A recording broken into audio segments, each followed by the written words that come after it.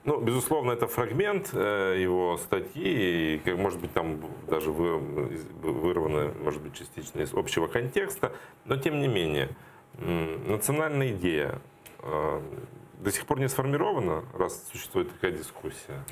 Ну, я думаю, что его материал больше для украиноязычного населения Украины, нежели для крымских татар. Поскольку для крымских татар, собственно говоря, давно понятие национальной идеи, она, собственно говоря, как раз-таки вокруг национальной идеи возродилось национальное движение крымских татар, еще будучи в депортации. Поэтому говорить, что отсутствовала национальная идея, просто не приходится, потому что как раз-таки национальная идея была, есть, и я думаю, что, собственно говоря, в нашем положении, не надо открывать Америку. У каждого народа, я думаю, что есть национальные идеи, без того, что кто-то отдельно взятый может изложить свое видение ее развития. А в целом, да, национальная идея каждого народа, а в первую очередь, да, если говорить о несвободных народах, это в первую очередь свобода, независимость и так далее. И поэтому здесь я думаю, что его материал больше такого просветительского плана. Я еще не читал, но вот исходя из вот этого вот контекста, я считаю, что он больше направлен на украиноязычное, на украинское это украинское общество, нежели для самих крымских татар. А для крымских татар что? А для крымских татар, собственно говоря, у нас они изложены и в декларации о национальном суверенитете. Ведь мы не можем говорить, что у нас отсутствовала национальная идея. Я достаю документ. Декларация о национальном суверенитете 1991 года. Вот тебе национальная идея с ее видением восстановления наших прав и так далее, и так далее. И в первую очередь я все-таки вернулся бы к тому, что открывает перед Украиной восстановление крымских татар в правах. Ведь ни для кого не секрет, на данном этапе, я думаю, что еще эта ситуация продлится, когда, собственно говоря, Украина и Россия в военном, да,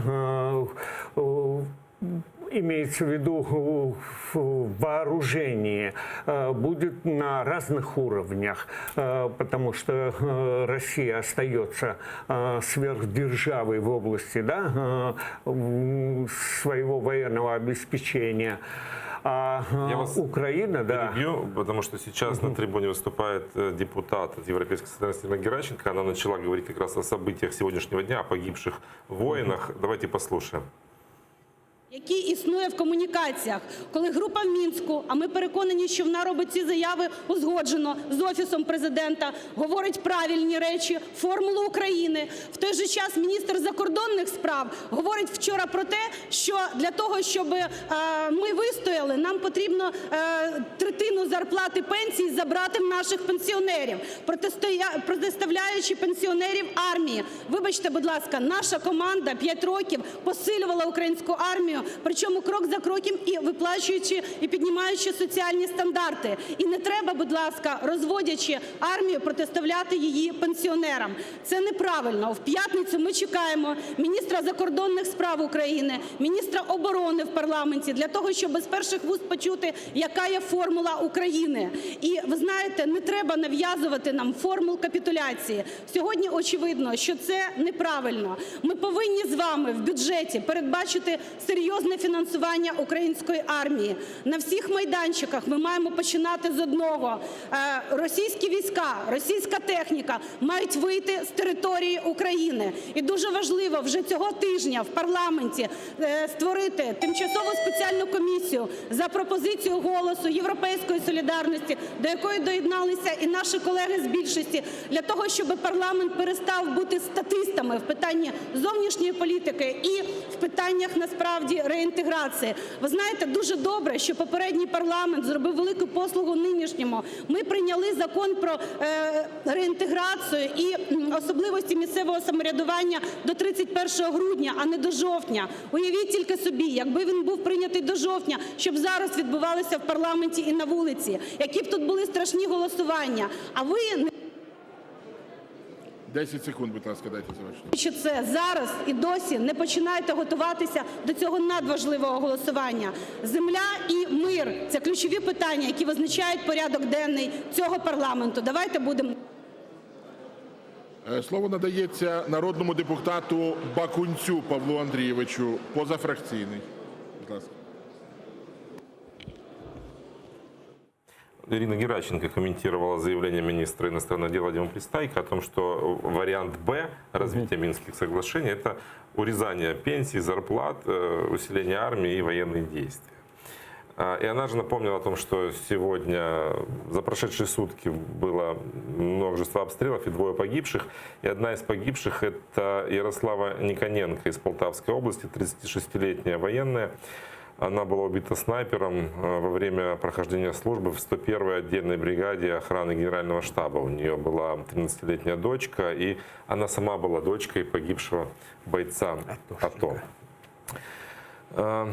Но опять мы возвращаемся к этому Минску, опять мы, ну, такое ощущение, что мы толчемся в ступе. Нет у вас такого ощущения, что мы просто говорим, а не знаем, что нас ждет, и мы не знаем, что, есть ли такая стратегия, что будет у власти? Ну, к сожалению, нужно признать, что действительно получается, что мы не знаем, что делать. А почему толчемся? Потому что, знаете, не мы предлагаем свои формулы, да, деоккупации, а извне нам предлагают. И, соответственно, в меньшей степени, учитывая наши интересы, имеется в виду интересы государства Украины и так далее. И поэтому здесь и получается вот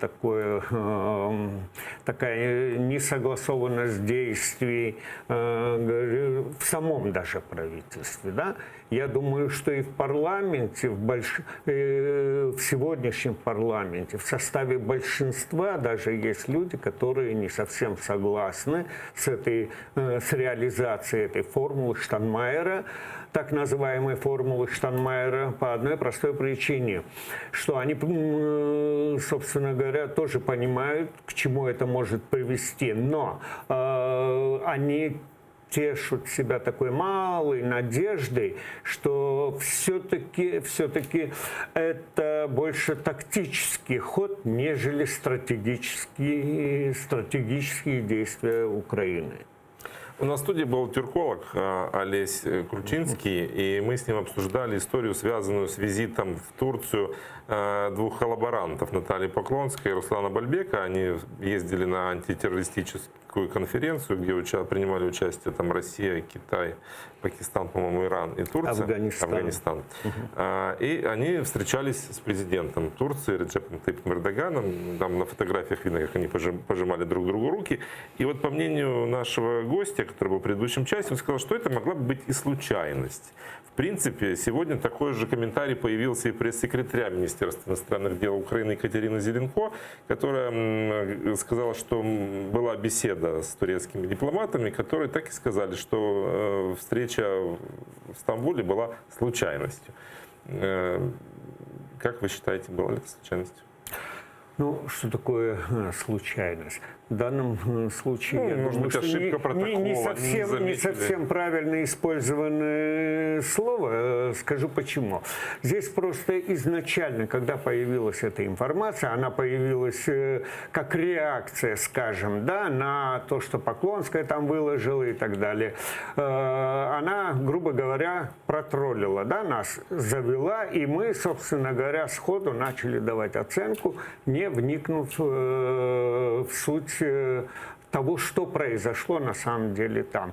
И начали, откровенно говоря, я не сторонник того, чтобы вот односторонне начали обвинять Эрдогана в том, что в некой двойственности его игре и так далее. Здесь как раз-таки Эрдоган в меньшей степени, мне кажется, был тем лицом, который должно было бы, на мой взгляд, ответить на вопрос, почему это произошло. Ну, во-первых, это мероприятие было организовано не со стороны аппарата президента Турции, да, а парламентом Турции. И, соответственно, парламент приглашал эти делегации. Другое дело, я когда немножко углубился в вопрос, меня насторожил другой факт. Я увидел за этим усиление, лоббистское усиление, пророссийское лоббистское усиление в Турции.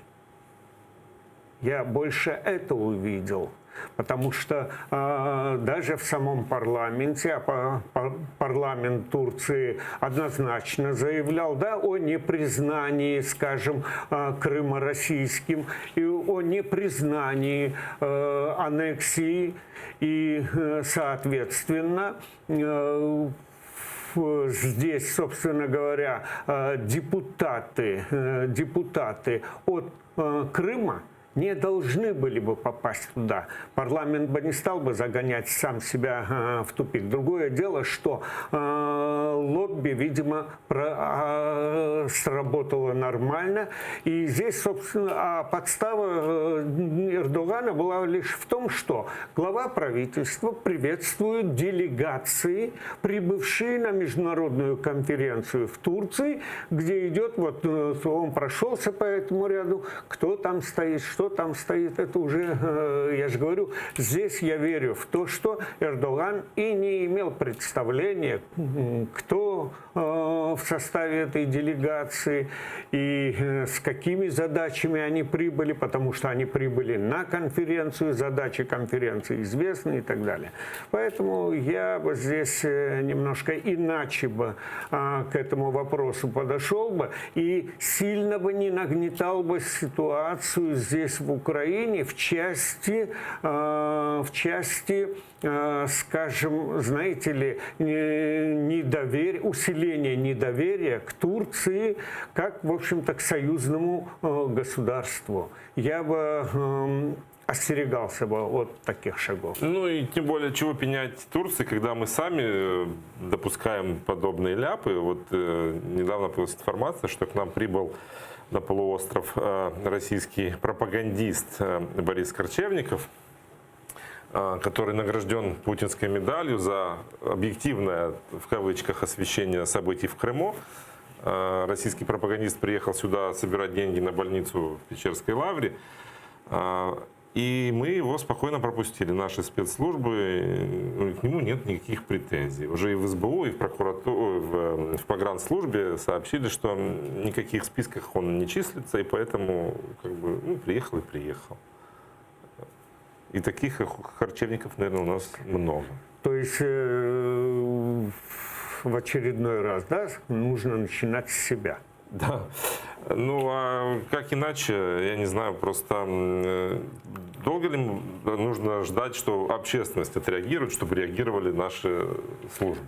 Вот самые прекрасные, мне кажется, мнения за последние много недель, что, к сожалению, действительно у нас гражданское общество раньше и более правильно реагирует на те или иные события, нежели, скажем, профессионалы, которые отвечают за это, да?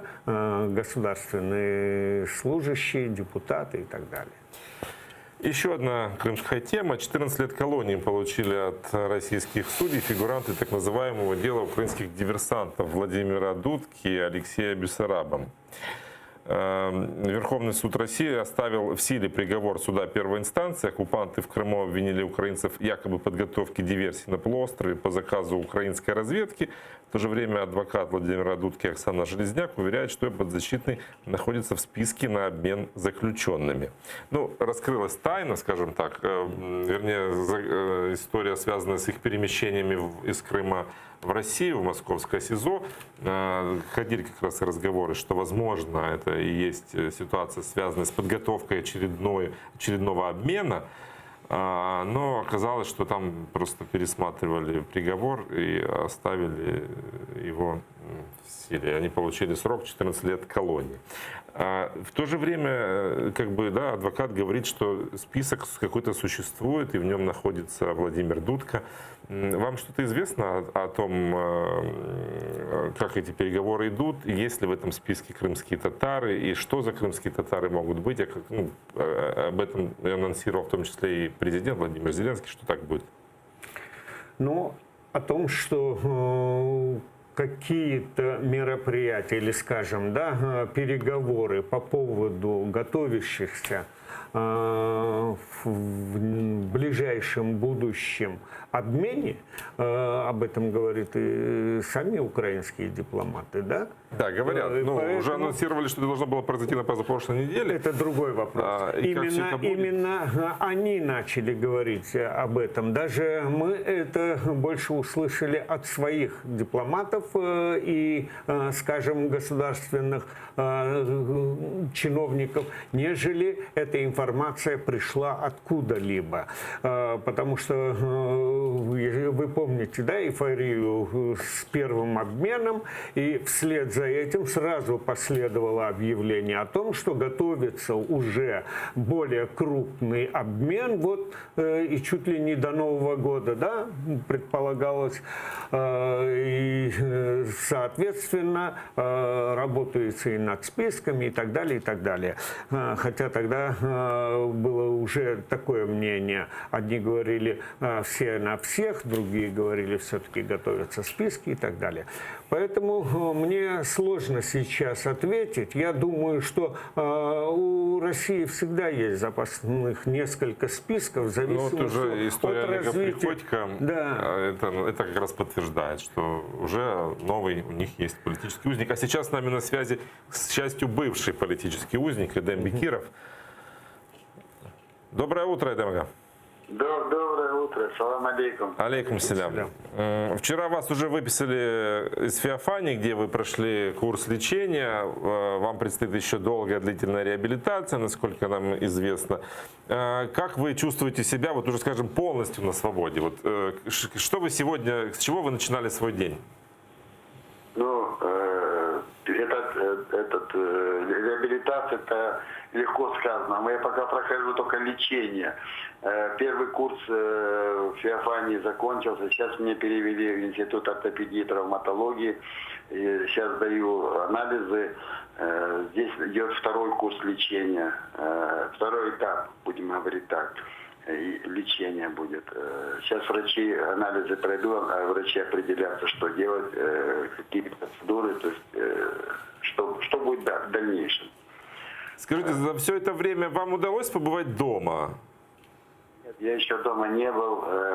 Я-то, в принципе, за все время второй раз выехал за территорию Феофании. Один раз на протезный завод и второй раз сюда, вот, в Институт ортопедии. Больше я не уезжал никуда, потому что состояние мое не позволяло выезжать за пределы территории. Врачи боялись, опасались, не боялись, больше опасались, что сердечные проблемы не покидают. Ну, на сегодняшний день, слава богу, все нормально.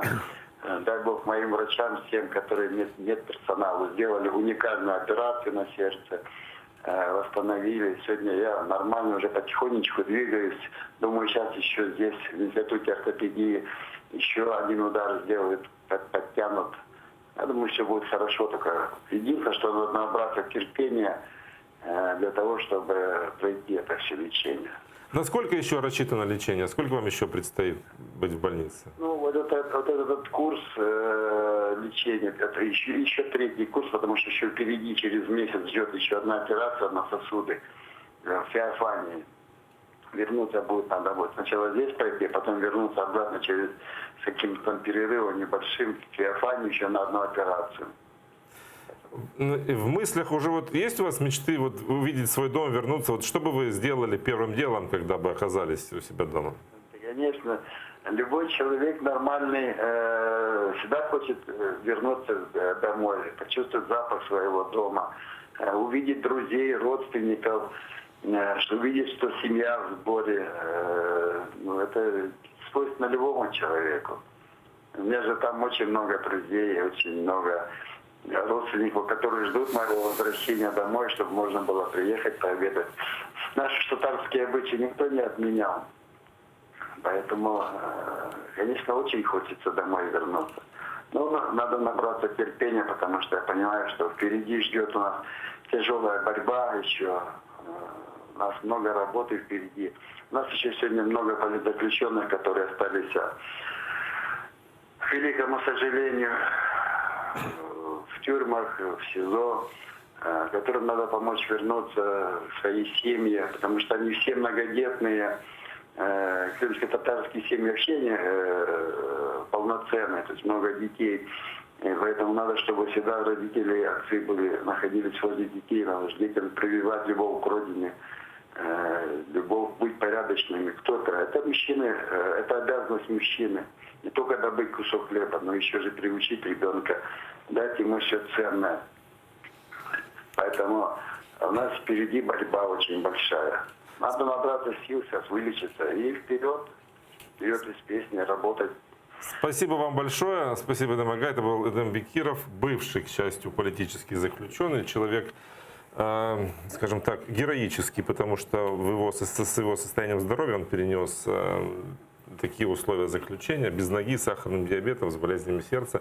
Но у него хватило сил выдержать, слава богу. Но, как он правильно заметил, там еще в Крыму остаются десятки человек, которые незаконно находятся за решеткой, за которых незаконно обвиняют в терроризме.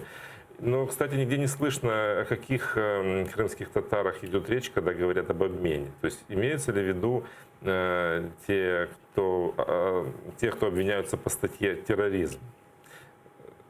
Известно ли что-то вам? Ну, я затрудняюсь сказать. Вы правильно заметили, что неизвестно, во-первых, есть ли в списках тех, которые готовятся, есть ли крымские татары, и если есть, то кто из крымских татар, для того, чтобы можно было хотя бы для себя сделать некую аналитику, да? Провести некую аналитику и где-то нащупать тот настрой, который существует, который сегодня там в российских верхах в отношении политзаключенных из Крыма. Ну, а поскольку нет, конечно, очень сложно что-либо сказать. Но я думаю, что в любом случае, если такой список и будет, независимо от статьи, давайте будем говорить так, у Сенцова тоже была статья нелегкая, да? Поэтому здесь, собственно говоря, не имеет значения, они будут исходить уже из Но я все-таки думаю, что, знаете ли,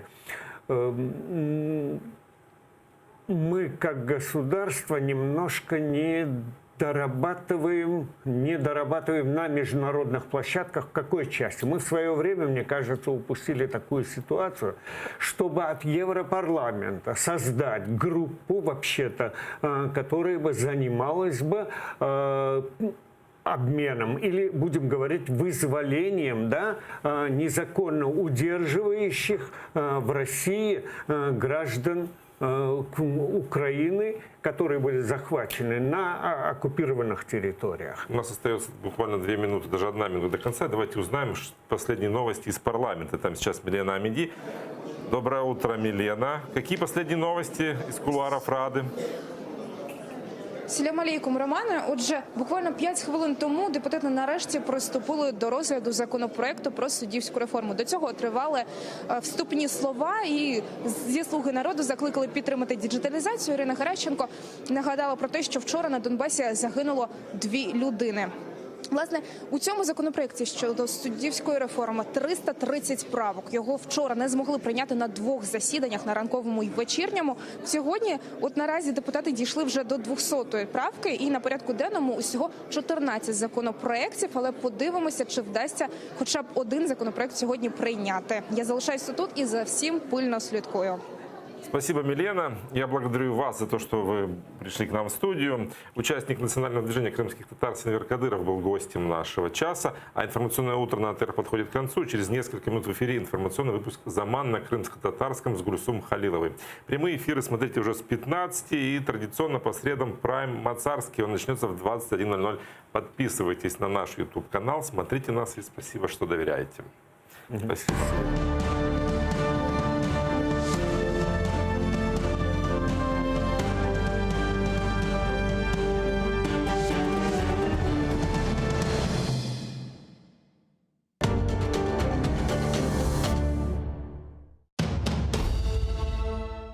Как началось второе правление Мингли-Гирая хана?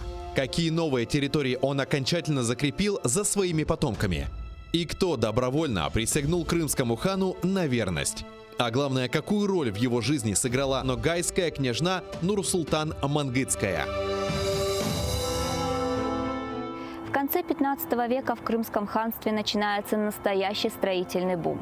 Мингли-Гирай инвестирует деньги в строительство новых крепостей и восстанавливает старые, особенно на берегу реки Днепр. Об этом смотрите в программе «Алтын Девир» в новом цикле «История династии Гираев». В эту субботу, 19 октября, в 17:35 на телеканале АТР. 7-я серия. Мингли-Гирай. Хан-реформатор. Часть 4. Халқымыздың уста çalgıcısı, Kırım'da nam kazanған артист,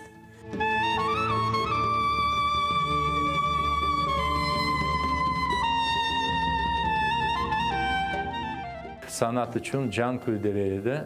Bizim halkımızın arasına bir acayip bir türkücü var idi biliyor. 18 Mayıs gecesinde prikaz okuldu. Bugünkü hikayemiz Alim Osmanov'a bağışlanan. Baksaray bizimdir da çevreci yüzümüdür.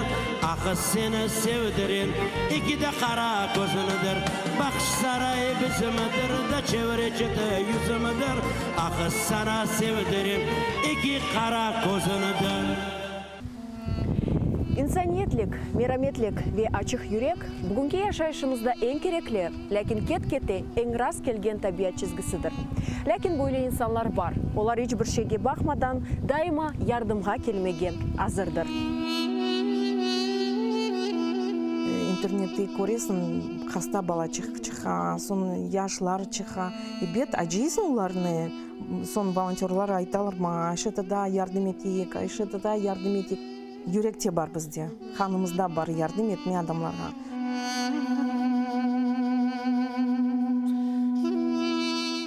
Адамлар бір кетіріп, ол ашларыны болса, пара болса, бүтін язып, хорантаға алып кетейдік.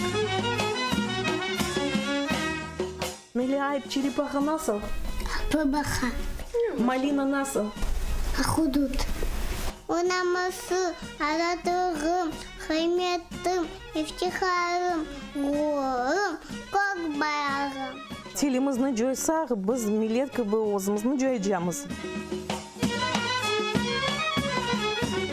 Бізді бабамыз айта, чоқ чара бала тапын, біз ананин ярдым етежеміз. Не қадар чоқ олса, қадар яқшы. Да, не қадар чоқ олса, бізге яқшы. Яшы cesur milletim. Birlik olsa olur bizce.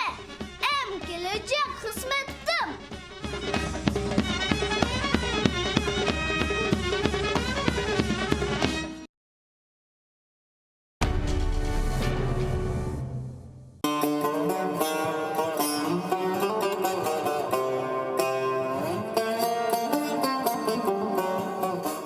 Enfes, Kırım Tatar kahvesi.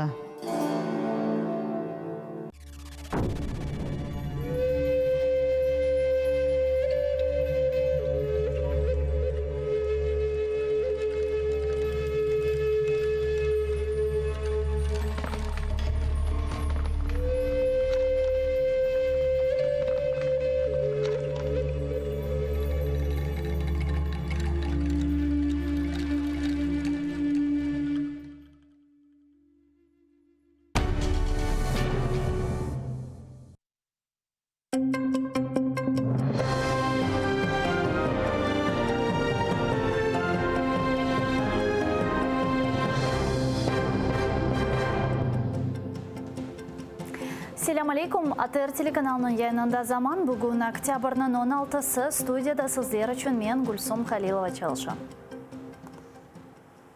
Keçken gece Donbass'ta 2 Ukrayna askeri elak oldu. Olardan biri 36 yaşındaki Poltavalı Yaroslav Nikonenko. Ordunun 101. brigadasında hizmet etiydi. Onun babası da Donbass'ta elak olgan eken. Şimdi ise onun 13 yaşındaki bir kızı kaldı. Yaroslav Nikonenko'nu düşman nişancısı öldürdü. Da 5 Ukrayna askeri bu gece yaralandı. Rus işgalcileri 23 kere pozitsiyalarımızga hücum etti. Olar Minsk anlaşmaları yasak etken maynatıcı BMP-lerini kullanıp Ukrayna askerlerini bombardıman etti. Bugün endi sükunet rejimi Rusya'nın örgütleri tarafından 4 kere bozuldu. Zolote ve Petrivskiy yanında arbeyler çekilüvü ne vakit olacağı anlaşıp olamadılar. Minsk'te geçirilgen 3 taraflı kontakt gruppası oturuşunun bu neticesini OBS'ye mahsus temsilcisi Martin Saydik açıkladı. Malum olğanı gibi bundan evvel görüşüvde 3 taraf arbeylerinin çekilüvünü 7 oktyabr gününe belgilegen ediler. Lakin Rus işgalcileri ateşini kesmedi, aksine daha da çoğlaştırdı. Українська сторона чітко зазначила, таке розведення може відбутися тільки за умови дотримання семиденного режиму тиші на цих ділянках. Попри зобов'язання, зафіксоване мінськими угодами, незаконні формування ОРДЛО не відводять від лінії зіткнення важку артилерію. Натомість розміщують на передовій танки та міномети. Ukrayna tarafı Minsk anlaşmalarının siyasi bölügünü tek birkaç şarttan son yerine getireceğini ilan etti. Şartlar sırasında LDNR örgütlerinin dağılması, ateşinin yekunlenmesi, çet el ordularının çıkışı ve Ukrayna-Rusya sınırında nezaretinin gayrıdan tıklenmesidir.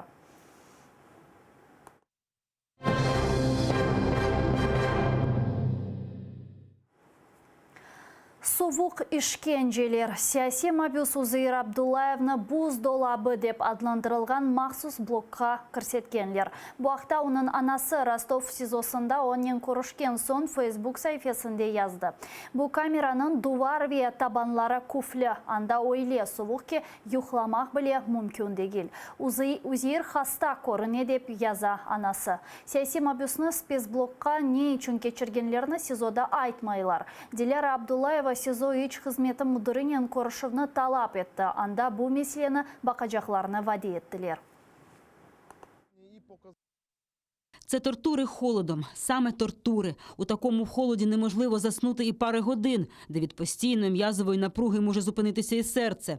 Туди запроторюють зазвичай виключно тих, хто завинив перед адміністрацією. Але мій син каже, за ним немає ніяких порушень. Мене дуже турбує стан мого хворого сина. Навіть маючи залізне здоров'я, не можна пройти випробовування холодом без серйозних, страшних наслідків. Timur ve Uzeyir Abdullayevler kardeşlerini işgalciler 2016 senesi tuttu. Olarına Rusya'da yasak etilgen Hizbut Tahrir teşkilatında iştirak etkenlerinde ve devlet devrimi hazırlaganlarında kabatladılar. İyun ayında Rusya mahkemesi Uzeyir'ge 13 yıl, Timur'ge ise 17 yıl hapis cezası hükmünü çıkardı. Бірқача миллиард бір ай девамында кешірілген тедавиленувден сон сабық сесима бюседен Бекировна Феофания хастаханесінден чықардылар. Анда о Русия аписінден сон тедавиленді. Екемлер айтқанына көре реабилитация қиын ве девамлы олажық. Енді Эдем Бекировна ортопедия ве травматология институтында тедавиленув беклей. Хастаханеден оны яқынлары ве достлары қаршылап алды бұақта Левқамызда. Бір қача миллиард ве Феофания клиник хастаханесінде бір ай интенсив тедавилев. Огде ортопедия ве травматология институтында да бір қач тедавилев девры. Амелиятлар ве девамлы реабилитация. Экемлер айтқанына көре тест түзеленувны беклемек керек. Мечунки сабық сесима бюсте бір сыра сүрекли хасталықлар бар.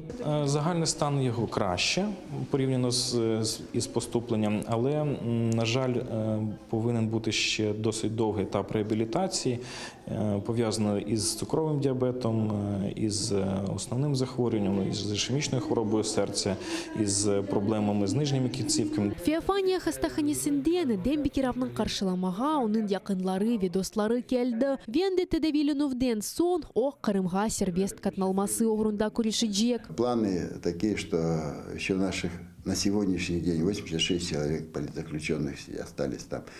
Будем все, что есть, знания, опыт, силы, возможности, на всех площадках будем пробивать, чтобы помочь, чтобы эти ребята тоже вернулись в свои семьи. Они незаслуженно сидят.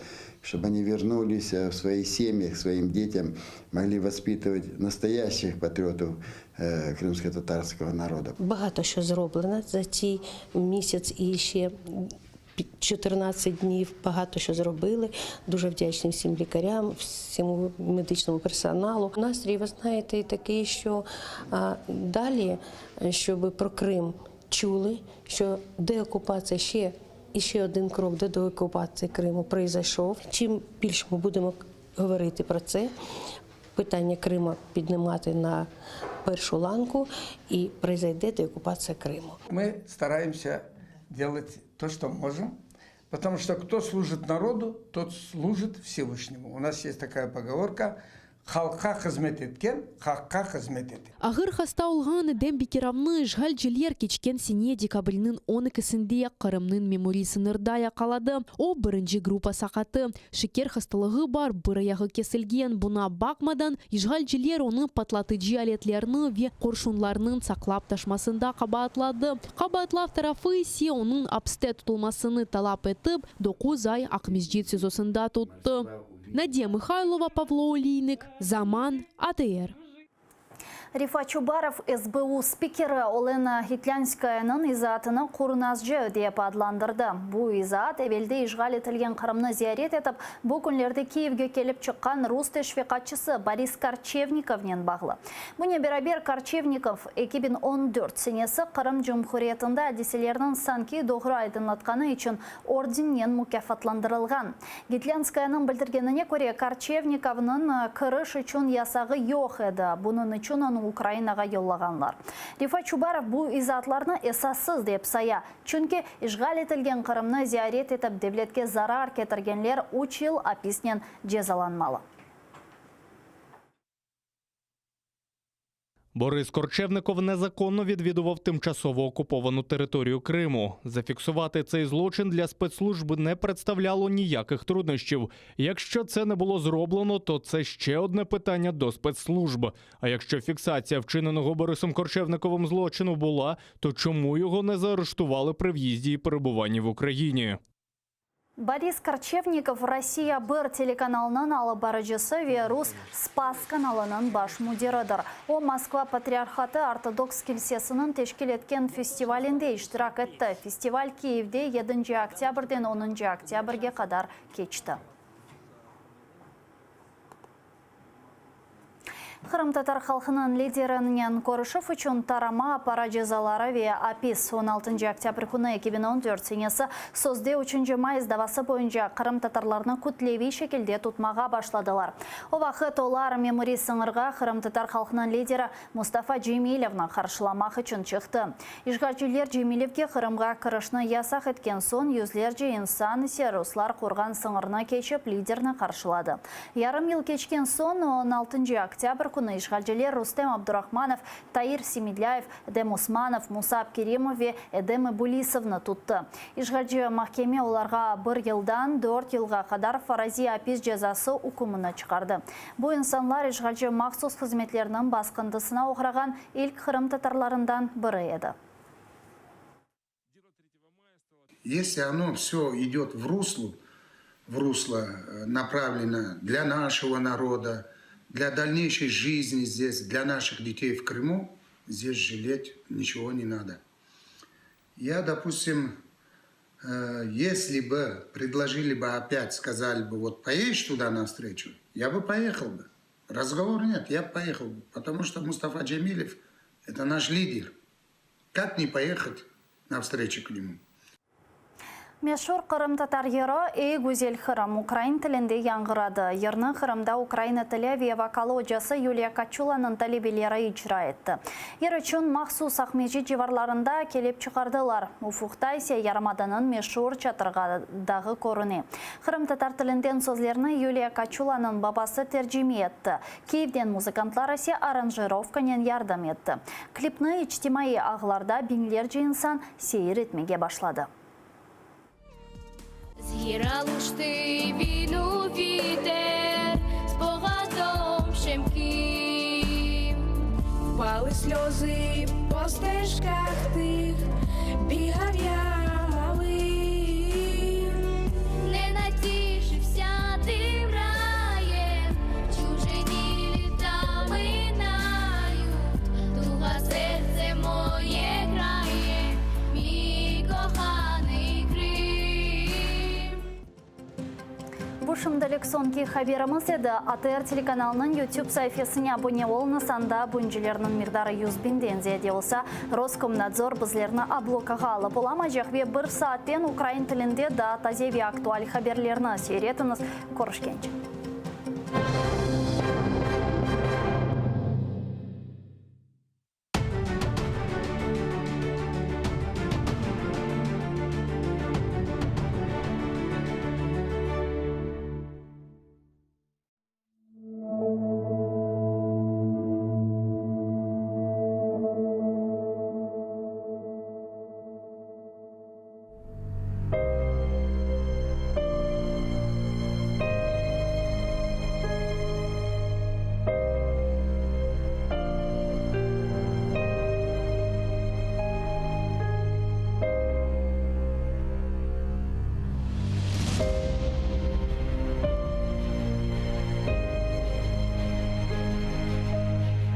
Бақый дүния яратылған, дейлер қиямет қопқанжы.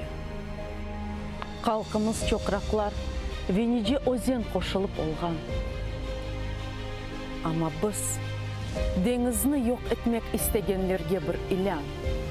Миллетім бар олыр, Раббіміз яратқан дүния тұрғанжы.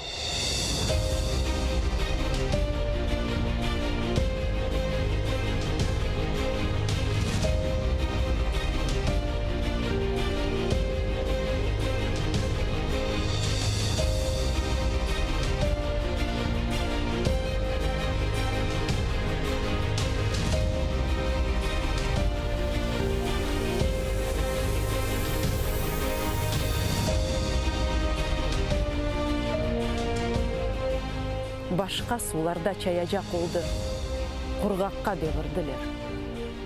Чешмелер сулары кесілді, келмешек ятлардан дизленді. Ама пак суыны ос қалқы, авдет олажақ күнге сақлады. Қалқымыз бар олыр, Қырымда чоқрақлар қайнағанжы.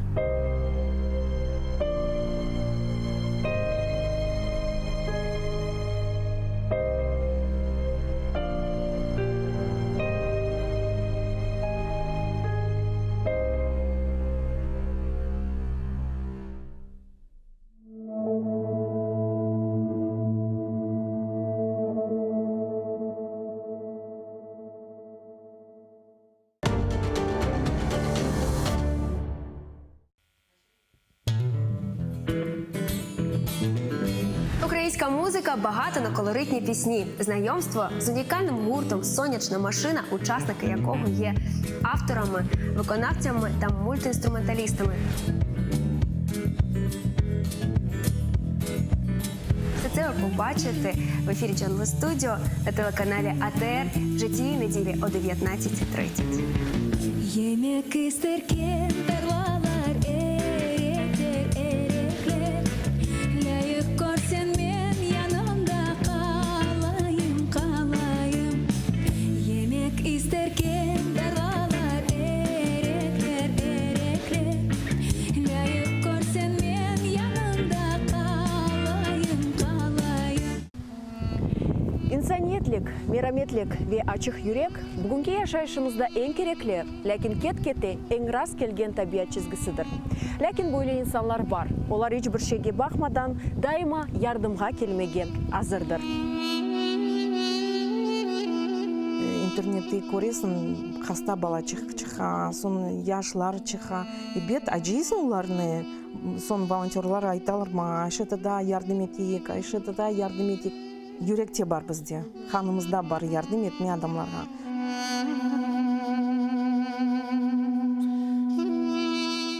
Адамлар бір кетіріп, ашларны болса, пара болса, бүтін язып, хорантаға алып кетейдік.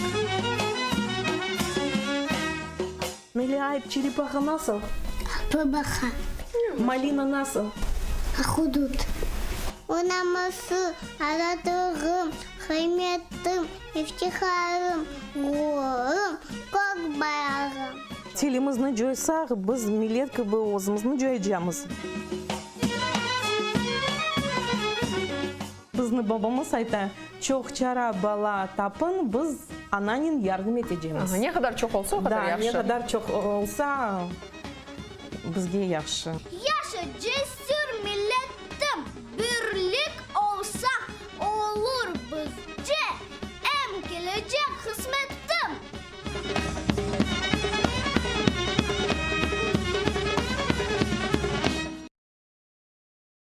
В январе-апреле 1988 года массовые демонстрации крымских татар продолжались. Они прошли в Абинске Краснодарского края, в Ташкенте, Бекабаде, Самарканде, Алмазаре, Янгиюле, Алмалыке Узбекской ССР, в Симферополе, в Новороссийске. Требования демонстрантов оставались неизменными. Возвращение крымских татар на родину, восстановление автономии, освобождение политзаключенных крымских татар. Представители власти всячески пытались противодействовать таким мероприятиям, однако остановить выступление крымских татар было уже практически невозможно. Продолжаем вспоминать события переломного в истории крымских татар 1988 года в осеннем цикле программы «Тарих Седасы» с Гульнарой Бекировой. Смотрите в воскресенье, 20 октября, в 18:00 на телеканале АТР.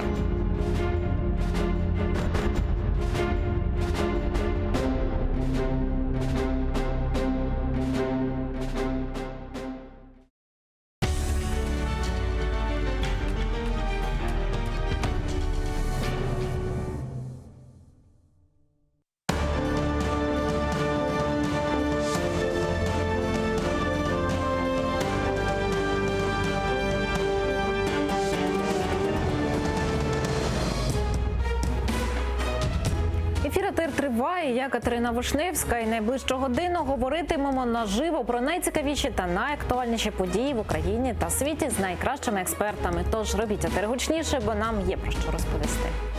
Верховна Рада виходить із турборежиму і знов ділитиме гроші. Спікер розповів, коли ухвалять держбюджет. До парламенту викликали міністра оборони та очільника МЗС. Депутати питатимуть, на які поступки піде Україна для завершення війни. Рейтинг президента, голови ради та очільника уряду падає. Оприлюднено свіжу соціологію. Вітаю всіх, хто долучився до прямого ефіру телеканалу АТР. Катерина Вишневська разом із вами до 18-ї години задля обговорення найактуальніших тем. Я вітаю наших гостей. Максим Жорін, екс-командир полку Азов, голова Східного терену Нацкорпусу. Добрий день. Та Геннадій Балашов, голова, лідер партії 5-10. Добрий день.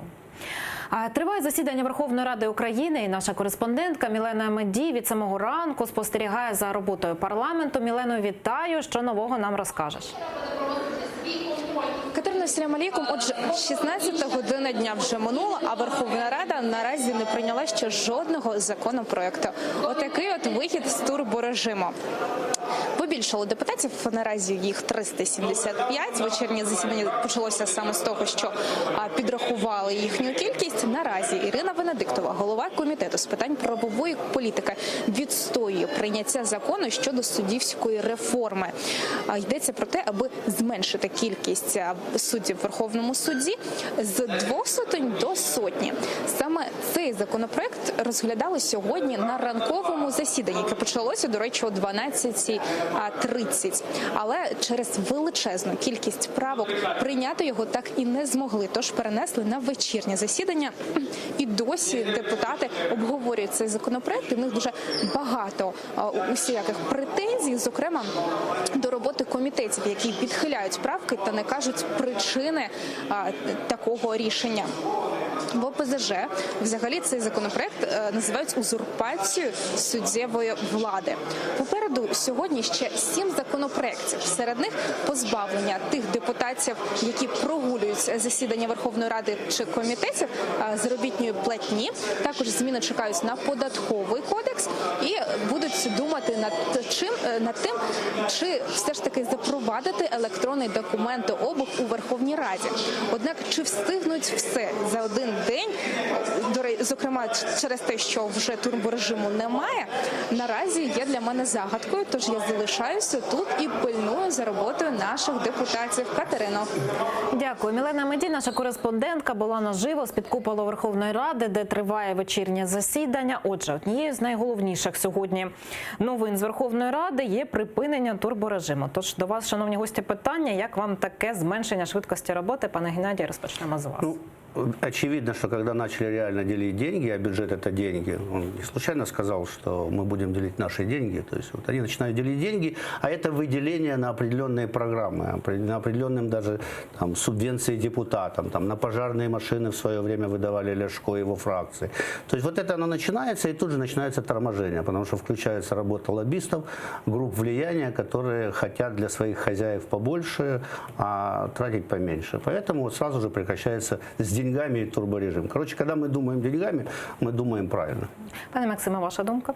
Що стосується взагалі турборежиму, то ми повинні розуміти, що є закон, є встановлений регламент, і з цими турборежимами вони порушуються. Це перше. А друге, ми також повинні розуміти, що в такому режимі взагалі депутати не можуть об'єктивно знайомитись нормально з тими законопроектами, які вони приймають. Це просто неможливо фізично зробити. Ну і безумовно, що на це, звісно, я також впевнений, що і вплинуло саме те, що вони почали розглядати бюджет. Дякую. От сьогодні іще була у Верховній Раді погоджувальна рада зранку, і там співголова фракції «Європейська солідарність» Ірина Геращенко закликала владу дослухатися до голосу протестуючих на акції «Ні капітуляції». Це вона озвучила саме сьогодні на засіданні погоджувальної ради. Давайте послухаємо докладніше. Цей день в багатьох містах України пройшли мирні акції протесту і народилася навіть така нова патріотична кричалка «Слава нації, ні капітуляції», яка показала червоні лінії не тільки для всіх інституцій влади в Україні, а й для наших закордонних партнерів щодо того, що Україна залишається відданою політико-дипломатичному шляху врегулювання війни на Донбасі, російської агресії на Донбасі, Мінським угодам, але це не має нічого спільного з капітуляцією. І Україна надто дорого платить за нашу незалежність, за відновлення територіальної цілісності і суверенітету України. Тому на першому плані завжди для України буде стояти питання безпеки. Протести по всій країні вказують владі на її легковажність у питанні деокупації. Це також на засіданні погоджувальної ради сьогодні сказав вже голова фракції «Голос» Сергій Рахманін.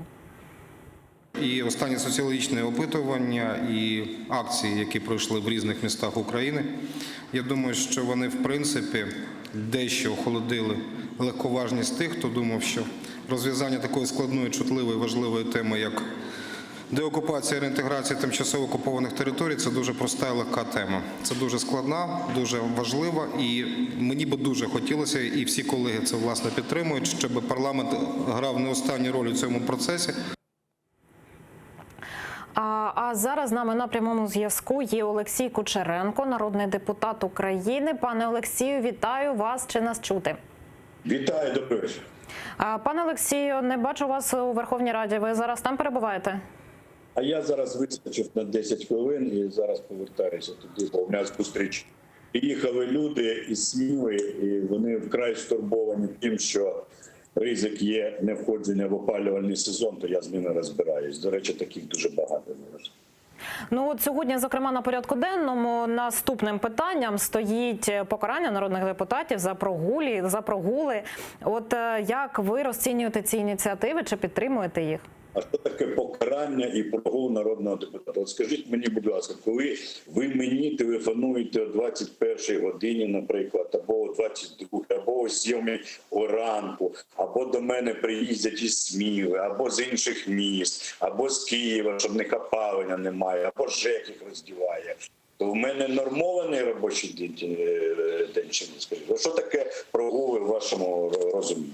От зараз люди приїхали і благали, щоб я вийшов там з ними, зустрівся, бо стурбовані місцеві депутати. От хто буде і як мене карати за ці прогули, за те, що я там по 18 годин на день читаю матеріали, закони, нормативно-правові акти, пишу листи, скарги, на прийоми ходжу, зараз записався до ключа. Пане Олексій, тобто ви продовжуєте працювати у турборежимі, попри те, що голова Верховної Ради сьогодні оголосив про його припинення? Не плутайте, будь ласка, то турборежим – це стосується прийняття законів. От той закон, який запропонували нам «Слуги народу» та керівництва Верховної Ради, він помилковий глибоко, бо під час цього турборежиму наприймали вже такого, що ви тільки потім, ми всі потім зрозуміємо, що. От у вас тільки що був такий фрагмент цікавий, коли там про судову реформу залу ви показували. Дивіться, сидить дуже відомий юрист Олег Макаров, це фракція «Голос». Поруч сидів Сергій Власенко, там, да? І вони дають свої правки, дають запитання, а представник комітету на жодне запитання навіть не розповів, не сказав, а чому така позиція, розумієте? А в результаті оголошують якісь там скорочення величезних цих судів. І от коли я логіку цього діалогу слухаю, то це точно не дуже розумний законотворчий процес, розумієте? Він, врешті-решт, він же не на користь піде, а буде ще шкодити. Так само імпорт електроенергії російської, так само ще безліч законів, що там наприймали. Тому турборежим стосується того, як вони приймаються. А депутат має працювати з виборцями своїми, бо для депутата головний – це його виборець. Розумієте? Він його бере на роботу. Він. Не Разумков, а виборець бере депутата на роботу. А також у п'ятницю під час години запитань до уряду пропонується і планується заслухати міністра оборони та очільника МЗС.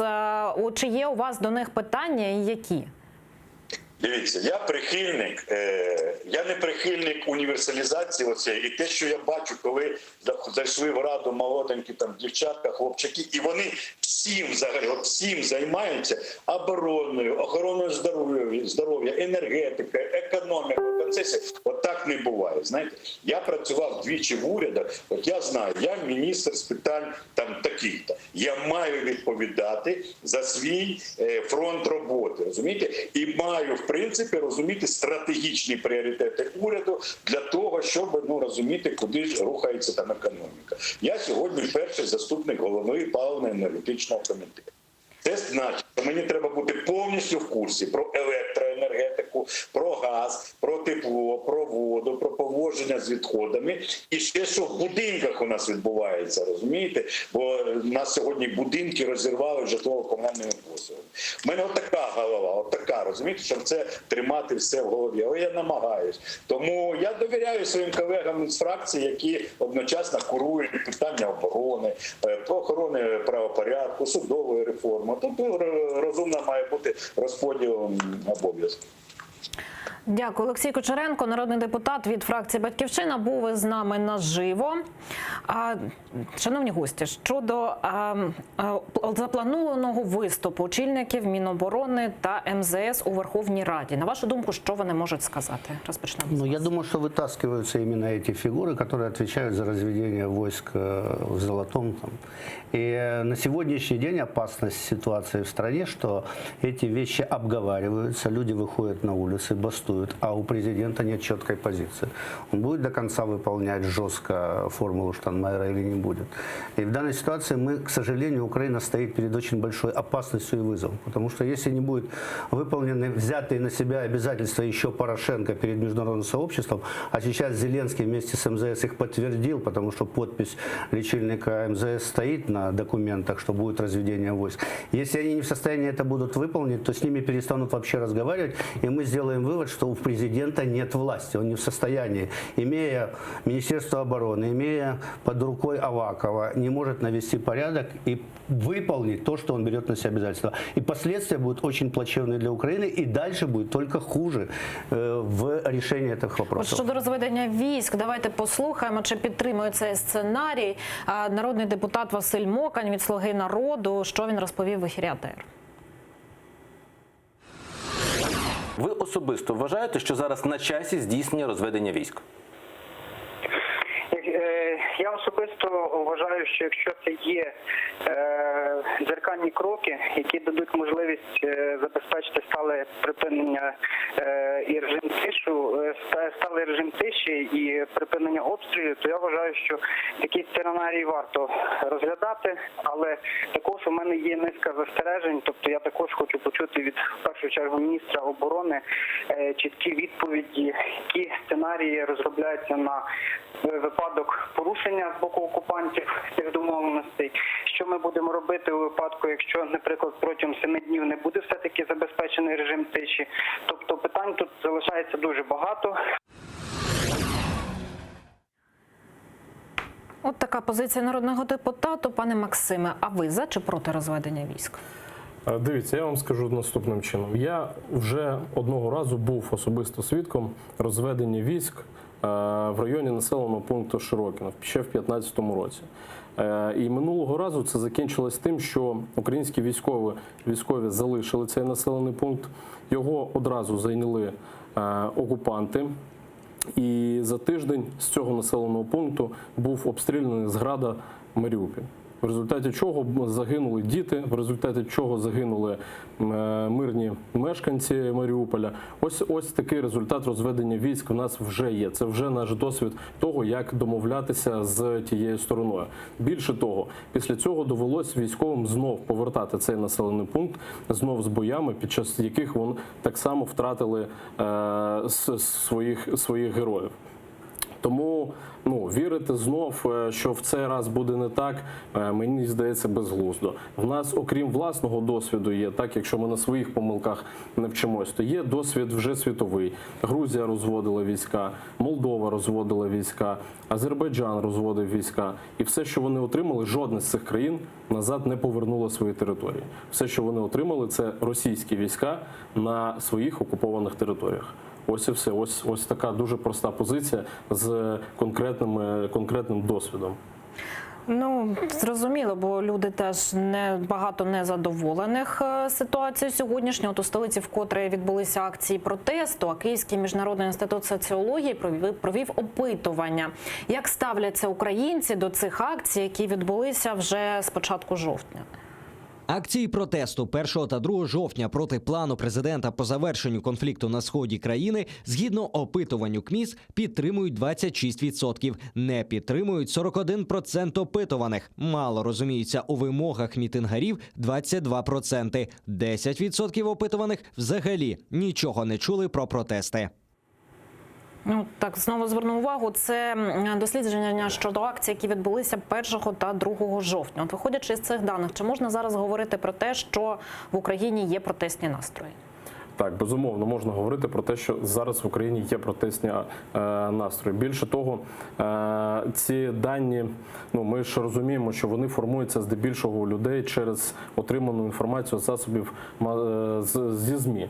Тому вони не завжди об'єктивні. Тобто люди не завжди до кінця розуміють, про що йде мова. Люди досі сьогодні не всі розуміють, що написано в тій формулі Штайнмаєра. Люди досі на сьогоднішній день не зовсім розуміють, які пункти в мінських домовленостях, які насправді дійсно ще Порошенко розпочинав і впроваджував, і тому що відповідальність на ньому лежить за це все. Тому протестні настрої є, і ми це побачили вчора в Києві і в багатьох інших містах. Послухайте, я вчора зі сцени на Майдані Незалежності перед собою бачив десятки тисяч людей. Це величезна кількість, яка вийшла сказати одну просту річ – ні капітуляції. Що означає, що люди не готові віддавати свою землю, люди не готові віддавати своїх людей. Пане Геннадію, як вам ці акції протесту? Социология показывает все-таки, что настроения мира достаточно высоки. Полученные Зеленским голоса 73% говорит о том, что люди выбирали мир, они выбирали веселого президента. Акции, конечно, собираются, протесты всегда будут. Есть люди, которым в какой-то степени война – это выход из скучной жизни. Но большинство людей, которые работают, они хотят мира. Причем на сегодняшний день все больше звучат «мир любой ценой». И в данной ситуации позиция президента важна. Важно, чтобы его люди коммуницировали, в том числе и с протестующими. Безусловно, люди вышли на улицу, должны были быть представители президента, должны были быть люди, которые разъясняли бы позицию президента. И президент должен занять четко позицию. Либо ты проводишь формулу Штайнмаєра, либо нет. Иначе будет раздрай, иначе одни будут думать, что у них много сил, потому что президент колеблется, а другие будут думать, что у них мало сил, потому что президент колеблется.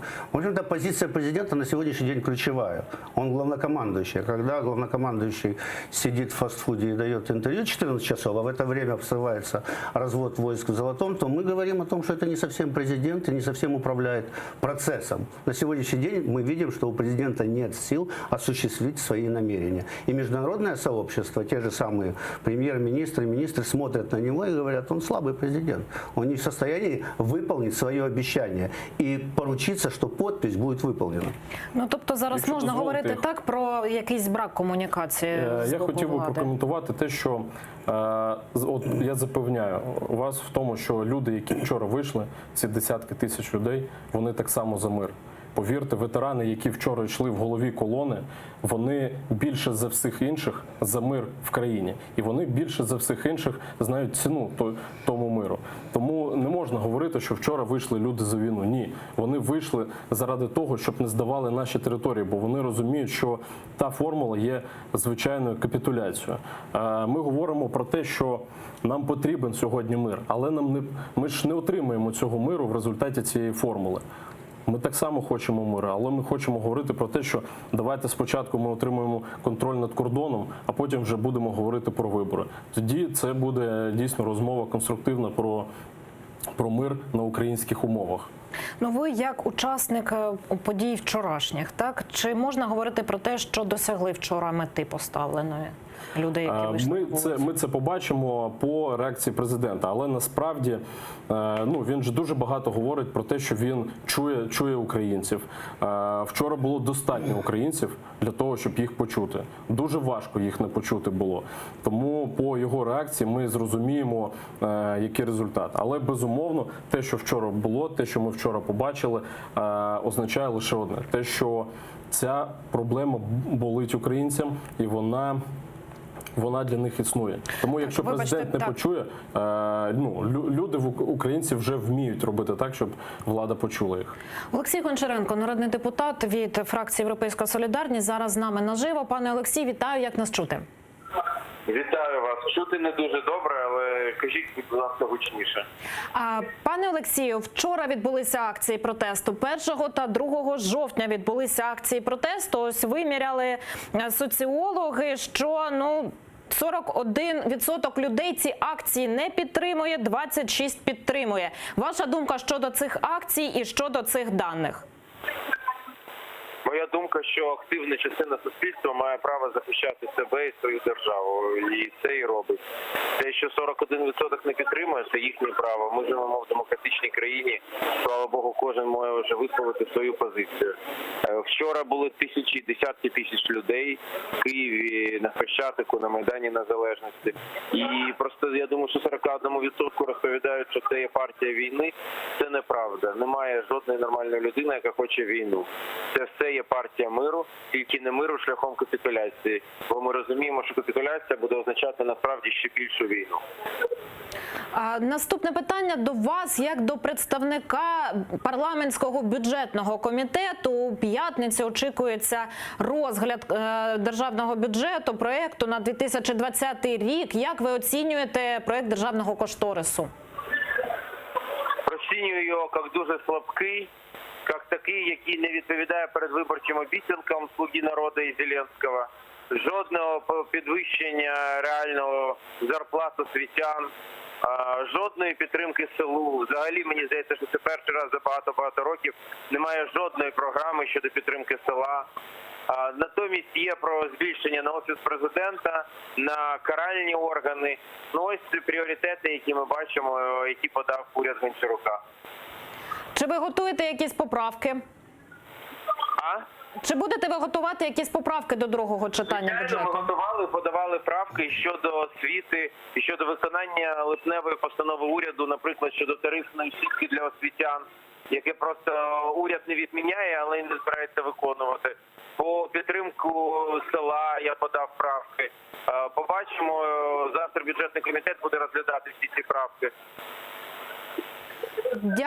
Дякую. Олексій Гончаренко, народний депутат від фракції «Європейська солідарність», був з нами наживо з-під куполу Верховної Ради України. Пане Геннадію, щодо бюджету, цікава ваша думка.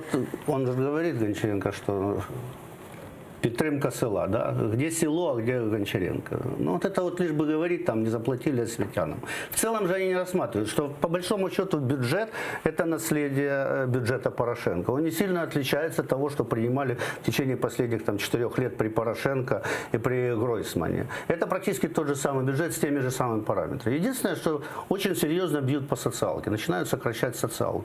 Но эта социалка часто служила кормом для олигархата, то есть людей, которые кормились с этой социалки. А также с помощью промышленности, что они там все понапридумали. С помощью селу это тоже будут кормиться те люди, которые за это зарабатывают деньги. Поэтому, когда так депутаты рассуждают, ты понимаешь, что, к сожалению, вот они и есть партия войны, потому что они заняли позицию Баба-Яга против. Что такое Баба-Яга? Она всегда против, она всегда в войне. И они всегда против. Теперь, что бы ни сделал Зеленский, то, что вчера отстаивал Порошенко, он просто на это плюет. Он же подписывал Минские соглашения. Даже министры западных стран сказали: подождите, а что это за поведение бывшего президента, который отказывается от своей собственной формулы Штайнмайера, которую он выпестывал и собирался ее то же самое вносить.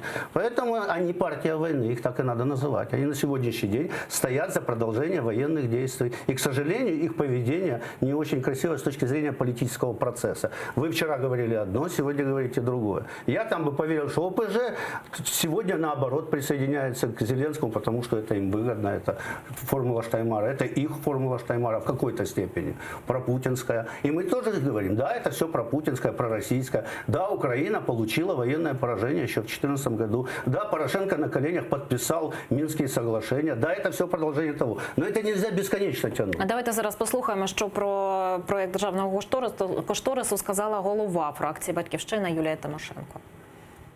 Бюджет, який внесений, неприпустимий, тому що він зберігає всі параметри бідності і приниження української нації, включаючи і тарифи, і скорочення субсидій, і прибрання залишків соціальних видатків, і збереження мінімальних, нижче мінімального прожиткового рівня пенсій і заробітних плат. Ну от про соціалку, власне, каже народна депутатка. Пане Максиме, а от ваша думка цікава щодо видатків, які плануються на нацоборону. Чи ви задоволені ними? Я хотів би для початку сказати про те, що, на жаль, на бюджет більше сьогодні впливає політична гра, а не конструктив та якийсь раціональний підхід до цього питання.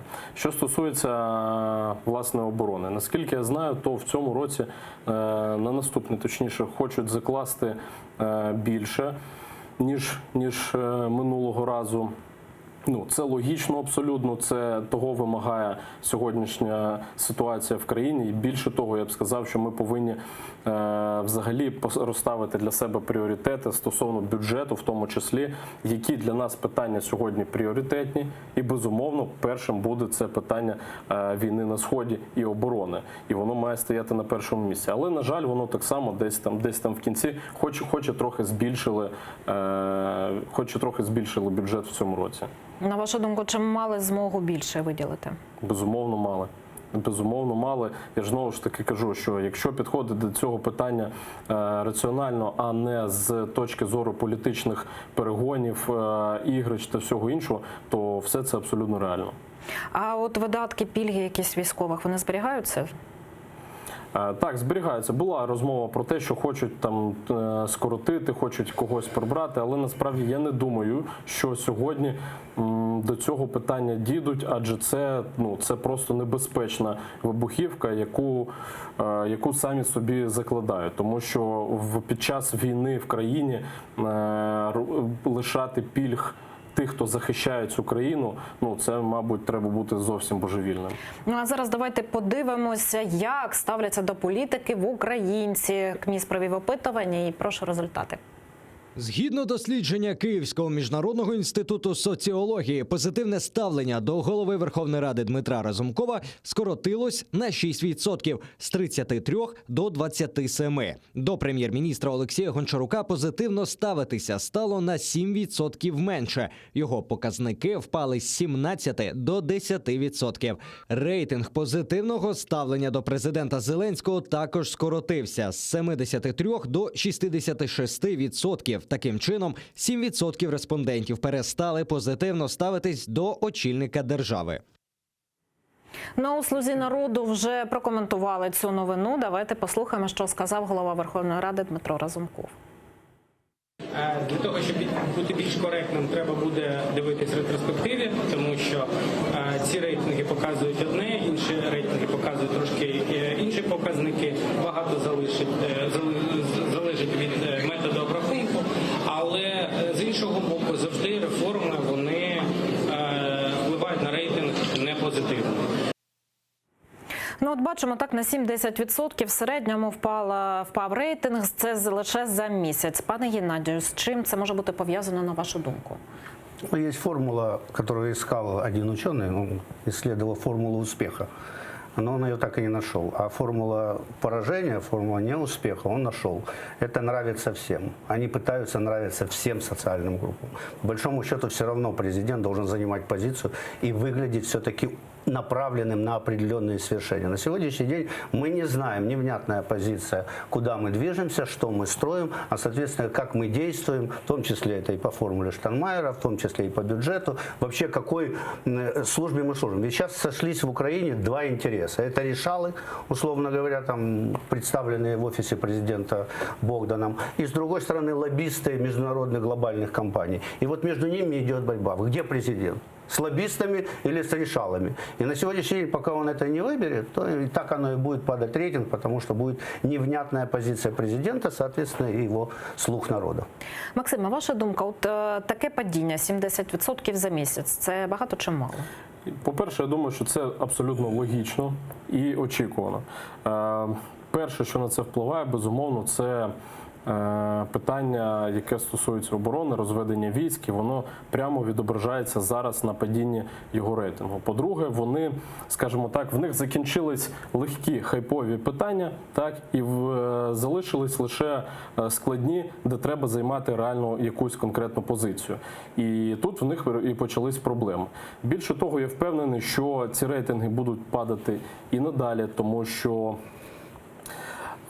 люди, які голосували за президента, за новий парламент, вони знову ж таки голосували за всі ті обіцянки, які були почуті. Але чим далі, тим більше ми бачимо, що нічого з цього втілюватись в життя не буде. Тому, безумовно, і цей процес логічний і буде продовжуватись надалі. А тепер давайте подивимося, скільки українців схвалюють дії президенту, парламенту та Кабміну за результатами опитування того ж КМІСу.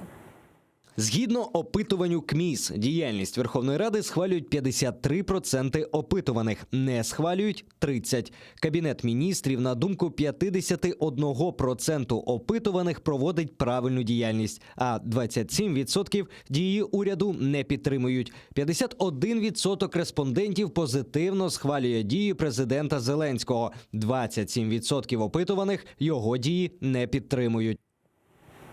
Ну, ось такі цифри так чи інакше, але більшість все-таки підтримує дії влади. Ну, пока да, пока еще она не сместилась. Президент Зеленский очень симпатичный президент, как мужчина, как мальчик, как там, не знаю кто. Он нравится всем по-разному. Каждый, как в зеленый горшок, в него вкладывал свой смысл. Кто-то ждал понижения тарифов, кто-то ждал вывода войск, а кто-то ввода войск, неважно. Каждый наполнил своим смыслом. И теперь эти смыслы начинают оттуда убывать. Конечно, он еще будет какое-то время держаться, но падение все равно по графику, оно должно идти быстрее, чем было падение у Ющенко. И результатом будет очень быстрое падение рейтинга и всех слуг народа, потому что они невнятные никакие. Прежде всего правительство просядет, и после этого сильно просядет президент, потому что он будет вляпываться все больше и большее количество скандалов, и невозможно. Люди в конце концов увидят, что он ни на что не влияет в стране. Ну, якщо говорити про тих, хто от вже не висловив підтримку діям влади, то хто от відвалився, скажімо так, от, Максима, ваша думка? Ви маєте на увазі всередині «Слуги народу»? Чи Ні, це люди, які не висловили підтримку за цей місяць владі, президенту. Та справа в тому, що ми ж знову таки бачимо, що Зеленський все ж таки намагається особисту позицію не показувати, і в основному він це робить через там міністрів або ще когось, хто тестує на людях те, що йому треба буде транслювати, і який кінцевий результат. Відводить негатив, скажімо так. Так, безумовно, так і є. Справа в тому, що цей процес, як я вже казав, він розпочатий, падіння розпочато, і його президент, якщо і надалі так буде себе вести, то він цей процес не зупинить. І буде все більше тих, до кого дойде черга. Далі наступні будуть це ті, коли не відбудеться дійсно, коли не відбудеться зменшення там сплат, коли вони вже зачепили підприємців, там ФОПи та все інше. Тобто потрохи вони самі від себе відколюють такі великі соціальні групи, які стають на інший бік. І цей процес, чим більше вони питань будуть підіймати, тим швидше він буде йти. Ну, якщо говорити про спроби втримати цей рейтинг, чи будуть вони і за рахунок чого може влада спробувати рейтинг цей отримати, Геннадій Ваш? Дело в том, что у президента цуцванг, потому что он не может его, потому что нет его людей. Мы сегодня какие группы не рассматриваем? Правительство. Правительство все Сороса, Пинчука, который работает на глобалистов. Оно сохранило, то есть оно это все свежие лица, которые всегда работали с правительством, в том числе и Порошенко. Дальше мы смотрим, МВД явно не работает на Зеленского, работает что-то там на себя. И мы какую сферу не возьмем, мы видим, что нет людей президента. Потому что когда президент пришел с 95-м кварталом, это весь его кадровый потенциал. Это люди, так сказать, пишущие сценарии, там, осветители, то есть они просто закончились. И поэтому у президента нет своих людей, а те люди, которые вошли в парламент, слуги народа, они тоже не люди президента, потому что они использовали президента, чтобы вскочить в парламент, записавшись в этот. Поэтому он его все использует и выплюнул. И поэтому у президента обречен на падение рейтинга, еще раз повторю, потому что он не влияет на кадровую политику государства. Максиме, на вашу думку, чи будуть спроби утримати рейтинг?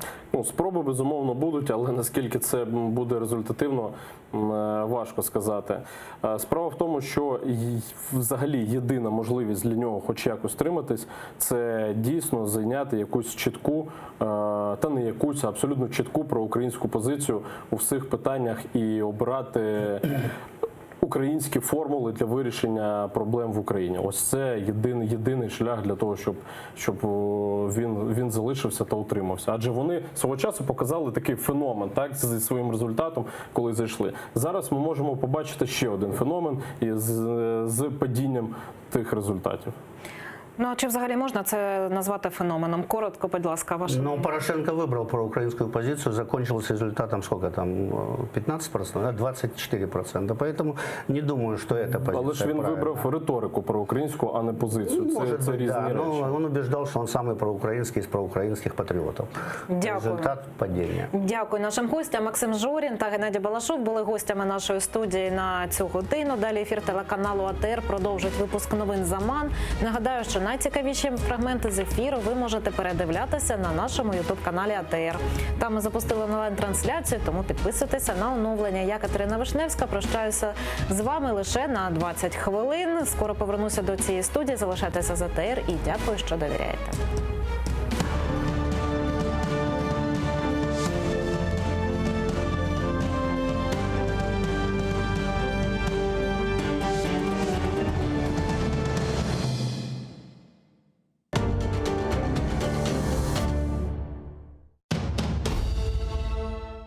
Как началось второе правление Менглигерая хана?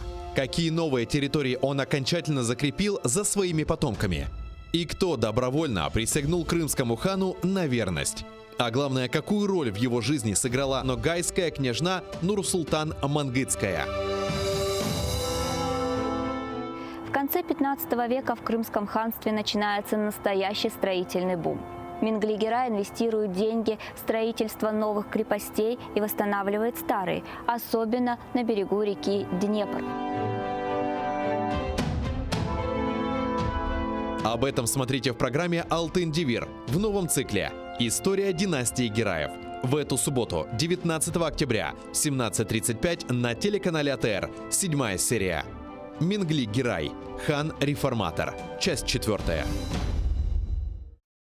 Халқымыздың уста çalgıcısı, Kırım'da nam kazangan artist,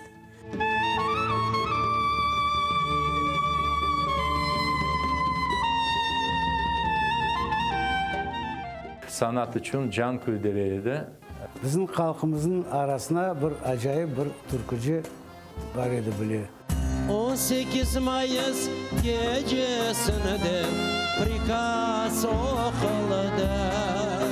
Bugünkü hikayemiz Alim Osmanov'a bağışlanan. Bakış saray bizimdir da çevreci yüzümüdür. Akı seni sevdirin iki de kara gözünüdür. Bakış saray bizimdir da çevreci yüzümüdür. Akı sana sevdirin iki kara gözünüdür.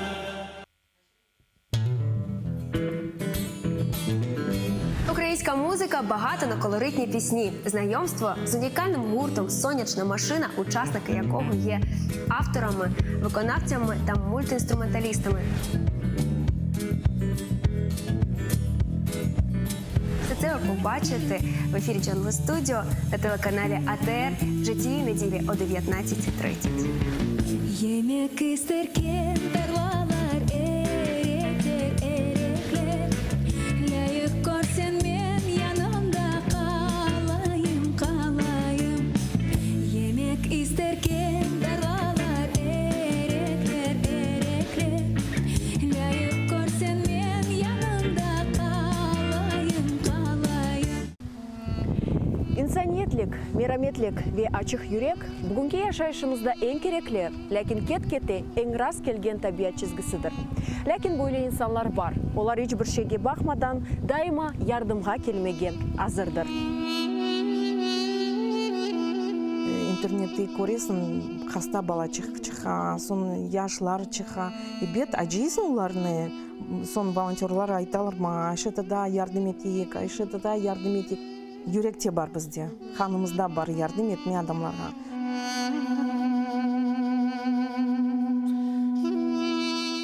Адамлар бер кетеріп, ау ашларны болса, пара болса, бүтін язып, хорантаға алып кетейдік. Мелиайып, черепаха насыл? Бабаха. Малина насыл? Ахудут. Унамасы, арадығым, хайметтім, ифтихарым, ғорым, көк баяғым. Телімізні жойсақ, біз милеткі біз өзімізні жойжамыз. Bizning babamız ayta, çok çara bala tapın, biz ananin yardım edeceğimiz. Ne kadar çok olsa o kadar yaxşı. Ne kadar çok olsa bizge yaxşı. Yaşa cesur milletim, birlik olsa olur bizce, emkilecek kısmetim.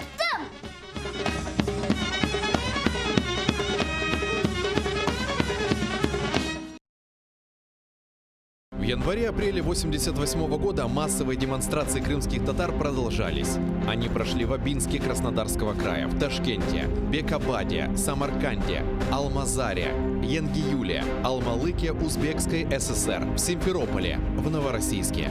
Требования демонстрантов оставались неизменными. Возвращение крымских татар на родину, восстановление автономии, освобождение политзаключенных крымских татар.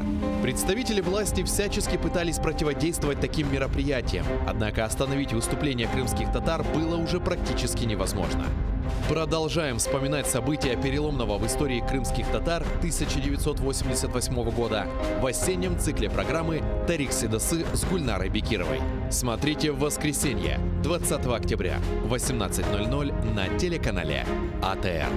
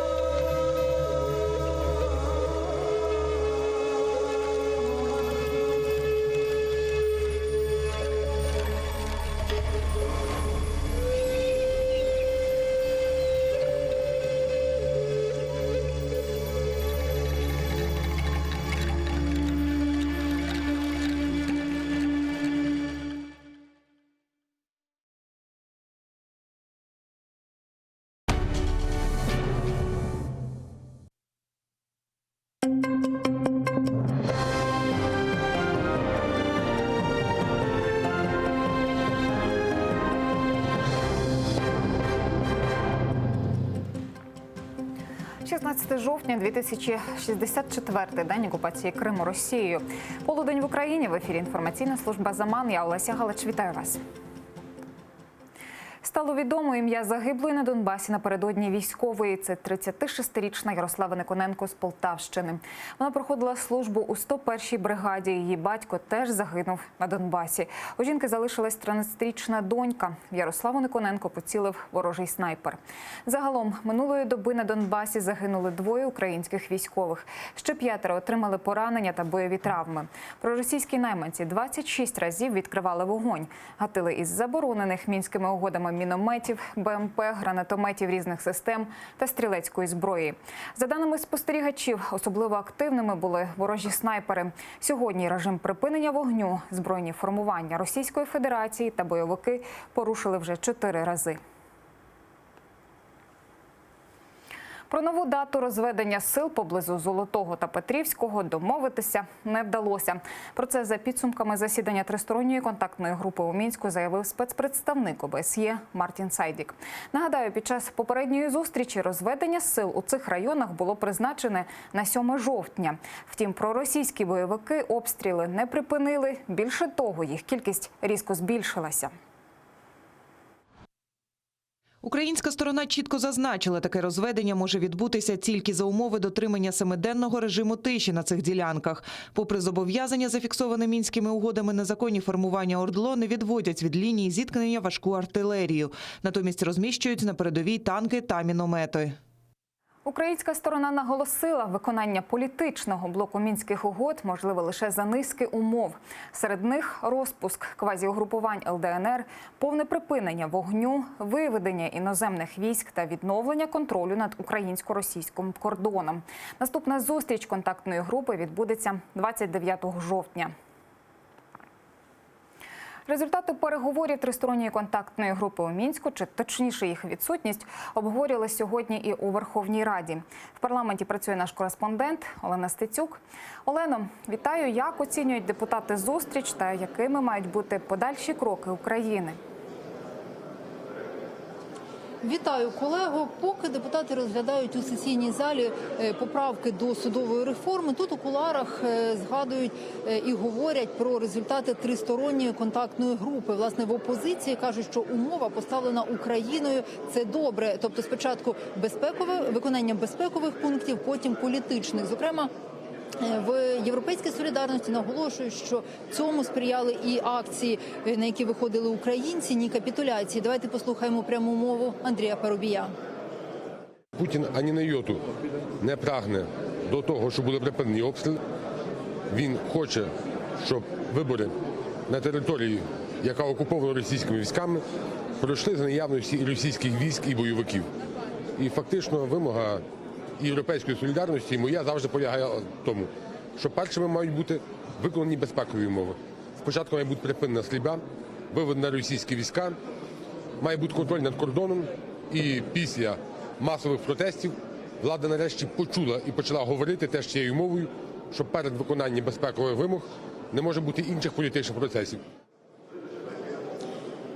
Депутатів від опозиції, зокрема, засмучує лише неоднозначність заяв від влади. Але ось у фракції «Слуга народу» дипломат Богдан Яременко зазначив, що взагалі план Володимира Зеленського, він прибічник мирного врегулювання процесу на питанню Донбасу.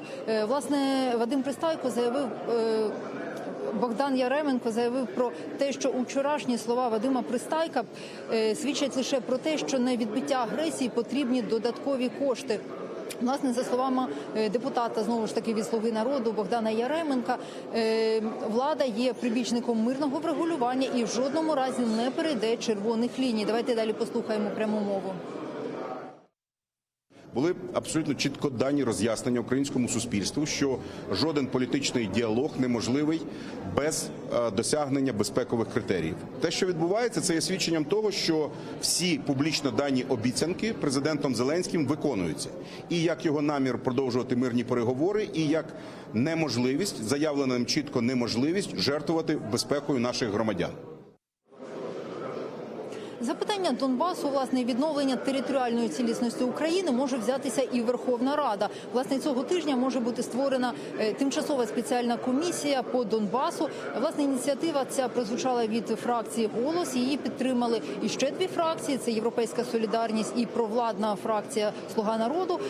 Власне, вона покликана, ця комісія, зробити певні напрацювання щодо питання війни і миру і запропонувати це президенту і владі. Далі давайте послухаємо пряму мову власне автора цієї ініціативи. Ідея була така, що представники всіх фракцій зібралися в одній спеціальній комісії і мали можливість напрацювати нову дорожню карту, умовно кажучи, документ на заміну Мінську. Тому що Мінськ застарів морально і політично. Мінськ є документом, який порушує Конституцію. Мінськ є документ, який невідомо ким писався і невідомо ким погоджувався. Бо з правової точки зору люди, які погоджували Мінськ, не є юридично повноваженими особами. А тут ми хотіли, щоб це робилося руками, головами, мізками представників народу, представників всіх політичних сил, які обрані народом України до найвищого представницького органу. Отже, відповідний законопроект має бути зареєстрований вже сьогодні, і цього тижня обіцяють вже приступити до роботи. І от на цю хвилину це поки що вся інформація, що стосується якраз цієї тристоронньої контактної групи і питання війни і миру. І більше інформації буде вже у наступних випусках новин. Студія. Спасибі, Олено. Будемо чекати від тебе подробиць. З нами наживо з Верховної Ради була кореспондентка «Заман» Олена Стецюк.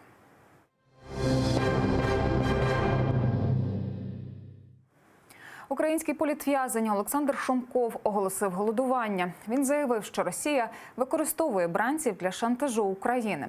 Крім того, у в'язницях для українців створюють нелюдські умови, а російська омбудсменка на скарги не реагує. Нагадаю, Олександр Шумков зник у вересні 2017-го. Згодом його знайшли у СІЗО російського Брянська. Суд засудив українця до 4 років ув'язнення за участь у правому секторі. В Росії він визнаний екстремістською організацією. Я прийняв рішення з завтрашнього дня розпочати голодування з вимогою припинити шантаж з використанням нас, ув'язнених, на перемовинах в мінському та нормандському форматі. І щоб нарешті російська омбудсмен зреагувала на мої листи та публічні заяви Денісової. Сподіваюсь, що мою позицію почують інші наші політв'язні в російських в'язницях та підтримують. Тортури холодом. Політв'язня Узаїра Абдулаєва помістили у спецблок у камеру, яку називають холодильником. Про це повідомила мати в'язня після побачення з ним в ростовському СІЗО. Це камера з відсирілими бетонними стінами та підлогою і без опалення. Холодно так, що неможливо навіть спати. Узаїр виглядає хворим, каже мати. За що бранця перевели в спецблок, не повідомляють. Диляра Абдулаєва домоглася зустрічі з начальником внутрішньої служби СІЗО. Той пообіцяв розібратися. Це тортури холодом, саме тортури. У такому холоді неможливо заснути і пари годин, де від постійної м'язової напруги може зупинитися і серце. Туди запроторюють зазвичай виключно тих, хто завинив перед адміністрацією. Але мій син каже, за ним немає ніяких порушень. Мене дуже турбує стан мого хворого сина. Навіть маючи залізне здоров'я, не можна пройти випробовування холодом без серйозних, страшних наслідків. Братів Теймура та Узаїра Абдулаєвих окупанти запроторили за ґрати в жовтні 2016-го. Їх звинуватили у намірах повалити існуючий в Росії режим та участі у забороненій Кремлем організації Хізбут Тахрір. В червні російський суд засудив Узаїра до 13 років колонії суворого режиму, Теймура – до 17 років. Лукавим назвав коментар речниці СБУ Олени Гітлянської голова Меджлісу Рефат Чубаров. Він стосувався візиту в Київ російського пропагандиста Бориса Корчевнікова, який раніше відвідував захоплений Крим. Ба більше, 2014-го він отримував орден за, цитую, «високий професіоналізм та об'єктивність у висвітленні подій у Республіці Крим». Як заявила пані Гітлянська, у Корчевнікова, скоріш за все, не було заборони на в'їзд, тому його і пустили в Україну. Рефат Чубаров вважає подібні виправдовування недоречними, адже відвідування окупованого Криму з метою заподіяння шкоди інтересам держави передбачає позбавлення волі від 3 років. Борис Корчевніков незаконно відвідував тимчасово окуповану територію Криму. Зафіксувати цей злочин для спецслужб не представляло ніяких труднощів. Якщо це не було зроблено, то це ще одне питання до спецслужб. А якщо фіксація вчиненого Борисом Корчевніковим злочину була, то чому його не заарештували при в'їзді і перебуванні в Україні? Борис Корчевніков незаконно відвідував тимчасово окуповану територію Криму. Зафіксувати цей злочин для спецслужб не представляло ніяких труднощів. Якщо це не було зроблено, то це ще одне питання до спецслужб. А якщо фіксація вчиненого Борисом Корчевніковим злочину була, то чому його не заарештували при в'їзді і перебуванні в Україні? Облави, штрафи і умовні терміни за зустріч з лідером. 16 жовтня 2014 року почалися масові затримання кримських татар у так званій справі 3 травня. Тоді вони вийшли на адмінмежу, щоб зустріти лідера кримсько-татарського народу Мустафу Джемілєва. Окупанти заборонили йому в'їзд на батьківщину. Відтак сотні людей прорвали кордон росіян і пішли на зустріч лідеру. За півроку, 16 жовтня, затримали Рустама Абдурахманова, Таїра Смедляєва, Едема Османова, Мусу Абкерімова та Едема Ебулісова. А потім засудили умовно від року до 4. Вони одні з перших, які потрапили під приціл російських спецслужб в окупованому Криму. Если оно все идет в русло направлено для нашего народа, для дальнейшей жизни здесь, для наших детей в Крыму, здесь жалеть ничего не надо. Я, допустим, если бы предложили бы опять, сказали бы, вот поедешь туда навстречу, я бы поехал бы. Разговора нет, я бы поехал бы. Потому что Мустафа Джемилев – это наш лидер. Как не поехать навстречу к нему? «Мій прекрасний Крим» – відома кримсько-татарська народна пісня залунала українською. Виконали пісню учні викладачки вокалу і української мови з Криму Юлії Качули. Спеціально зняли кліп на околицях Сімферополя, звідки на горизонті проглядається один із найвідоміших краєвидів півострова – гора Четирдах. З кримсько-татарської слова переклав батько Юлії Качули, а музиканти з Києва зробили аранжування. За кілька годин після викладення кліпу в мережу його переглянули більше 1000 людей. Згірало ж ти війну вітер спогадом щемким, впали сльози по стежках тих, бігав я малим, не натішився тим раєм, чужині літа минають, туга серце моє грає, мій коханий Крим. Це все, чим встигаю поділитись. Наступний випуск «Заман» з Гульсум Халіловою дивіться о 13:00. Актуальні новини у будь-який час шукайте на сайті ATR.ua та на нашій YouTube-сторінці. Переглядайте і підписуйтесь на цікавіші епізоди ефірів вже там. Гарних вам новин і залишайтеся з АТР.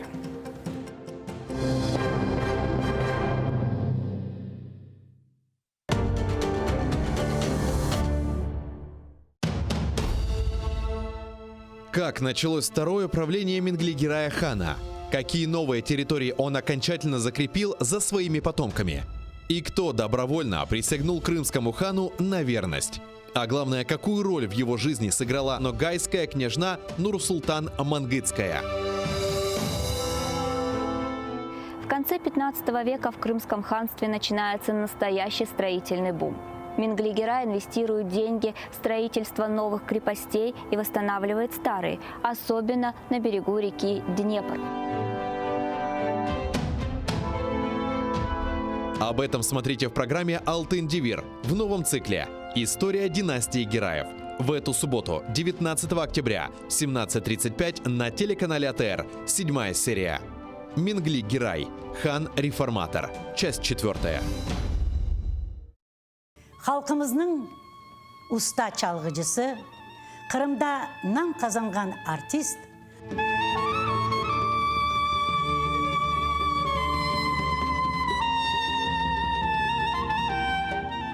Sanat için can küldüreydi. Біздің халқымыздың арасына бір ажайып бір түркіжі бар еді біле. 18 Mayıs gecesinde prikaz okulda. Bugünkü hikayemiz Alim Osmanov'a bağışlanır. Bax saray bizimdir da çevrechiti yüzümüdür.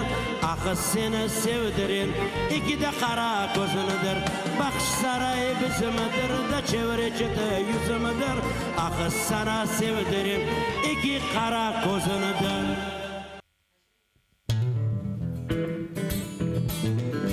Українська музика багата на колоритні пісні. Знайомство з унікальним гуртом «Сонячна машина», учасники якого є авторами, виконавцями та мультиінструменталістами. Все це ви побачите в ефірі Jungle Studio на телеканалі АТР вже цієї неділі о 19:30. Yemek isterken tarlalar erekler erekler, layık görsen men yanımda kalayım kalayım. Yemek isterken tarlalar erekler erekler, layık görsen men yanımda kalayım kalayım. Инсаниетлик, мераметлик ве ачык юрек бүгүнкү жашайышыбызда эң керекле, ләкин кет-кете эң раз келген табият чизгисидир. Ләкин бойлы инсанлар бар. Олар эч бир шейге бакмадан дайыма ярдымга келмеге азырдыр. Интернетте көресің, хаста бала чыха, сон яшлар чыха. И бет ажизм уларны, сон волонтерлар айталар, ма, айшетада ярдым етейік, айшетада ярдым етейік. Юректе бар бізде, ханымызда бар ярдым етме адамларға.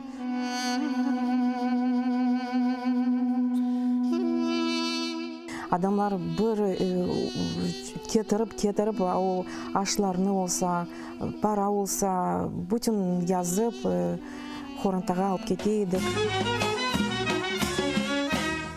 Мелиайып, черепаха насыл? Бабаха. Малина насыл? Ахудут. Унамасы, аратығым, хайметтім, ифтихарым, ғорым, көк баяғым. Телімізні жойсақ, біз милеткі бұл өзімізні жойжамыз. Бізді бабамыз айта, чоқ чара бала тапын, біз ананин ярдым етежеміз. Не қадар чоқ олса, қадар яқшы. Да, не қадар чоқ олса, бізге яқшы. Яша жесір милеттім, бірлік олса, olur bizce, em gelecek kısmettim.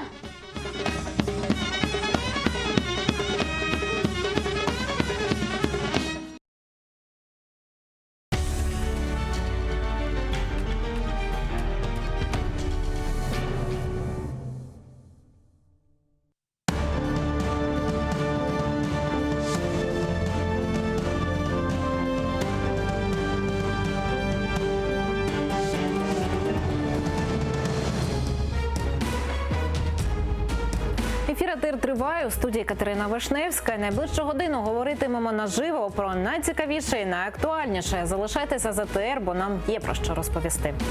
Верховна Рада виходить із турборежиму і знов ділитиме гроші. Спікер розповів, коли ухвалять держбюджет. До парламенту викликали міністра оборони та очільника МЗС. Депутати питатимуть, на які поступки піде Україна для завершення війни. Рейтинг президента, голови ради та очільника уряду падає. Оприлюднено свіжу соціологію. Вітаю всіх, хто долучився до прямого ефіру телеканалу АТР. Катерина Вишневська разом із вами до 18 години задля обговорення найактуальніших тем. Я вітаю нашого гостя Зорян Шкіряк, радник міністра внутрішніх справ України. Добрий вечір. Доброго вечора. А Мілена Медій, наша кореспондентка, яка від самого ранку слідкує за роботою Верховної Ради України, зараз з нами наживо з парламенту. Мілено, вітаю. Розкажи, будь ласка, що зараз відбувається під куполом? Салям алейкум, Катерино. Отже, хто б міг подумати, що вихід з турборежиму призведе до того, що о 17-й годині ми не матимемо в Верховній Раді жодного прийнятого законопроекту. Вже більше години Ірина Венедиктова, голова комітету з питань правової політики, стоїть на трибуні і відстоює законопроект про суддівську реформу, де мається на увазі, що хочуть зменшити кількість суддів в Верховному суді з 200 до 100. Дуже багато правок, 330 усього, а наразі депутати дійшли лише до половини. І це враховуючи те, що в ранковому засіданні саме цей законопроект і лише його сьогодні обговорювали. Тож депутати наразі вже їхня увага розсіялася, деякі розмовляють по телефону, дехто ходить, отже, розмовляють один з одним, тобто вони наразі точно не сконцентровані. Я в цьому можу запевнити. В опозиційній платформі «За життя», що стосується цього законопроекту, то вважають, що таким чином хочуть узурпувати суддівську гілку влади. Попереду ще на порядку денному 7 законопроєктів, у тому числі позбавлення грошової премії депутатів, які пропускають засідання Верховної Ради чи комітетів, а також зміни чекають на податковий кодекс і щодо військового обов'язку та військової служби. Однак, чи дійдуть взагалі до цих законопроєктів, наразі невідомо, тож я залишаюся тут та пильную за цим. До речі, також чекаємо ми все ж таки на міністра оборони та керівника Генштабу, адже знову закликали їх прийти, але поки що нікого не видно. Катерино. Дякую. Мілена Медій, наша кореспондентка, була наживо з-під куполу Верховної Ради України. От бачимо, розсіялася там увага депутатів. Мабуть, дивилися футбол вчора народні депутати України. Ви, до речі, дивилися матч? Безумовно дивився і безумовно вважаю, що кращого закінчення і кращого подарунку і нашим захисникам, і, власне, всім українцям годі було й очікувати. Тому я для себе це взагалі визначив, як, знаєте, таке подвійне державне свято. І, беззаперечно, я вболівав, як і всі ми, і щиро вітаю нашу збірну. Хлопці, ви найкращі. Так. Так, повернемося до подій в Верховній Раді України. Одна з найголовніших новин сьогодні звідти – це припинення турборежиму. От, власне, бачимо наживо, жодного законопроекту на 5-ту вечора нема ухваленого. От, на вашу думку, яке майбутнє Верховної Ради України без турборежиму?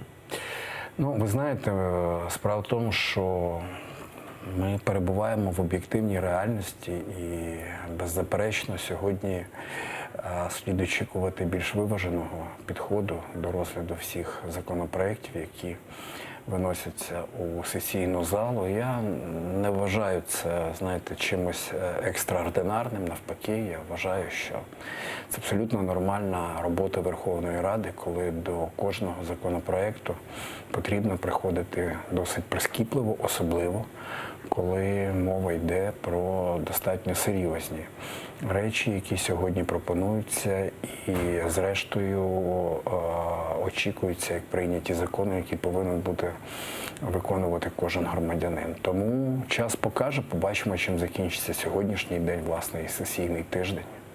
Я можу побажати тільки раціонального, виваженого підходу до будь-якого законопроекту з урахуванням виключно інтересів України і українського народу. До речі, наша кореспондентка сказала, що знову викликали до Верховної Ради очільника і Міноборони, і Генштабу, і також міністр оборони та міністр закордонних справ мають виступити у Верховній Раді у п'ятницю. Давайте зараз послухаємо співголову фракції «Європейська солідарність» Ірину Геращенко, яка закликала владу дослухатися до голосу протестуючих на акції «Ні капітуляції». Цей день в багатьох містах України пройшли мирні акції протесту і народилася навіть така нова патріотична кричалка «Слава нації, ні капітуляції», яка показала червоні лінії не тільки для всіх інституцій влади в Україні, а й для наших закордонних партнерів щодо того, що Україна залишається відданою політико-дипломатичному шляху врегулювання війни на Донбасі, російської агресії на Донбасі, Мінським угодам, але це не має нічого спільного з капітуляцією. І Україна надто дорого платить за нашу незалежність, за відновлення територіальної цілісності і суверенітету України. Тому на першому плані завжди для України буде стояти питання безпеки. А під час Погоджувальної ради сьогодні виступив і голова фракції «Голос» Сергій Рахманін. Він заявив, що протести по всій країні вказують владі на її легковажність у питанні деокупації. І останні соціологічні опитування і акції, які пройшли в різних містах України, я думаю, що вони, в принципі, дещо охолодили легковажність тих, хто думав, що розв'язання такої складної, чутливої, важливої теми, як деокупація і реінтеграція тимчасово окупованих територій – це дуже проста і легка тема. Це дуже складна, дуже важлива, і мені би дуже хотілося, і всі колеги це, власне, підтримують, щоб парламент грав не останню роль у цьому процесі. Ось такі думки лунали сьогодні у Верховній Раді України. От щодо візиту очільників МЗС та Міноборони у п'ятницю у рамках «Години запитань до уряду» мають відбутися їхні виступи. На вашу думку, що вони можуть і що вони мають там сказати? Я думаю, що це абсолютно нормальний процес, коли міністри відповідають на запитання народних депутатів. В будь-якій цивілізованій країні так і має бути. Тобто має бути знята напруга, якщо вона є в суспільстві, мають бути отримані відповіді на ті чи інші запитання. І нічого, знову ж, такого надзвичайного в цьому немає. Я сподіваюся, що прийдуть і міністр оборони, і очільник Генерального штабу, і ті відповідальні особи, і міністр закордонних справ, які повинні дати відповіді на ті запитання, які сьогодні існують. І ми все це почуємо і будемо робити висновки. Зрештою, до всього потрібно підходити з холодним розумом, тому що, знаєте, гарячкування, суєта, вони народжують паніку. А відсутність інформації народжує домисли. Тому чим більше є спілкування і зворотня реакція, тим падає градус накала. І в тому, що і люди вийшли, на масові заходи, на масові акції, на мирні протести. Я особисто і Міністерство внутрішніх справ не вбачає нічого надзвичайного. Це нормальний процес, це конституційне право будь-якого громадянина вказувати, в тому числі владі, на свої перестороги. Це ми трошечки згодом поговоримо. Так, а давайте зараз до суті, власне, повернемося цієї ситуації і послухаємо народного депутата від «Слуги народу» Василя Мокана, який в ефірі АТР розповів, чи підтримує сценарій розведення військ. Ви особисто вважаєте, що зараз на часі здійснення розведення військ? Я особисто вважаю, що якщо це є дзеркальні кроки, які дадуть можливість забезпечити стале припинення і режим сталий режим тиші і припинення обстрілів, то я вважаю, що такий сценарій варто розглядати, але також у мене є низка застережень, тобто я також хочу почути від, в першу чергу, міністра оборони чіткі відповіді, які сценарії розробляються на випадок порушення з боку окупантів цих домовленостей. Що ми будемо робити у випадку, якщо, наприклад, протягом 7 днів не буде все-таки забезпечений режим тиші. Тобто питань тут залишається дуже багато. Власне, ось така думка народного депутата. Пане Зоряне, до вас теж саме питання. Чи ви підтримуєте, чи не підтримуєте розведення військ? Ви знаєте, от дивіться, що потрібно сьогодні розуміти. Знаєте, мені дуже легко відповідати на це питання, тому що я протягом 5 років кричав звідусіль, і ми чітко висловлювали свою позицію щодо недопущення тих чи інших кроків в боротьбі з російським агресором. Моя позиція відносно них взагалі є дуже радикальною. Я виступаю за введення жорсткого візового режиму, за повне припинення транспортного сполучення до тих пір, поки їх брудний чобіт перебуває на святій українській землі і в окупованому Криму. Але потрібно розуміти, що все, що сьогодні відбувається, це наслідки тих домовленостей і тих підписаних угод, які були здійснені колишнім керівництвом держави. Тому навколо цього не варто маніпулювати. Це перше. Друге, поки що не йде мова ні про ніяке розведення. Ми обговорюємо, скажімо, один з ймовірних сценаріїв, який за тих чи інших умов може здійснюватись. Це питання надто тонке, і воно лежить в площині вирішення глобального конфлікту з урахуванням і допомогою, і, сподіваюся, з жорсткою позицією наших міжнародних партнерів, які б допомогли встановити мир,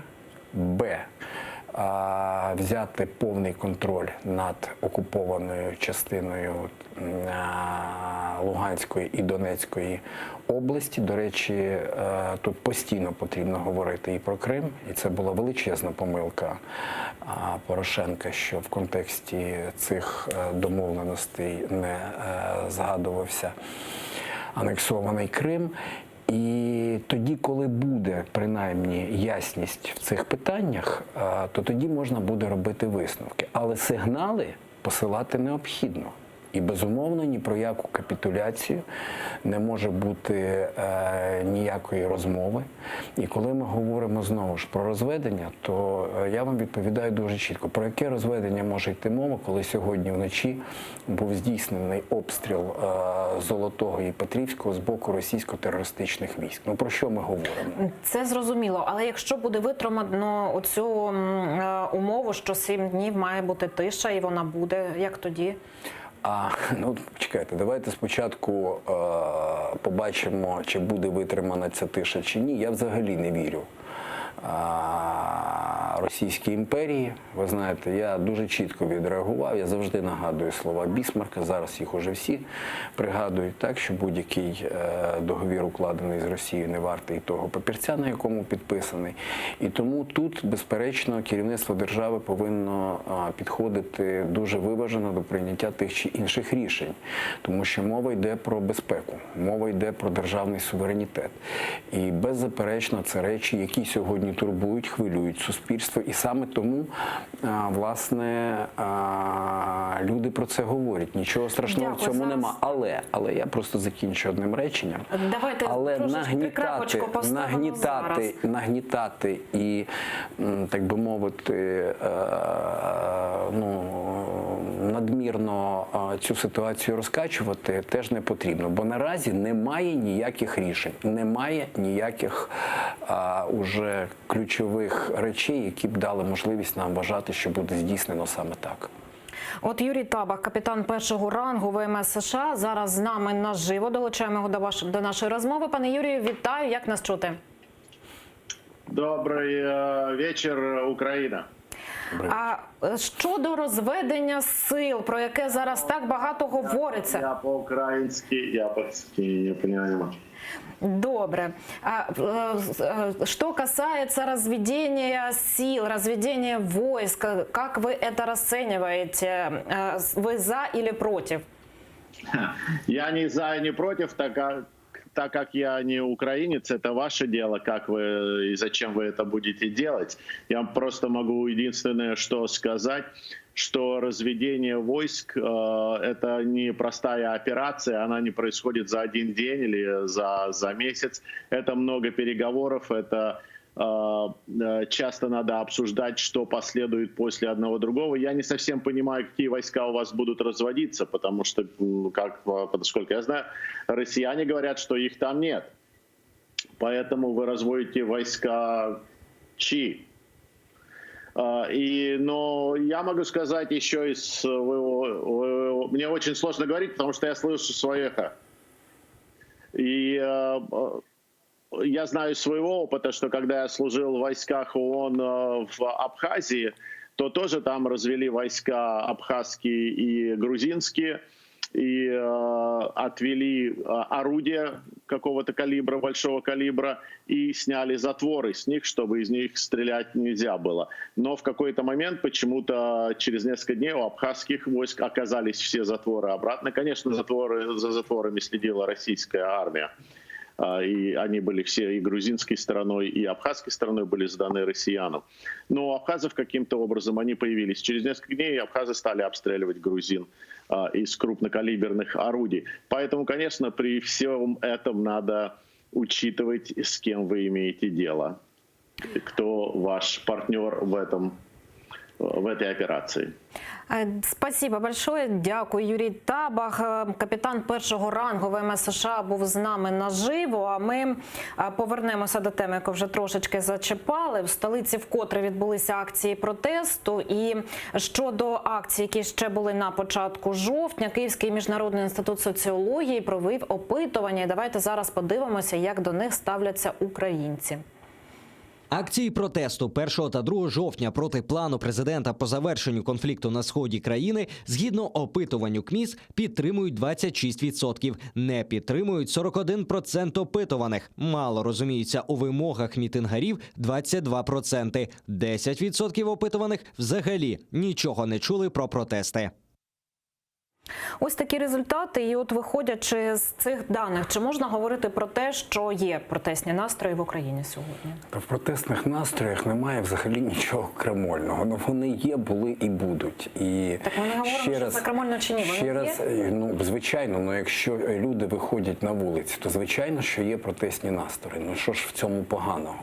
Розумієте, ми живемо в демократичній країні і, на моє глибоке переконання, будь-який мирний протест, якщо він дає сигнали владі, повинен бути почутий. Я переконаний, що цей мирний протест, який відбувається протягом останніх тижнів, також почутий. Наша справа, як Міністерства внутрішніх справ і наших підрозділів, які, дякувати Господу Богу, за керівництва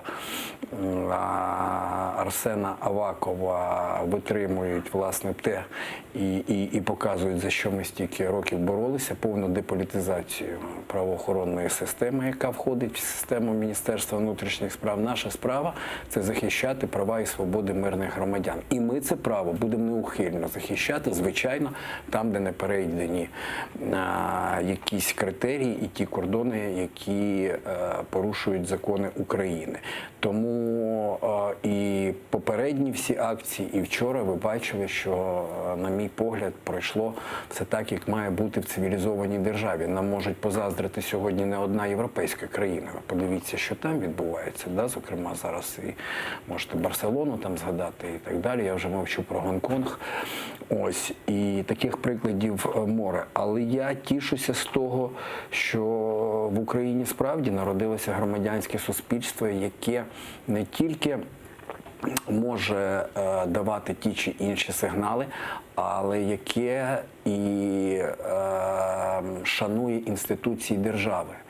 І це, напевно, дуже важливо сьогодні з огляду на те, що відбувається. Я дай Бог, щоб так і було і надалі, і щоб ці червоні лінії не були перейдені. І тому ми вчора навіть подякували організаторам, це щиро, і учасникам цих заходів, бо все ж таки вчора було свято. Знаєте, я б не хотів, щоб ми говорили, що це був виключно суцільний протест. Все ж таки це було таке поєднання певних вимог, і це нормально. І все ж таки вчора був наш святий День Покрови Пресвятої Богородиці, День українського козацтва і День захисника України. Тому це нормальний процес. Я ще раз наголошую на тому, що ми право на мирний протест будемо неухильно захищати. І я бачу, що нинішнє керівництво держави також ставиться до цього абсолютно адекватно і з розумінням, і жодних протиріч в цьому не виникає. Ну, окрім того, що КМІС вимірював ставлення до акцій протесту, також провели соціологи опитування, як ставляться українці до політиків. І давайте подивимося на результати. Згідно дослідження Київського міжнародного інституту соціології, позитивне ставлення до голови Верховної Ради Дмитра Разумкова скоротилось на 6% – з 33 до 27. До прем'єр-міністра Олексія Гончарука позитивно ставитися стало на 7% менше. Його показники впали з 17 до 10%. Рейтинг позитивного ставлення до президента Зеленського також скоротився – з 73 до 66%. Таким чином, 7% респондентів перестали позитивно ставитись до очільника держави. А у «Слузі народу» вже прокоментували таке падіння рейтингу влади. Давайте послухаємо голову Верховної Ради Дмитра Разумкова. Для того, щоб бути більш коректним, треба буде дивитись ретроспективі, тому що ці рейтинги показують одне, інші рейтинги показують трошки інші показники. Багато залежить від методу обрахунку, але з іншого боку завжди реформи вони впливають на рейтинг не позитивно. Ну, от як бачимо, більшість все ще підтримує дії влади, так, але от за місяць 7-10% в середньому довіри втратили. А на вашу думку, з чим це може бути пов'язано? Ви знаєте, будь-яка влада раніше чи пізніше втрачає в рейтингу. Це нормальний процес, і це взагалі практика, насправді, будь-якої цивілізованої країни. Це тільки, знаєте, в імперській Росії, де люди абсолютно зазомбовані і, на превеликий жаль, перебувають в такому стані анабіозу під пресингом цієї рашистсько-імперської пропаганди. Можуть там бути ті цифри, які нам показують, репрезентують час від часу, але і то там зараз я бачу, що і в них там достатньо серйозно похитнулося. Тому це процес. І ми можемо згадати, і як різко падали рейтинги і колишнього президента, і прем'єрів. Ну, всі наші президенти з часом втрачали рейтинг. Так, тому що коли особливо йде мова про започаткування реформ, то з цим це завжди складно далі. Я, знаєте, я завжди згадую Лешка Бельцеровича, коли почалися, ну, ви знаєте, це великий реформатор, сьогодні він гуру значить, взагалі реформаторства європейського, і безумовно саме завдяки йому було піднято економіку і соціальний розвиток, соціально-економічний розвиток Польщі, яка, до речі, нещодавно, ви знаєте, отримує зараз безвіз із навіть Сполученими Штатами Америки. І ним колись дітей там лякали. Тобто, але він вийшов і сказав: шановні, якщо ви хочете жити нормально, ми на 5-7 років затягуємо пояси, і від цього нікуди не дінемося. І те саме відбувалося протягом 5-7 років, поки вони все це не перемололи. Тому тут залежить від того, які реформи будуть впроваджуватися, який саме стан економіки і стан соціально-економічного розвитку нам будуть обіцяти і гарантувати у разі тих чи інших реформ нинішнього уряду. Я хотів би вірити, щоб все було добре. Зрештою, я хочу сказати, що і за минулих 5 років Україна зробила просто колосальний прорив в бік все ж таки такої європейськості і цивілізованості. Реформ було здійснено достатньо багато, які і сьогодні дають результати. Давайте зараз подивимося, скільки українців підтримують дії президента і парламенту, і Кабінету міністрів.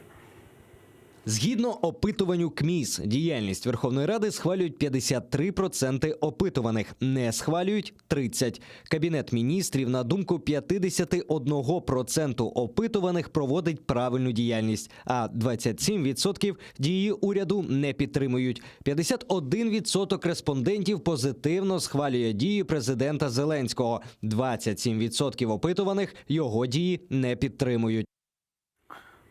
Ну, ви знаєте, якщо почнуть серйозні реформи, це дуже непоганий показник насправді. Насправді так, він мене навіть так і трошки дивує, і навіть обнадіює. Але, знаєте, я в цих речах залишаюся завжди поміркованим оптимістом, тому що як людина з певним досвідом розумію, що якщо почнуться серйозні реформаторські речі, то вони певною мірою можуть болісно вдаряти по громадянам на першому етапі. Це, до речі, потрібно обов'язково говорити і доносити, і попереджати, і готувати, якщо це. Але, зрештою, будь-яка реформа, вона дає результат не відразу. Тобто це кілька років потрібно, щоб був встановлений статус-кво. Дай Боже, щоб все відбувалося в кращу сторону. Я, принаймні, на це дуже сподіваюся. Ну, а те, що залежить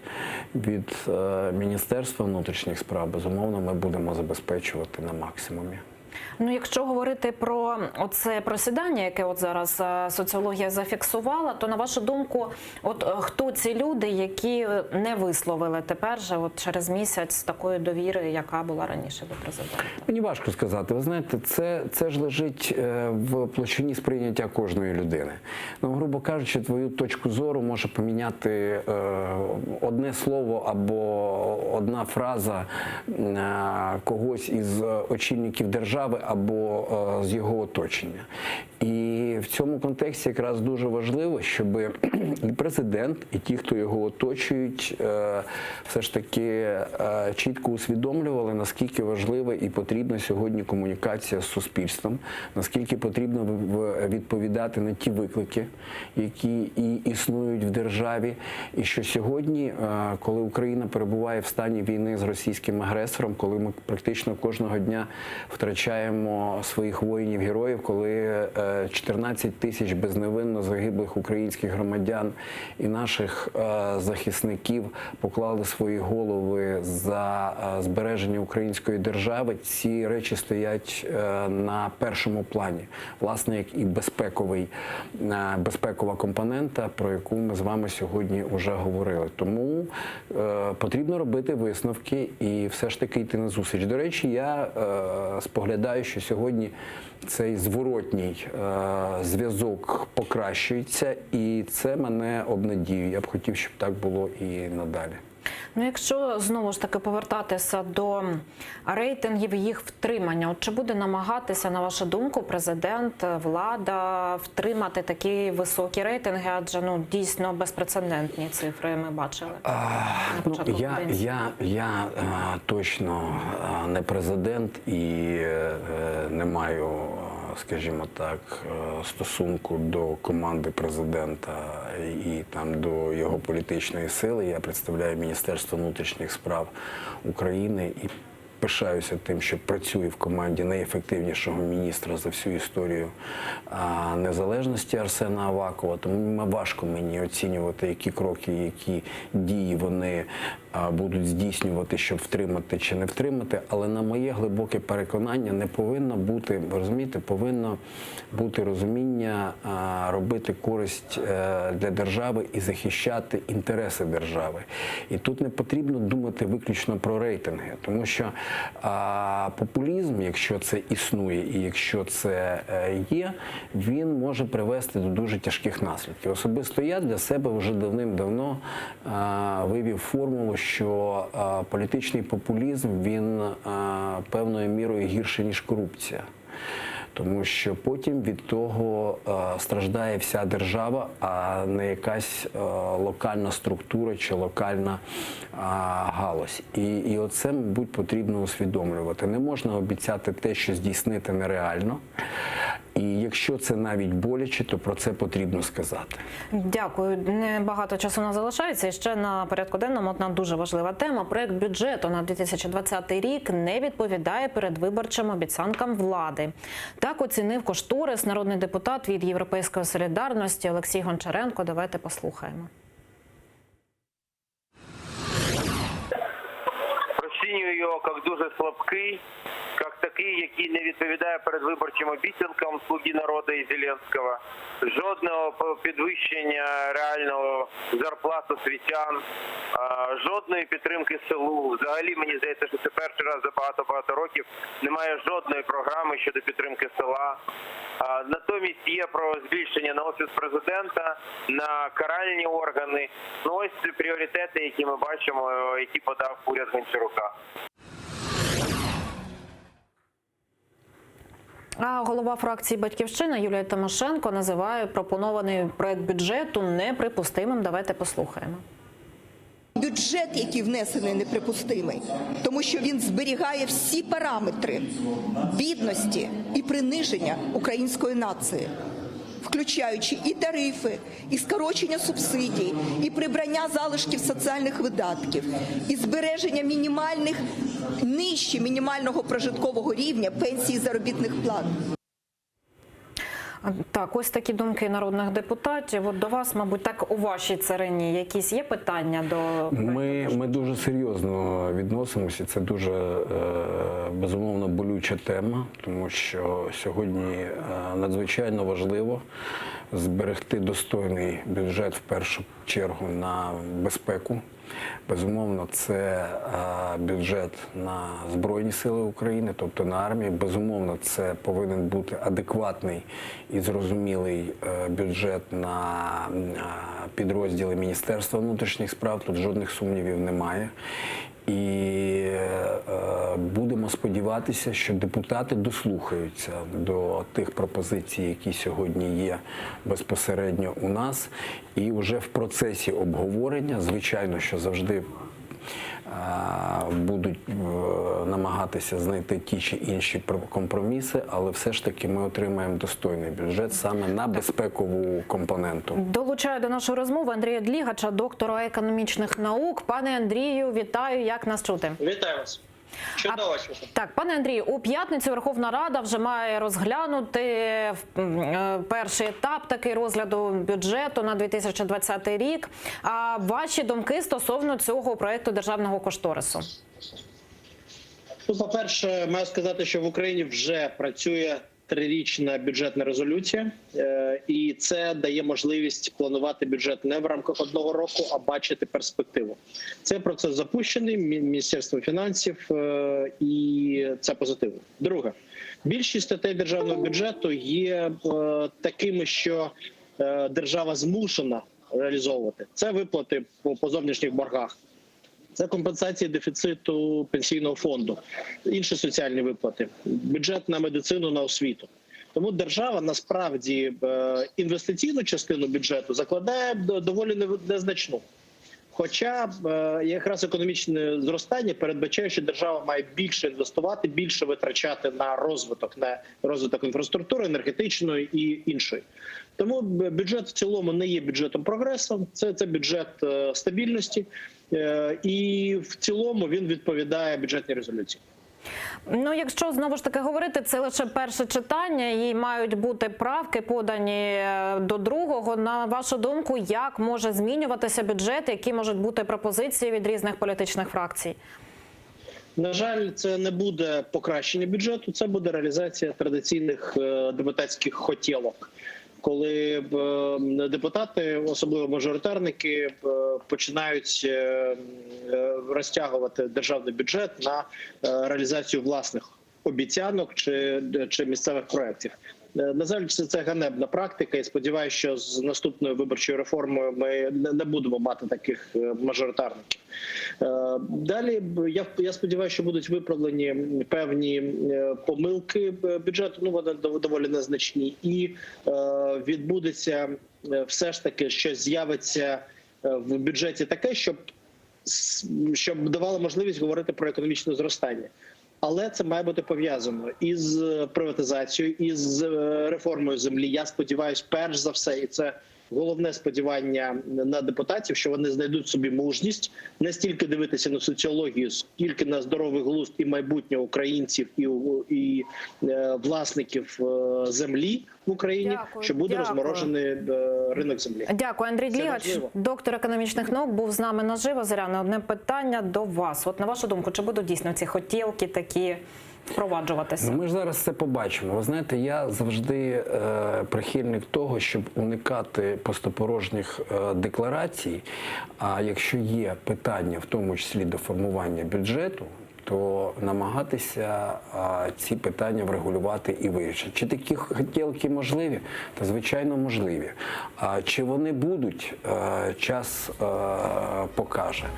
Але це процес і, безумовно, це документ, який ми приймаємо на рік. За ним буде наша держава існувати протягом 2020 року, і це дуже важливий процес. Дякую. На жаль, час вичерпаний. Зорян Шкіряк, радник міністра внутрішніх справ України, був гостем нашої студії. Я, Катерина Вишневська, прощаюся з вами і передаю естафету інформаційну моїй колезі Ірвіні Сідбулаєвій. Залишайтеся з ЕТР і дякую, що довіряєте.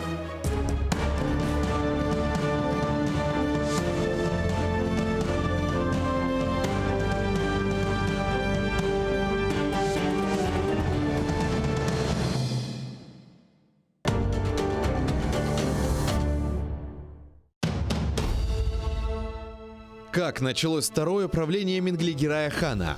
Какие новые территории он окончательно закрепил за своими потомками?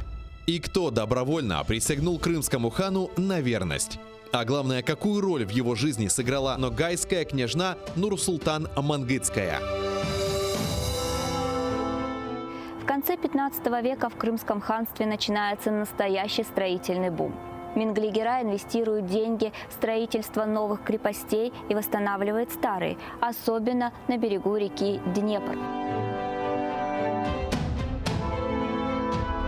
Об этом смотрите в программе «Алтын Девир» в новом цикле «История династии Гераев». В эту субботу, 19 октября, в 17:35 на телеканале АТР, 7-я серия. Менглигерай. Хан-реформатор. Часть 4. Халқымыздың уста çalgıcısı, Kırım'da nam kazangan artist,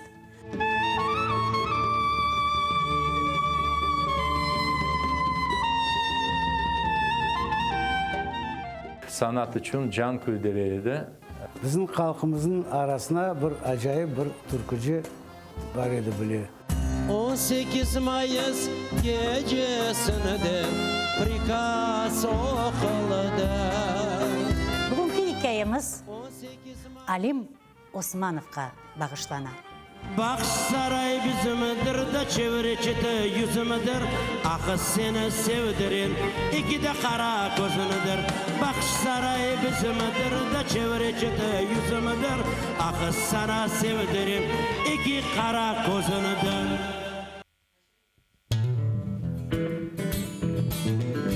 Українська музика музика багато на колоритні пісні. Знайомство з унікальним гуртом «Сонячна машина», учасники якого є авторами, виконавцями та мультиінструменталістами. Все це ви побачите в ефірі Джангл Студіо на телеканалі АТР вже цієї неділі о 19:30. Yemek isterken tarlalar erekler erekler Layık görsen men yanımda kalayım kalayım Yemek isterken tarlalar erekler erekler Layık görsen men yanımda kalayım kalayım Инсаниетлик, мераметлик ве ачык йөрәк бүгенге яшәешебездә иң кирәкле, ләкин кет-кете иң раз келген табиат чизгисидер. Ләкин буйлы инсанлар бар. Олар һичбер шейгә бакмадан даима ярдәмгә килмәгә азырдыр. Интернетте көресің, хаста бала чыга, сон яшлар чыга. Бет ажисың уларны. Сон волонтерлар айталар, "Айшетада ярдәм итик, Айшетада ярдәм итик." Йөрәкте бар бездә. Ханымызда бар ярдәм итмә адамларга.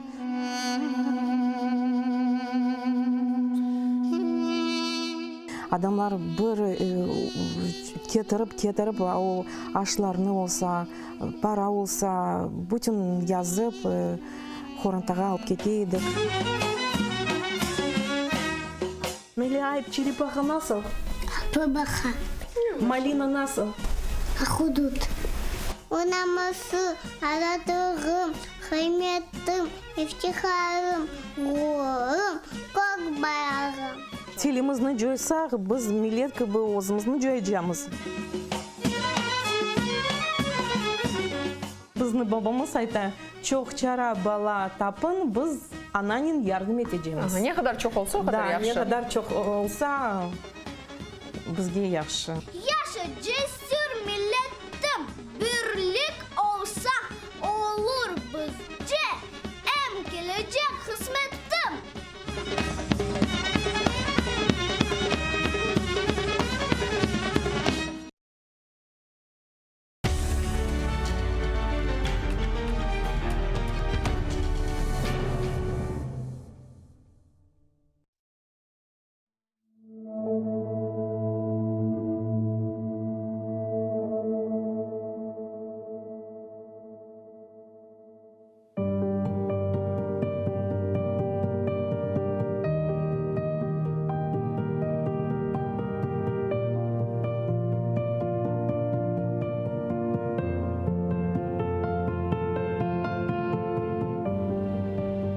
Қырым татарым, бұл бұйық бір ғұрырымдыр.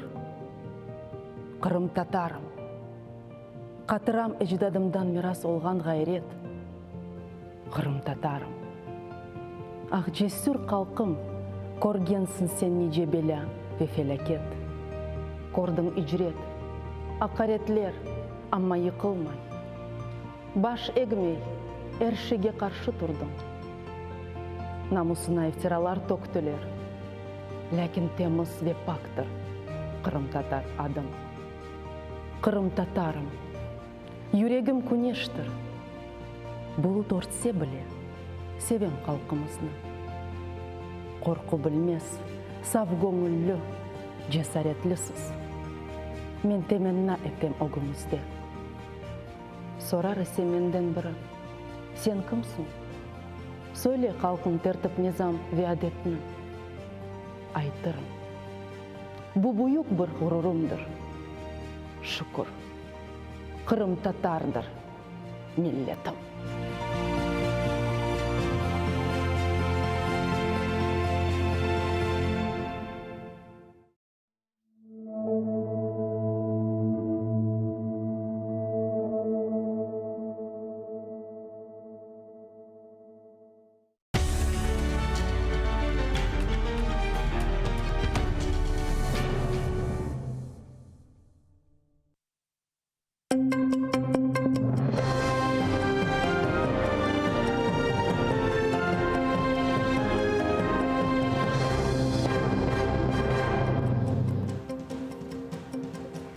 Ассаляму алейкум. АТР телеканалының яйнында заман бүгін октябрның 16-сы студияда сізлер үшін мен Гүлсум Халилова чалшым.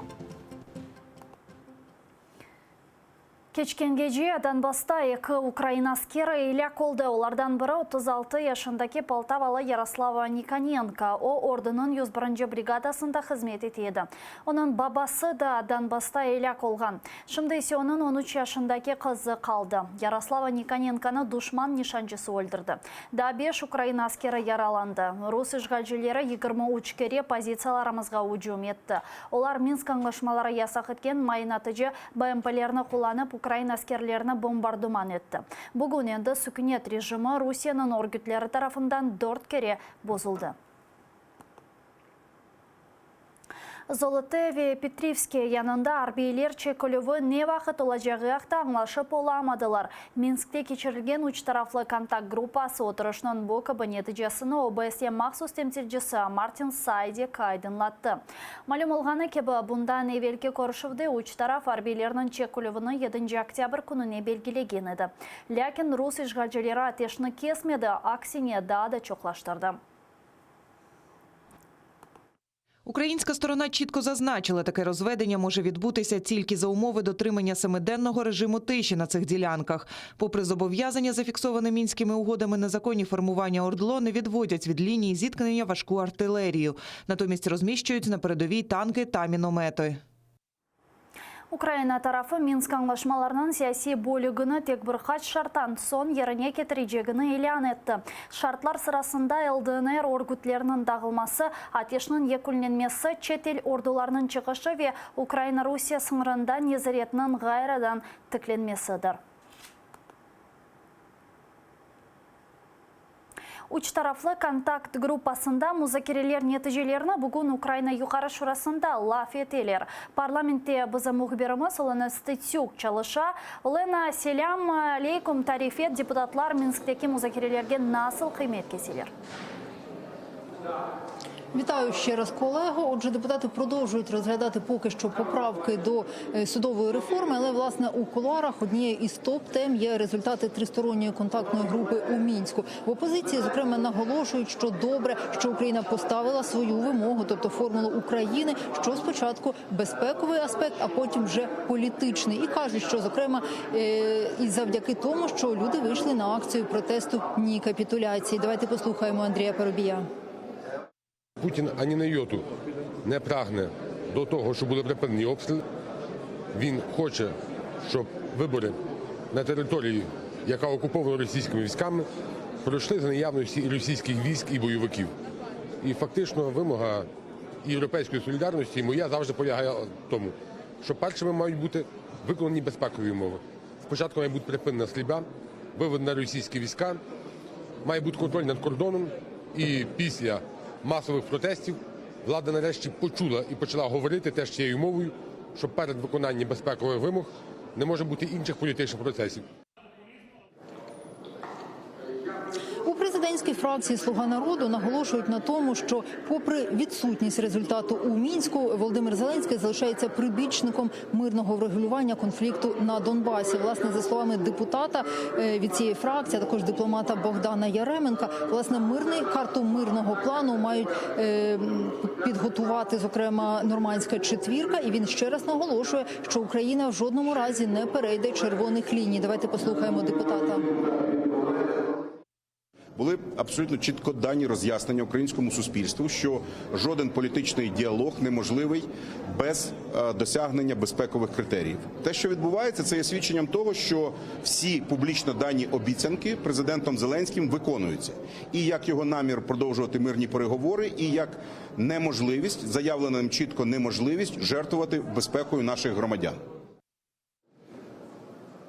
За питання Донбасу та відновлення територіальної цілісності України візьметься і Верховна Рада. Зокрема, цього тижня може бути створена ТСК, власне, по питаннях Донбасу. Ініціатор – це фракція «Голос». Доєднаються сюди, вже підтвердили Європейська солідарність, а також президентська фракція «Слуга народу». І щойно отримали підтвердження, що згодна і фракція «Батьківщина». Отже, представники цих фракцій мають зробити певні напрацювання якраз щодо питань війни і миру і далі направити це на розгляд президента. Давайте далі послухаємо пряму мову автора цієї ініціативи. Ідея була така, що представники всіх фракцій зібралися в одній спеціальній комісії і мали можливість напрацювати нову дорожню карту, умовно кажучи, документ на заміну Мінську. Тому що Мінськ застарів морально і політично. Мінськ є документом, який порушує Конституцію. Мінськ є документ, який невідомо ким писався і невідомо ким погоджувався. Бо з правової точки зору люди, які погоджували Мінськ, не є юридично повноваженими особами. А тут ми хотіли, щоб це робилося руками, головами, мізками представників народу, представників всіх політичних сил, які обрані народом України до найвищого представницького органу. І додам лише те, що у п'ятницю депутати тут у сесійній залі чекатимуть на міністра оборони та міністра закордонних справ. Знову ж таки, аби обговорити і поставити запитання щодо Донбасу та відновлення територіальної цілісності України. Отже, це поки що все, що встигаю повідомити вам у цьому випуску. Більше буде вже у наступних студіях. Чоқсағыл бұл бізім мұхберіміз олына статюк еді, о юқары шурада çalışmaға девам ете.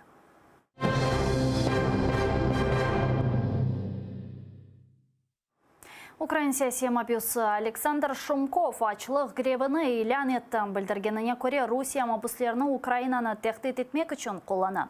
Бұне берабер Русия писханелерінде саяси мабуслер үшін мақсус дешетлі шарайтлер яраталар. Рус омбудсмені ise шикетлерге құлақ асмай. Малым олғаны кебі Александр Шумков 2017 сенесі сентябрь айында ғайып болды. Бірқач вақыттан соң оны Брянскның СИЗОсында таптылар. Махкеме Украинліні правосектор тешкілятында иштирак еткенінде қабатлап 4 ел апис жазасы үкіміні чықарды. Русияде бұл тешкілят экстремистик деп танылған. Я прийняв рішення з завтрашнього дня розпочати голодування з вимогою припинити шантаж з використанням нас, ув'язнених на перемовинах у мінському та нормандському форматі. І щоб нарешті російський омбудсмен зреагувала на мої листи та публічні заяви Денісової. Сподіваюсь, що мою позицію почують інші наші політв'язні в російських в'язницях та підтримують. Сувух ішкенжелер. Саяси мабюс Узейр Абдуллаевна буз долабы деп адландырылған мақсус блокқа кірсеткенлер. Бұақта оның анасы Ростов СИЗОсында онен көрішкен сон Facebook сайфесінде язды. Бұл камераның дуварве табанлары күфледір. Анда ойле сувухке юхламақ біле мүмкін дегел. Узейр хаста көріне деп язы анасы. Саяси мабюсны спецблокқа не үшін кечіргенлеріні СИЗОда изатламадылар. Диляр Абдуллаева СИЗО и іч қызметлері Мудырынян Корышевны талап еткен сон, анда меслені бақажақларына вади еттілер. Це тортури холодом, саме тортури. У такому холоді неможливо заснути і пари годин, де від постійної м'язової напруги може зупинитися і серце. Туди запроторюють зазвичай виключно тих, хто завинив перед адміністрацією. Але мій син каже, за ним немає ніяких порушень. Мене дуже турбує стан мого хворого сина. Навіть маючи залізне здоров'я, не можна пройти випробовування холодом без серйозних, страшних наслідків. Тимур ве Узейр Абдуллаев қардашларыны işgalcilер 2016 сенесі тұтты. Оларны Русияде ясақ етілген Хизбут Тахрир тешкілятында іштирак еткенлерінде ве девлет деврімі азырлағанында қабатладылар. Июнь айында Русия махкемесі Узейрге 13 ел, Тимурге есе 17 ел апис жазасы үкіміні чықарды. Рифат Чубаров СБУ спикері Олена Гитлянскаяның изатыны Курназжы деп адландырды. Бұл изат евелді işgal етілген Қырымны зиярет етіп, бұл күнлерді Киевге келіп шыққан рус тешвиқатшысы Борис Корчевниковнен бағлы. Мұнен берабер Корчевников 2014 сенесі Қырым Жұмхуриетінде әдіслерінің санки доғыры айдынлатқаны үшін орденнен мүкафатландырылған. Гитлянскаяның білдіргеніне көре Корчевниковның кырыш үшін ясағы жоқ еді. Бұның үшін оны Украинаға йоллағанлар. Рифат Чубаров бұл изатларны эсассыз деп сая, чүнке işgal етілген Қырымны зиярет етіп, девлетке зарар кетіргенлер 3 ел аписнен жазаланмалы. Борис Корчевников незаконно відвідував тимчасово окуповану територію Криму. Зафіксувати цей злочин для спецслужб не представляло ніяких труднощів. Якщо це не було зроблено, то це ще одне питання до спецслужб. А якщо фіксація вчиненого Борисом Корчевниковим злочину була, то чому його не заарештували при в'їзді і перебуванні в Україні? Борис Корчевников Россия бір телеканалының алып барыжысы ве Рус Спас каналының баш мудирыдыр. О Москва Патриархаты ортодокс келесесінің тешкил еткен фестивалінде иштирак етті. Фестиваль Киевде 7 октябрь, 10 октябрь күнлері кечті. Қырым татар халқының лидерінен Корышев үшін тарама пара жазалары ве аппис 16 октябрь күні 2014 сенесі сөзде 3 майыз давасы бойынша Қырым татарларыны күтлеви шекелде тұтмаға башладылар. О вақыт олар мемори сыңырға Қырым татар халқының лидері Мустафа Джемилевні қаршыламақ үшін шықты. Ишғалжілер Джемилевге Қырымға кірішні ясақ еткен еді. Юзлер жиынсаны руслар қорған сыңырны кечіп лидерні қаршылады. Ярым ел кечкен сон 16 октябрь күні Ишғалжілер Рустам Абдурахманов, Таир Семидляев, Эдем Османов, Муса Абкеримов ве Эдем Булисовны тұтты. Ишғалжы махкеме оларға 1 елдан 4 елға қадар фарази апис жазасы үкіміні шығарды. Бұл инсанлар Ишғалжы махсус қызметлерінің басқынтысына оғырған ilk Қырым татарларından бірі еді. Если оно все идет в русло направлено для нашего народа, для дальнейшей жизни здесь, для наших детей в Крыму, здесь жалеть ничего не надо. Я, допустим, если бы предложили бы опять, сказали бы, вот поедешь туда навстречу, я бы поехал бы. Разговора нет, я бы поехал бы, потому что Мустафа Джемилев – это наш лидер. Как не поехать навстречу к нему? Мишур Қырым татар ері Гүзел Қырым украин тілінде яңғырады. Ерні Қырымда украин тілі ве вокал ожасы Юлия Качуланың талебелері ижра етті. Ер үшін махсус Ахмежет жеварларында клип чықардылар. Уфукта есе Ярмаданын Мишур чатырдағы көріне. Қырым татар тілінден сөзлеріні Юлия Качуланың бабасы терджиме етті. Киевден музыкантлар есе аранжировканен оғырашты. Клипні ичтимай ағларда беңлерже инсан сейір етмеге башлады. Згірали ж ти війну вітер з богатом щемким, впали сльози по стежках тих, бігав я малим, не натішився тим раєм, чужині літа минають, туга серце моє грає, мій коханий Крим. Бушымдылық сонки хаберіміз еді. АТР телеканалының YouTube сайфесіне абоне олнысанда бойынжелерінің миғдары 100.000 зеді олса, Роскомнадзор бізлеріні аблокаға алып оламыжақ ве АТР телеканалының яйнында информацион күн девам ете бізіле олыныз көрішкенші.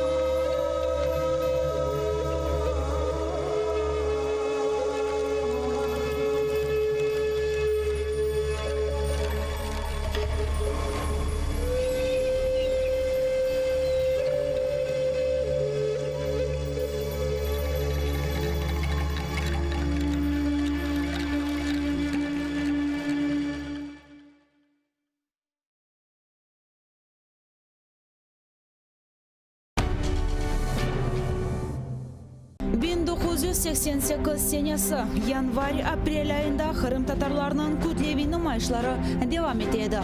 Onlar Krasnodar ülkesindeki Abinsk, Taşkent, Bekabad, Samarkand, Almazar, Yangiyul, Özbek Sovet Sosyalistik Cumhuriyeti'ndeki Almalık, Akmejit, Novorossiysk'te geçti.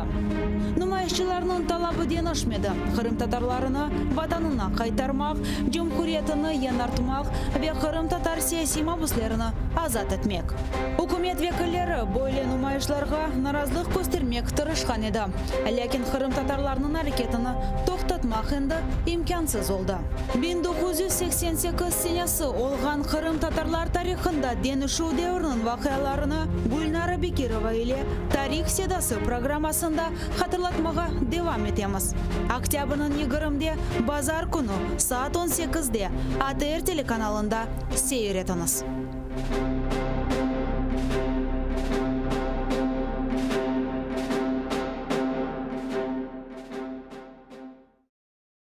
Halkımızın usta çalgıcısı, Kırım'da nam kazangan artist,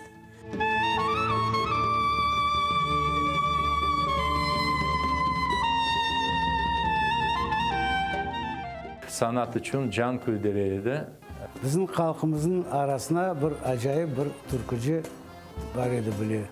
18 Mayıs gecesinde prikaz okuldu. Bugünkü hikayemiz Alim Osmanov'a bağışlanan. Baksaray bizimdir da çevreci yüzümüdür.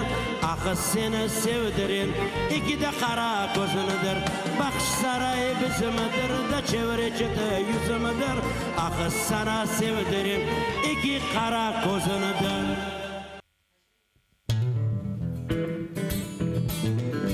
Українська музика багата на колоритні пісні. Знайомство з унікальним гуртом «Сонячна машина», учасники якого є авторами, виконавцями та мультиінструменталістами. Все це ви побачите в ефірі Jungle Studio на телеканалі АТР вже цієї неділі о 19:30. Yemek isterken tarlalar erekler erekler.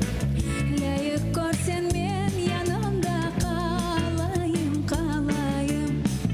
Yemek isterken tarlalar erekler erekler.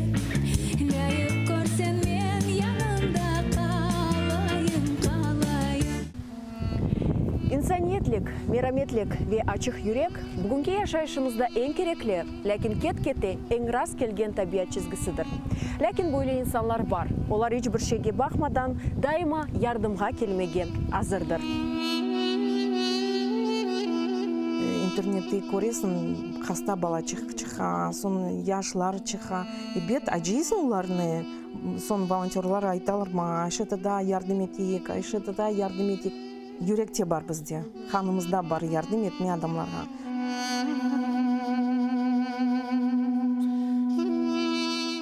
Адамлар бір кетіріп, ау ашларны олса, пара олса, бүтін язып, Хорантаға алып кетейдік.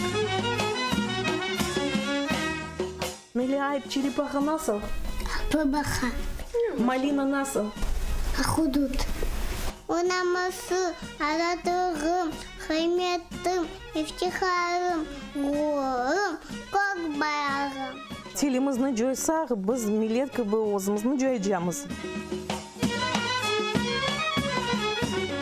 Біздің бабамыз айта, çok çara bala tapın, biz ananin yardım edeceğimiz. Ne kadar çok olsa o kadar yaxşı. Ne kadar çok olsa bizge yaxşı. Yaşa cesur milletim, birlik olsa olur bizce, emkilecek kısmettim.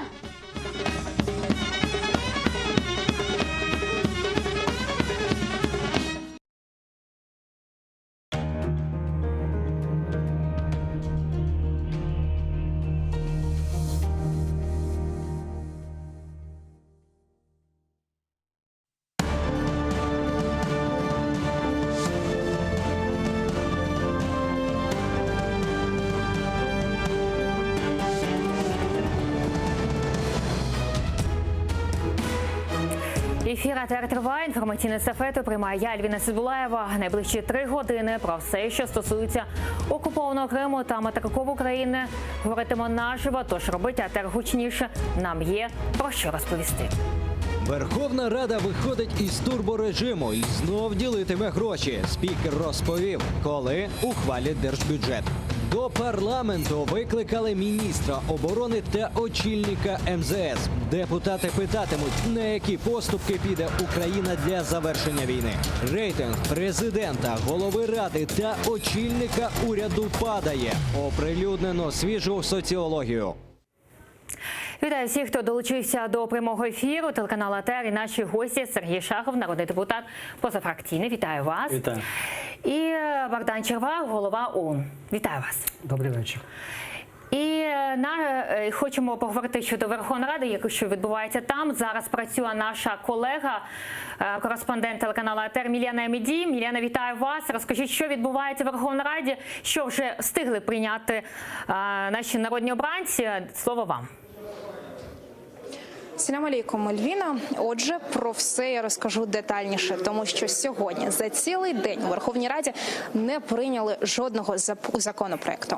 Але почну з того, як розпочався ранок. Ранок розпочався о 12:30, тому що перед цим була погоджувальна рада. І на ранковому пленарному засіданні першочерговою темою, звісно, було те, що вчора минув День захисника України. Дмитро Разумков, спікер парламенту, привітав захисників і захисниць, а потім сказав, що треба буде усім, кожному з нас робити усе, аби все ж таки відновлена була територіальна цілісність України. І також нагадав про перемогу збірної України у футбольному матчі з Португалією. Нагадаю, рахунок був 2-1 на користь України. У пам'ять загиблих у війні сьогодні вшанували хвилиною мовчання. Після вступних слів голови ЦВК, які нові члени, точніше ЦВК, яких не було на минулому засіданні, склали присягу, і лише після цього нарешті депутати перейшли до законотворчості. Сьогодні на порядку денному було 8 законопроєктів. І перший стосується судової реформи, а точніше зменшення кількості суддів у Верховному суді з 200 до 100. І от на ранковому засіданні так і не змогли дістатися згоди народні депутати, адже у законопроекті 330 правок. І усі їх почергово розглядали. Ранкове засідання закінчилося тим, що так і не змогли прийняти цей законопроект. Цей же законопроект розглядали ще й ввечері, але за 2 години так і не змогли дістатися згоди і дійшли лише до половини правок. Тобто продовжувати засідання ніхто не став. В опозиційній платформі «За життя» сказали, що таким чином влада хоче узурпувати суддівські органи. І, власне, все. На цьому депутати і розійшлися. Тобто 7 законопроєктів, які ще були у порядку денному, зокрема й позбавлення грошових надходжень депутатам, які прогулюються Верховну Раду та засідання комітетів, ці законопроекти не розглянули, і о 18-й всі розійшлися. На цьому все, колего. Дякую вам. Мілена Міді була з нами на зв'язку. Ось ми почули, що відбувалося сьогодні в Верховній Раді. А що сталося з турборежимом, на ваш погляд? Чого вони не приймають рішення до ночі, як це було, наприклад, на початку, коли ви не прийшли працювати в Верховну Раду? Сміх і гріх. Знаєте, те, що я побачив від нової монобільшості, що тільки потрібна влада та політика. Сьогодні люди кинуті на призволяще. Ніхто не говорить про інфраструктуру, ніхто не говорить про переселенців, ніхто сьогодні не говорить про шахтарів, про яких 3 роки постійно з трибуни кричав до попередників, як кажуть, сьогодні вже до сьогоднішньої влади монобільшості. А що сталося з їх роботою, на ваш погляд? Я ще раз хочу зазначити, що їх цікавить, або їх лідерів цікавить тільки політика та просилення свого режиму. Всі закони, які були прийняті в першому тижні, я проголосував. І за уряд, хоча треба було голосувати окремо за кожного міністра. Коли міністр оборони запізнюється на півгодини, коли в залі є президент, іноземні партнери, 450 депутатів, 400 депутатів які були присутніми, чекали півгодини людини, яку ми Зрозуміло. призначити. Так працюють зараз у нас в парламенті. Пане Богдане, а як ви гадаєте, що сталося з турборежимом партії влади? Ну, мені здається, що турборежим починає себе вичерпувати. От тут депутат говорив, як він бачить ситуацію зсередини, а от я хотів би сказати, як ситуація збоку виглядає. А збоку виглядає ситуація таким чином, що був турборежим. Цей турборежим ставив собі за мету моментально повирішувати, на думку «Слуги народів», якісь актуальні питання. Ну, скажімо, в економічній сфері наповнити бюджет. Як наповнити бюджет?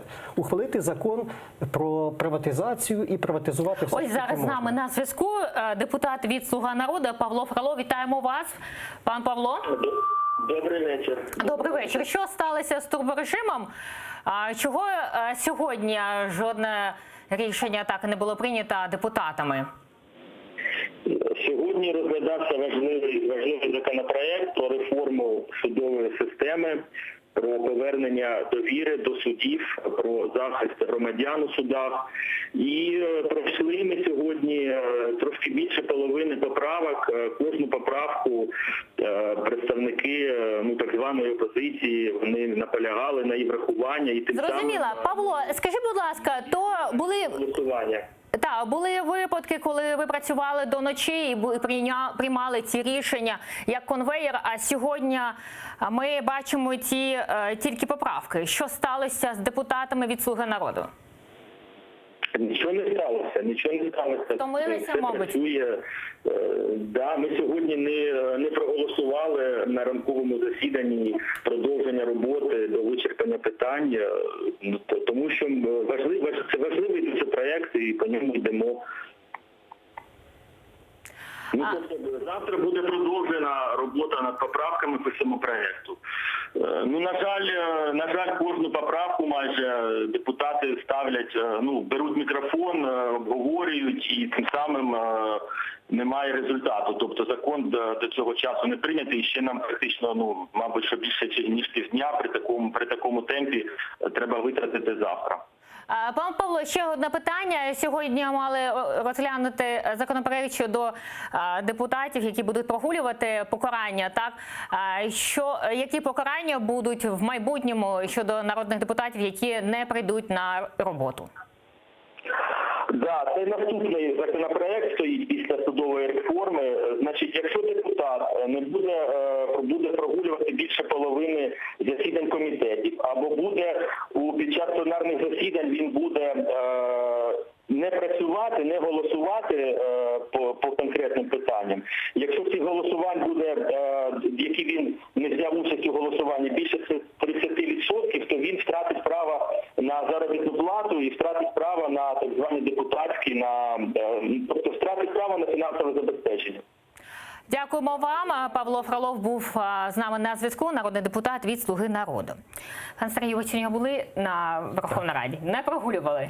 Не прогулював. А як взагалі ставитися до змін щодо законопроекту про тих, хто буде прогулювати? Які мають винести покарання народні депутати, якщо не прийдуть на роботу? Депутат повинен ходити на роботу, ходити в комітети, повинен звітувати виборцям. Але якщо це дійсно нормальний законопроект, нормальні зміни до регламенту, не бачу в цьому ніякої проблеми. Я бачу проблему в іншому. В тому, що сьогодні ми розглядали втретє вже суддівську реформу. От кожна влада, яка приходить, вона вносить зміни до суддів, звільнює, призвільнює, щось іще в нас вже стільки цих органів. І антикорупційний суд є, ДБР є, антикорупційна прокуратура є. Ніхто не працює.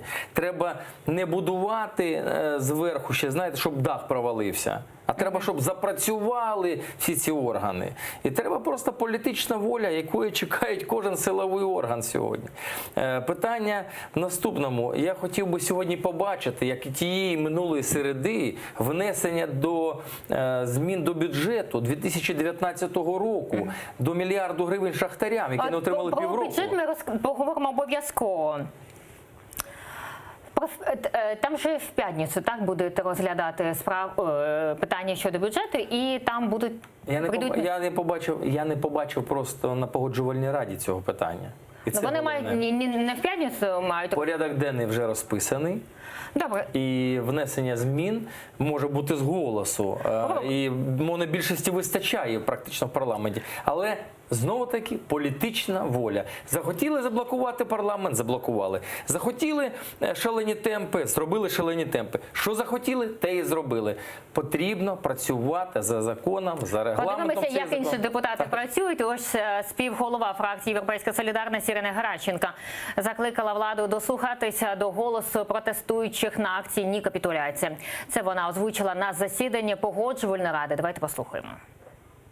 Цей день в багатьох містах України пройшли мирні акції протесту і народилася навіть така нова патріотична кричалка «Слава нації, ні капітуляції», яка показала червоні лінії не тільки для всіх інституцій влади в Україні, а й для наших закордонних партнерів щодо того, що Україна залишається відданою політико-дипломатичному шляху врегулювання війни на Донбасі, російської агресії на Донбасі, Мінським угодам, але це не має нічого спільного з капітуляцією. І Україна надто дорого платить за нашу незалежність, за відновлення територіальної цілісності і суверенітету України. Тому на першому плані завжди для України буде стояти питання безпеки. І протести по всій країні вказують владі на її легковажність у питанні деокупації. Про це на Погоджувальній раді заявив голова фракції «Голос» Сергій Рахманін. І останні соціологічні опитування і акції, які пройшли в різних містах України, я думаю, що вони, в принципі, дещо охолодили легковажність тих, хто думав, що розв'язання такої складної, чутливої, важливої теми, як деокупація і реінтеграція тимчасово окупованих територій – це дуже проста і легка тема. Це дуже складна, дуже важлива, і мені би дуже хотілося, і всі колеги це, власне, підтримують, щоб парламент грав не останню роль у цьому процесі.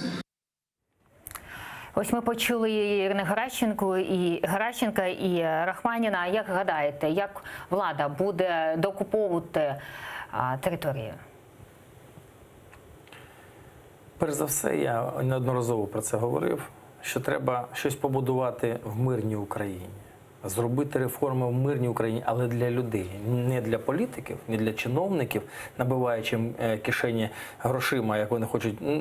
Сьогодні ми дивимося на те, що заявляють про продаж землі, про продаж стратегічних підприємств, коли треба це розвивати і давати на-гора економічний потяг саме є Донбас. На Донбасі треба заводити інвестиції. Інвестиції як можна завести? Тільки з державних гарантій. Гарантії повинен дати Кабмін. Як зупинити МВФ сьогодні борги? Треба звернутися і заморозити ці борги. Щодо акцій, які відбуваються по всій Україні, пане Богдан, скажіть, будь ласка, наскільки вони продуктивні і наскільки вони принесуть результат? Чи, може, ви вже бачите результати? Я брав участь у цих акціях. Справді, вчора був такий знаменний день. Десятки тисяч людей вийшли. Було багато більше, так? Чим... Десятки тисяч людей вийшли на марш, присвячений Українській повстанській армії з нагоди свята Покрови. Потім в другій половині дня відбулася велика маніфестація на Майдані Незалежності. І мене в цій ситуації вражає неадекватна оцінка з боку влади цих всіх подій. Тобто спочатку починають говорити, що там були проплачені активісти. Хоча насправді неважко було побачити, що люди виходили на Майдан, тому що їх боліла душа за Україну. Вони бачать і відчувають, що влада починає вчиняти кроки, які можуть призвести до втрати територіальної цілісності і суверенітету держави. Влада не змогла знайти відповідні комунікації і розказати людям доступно, що вона хоче робити, і відповідно отримала реакцію. Це є перший момент. І другий момент. Вже зараз стає очевидним, що питання надання так званого особливого статусу Донбасу, реалізація формули Штайнмаєра – це не є вже проблема влади, це вже є проблема суспільства. І без врахування позиції суспільства, зокрема тих людей, які виходили на Майдани, влада нічого не зможе зробити. Вона справді може скористатися тим, що є монобільшість. Що таке монобільшість? Це, мовляв, ми Бога за бороду тримаємо. Так? Але вчорашні події показали, що Бога за бороду ніхто не може тримати і що з людьми треба рахуватися. Бо якщо не буде врахована думка людей... Давайте ми продовжимо цю тему. Ось Київський міжнародний інститут соціології провів опитування. Як ставляться українці до цих акцій?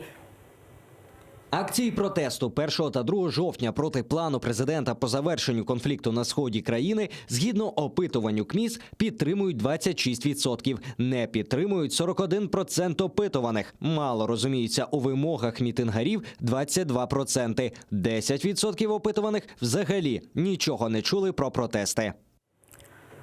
Це опитування було зроблено за результатом 2 тижні тому. Пан Сергій, як вважаєте, чому такі цифри, на ваш погляд? Що сталося з людьми, деякі з них взагалі не знають, що відбувається в Україні? Хто не знає за своїми турботами, за своїми проблемами, хто не дивиться телевізор вже набридла, хто не заходить в соцмережі. Але ми маємо такі цифри. Чому, на ваш погляд? Тому що в державі 5 років йде війна. Тому що люди сьогодні є загиблі, є постраждалі сім'ї, є діти, які залишилися сиротами взагалі. Є 1 мільйон 700 тисяч переселенців, які переїхали в країну і сьогодні втратили робочі місця. Втратили, я не кажу домівку, там сьогодні говорять про те, щоб хоча б наїстися, виїжджають за кордон. Хтось поїхав в Польщу вчити польську мову, хтось поїхав в Росію, в Пітер, в Москву гастарбайтерами, лишивши своїх дітей на бабусів та дідусів. Я колись залишився, мої батьки виїжджали також, коли залишилися без роботи. Тому такі цифри сьогодні показують. Я вважаю, що це небезпека для нашої держави і треба запитувати у народу, у українців, які давали можливість і давали кредит довіри монобільшості використовувати права людей саме через парламент. Але вони не давали можливості сьогодні змінювати статті в Конституції 13, 14, там про продаж землі. Там чітко написано великими літерами: земля належить українському народу. Про війну, те, що стосовно Донбаса та Криму. Сьогодні на окупованих територіях також люди налякані, що буде відбуватися в великій країні. Україна – це не Росія, Україна – це не Європа, Україна – це Україна. І потрібно питання вирішувати у народа, який давав сьогодні можливість монокоаліції приймати рішення більшістю в парламенті. Пан Богдан, ви бачили ці цифри щойно? Цифри насправді дуже тривожні. Ви дивіться, насправді відсоток людей, яких ці події не цікавлять, дуже малий. Найвища цифра – це 41 не підтримують. Але не підтримують не означає засуджують. І 25% підтримують. Тобто 25% – це ті люди, які вийшли або не вийшли, але серцем і душею були на Майдані. Це дуже великий відсоток. Тобто сьогодні суспільство зайшло в так звану турбулентність, і з тої турбулентності треба виходити. І вивести із суспільства із турбулентності може тільки влада. Влада повинна ухвалювати адекватні закони, які будуть підтримувані суспільством, не будуть розколювати, а будуть об'єднувати націю. Трошки поговоримо щодо Криму. Ось Меджліс висловив протест у зв'язку з візитом Наталії Поклонської та Руслана Бальбека в складі російської делегації на зустріч з президентом Туреччини Реджепом Таїпом Ердоганом. Однією з цілей чергової провокації Кремля є спроба нашкодити високому рівню довірчих відносин між Україною і Туреччиною. Російська пропагандистська машина намагається створити навколо провокації з включенням до складу делегації Росії, представленої президенту Туреччини, депутатів Державної думи, незаконно обраних на тимчасово окупованій Росією української території, інформаційну завісу, нібито визнання Туреччиною незаконної анексії Криму. І ми вже чуємо лідера кримсько-татарського народу Мустафа Джемілєв. Салям алейкум, Мустафа. Мустафа, відбулася зустріч Ердогана, який завжди каже, що підтримує територіальну цілісність України, кримських татар. А ось ми бачимо, що він зустрівся з колаборантами, з Бальбеком і Поклонською. Як ви ставитеся до цього? Чому саме так сталося і що сталося з Ердоганом? Ну, по-перше, ніякої зустрічі там не було. А була конференція по тероризму, яка там були делегації Афганистана, России, Пакистана и Китая. Это было в Стамбуле, и Эрдогана просто пригласили на ужин, где он там произнес речь. А потом по своей привычке он там по столам прошелся и здоровался со всеми гостями. Я думаю, что он даже представление не имеет, кто такие Бальбек или там Поклонская. Просто такое, они там шустро сфотографировались и решили вот такой вот себе сделать пиар. Я на эту тему разговаривал и с послом Туреччины здесь, в Киеве, и с нашим послом в Анкаре, а он, в свою очередь, Андрей Сидыга был там в МИДе. Там ему это разъяснили, сказали, что, во-первых, эти списки не проходили через МИД, не проходили через администрацию президента, и другая сторона не знает, кто был в составе. Это была конференция, организована парламентом в Турции, Великим национальным собранием. А они, это просто их оплошность, видимо, они не проверяли эти списки, кто они такие в этих списках. И вот так пошло, что вот они, незаконно избранные депутаты Госдумы, попали в Туреччину. Вообще, однажды этого Бальбека выверяли в Турции, когда он приезжал в составе русской делегации на конференцию правящей партии. Ему четко сказали, что он не может присутствовать на конференции, потому что Турция не признает законными выборы, которые произошли на территории оккупированной Крыма. А в этот раз вот ему как-то удалось как-то это похлять. Поэтому можно это расценить как недоразумение и как оплошность некоторых чиновников из парламента Турции. Чохсагун Мустафа, лідер кримськотатарського народу, народний депутат, з нами був на зв'язку. Ось Мустафа сказав, що це, сподівається, що це не було не таке недорозуміння. А як ви ставитеся? Тому що російські ЗМІ, звичайно, швидко це опублікували і написали про таку зустріч, яка відбулася вже. Кремль взагалі працює не на користь України, і в них працює все ж таки пропагандистська машина, яку, на жаль, не побудувала Україна заради миру в Україні. А знову-таки на користь свою, яка сьогодні є. Вам є стосовно... Я думаю, до речі, що Туреччина не змінила свої позиції щодо України, щодо Криму, але в даному випадку ми маємо таку хитру підступну поведінку Москви. Тобто, якщо не можна через двері зайти, втора половина моя.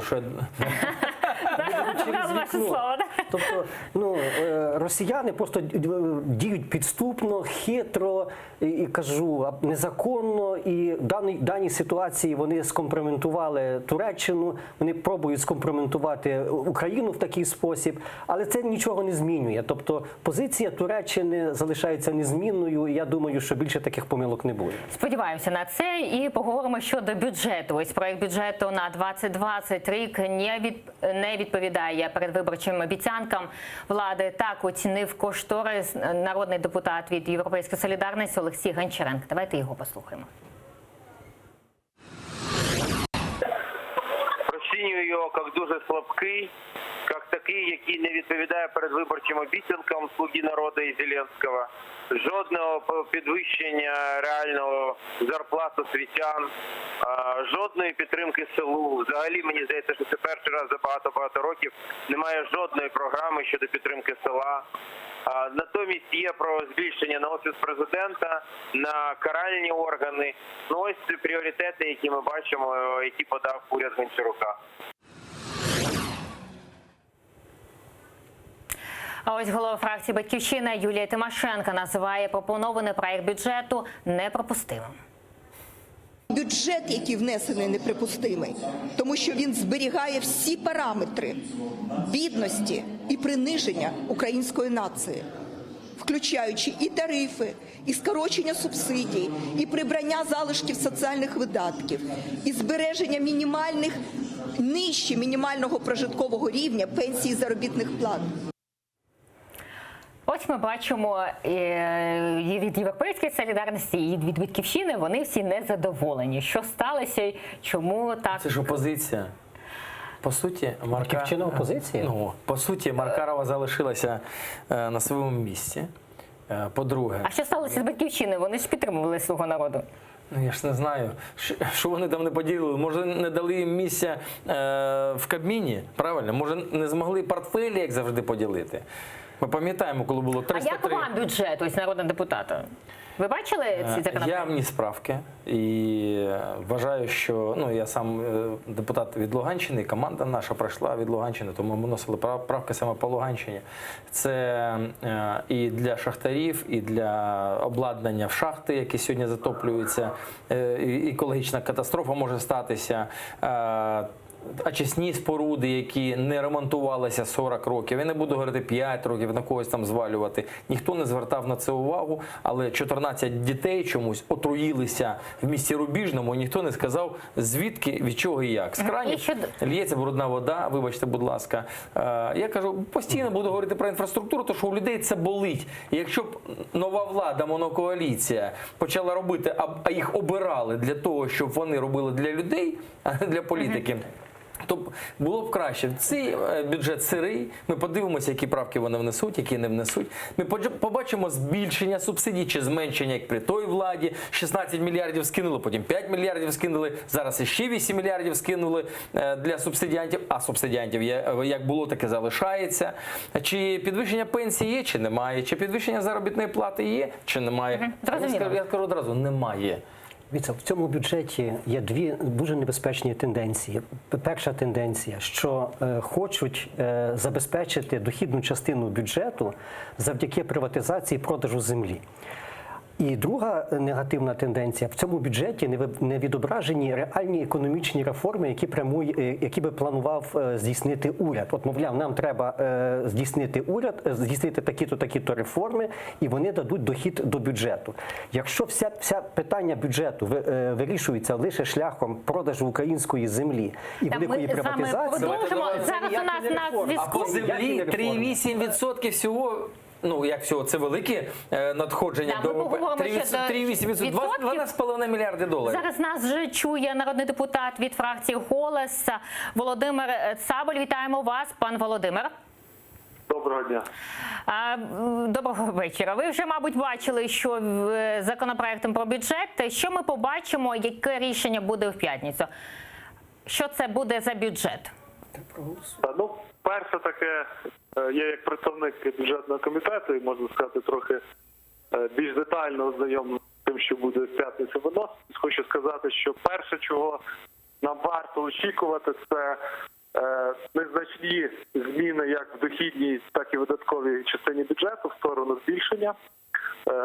Тобто можна очікувати, що дещо незначне збільшення буде як доходів, так і видатків. Якихось кардинальних змін по покращенню соціальних стандартів, по збільшенню соціальних виплат очікувати до першого читання, я думаю, не слід. Або очікувати, що ця програма уряду, яка була представлена урядом Гончарука, буде відображена в проєкті бюджетних висновків, які будуть голосувати в п'ятницю, також цього не буде. Я думаю, що цього нам потрібно буде чекати тільки до кінця листопада, до середини листопада, коли бюджет буде голосувати в другому читанні, після того, як ми, парламентарі, вернемо на доопрацювання після голосування в п'ятницю в Кабінет міністрів. З якихось таких, напевно, я б сказав, позитивних речей, напевно, слід очікувати, що по деяким напрямкам роботи, по деяким негативним коментарям, які звучали як і від нашої партії, так і від інших фракцій, ті речі будуть враховані. Наприклад, була велика проблема з тим, що фінансування оборонного сектору не було відображено в тому проєкті, який подавався. Я хочу нагадати глядачам, що була заложена одна сума на 28 мільярдів на РНБО, яка не була ніяк розподілена. Тобто це означало, що ніхто не знає, куди підуть на збільшення яких ефективностей ці додаткові видатки в оборону. Дякуємо вам. Дякую. Володимир Цабаль, народний депутат від фракції «Голос», був з нами на зв'язку. Пане Богдане, ви хотіли до кінця сказати щодо бюджету, так? Тобто не можна формувати дохідну частину бюджету лише шляхом проведення так званих реформ, тобто продажу землі і великої приватизації. Якщо йти таким таким шляхом, то насправді це означає на практиці, що не здійснюються ніякі реальні реформи, тобто змістовної частини в бюджеті я поки що не бачу. А йде так, а уряд пробує йти найпростішим шляхом. От є земля, яку можна забрати в українців, віддати на вільний ринок, сюди прийдуть іноземці, куплять цю землю, і ми оці кошти спрямуємо в дохідну частину бюджету. Або підемо шляхом великої приватизації. Мені здається, вже є закон, де відмінено оцей перелік підприємств приватизації. Обов'язково. І якщо таким шляхом йти, це теж тупиковий шлях. Хочу розчарувати або здивувати.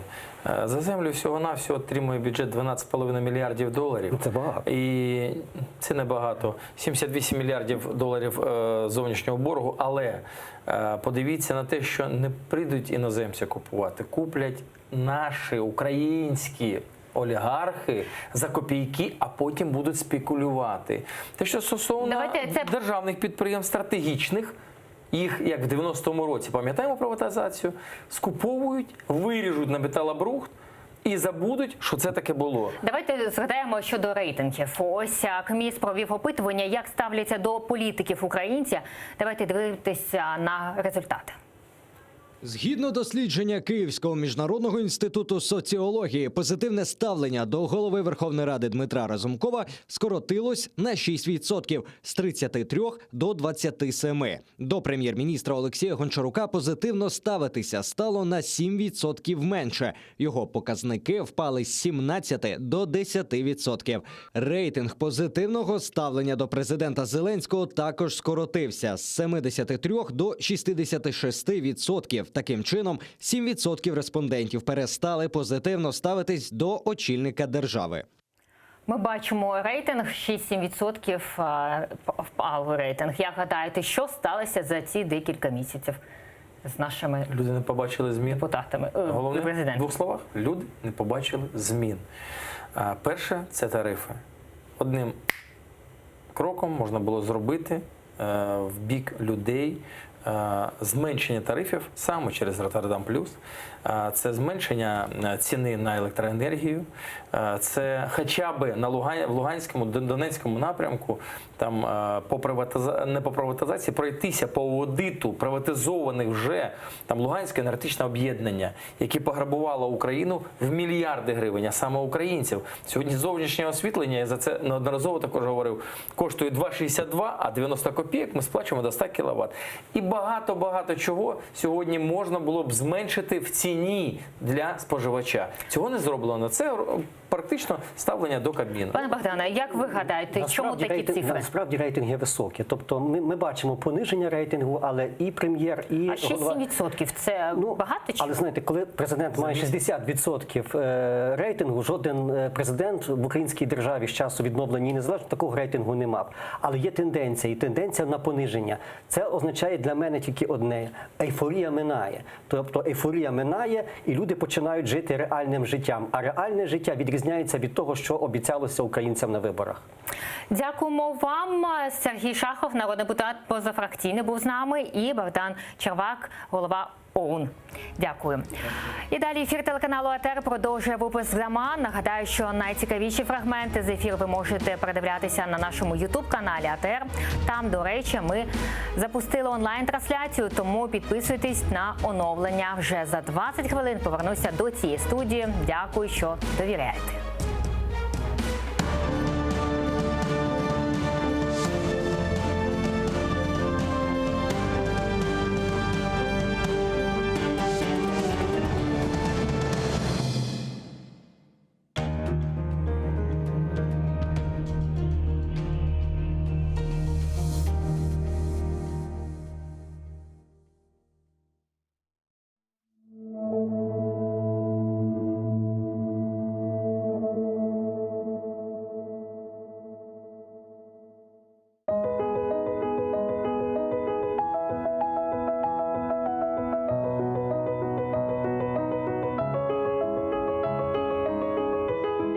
Қырым дегенімде жүрегім açılır. Yağmur olup buluttan güller saçılır. Dağ, çöller, denizden tebessüm yayılır. Kalbimnin melyemiz эй, ана ватан.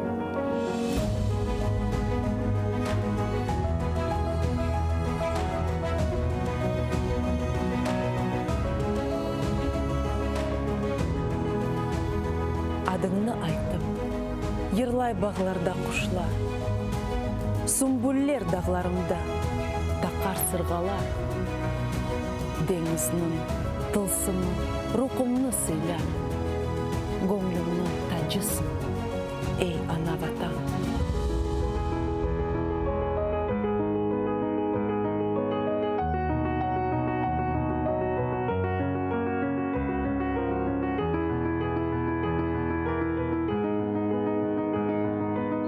Сайыллер соқақларда женнет авасы. Бақча бағлар қалқың чун, дертлер девасы. Будыр асыл инсанның омыр сефасы. Көзімнің нұрысын, ей, ана, ватан.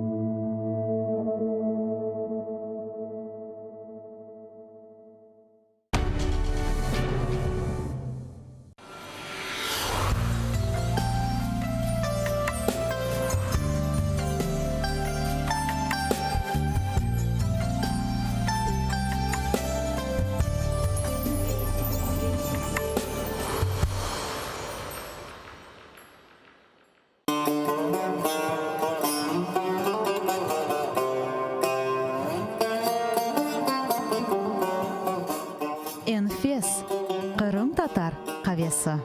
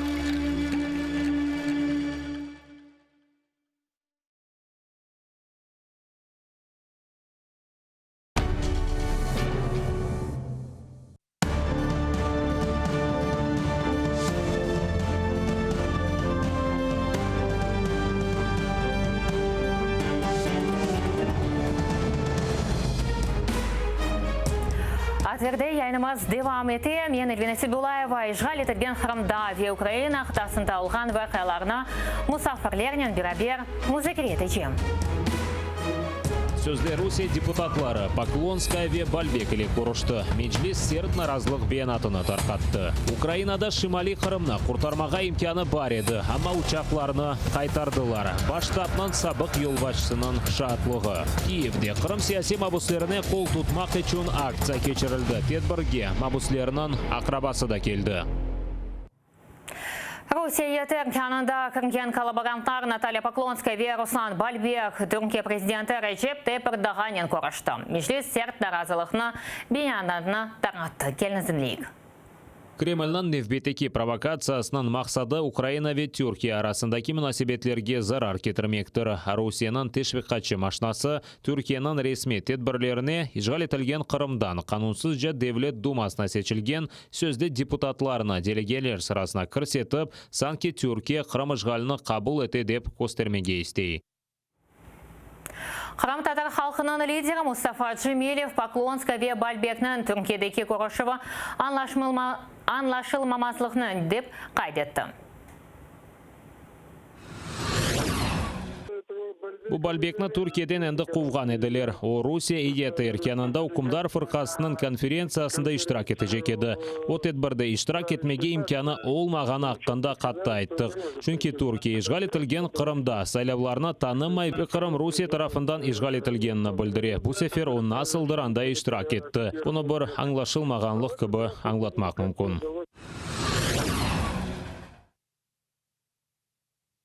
Ve Kırım'dan bağımız var. Zeyra Hasmilayev, Merkezi Salav Komisyası'nın katibi. Zeyra, selamun aleyküm. Selam. Zeyra, siz sende işitkeniz. Bu Poklonska ve Balbek koruştu bu Türkiye'de Erdoğan'la selamlaştılar. Aslında buna nasıl kıymet kesesiniz? Bilesiniz, aslında Erdoğan Poklonski'nin ya da bir kimselerle konuşmadı. O Rusya parlamento Gosduma'nın vekillerine konuştu ve onların arasında bu iki kimseler var idi. İki şahsılar. Ama eğer Erdoğan kendisi haber olsa bugün de kimler o elin değil ayağın bile uzatmazdı. Bunlarga kimler Mustafa Cemilev'ge Refat Çuvarov'a Kırım'a kirmege yasak etkenleri kimler Ahmet Çigoz'la kapıshanege bırakanlarga ve Kırım Tatar Milli Meclisi'nin yasak etip ekstremist teşkilatı deyip tanıgan kimselerge nasıl el uzatar edi? El asıl da uzatmaz idi. Bu ben devletten protokol hizmetin bir uygunsuz hareketleri ve ben belirtsem Türkiye Cumhurbaşkanı bu hakkında kesen bir hareketler yapar bu kimselerinin. Kim böyle uygunsuz alga Cumhurbaşkanını getirdi. Elbette, Zeyra, sizin fikrinizge göre elbette Rusya böyle kötü matbuat vasıtaları hem de Kreml bunu işletip ileride de sanki Türkiye onlarını tanıyıp işletebilecek böyle bir fırsat olacak onlar için. Sizin fikriniz göre ileride nasıl münasebetler olabilir bu Türkiye ve Moskva arasında? Türkiye'nin Rusya'nın münasebetleri nasıl oldu öyle de devamı olacak. Neçin degende Kımer demek Avrupa'da Türkiye'ye karşı biraz uygunsuz hareketler olandan sonra evet Erdoğan mecbur ona Rusya'nın de Kımer suallerde işbirliğine bakmağa güvenlik mesele başka meseleler ama bu yerde tam da tek pragmatik sualler var. Ama siyasi taraftan NATO ayrıldı ve orada kendi pozisyonu ne Cumhurbaşkanı ne başkanları Türkiye'de değişken şey yok. Zeyra, siz bilirsiniz Kiev'de böyle aksiya keçirildi bu siyasi muhabbetlerге kol tutmak için. Aslında sizin fikrinizge göre Ukrayna devleti, Ukrayna yolbaşçıları hem de prezident hem de deputatlar bu Kırım Tatar halkında olan böyle problemalarına işte mi ya da yok mu? Kırım'dan ne görünüyor? Bu 14 saatlik olan bir marafonu asıl Cumhurbaşkanı Ukrayna Cumhurbaşkanı çok şeylerin haberi olmağını gösterdi. Ondan sonra Cuma ertesi köprü oldu. O yerde bu parlamento vekilleri de Kımer suallerine cevap verdiğin zaman da aslında onların farklarını anlamıyorlar. Nerede milli azınlık, nerede tamırlık halk, kimin hakkı var devletçilikte, kimin yok. O kadar cahil bir neler evet onun sebebinden hareketleri de aynı cahil bir ters. Ve buna bakınız Babiyar faciasında Cumhurbaşkanı katılmadı. Bu Ukrayna askerlerin Ukrayna korçamagan askerlerin bayramı edi. Onlardan asıl da hayırlamadı. Onun için evet kendi milletini devlet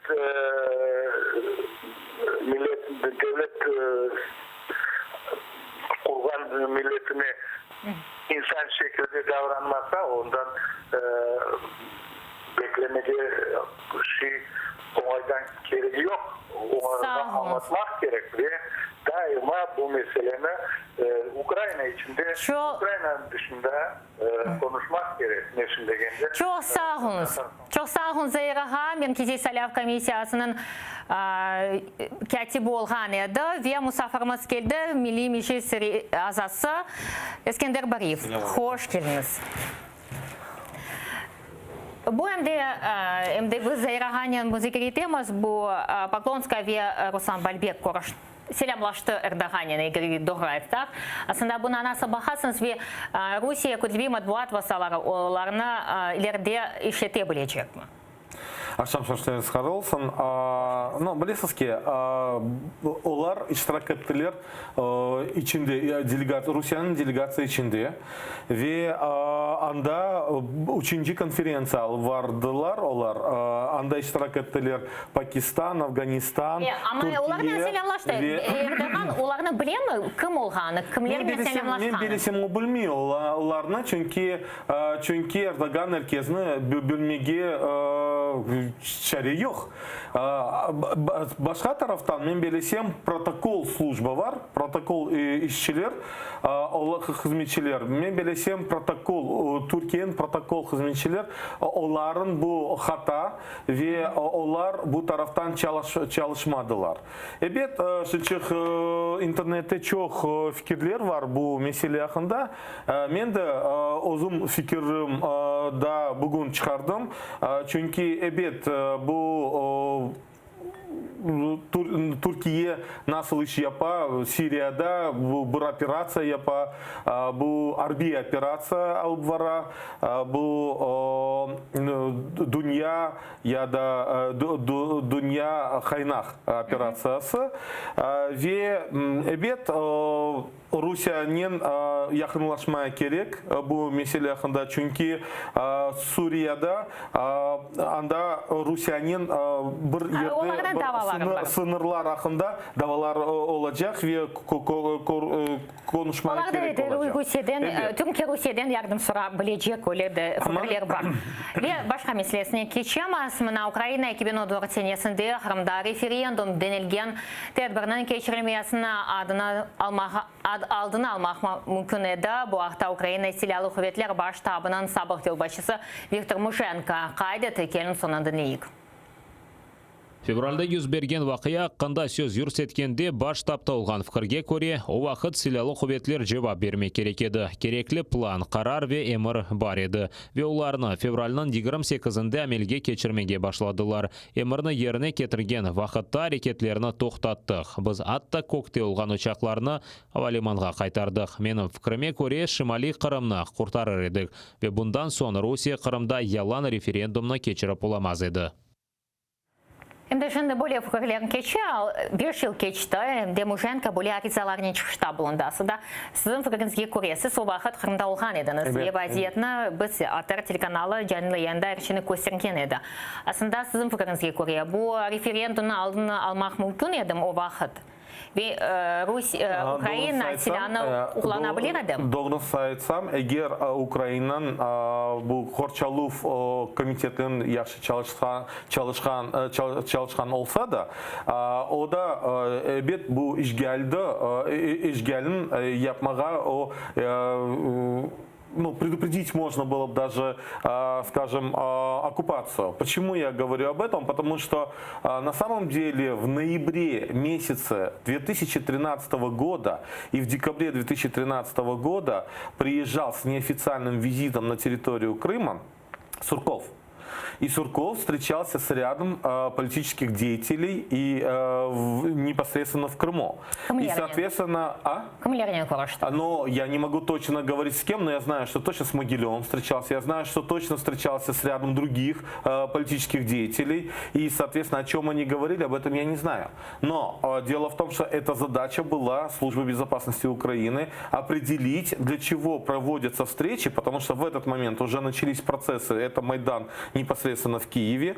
И, соответственно, дестабилизация политических процессов была в Украине. И, соответственно, уже в декабре месяце мы видели следующие посылы, когда со стороны власти в Крыму способствовали или содействовали даже тем процессам, когда шли антиукраинские уже настроения. Если помните, в троллейбусах уже призывали и говорили, что на Майдане собрались бандеровцы, и непосредственно не так называемый, а тогда официальный президиум Верховной Рады Автономной Республики Крым, они выступали с обращением к крымчанам и говорили о том, что в Киеве проводят Майдан непосредственно люди, имеющие отношение к бандеровцам, что они хотят захватить власть и так далее.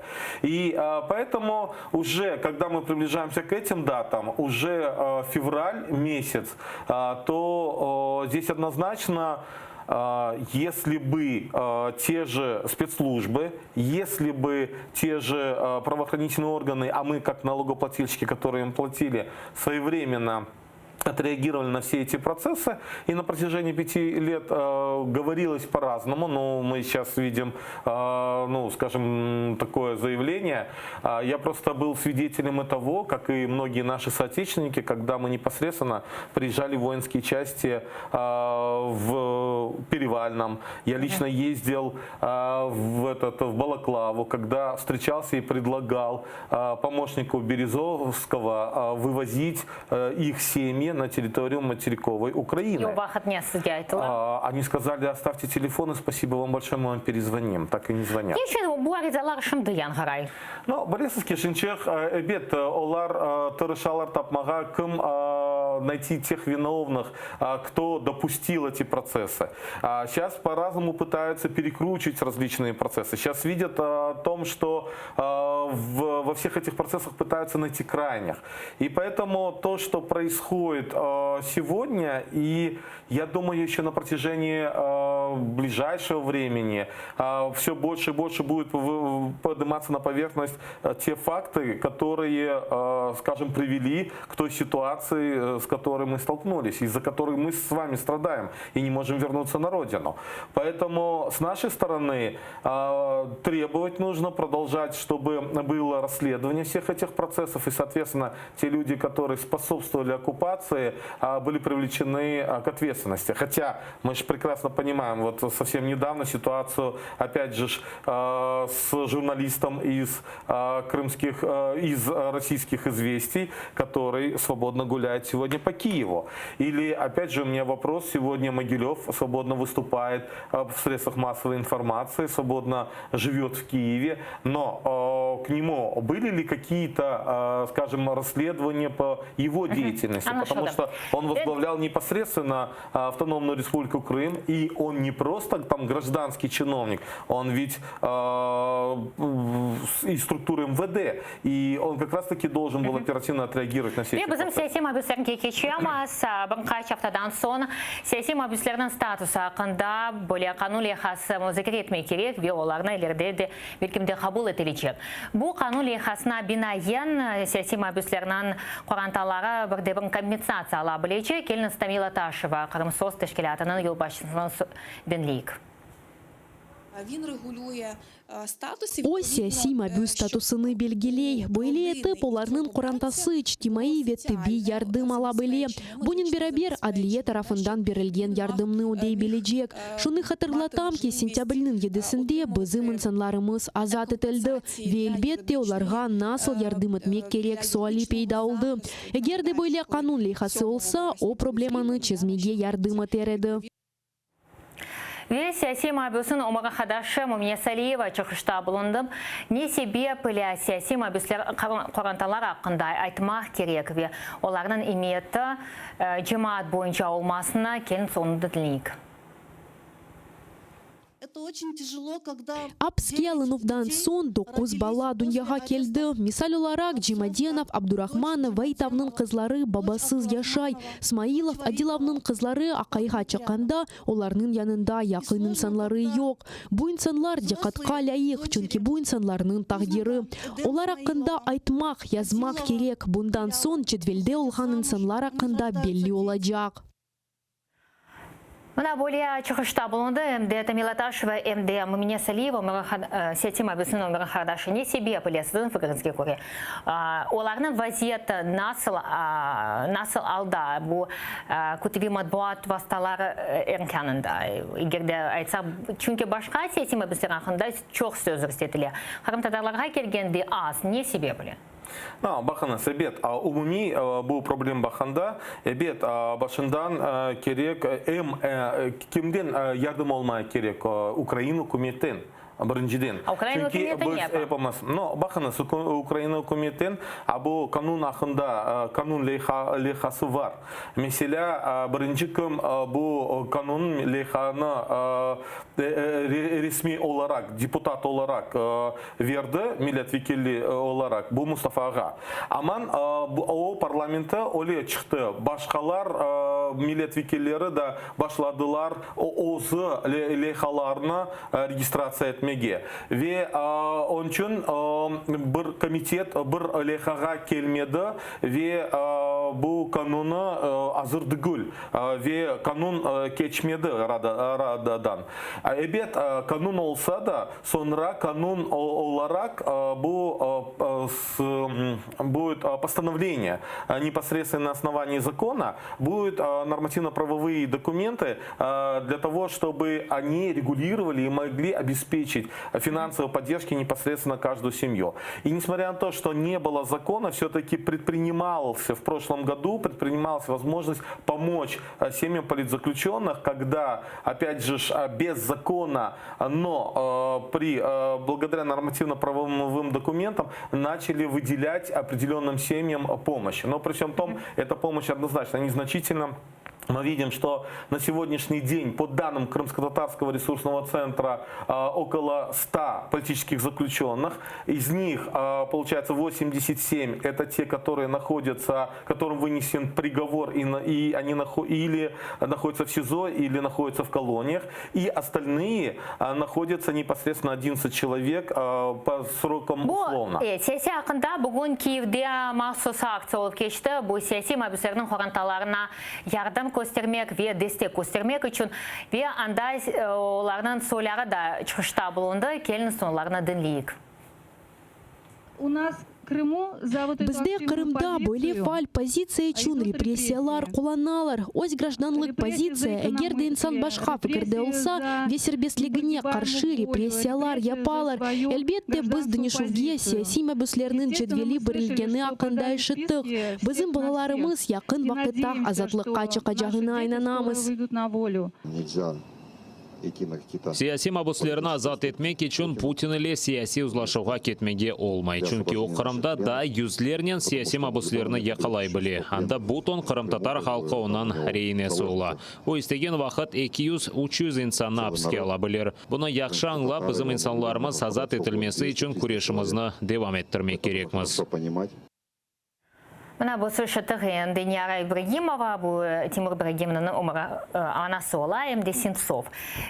Сенцовның сөздеріне бинайен, асында күреш алып бармақ керек, чүнкі егерде Кремль істесе, асында Путин оларын саяси мәбүстерінің чоқлаша біле. Насыл әрекетлер yapmaq керек, бұл сайысы olmasın деп? Мой меселе бұл işgal. Çünkü da onlar siyaset mabüslerini etecekler. Çünkü serbestlikler aman başkalarını alacak. Biz görüyoruz yakın zamanlarda kene onlar bu tintuvlar yaptılar ve kene yanı mabüsler oldu. Onun için biz özümüz taraftan bu informasyon kampanya yapamız. Halkara informasyon kampanya. Mesela Ребят, но білесізге, бүтін дүнияда, бүтін мемлекетлерде олардың өзі саясаты бар. Олардың içinde проблемалар жоқ. Аман біздің проблем ақында eşitmek için бізге çalışmaya керек. Mesela yakın zamanlarda biz парламентская ассамблеяға бардық, біз не анда яптық? Біз анда Толстой созға шыққан вақытында біз кедер еттік. Біз шығардық Крым-татар байрағы, Украин, Полония байрағы ве шығардық плакатларының ве анда отырған депутатларын, башқа мемлекетлерден делегатлар, олар аңғышладылар біздерге. Onun için bir taraftan ama siz Толстой айтқанда мен анда iştirak еттім, бұл пассияқ айтқанда. Русия делегациясының қайтардылар. Siz çıkışta bulundunuz, hem de arızalarını çıkışta bulunalар başka failler. Ama hareketlerine bakanda Amerika, Avrupa onlarını қайтарды. Yani biz belki de yanlış yapalım. Bu mesele yanı değil. Rusya'nın kaytarmak için 2015 senesinden onlar böyle iş alvargan ediler. Çok siyasetçiler, Avrupa'nın siyasetçiler onlar öyle düşünüyorlar. Rusya'nın bir konuşmaya gerek. Bu problem hakkında, Kırım problem hakkında, insan hakları hakkında. Aman Rusya parlament içinde olmasa nasıl konuş olacak? Olmayacak. Onun için bu tarafdarlar öyle aytalar. Başka tarafdarlar mesela Litvanya, Baltic Plus bir blok yaptılar. Rusya'nın karşı bu blogu çünkü Rusya anda yer yok. Onun için bizlerge aktif iştirak etmek gerek informasya hakkında. Eskender Bariyev, Milli Meclis Azası Musafirimiz edi. Çok sağ olunuz. Ve 5 dakikadan son zaman Şevket Nigmatullaev'nin devam edecek. Biz ise 20 dakikadan son bu stüdyada görüşeceğimiz. Bizle olunuz.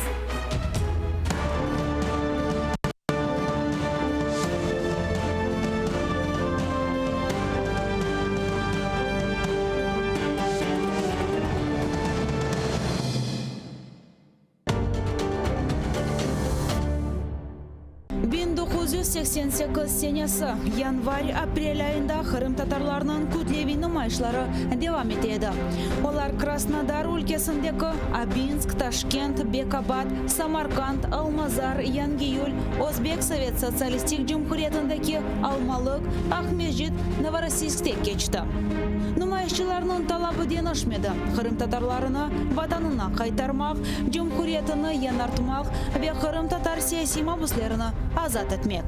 Hükümet vekilleri böyle nümayişlerge narazılık göstermek tırışkan edi. Lakin Kırım Tatarlarının hareketini toxtatmak endi imkansız oldu.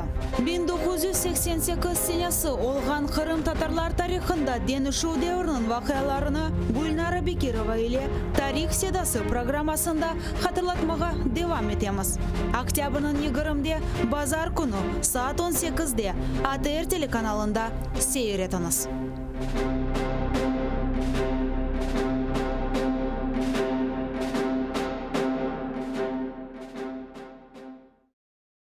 Halkımızın usta çalgıcısı, Kırım'da nam kazangan artist,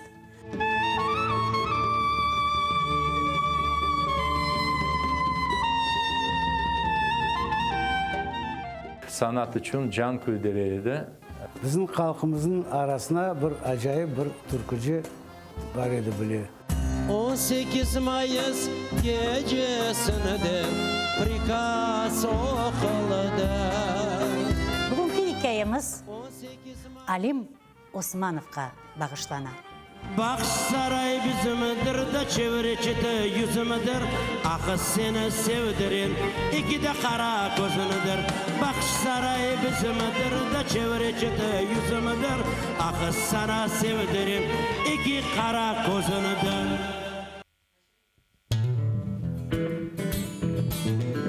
Українська музика багата на колоритні пісні. Знайомство з унікальним гуртом «Сонячна машина», учасники якого є авторами, виконавцями та мультиінструменталістами. Все це ви побачите в ефірі Джанглу Студіо на телеканалі АТР вже цієї неділі о 19:30. Yemek isterken tarlalar erekler erekler. Layık görsen men yanımda kalayım kalayım. Yemek isterken tarlalar erekler erekler. Layık görsen men yanımda kalayım kalayım.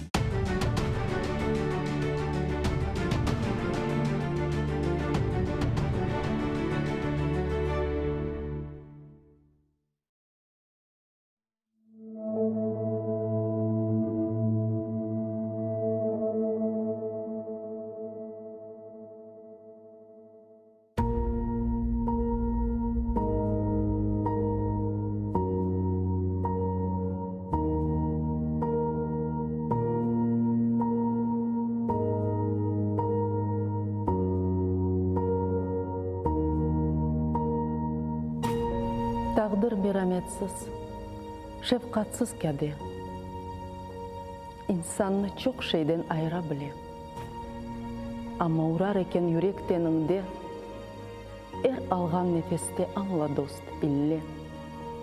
Seni unutmagan vatanın olsun. Taqdir koldan ayırır, dayanırsın. Baxtlı yoldan ayırır, dayanırsın. Dayanırsın. Dayanırsın, dayanırsın. En ağır ehvalda umut nentile. Seni unutmagan vatanın olsun.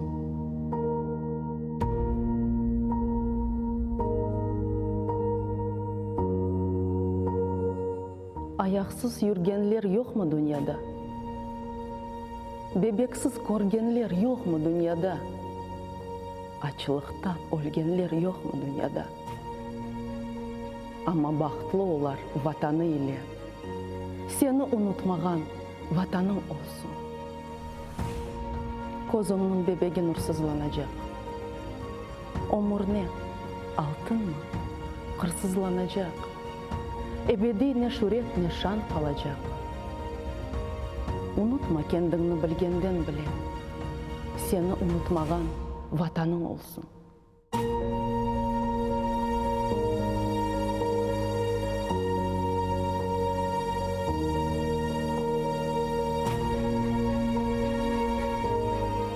Kaydadır jürükке minip çapsan da, dumanlar артында yolsuz kalsan da, ecnebi toprakta Allah olsan da, kozumnun o günde tursun os kullen, seni unutmagan vatanım olsun.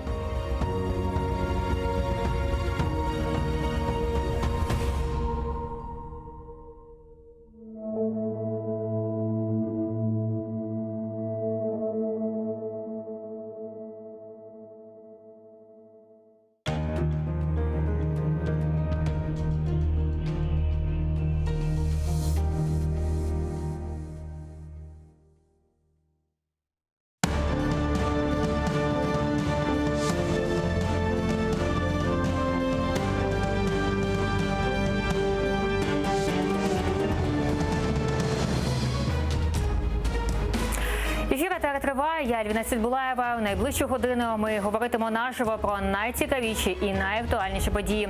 Залишайтеся за ТЕР, нам є про що розповісти. Верховна Рада виходить із турборежиму і знов ділитиме гроші. Спікер розповів, коли ухвалять держбюджет. До парламенту викликали міністра оборони та очільника МЗС. Депутати питатимуть, на які поступки піде Україна для завершення війни. Рейтинг президента, голови ради та очільника уряду падає. Оприлюднено свіжу соціологію. І вітаю всіх, хто долучився до прямого ефіру телеканалу ТЕР. Я рада привітати наших гостей. Софія Федина, народний депутат від Європейської солідарності. Вітаю вас. Доброго вечора. І Ігор Шевченко, екс-кандидат у президенти. Доброго вечора. І поговоримо все, що відбувається у нас в Україні. Ось на засіданні в Мінську сторонам не вдалося досягти консенсусу стосовно розведення сил. Про це повідомив спецпредставник ОБСЄ в Мінському Мартін Садік. На жаль, сторонам не вдалося виконати розведення сил в Петровському і Золотому, яке було узгоджено на минулій зустрічі контактної групи. Проте сторони підтвердили намір розвести сили на пілотних ділянках. Я сподіваюся, що вони зроблять це в майбутньому. Графік обговорювався, але сторони консенсусу не досягли. Бойовики не дотримуються взятих на себе зобов'язань у процесі розведення сил. Про це повідомляє речниця представника України в тристоронній контактної групи Дарка Оліфер. Українська сторона чітко зазначила, таке розведення може відбутися тільки за умови дотримання семиденного режиму тиші на цих ділянках. Попри зобов'язання, зафіксоване Мінськими угодами, незаконні збройні формування ОРДЛО не відводять від лінії зіткнення важку артилерію. Натомість розміщують на передовій танки та міномети.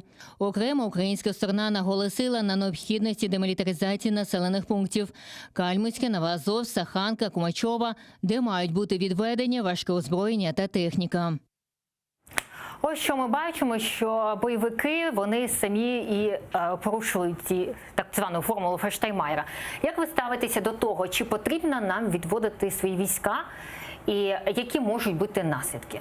Я би сказала так, трошки про тролю, але нам треба відводити свої війська на 2,5 тисячі квадратних кілометрів вперед, скажімо так, сумарно по всій лінії фронту, щоб ми зайняли ті позиції, які мають бути підконтрольні Україні. Якщо ми говоримо про той формат, який говориться зараз, не знаю, що саме пан Сайдік коментував, але в мінських домовленостях немає ані слова про відведення військ, про що зараз вимагає, зокрема, та агресивна сторона.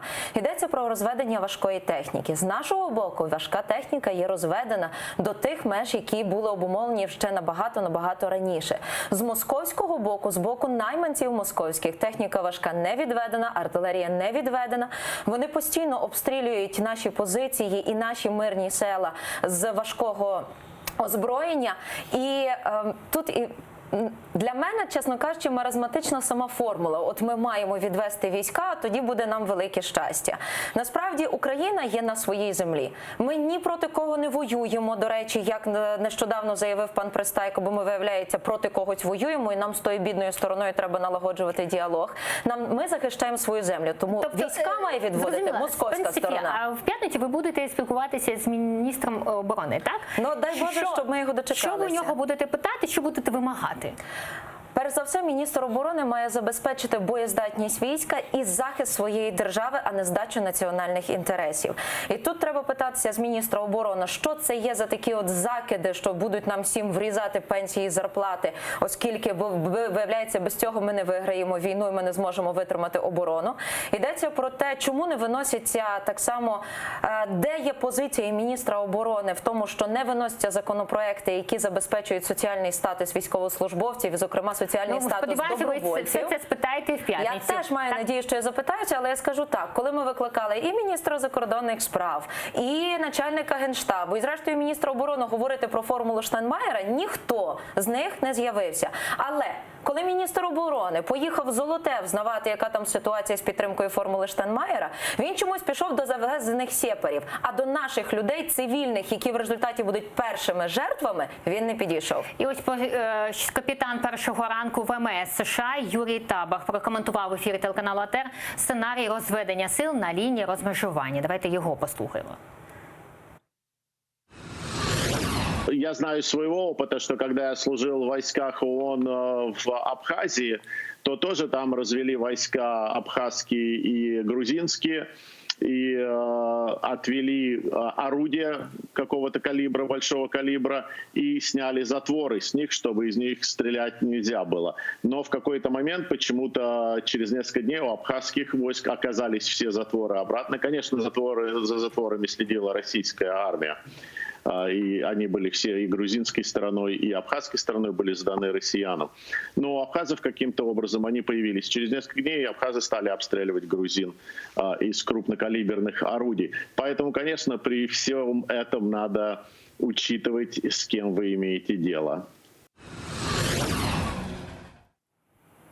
І ось ми почули речника МВС США. Пане Ігоре, як ви ставитеся до відведення військ українських? До чого це може привести? Знаєте, я взагалі розглядаю цю форму Штайнмаєра, ці всі переговори блефом, розумієте, сторони Росії і сторони непідконтрольних Україні територій. Це все просто затягування часу, це просто відволікання уваги, не буде там ніякого нормального розведення. Ми можемо відвести свої війська, вони нікуди нічого не відведуть. І от зараз чому тоді влада не може це зрозуміти, почути вас? Влада прекрасно все розуміє. І ви бачите, що вони також намагаються якось це згладити, цю всю формулу, яку там хтось підписав, там Кучма чи що, чи були в нього повноваження чи ні. Я вважаю, що навпаки, ми повинні укріплювати свої позиції там, де ми зараз стоїмо.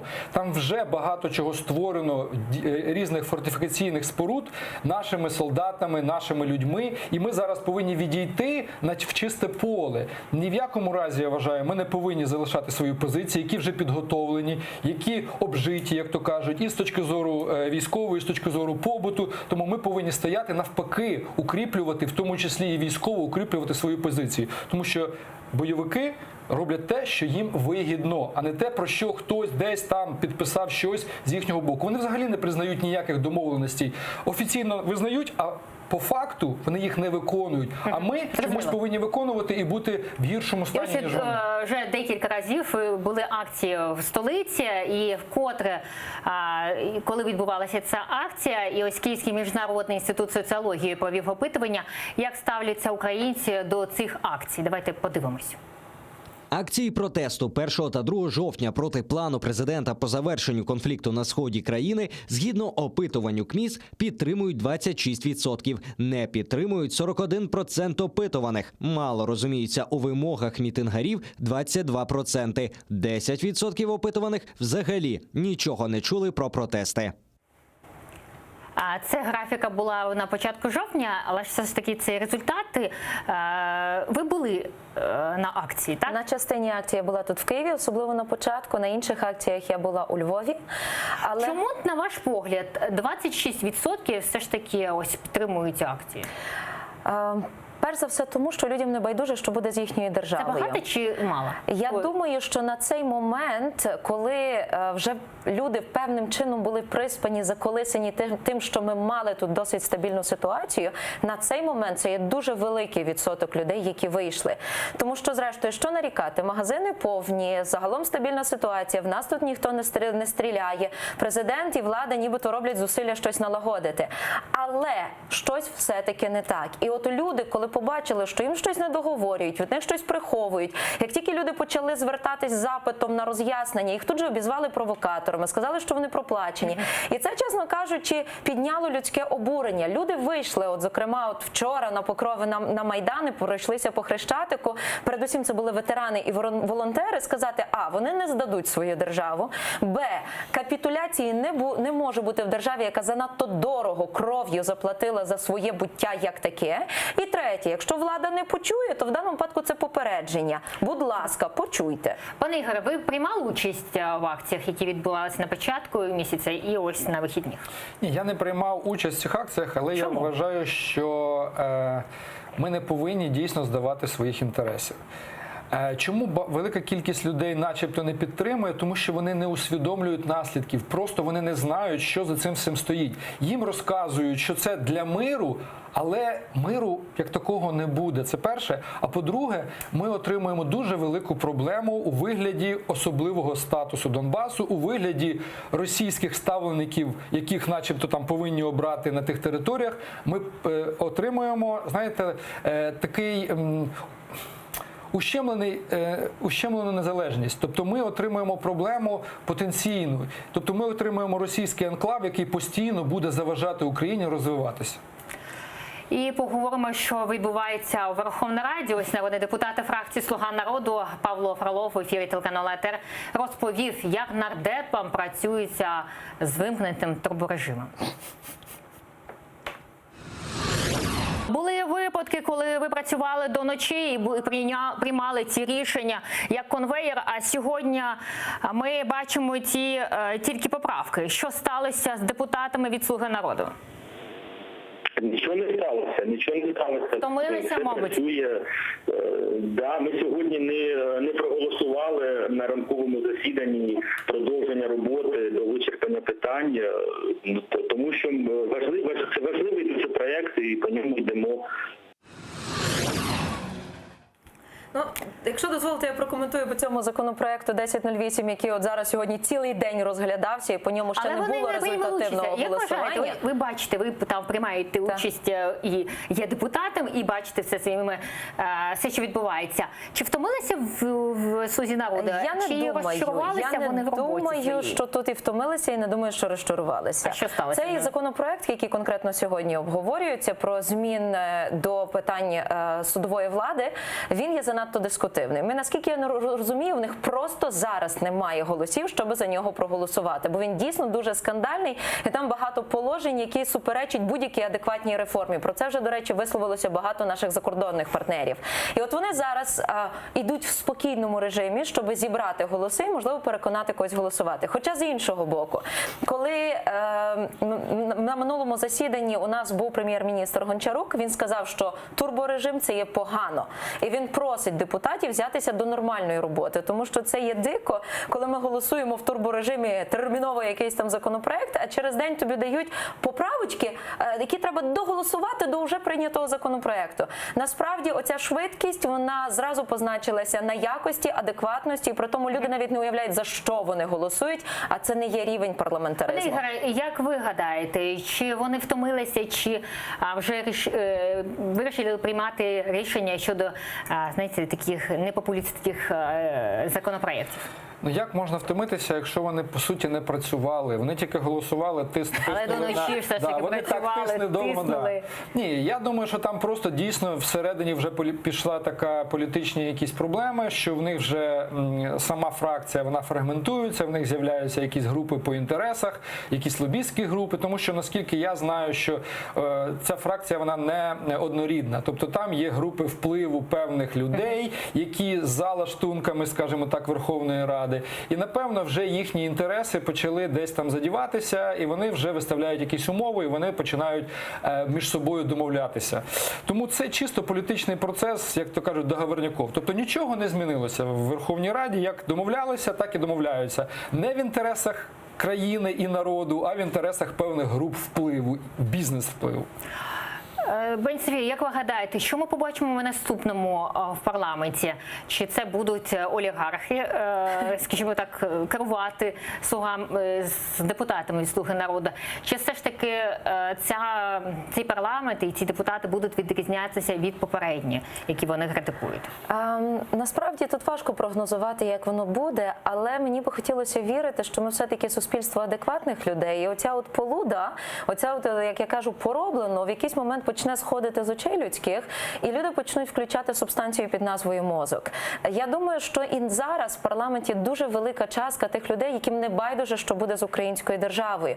І вони щиро вірили, що отакими різними діями, турборежимом, тотальним ігнором опозиції в будь-якій її формі, вони зможуть отак клац і все повирішувати. Побачимо, як це буде в п'ятницю. Ось голова фракції «Батьківщина» Юлія Тимошенко називає пропонований проєкт бюджету неприпустимим. Давайте послухаємо її. Бюджет, який внесений, неприпустимий, тому що він зберігає всі параметри бідності і приниження української нації, включаючи і тарифи, і скорочення субсидій, і прибрання залишків соціальних видатків, і збереження мінімальних, нижче мінімального прожиткового рівня пенсій і заробітних плат. Концепцію як? Пане Ігорі, ось ми почули щодо бюджету, який він взагалі буде, і буде він відрізнятися від попереднього бюджету? На жаль, нічого особливо нового і інноваційного в цьому бюджеті я не бачив. Тобто він як був, чому? Тому що його, по суті, верстали, рахували люди попередньої влади.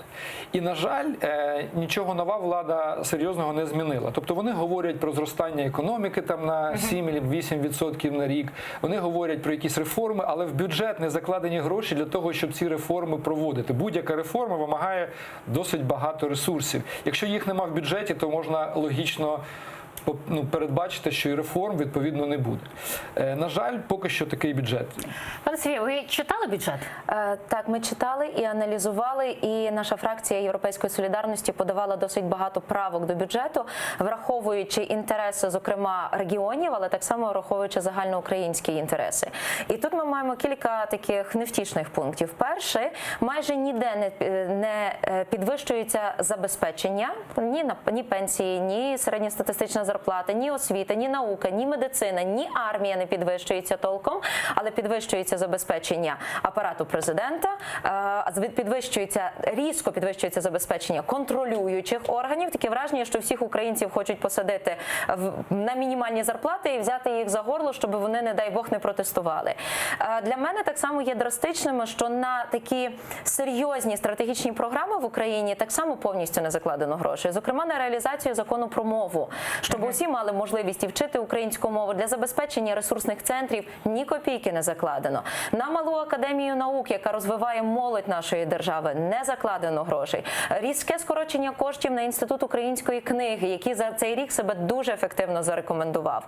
Ну і є дуже багато моментів, зокрема пов'язаних з військовими, де не вирішується питання. От знак питання. До сих пір не маємо роз'яснень, куди підуть 28 мільярдів гривень, які записані окремим рядочком на Раду нацбезпеки і оборони. Маємо надію, що в п'ятницю отримаємо ці відповіді. Ну і для мене також є драстичним питання про те, що ветерани, бійці, які є переселенцями, які втратили абсолютно все під час окупації, на їхнє житло, на їхню соціальну підтримку також ні копійки не є закладено. І тоді питання, на кого працює оця от команда, яка позиціонувала себе якомога ближчою і відповідальнішою перед людьми. Побачимо, як будете голосувати в п'ятницю, так? Слухати, голосувати і задавати запитання. А ось як МІС провів опитування, як ставляться до політиків українці. Давайте дивитись на результати. Згідно дослідження Київського міжнародного інституту соціології, позитивне ставлення до голови Верховної Ради Дмитра Разумкова скоротилось на 6% – з 33 до 27. До прем'єр-міністра Олексія Гончарука позитивно ставитися стало на 7% менше. Його показники впали з 17 до 10%. Рейтинг позитивного ставлення до президента Зеленського також скоротився з 73 до 66%. Таким чином, 7% респондентів перестали позитивно ставитись до очільника держави. І ми вже долучаємо Володимир Паніотта, генеральний директор КМІСу. Вітаємо вас, пане Володимире. Добрий вечір. Пане Володимире, скажіть, будь ласка, з чим пов'язаний такий спад до довіри президента, прем'єр-міністра, на ваш погляд? Ну, по-перше, сказати, що це великий спад, я б не сказав, тому що, незважаючи на зменшення підтримки президента і інших в владі, все ж таки показники дуже високі і набагато вищі, ніж були в інших президентів. В принципі, всі очікували, що вони будуть падати скоріше. І навіть я десь писав, бо логіка була така, що коли Зеленський почне висловлюватись, тому що він мовчав, нічого не казав, то у нього дуже різноманітна підтримка з різних категорій людей, що воно буде швидко падати. А цього не відбулося, і очевидно, що це падіння не буде таким швидким, як очікували соціологи і політологи. Пане Володимире, а з чим ви це падіння пов'язано все ж таки з тим, що були протести і дуже жваве обговорення у зв'язку з намаганням імплементувати формулу Штайнмаєра. Зрозуміло. Дякуємо вам. Володимир Паніотта, генеральний директор КМІСу, був з нами на зв'язку. Пане Ігоре, з чим ви пов'язуєте такий рейтинг президента? Який він може бути? Рейтинг досить високий, все ж таки, я згоден, але дійсно динаміка пішла вниз. І це я пов'язую з тим, що обіцянки, які давалися під час передвиборчої кампанії, вони чомусь не виконуються. І посадок ми не бачимо, і тарифи не зменшуються. Тобто люди продовжують бачити шоу, яке було під час кампанії, досить ефективне шоу, але люди не бачать, розумні люди в першу чергу, не бачать реальних результатів, не бачать реально практичних кроків, яким чином будуть виконуватися ті обіцянки, які давалися. А час вже пройшов, вже майже півроку. Півроку пройшло президентства. Так, я розумію, що там прем'єр-міністр і уряд там ще недовго ще працювали, ще рано їх оцінювати. Але президент міг би вже зробити більше за півроку, ніж зроблено. Тому люди і розчаровуються, скажімо так. Але я погоджуюся також з пані Паніотто про те, що всі очікували, що буде швидше рейтинг падати. Але це добре, молодець, що він на цьому, скажімо так, на шоу все-таки тримає увагу до себе. Плюс американська історія, тобто сама можливість тримати увагу на собі великої кількості людей, це президенту вдається. Навіть марафон. Тобто вони знаходять нові і нові способи через так звані шоу-інструменти тримати цей рейтинг. Пані Софія, а скільки триватиме таке шоу і скільки витримає Зеленський, аби все ж таки його рейтинг не впав? Перші реальні результати ми отримаємо, коли почнеться опалювальний сезон і прийдуть перші платіжки за газ, за опалення. Коли вже в зимовий період передбачається так само зростання курсу долара. Далі ми будемо бачити, як буде втілюватися, який буде бюджет, як він буде втілюватися.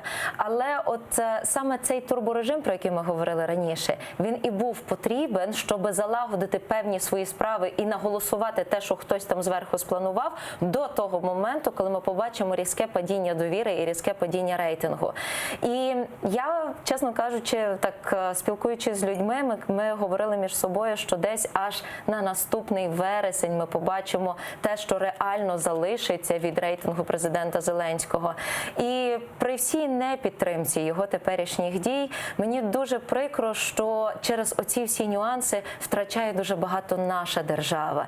І хотілося б, щоб зараз зі сторони президента, уряду, зі сторони «Слуг народу» було бажання почути людей, було бажання почути інші точки зору, сісти докупи за стіл переговорів і почати разом працювати, тому що якщо ми падаємо в безодню, то падаємо всі разом. А дуже хочеться, щоб Україна туди не падала. Ось щодо іншої сторони, яка чує, оскільки українці схвалюють дії президента, парламенту та Кабміну, давайте подивимось результати опитування того ж КМІСу.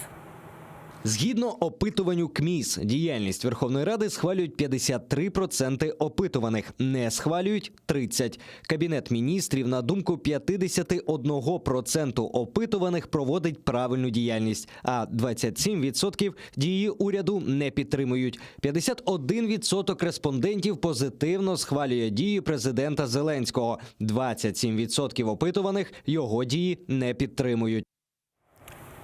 Ось, пані Ірино, ми бачимо, що дуже великий відсоток, які підтримують. Але ми бачимо так само приблизно таке саме співвідношення, як голосувало за президента Зеленського і проти нього, як голосували за «Слугу народу» і проти «Слуги народу».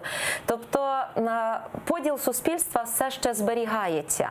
Але знову ж таки кажу, я постійно стукаю. Ну так, я представляю одну партію, хтось представляє іншу партію. Якщо нам не байдужа Україна, з тим всім треба щось робити. І для мене дуже цікавим показником було те, що минулої неділі на Віче вийшли люди, які голосували за Зеленського. І коли ми з ними спілкувалися і питалися, як воно має бути, тобто президент взагалі не визнає ці всі Вічі, вважає, що ми всі провокатори і проплачені, а вони сказали, ми не розуміємо, що відбувається, бо для нас відступ наших військ на Сході – це є зрада України. І ми хочемо, щоб президент чітко сказав, ні, не перейдемо червоні лінії, щоб він чітко зайняв позицію захисника держави.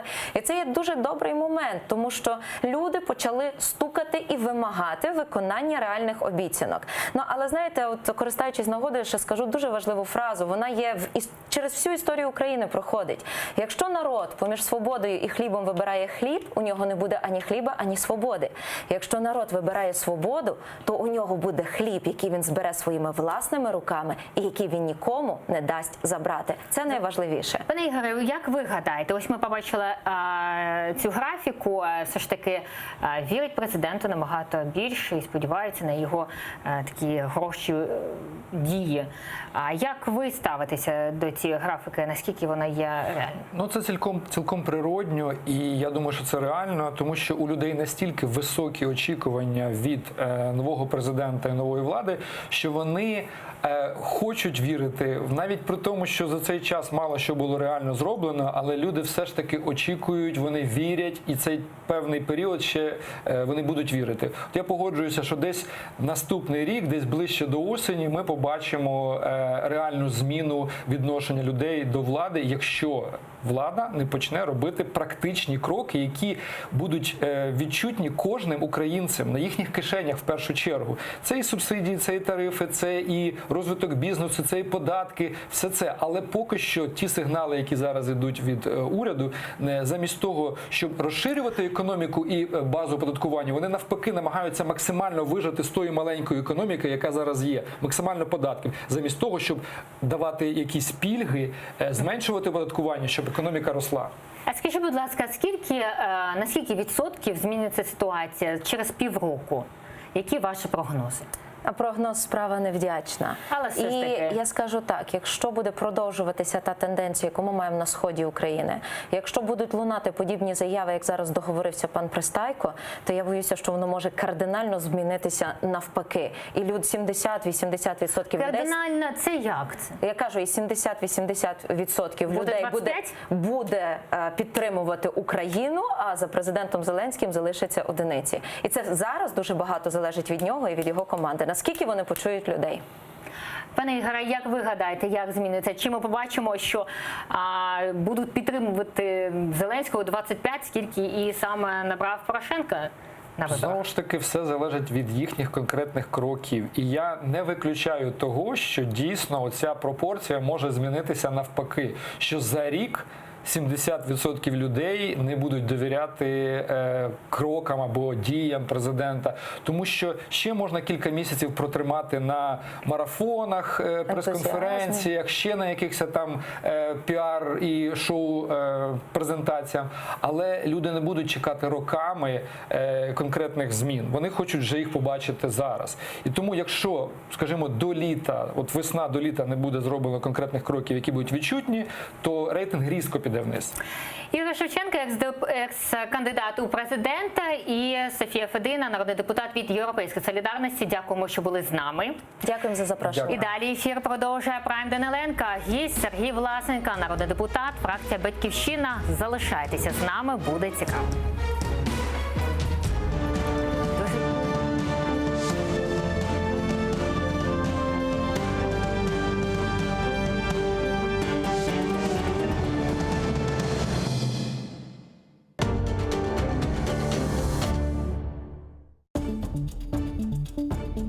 Дружба по принуждению. Зачем США дали курдов в руки Кремля? Да здравствует Брексит! Легчает корона Елизаветы II. Эфиопская гордость Нобеля. Конец многолетней войны. Угрозы и надежды, радости и потери. Какие уроки преподал нам мир за последнюю неделю? Сегодня в Прайм Мацарский в 21:00 на АТР. Как началось второе правление Менглигерая хана? Какие новые территории он окончательно закрепил за своими потомками?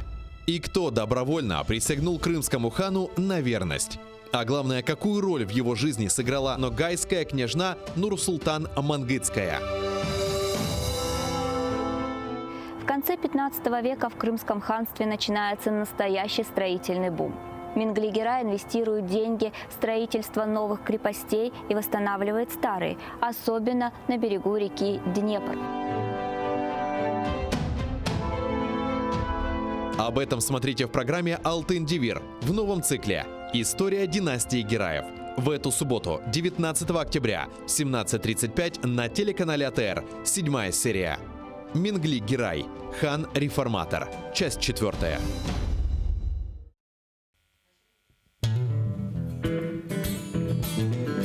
Українська музика музика багата на колоритні пісні. Знайомство з унікальним гуртом «Сонячна машина», учасники якого є авторами, виконавцями та мультиінструменталістами. Все це ви побачите в ефірі Jungle Studio на телеканалі АТР вже цієї неділі о 19:30.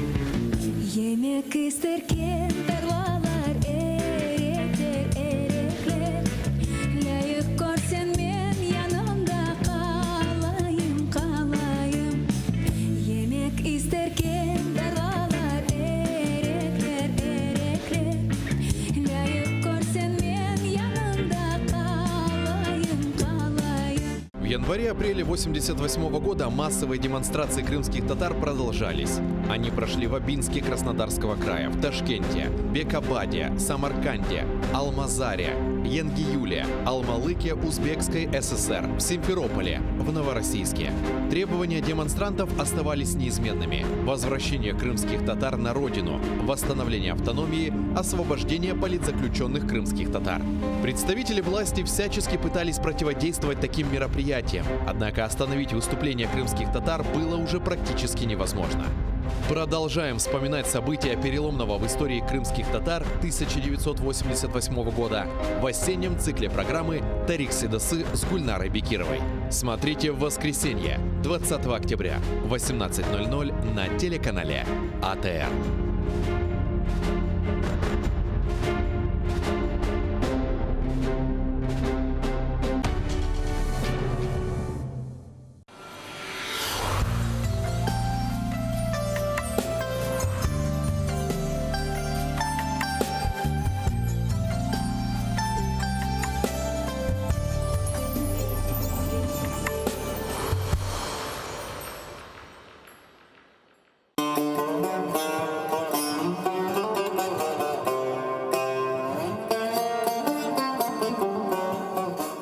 Enfes, Qırım tatar qavesi.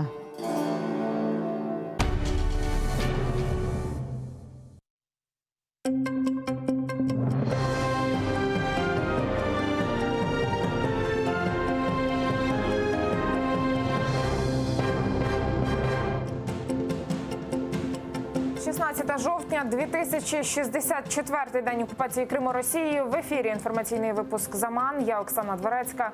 Вітаю вас.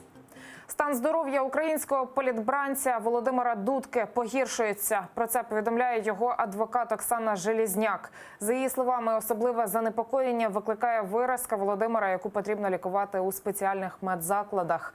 Уповноважена Верховної Ради з прав людини Людмила Денісова вже звернулася до російської омбудсменки Тетяни Москалькової із закликом терміново вжити заходів. Вкотре звертаюсь до уповноваженого з прав людини РФ Тетяни Москалькової та голови Ради при президентові РФ з розвитку громадянського суспільства і прав людини Михайла Федотова вжити термінових заходів щодо проведення медичного обстеження та надання необхідної медичної допомоги. Нагадаю, напередодні Верховний суд Росії залишив у силі вирок двом фігурантам так званої справи українських диверсантів – кримчанам Володимиру Дудці і Олексію Бессарабову. Це по 14 років колонії суворого режиму. Їх обидвох разом із Дмитром Штибліковим ФСБівці затримали у листопаді 2016 року і звинуватили у підготовці диверсії проти військових об'єктів в окупованому Криму. Облави, штрафи і умовні терміни за зустріч з лідером. 16 жовтня 2014 року почалися масові затримання кримських татар у так званій справі 3 травня. Тоді вони вийшли до адмінмежі, щоб зустріти лідера кримсько-татарського народу Мустафу Джемілєва. Окупанти заборонили йому в'їзд на батьківщину. Відтак сотні людей прорвали кордон росіян і пішли на зустріч лідеру. Через півроку, 16 жовтня, затримали Рустама Абдурахманова, Таїра Смедляєва, Едема Османова, Мусу Абкерімова, Едема Ебулісова. А потім засудили умовно від року до 4. Вони одні з перших, хто потрапив під приціл російських спецслужб в окупованому Криму. Если оно все идет в русло направлено для нашего народа, для дальнейшей жизни здесь, для наших детей в Крыму, здесь жалеть ничего не надо. Я, допустим, Если бы предложили бы опять, сказали бы, вот поедешь туда навстречу, я бы поехал бы. Разговора нет, я бы поехал бы. Потому что Мустафа Джемилев – это наш лидер. Как не поехать навстречу к нему? Скандал навколо візиту в Україну російського пропагандиста. Києвом спокійнісінько розгулював ведучий телеканалу «Росія-1» Борис Корчевніков, який відвідував Крим після анексії. Прикордонники його пропустили в Україну, кажуть, заборони на його в'їзд не було і проблем з документами в Корчевнікова теж не було. Під час проходження контролю прикордонники перевірили Корчевнікова і в базі даних персон нон-грата його не знайшли. Однак відомо, що за антиукраїнську пропаганду Бориса Корчевнікова внесли до списку миротворця і ще в 2014 році. У Службі безпеки України від коментарів відмовилися. Наші інспектора перевіряють наявність документів, які дають дозвіл на перетин кордону, а також керуються базами даних, в тому числі, де знаходиться інформація від інших правоохоронних органів, зокрема, що стосується заборони в'їзду іноземців. Відносно даної особи, заборони в'їзду на територію України від інших правоохоронних органів не було. Візит до Києва російського пропагандиста Бориса Корчевнікова обурив голову Меджлісу Рефата Чубарова. 2014-го пропагандист отримав орден за, цитую, «високий професіоналізм та об'єктивність у висвітленні подій у Республіці Крим». Саме відвідування окупованого Криму з метою заподіяння шкоди інтересам держави передбачає позбавлення волі від 3 років. Борис Корчевніков незаконно відвідував тимчасово окуповану територію Криму. Зафіксувати цей злочин для спецслужб не представляло ніяких труднощів. Якщо це не було зроблено, то це ще одне питання до спецслужб. А якщо фіксація вчиненого Борисом Корчевніковим злочину була, то чому його не заарештували при в'їзді і перебуванні в Україні? Борис Корчевніков, ведучий телеканалу «Росія-1» та гендиректор російського телеканалу «Спас». В Україні він брав участь у фестивалі православного кіно, організованого Українською православною церквою Московського патріархату. Він тривав у Києві із 7 по 10 жовтня. В районах Петрівського та Золотого на Донбасі вже 2 дні тиша, але треба дочекатися 7-денного терміну для розведення військ. Про це під час візиту до Латвії заявив президент України Володимир Зеленський. За його словами, про розведення сил можна говорити лише після 7 днів тиші. І після того, як це зафіксує місія ОБСЄ. Водночас він чекає, що окупаційні російські війська таки відійдуть назад. Президент Латвії Егілс Левіц заявив про повну підтримку територіальної цілісності України. Ми будемо чекати на те, що не тільки українська сторона дуже хоче, щоб наприкінці вже був мир, щоб перестали вбивати наших людей, вбивати українців. Я думаю, що це бажання повинно бути з кожної сторони, тому ми чекаємо саме на це. Ми дуже детально обговорили питання оборони і агресії Росії проти України. Ми дуже сильно підтримуємо територіальну цілісність України і засуджуємо незаконну анексію Криму. Це чітка позиція нашої зовнішньої політики, від якої ми не відходимо. Спочатку безпековий аспект, а потім політичний. Така формула України в Мінську. У Верховній Раді вітають позицію, озвучену напередодні нашими представниками у тристоронній контактній групі. Нагадаю, українська сторона у Мінську заявила, що для розведення сил потрібен 7-денний режим тиші, а для початку мирного врегулювання, зокрема, розпуск злочинних угруповань ЛДНР. В опозиції переконані, акції протесту «Ні капітуляції» підкоригували офіційну позицію української влади. У президентській фракції запевняють, червоні лінії держава не перейде. І попри відсутність результату у Мінську, президент залишається прибічником мирного врегулювання конфлікту на Донбасі. Путін ані на йоту не прагне до того, щоб були припинені обстріли. Він хоче, щоб вибори на території, яка окупована російськими військами, пройшли за наявності і російських військ, і бойовиків. І фактично вимога європейської солідарності, моя завжди полягає в тому, що першими мають бути виконані безпекові умови. Спочатку має бути припинена стрільба, виведена російські війська, має бути контроль над кордоном І після масових протестів влада нарешті почула і почала говорити теж цією мовою, що перед виконанням безпекових вимог не може бути інших політичних процесів. Були абсолютно чітко дані роз'яснення українському суспільству, що жоден політичний діалог неможливий без досягнення безпекових критеріїв. Те, що відбувається, це є свідченням того, що всі публічно дані обіцянки президентом Зеленським виконуються.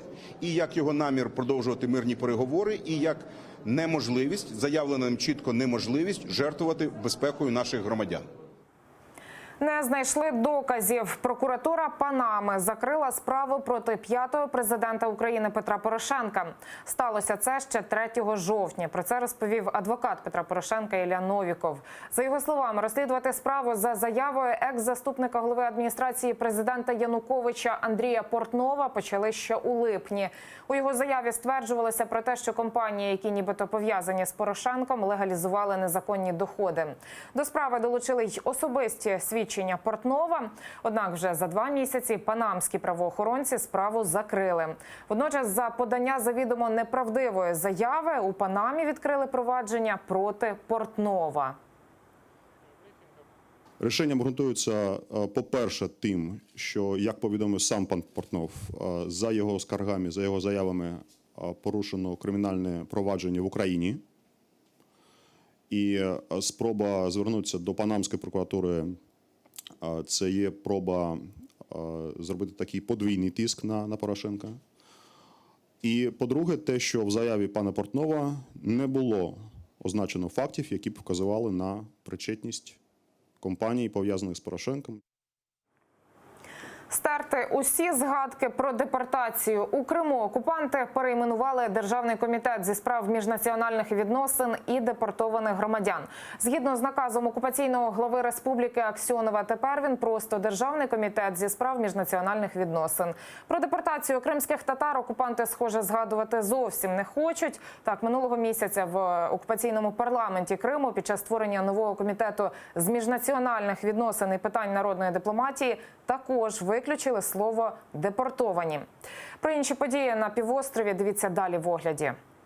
Пошук нових міністрів чи лояльних до окупаційного режиму. У Криму оголосили про кадровий конкурс членів уряду серед простих людей. Стати чиновником нібито може кожен, взявши участь у програмі «Твоє правительство». Вы хотите изменить жизнь республики? Тогда самое время начать и стать министром. Аби стати міністром, треба подолати кілька етапів конкурсу, подати заявку, перемогти на публічних дебатах, а також обов'язково пройти співбесіду з так званим головою республіки Сергієм Аксьоновим. Усіх чиновників планують відібрати до кінця року. Обманом відбирають землю та будують трасу. В окупованому Криму місцеві скаржаться на діяльність окупаційної влади. Кримавтодор людям обіцяє компенсацію за землю за ринковою ціною. Коли ж підписують документи про передачу землі для будівництва траси, то сума компенсацій зменшується у кілька разів. Люди обурені і називають такі дії росіян пограбуванням.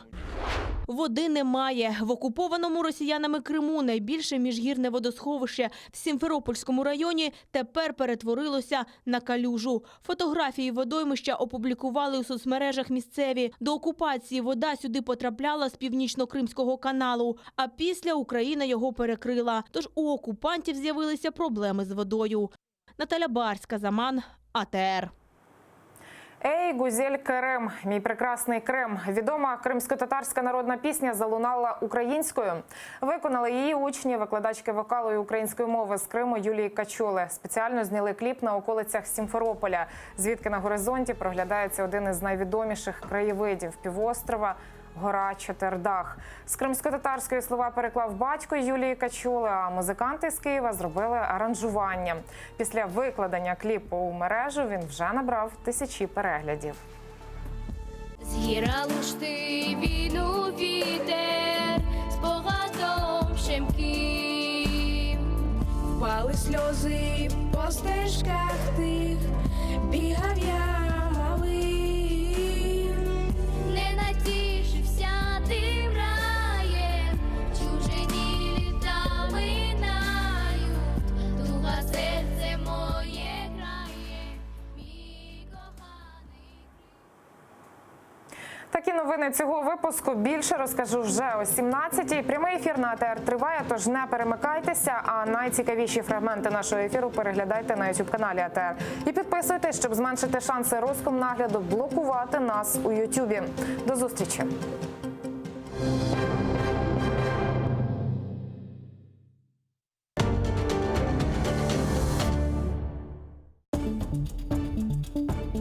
Дружба по принуждению. Зачем США дали курдов в руки Кремля? Да здравствует Брексит! Легчает корона Елизаветы II. Эфиопская гордость Нобеля. Конец многолетней войны. Угрозы и надежды, радости и потери. Какие уроки преподал нам мир за последнюю неделю? Сегодня в Прайм Мацарский в 21:00 на АТР. Как началось второе правление Минглигерая хана? Какие новые территории он окончательно закрепил за своими потомками? И кто добровольно присягнул крымскому хану на верность? А главное, какую роль в его жизни сыграла ногайская княжна Нурсултан Мангытская? В конце 15 века в Крымском ханстве начинается настоящий строительный бум. Минглигерай инвестирует деньги в строительство новых крепостей и восстанавливает старые, особенно на берегу реки Днепр. Об этом смотрите в программе «Алтын Девир» в новом цикле «История династии Гераев». В эту субботу, 19 октября, в 17:35 на телеканале АТР, 7-я серия. Минглигерай. Хан-реформатор. Часть 4. Инсаниятлик, мераметлик ве ачык юрек бүгінгі яшайышымызда ең кереклі, ләкин кет-кете ең рас келген табиат чизгісідір.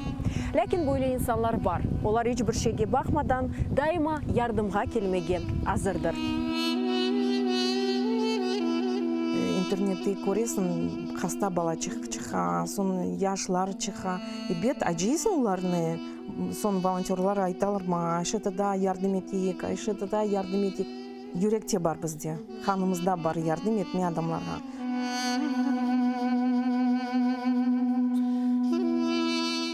Адамлар бір кетіріп, ау ашларны олса, пара олса, бүтін язып, хорантаға алып кетейдік.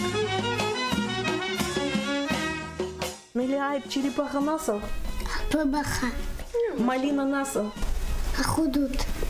Онамасы, арадығым, хайметтім, ифтихарым, ғорым, көк баяғым. Телімізні жойсақ, біз милеткі бұл өзімізні жойджамыз.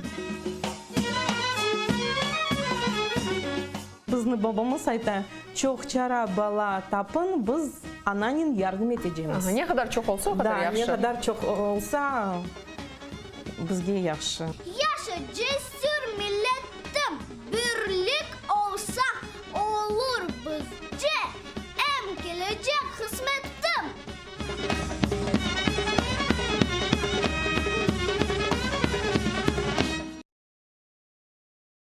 Халқымыздың уста çalgıcısı, Қырымда нам қазанған артист,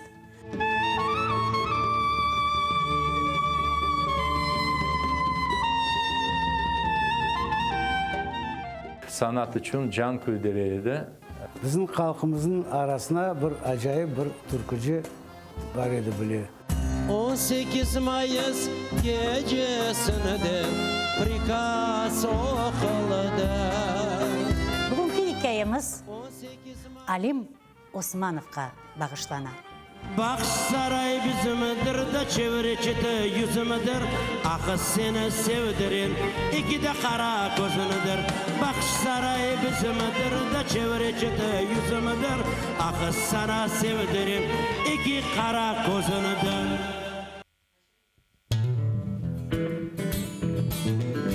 Українська музика багата на колоритні пісні. Знайомство з унікальним гуртом «Сонячна машина», учасники якого є авторами, виконавцями та мультиінструменталістами. Все це ви побачите в ефірі Джанглу Студіо на телеканалі АТР вже цієї неділі о 19:30. Yemek isterken tarlalar erekler erekler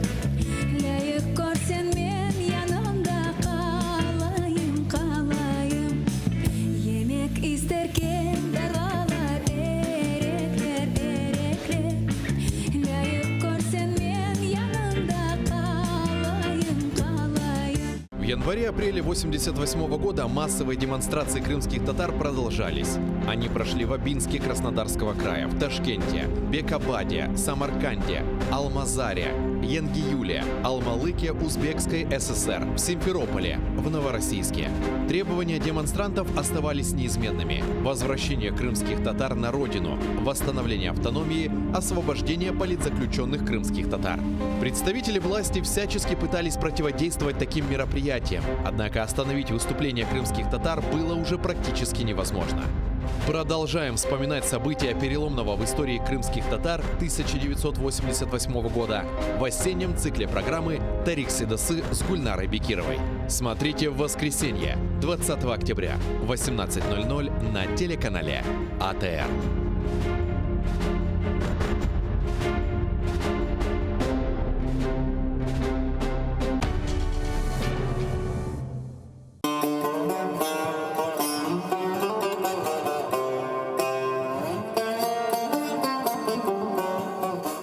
Enfes, Qırım Tatar Qavesi.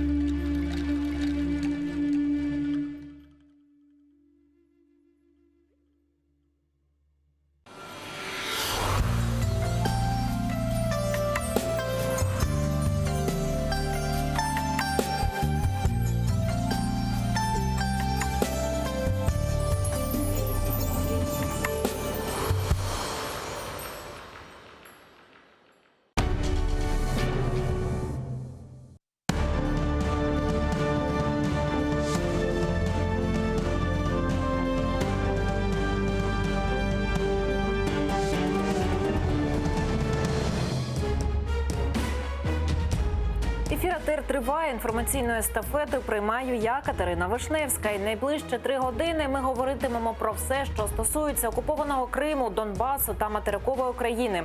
Говоритимемо наживо, тож робіть АТР гучніше, бо нам є про що розповісти. Україна висунула умови щодо виконання мінських угод. Чи погодиться Росія? Зеленський чекає 7 днів тиші в районі розведення сел. Каже, біля Золотого не стріляли 2 дні. Пропагандист Росії вільно гуляє Києвом. СБУ прореагувало.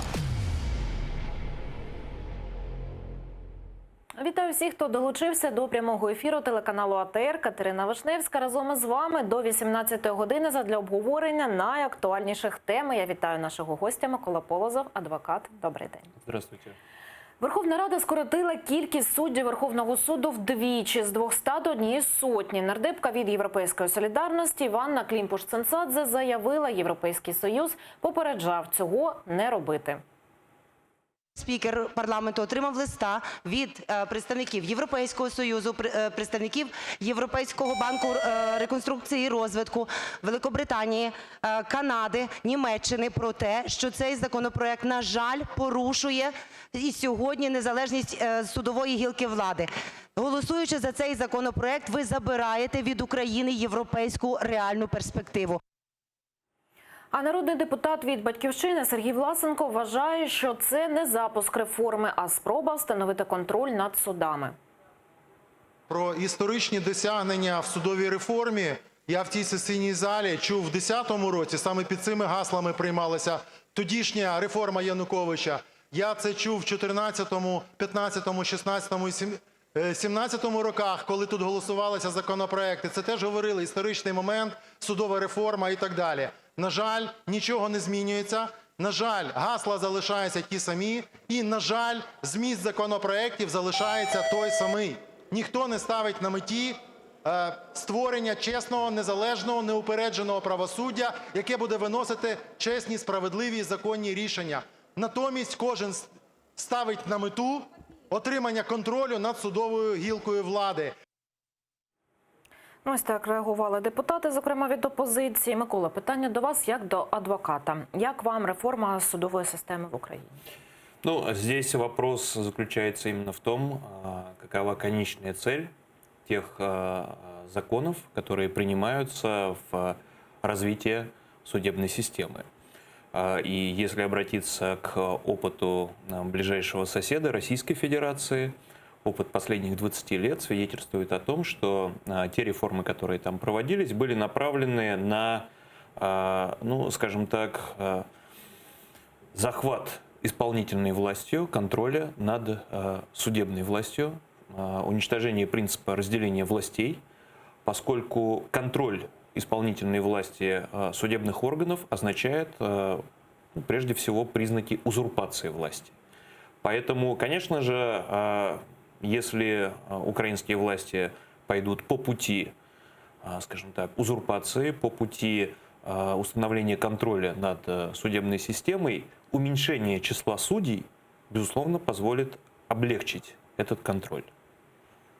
Дякую. Наступна тема у нас вкрай важлива і резонансна, бо сьогодні речниця Леоніда Кучми, який представляє Україну у Мінську тристоронній контактній групі, розповіла, які саме вимоги висунуто для виконання угод. І давайте подивимося. Виконання політичного блоку Мінських угод є можливим виключно за умови розпуску квазі-угрупувань ЛДНР, обов'язкове і повне припинення вогню та забезпечення ефективного моніторингу СММ ОБСЄ на всій території України. Черговий пункт – виведення з території України збройних формувань іноземних військ і військової техніки та розведення сил та засобів вздовж всієї лінії зіткнення. Серед іншого, забезпечення роботи Центральної виборчої комісії України, українських політичних партій, засобів масової інформації та іноземних спостерігачів. Обов'язковою умовою є й встановлення контролю за непідконтрольною Україні ділянкою українсько-російського кордону. Ну, от ось такі нові умови маємо. І як вам ці умови? Що скажете про них?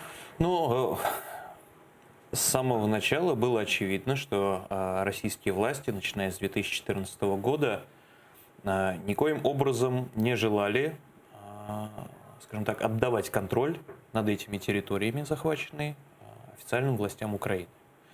И мы помним, что лето 2014 года, когда был Иловайск и так далее, это была попытка законных украинских властей все-таки взять границу под контроль. Именно это основание, скажем так, побудило российские власти вводить свои войска уже открыто. И у меня почему-то, ну, скажем так, нет ощущения, что Кремль сейчас возьмет и развернет свой курс в другую сторону. А ради чего? Вот эти попытки выйти на новые договоренности, они будут упираться в нежелание Кремля отдавать контроль над этими территориями Украине, потому что два момента существенных. Первое. Эти территории являются, безусловно, сдерживающим фактором для развития Украины. И комплексное разрешение проблемы Донбасса неизбежно переведет фокус внимания на оккупированный Крым. Этого Путин не может допустить никогда. Донбас остається до сих пор димовою завісою. От трошки згодом ми теж поговоримо про ці питання Криму і Донбасу. А зараз давайте послухаємо Ірину Геращенко, співголову фракції «Європейська солідарність», яка вітає таку позицію представників України ТКГ у Мінську.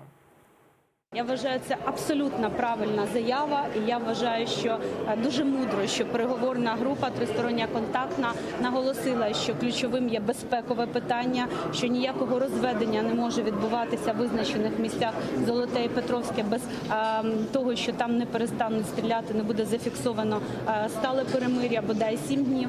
Так само дуже важливе в контексті вчорашнього позиції української сторони в Мінську є те, що наша група заявила, що Росія має негайно вивести свої війська, що мають бути розпущені псевдооргани цих так званих псевдореспублік, що має там бути просто припинене входження рубля. А народний депутат від «Слуги народу» Богдан Яременко заявив, що сподівається на створення дорожньої карти на зустрічі глав держав Нормандської четвірки. Президент Зеленський залишається відданий ідеї мирних переговорів щодо припинення кровопролиття на Донбасі. Це план А, він не змінюється. Україна буде далі докладати всі можливі зусилля для того, щоб мирні переговори були ефективними. Для того, щоб відбулася зустріч в нормандському форматі, в ході якої можна буде обговорити лідерам держави і, сподіваємось, затвердити дорожню карту мирного процесу, яка фактично буде базуватися на мінських домовленостей, але, можливо, дозволить скоригувати певні підходи, які за 5 років довели свою нездатність. От на вашу думку, якою може бути ця дорожня карта, щоб туди, можливо, варто було б включити? Ну, дело в том, что Минские соглашения достаточно подробно описывают механизм прекращения конфликта между Россией и Украиной на Донбассе. Другой вопрос, что на протяжении предыдущих 5 лет позиция украинских властей была практически такой же. То есть украинские власти готовы были выполнять Минские соглашения при условии, что Россия будет также их выполнять. Все упиралось в такую непробиваемую железобетонную позицию Кремля, который и поддерживал сепаратистов, боевиков, и выдавал российские паспорта на оккупированной территории. А что сейчас должно поменяться? Что Путин проснулся с другой ноги и говорит: окей, я буду помогать Украине? Нет, этого не будет происходить. Сейчас идет такая политическая игра, при которой Кремль пытается уйти от тех санкций, от того давления, которое на него оказывает Запад, пытается продемонстрировать некое дружелюбие и возможность начать все с нового листа, раз пришла новая власть. Но, опять-таки, если Украина будет стоять последовательно на четком выполнении минских договоренностей, все это зайдет в тупик именно по вине Кремля. Поэтому, на мой взгляд, конечно же, переговоры необходимо продолжать. Необходимо следить за реакцией российских оппонентов, но без санкционного давления Запада на Кремль никакого, скажем так, продвижения в этом вопросе не будет. Ну, от щодо тих умов, які от сьогодні були озвучені, які ми щойно бачили, чи реалістичні вони? Ну, все же всегда упирается в конкретные детали. Да? Огонь хоть на день где-то прекращался, не прекращался. Скажем так, эти террористы, там, главари ДНР, ЛНР, они готовы выполнять эти условия? Кремль дает им такие указания? Мы не видим, чтобы такие указания давали. Российские военные там присутствуют? Присутствуют. Тогда о чем договариваться? Якісь, можливо, альтернативні умови можна було б тут теж запропонувати? Ну, альтернативных, скажем так, условий быть не может. Взагалі, чи можна тут про альтернативу якусь говорити? Альтернатива такая. Либо Украина, в принципе, забывает про эти территории, то есть просто огораживается от них, это получается такой приднестровский вариант, да? Либо Украина продолжает бороться за своих людей, за свои земли, но это входит в абсолютный клинч с позиции Кремля, которому Украина, как самостоятельное государство, не нужно. И без санкционного давления на Кремль не будет идти ни на какие конструктивные переговоры. Это будет просто вот толчение воды в ступе. Ну, до речі, у Кремлі вже відреагували на ці заяви, на ці пропозиції, позиції. Це зробив речник президента Росії Дмитрій Пєсков. І давайте зараз послухаємо, що він сказав. Це знову, як то кажуть, нові вхідні. Походу надходять нові вхідні від української сторони. Тут можна сміливо сказати, що такі нові вхідні вельми несподівані і для Москви, і для Берліна, і для Парижа. Тут поки важко коментувати, що означає це відхід від Мінських угод, що означає це відмову від раніше взятих зобов'язань і раніше поставлених підписів. Наразі незрозуміло. Ну, те, на що я звернула увагу у цій цитаті, так, що не тільки Москва, але Берлін і Париж тут прозвучало. Тобто зараз Кремль каже про інші країни, власне? Ну, дело в том, что, конечно же, участниками нормандского формата являются Германия, Франция, Россия, Украина. И Россия и Европа, в принципе, не хотят, чтобы участником этого переговорного процесса становились Соединенные Штаты. Но цитата Пескова, она фактически подтверждает мои слова, что они, скажем так, не готовы идти на конструктив. Для них это непонятно. Вот Песков, ну, как это сказать в простонаречии, включил дурака. Мы ничего не знаем, мы ничего не понимаем. Все они прекрасно понимают. У них нет задачи выходить на конструктивный диалог. У них есть задача изобразить, что они выходят на диалог, и попытаться под этим соусом снять санкции. Ну, в цьому разі, чи може змінитися ситуація до переговорів у нормандському форматі, чи на них? Ну, я думаю так, что ключевым образом ситуация не изменится до переговоров, и многое будет зависеть от того, как пройдут непосредственно встречи глав государств. Вот. Честно говоря, я не возлагаю много надежд, потому что позиция России, позиция Украины в ряде ключевых моментов, которые касаются имплементации Минских соглашений и, скажем так, интерпретирования некоторых пунктов Минских соглашений по так называемой формуле Штайнмайера, там диаметрально противоположные взгляды. Вот как преодолеть эту пропасть без политической воли двух сторон, это будет невозможно. Что касается Германии и Франции, у них позиция такая: нам все равно, как вы будете договариваться, договаривайтесь, лишь бы не было войны. Ну, от про формулу Штайнмайера, так ви згадали. Тобто зараз, до сьогодні, цієї формули як такої нема? Без обеспечения безопасности, без того, чтобы, ну, скажем, те же представители ОБСЕ полностью контролировали оккупированную территорию, не говорить о каких выборах невозможно. Как можно проводить выборы там, где находятся, значит, иностранные войска? Пока контроль над границей между Россией и Украиной не будет под полным контролем украинских властей, говорить о том, что можно проводить какие-то выборы, невозможно. Потому что это будут выборы по российскому образцу, как в оккупированном Крыму провели референдум, который никто не признает. Ну, до речі, так ми про тишу вже з вами так зачіпали. О 2 із 7 президент Зеленський розповів, що в Золотому вже 2 дні не лунають постріли. Давайте послухаємо президента. 7-денний строк тиші – це не новина для України і для всіх учасників трьохсторонньої групи засідання у Мінську. Тому ми будемо чекати на 7 днів тиші. А для нас ознакою є це ОБСЄ, яке повинно сказати, що так, 7 днів не було пострілів. На сьогодні я знаю, що 2 дні вже у нас тиша, будемо вірити, будемо чекати, що 7 днів буде тиша, і тоді ми можемо говорити про відведення. Ну так, власне, у цій ситуації дійсно на що можна спиратися? Що дійсно не було там 2, 3, 7 днів пострілів жодних, і була тиша? Ну, понимаете, это такие вот предварительные условия для того, чтобы вообще произошла какая-то встреча. Да, достаточно сделать один выстрел, чтобы он был зафиксирован, и все. Все встречи откладываются, все откладывается, и Кремль говорит, а это не по нашей вине, это все, значит, украинские, как сказал Путин, националистические различные формирования приезжают и все портят.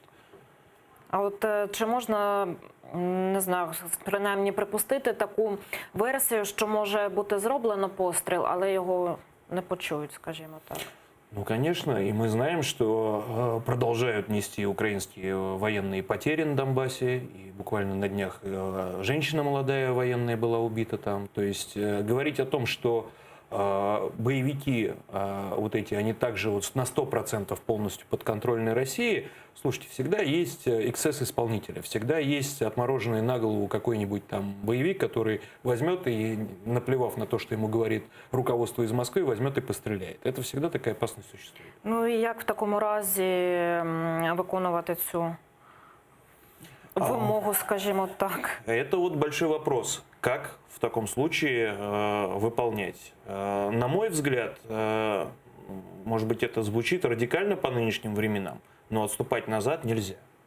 Идти на поводу у Кремля нельзя. Необходимо четко держать свою позицию, необходимо вовлекать в эту позицию западных партнеров для того, чтобы они оказывали давление на Кремль. Другого пути, к сожалению, нет. Другой путь будет означать, что они будут просто занимать те площади, те территории, на которых будет осуществляться разведение.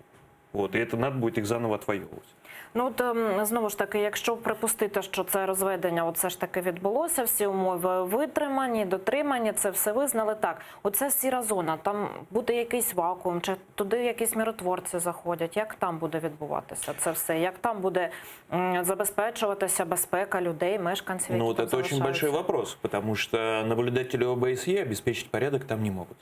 Да? Соответственно, гарантии от того, что в этой серой зоне будут производиться какие-то преступления в отношении людей, которые там проживают, тоже никто не даст.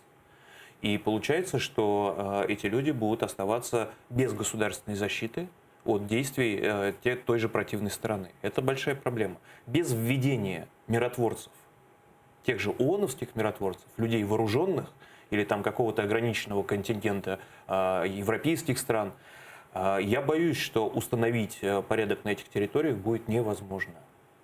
Ну, тим не менш, от і ваша думка лунала, і багато експертів, які приходили до нашої студії, ну майже всі кажуть, що це розведення, ну, реалізувати цю умову дуже важко, якщо не сказати неможливо. У такому разі, як можуть далі розвиватися ці події, в тому числі там і на ті зустрічі Нормандської четвірки, на цих реалізаціях і все інше? Ну, я думаю, что события могут развиваться следующим образом. То есть, если украинские власти пойдут на поводу Кремля, Кремль может пойти на какие-то поблажки в своей позиции, чуть-чуть где-то отступить, может быть, выдать заложников, да, произвести там так называемый обмен и так далее. Если украинские власти будут последовательно отстаивать свои интересы, интересы страны, скорее всего, мы придем к ситуации, как это было с предыдущими властями, когда Кремль просто заморозил все отношения с администрацией Порошенко, там, с Министерством иностранных дел Украины, потому что в Кремле очень простая позиция: либо по-нашему, либо никак. И, конечно же, с такими партнерами вести переговоры очень сложно. От ви про заручників, так, про полонених згадали. На брифінгу от після цієї новини, так що була погоджена формула в Мінську, президент чи не першим пунктом зазначив про звільнення полонених. От, а якось зараз затихло з цим на фоні цих всіх формул, інших розведення, інших тез обговорення. От як з цим звільненням? Що там має відбуватися, може відбуватися? Ну, здесь важно понимать, что идет разделение между теми заложниками, которые удерживаются непосредственно российскими властями на территории России или в оккупированном Крыму, и теми пленными, которые удерживаются у бандитов ЛДНР. Да, это разные две категории. Что касается судьбы заложников, которые удерживаются российскими властями, то их судьба целиком и полностью зависит от того, состоятся ли переговоры в нормандском формате и каковы они будут по своему итогу. Потому что в случае, если они будут неблагоприятны для Кремля, Кремль, ну, он манипулирует просто судьбами заложников, он скажет: нет, мы будем их удерживать дальше. Если будет какой-то прорыв в договоренностях, ну, слушайте, Путин отдаст сегодня там 87 человек, которых он удерживает, да, потому что он понимает, что завтра он может набрать в 10 раз больше. Вибачте, вимушена вас перебити, бо народний депутат від фракції «Батьківщина» Сергій Соболєв зараз з нами наживо. Пане Сергію, вітаю, як нас чути? Да, добрий день, чудово. Пане Сергію, сьогодні от була така новина, так, про нові умови, які було в Мінську висунуто Україною. Чи ви ознайомилися з ними? І якщо ознайомилися, як вам ці умови? Дивіться, це вже дуже конкретні вимоги, які можна і перевірити, і дуже чітко проконтролювати. І те, що стосується там 7 діб, які підтверджені нашою стороною, заява чітка: вибачте, ніяких обстрілів, 7 діб, без цього ніяких питань розведення навіть не піднімаються. Це вимоги, які стосуються, а що таке, власне, ДНР, ЛНР, якщо їх визнає виключно тільки Російська Федерація. Відмовтесь від них, не визнавайте їх. І тоді після цього ЛНР, ДНР припиняють існувати як взагалі квазіструктура навіть, яку взагалі ніхто в світі не визнає. І таких питань можна далі набивати все більше і більше. Єдине, що це те, на чому я вже наполягаю не перший день, коли це почалась боротьба: план Штайнмайєра краще чи Мінські угоди краще. На жаль, ні план Штайнмайєра, ні Мінські угоди не дають відповіді на 2 питання. Перше питання: а де Крим анексований? Ні там, ні нам слова немає. А друге, що, на мій погляд, теж не менш важливе: а де людина? От де людина, заради якої це все робиться? безпековий комплекс, комплекс там так званих виборів демократичних і всього іншого, на чому наполягає план Штайнмайєра. Та, на мій погляд, перше питання, яке ми повинні ставити як українська сторона, не як німецька, французька, російська, ОБСЄ, а як українська сторона. Вибачте, нас турбує одне – не лише повернення території, а й людей. А щоб повернути людей, давайте виписуємо в плані.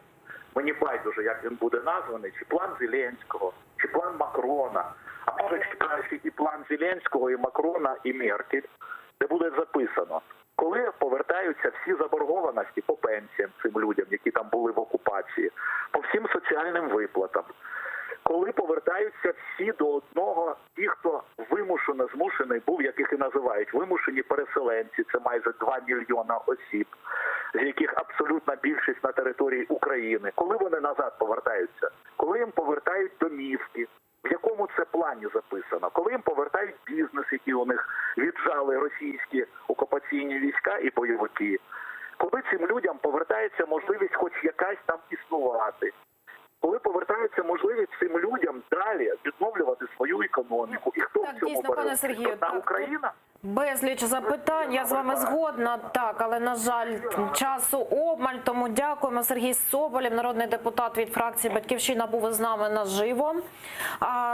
Зачепив пан Сергій цю тему. Давайте ще додамо коментари ще одного депутата від фракції «Голос». Святослава Карчук, коментарі АТР, розповів, чи розділяють питання Криму і Донбасу у процесі деокупації. Для нас питання Донбасу і Криму одне від другого, я би сказав, вони є невід'ємними обидва, і ми їх не розділяємо один від одного. Ну, от такий короткий коментар народного депутата від фракції «Голос». Втім, чи дійсно можна зараз говорити про те, що в ході цих всіх перемовин, цих всіх розмов, цих всіх зустрічей Крым было вынесено за дужки? Нет, но это позиция Кремля, это позиция Путина, что, значит, после оккупации Крым остается навеки вечный российский, выносится за все скобки любых переговоров.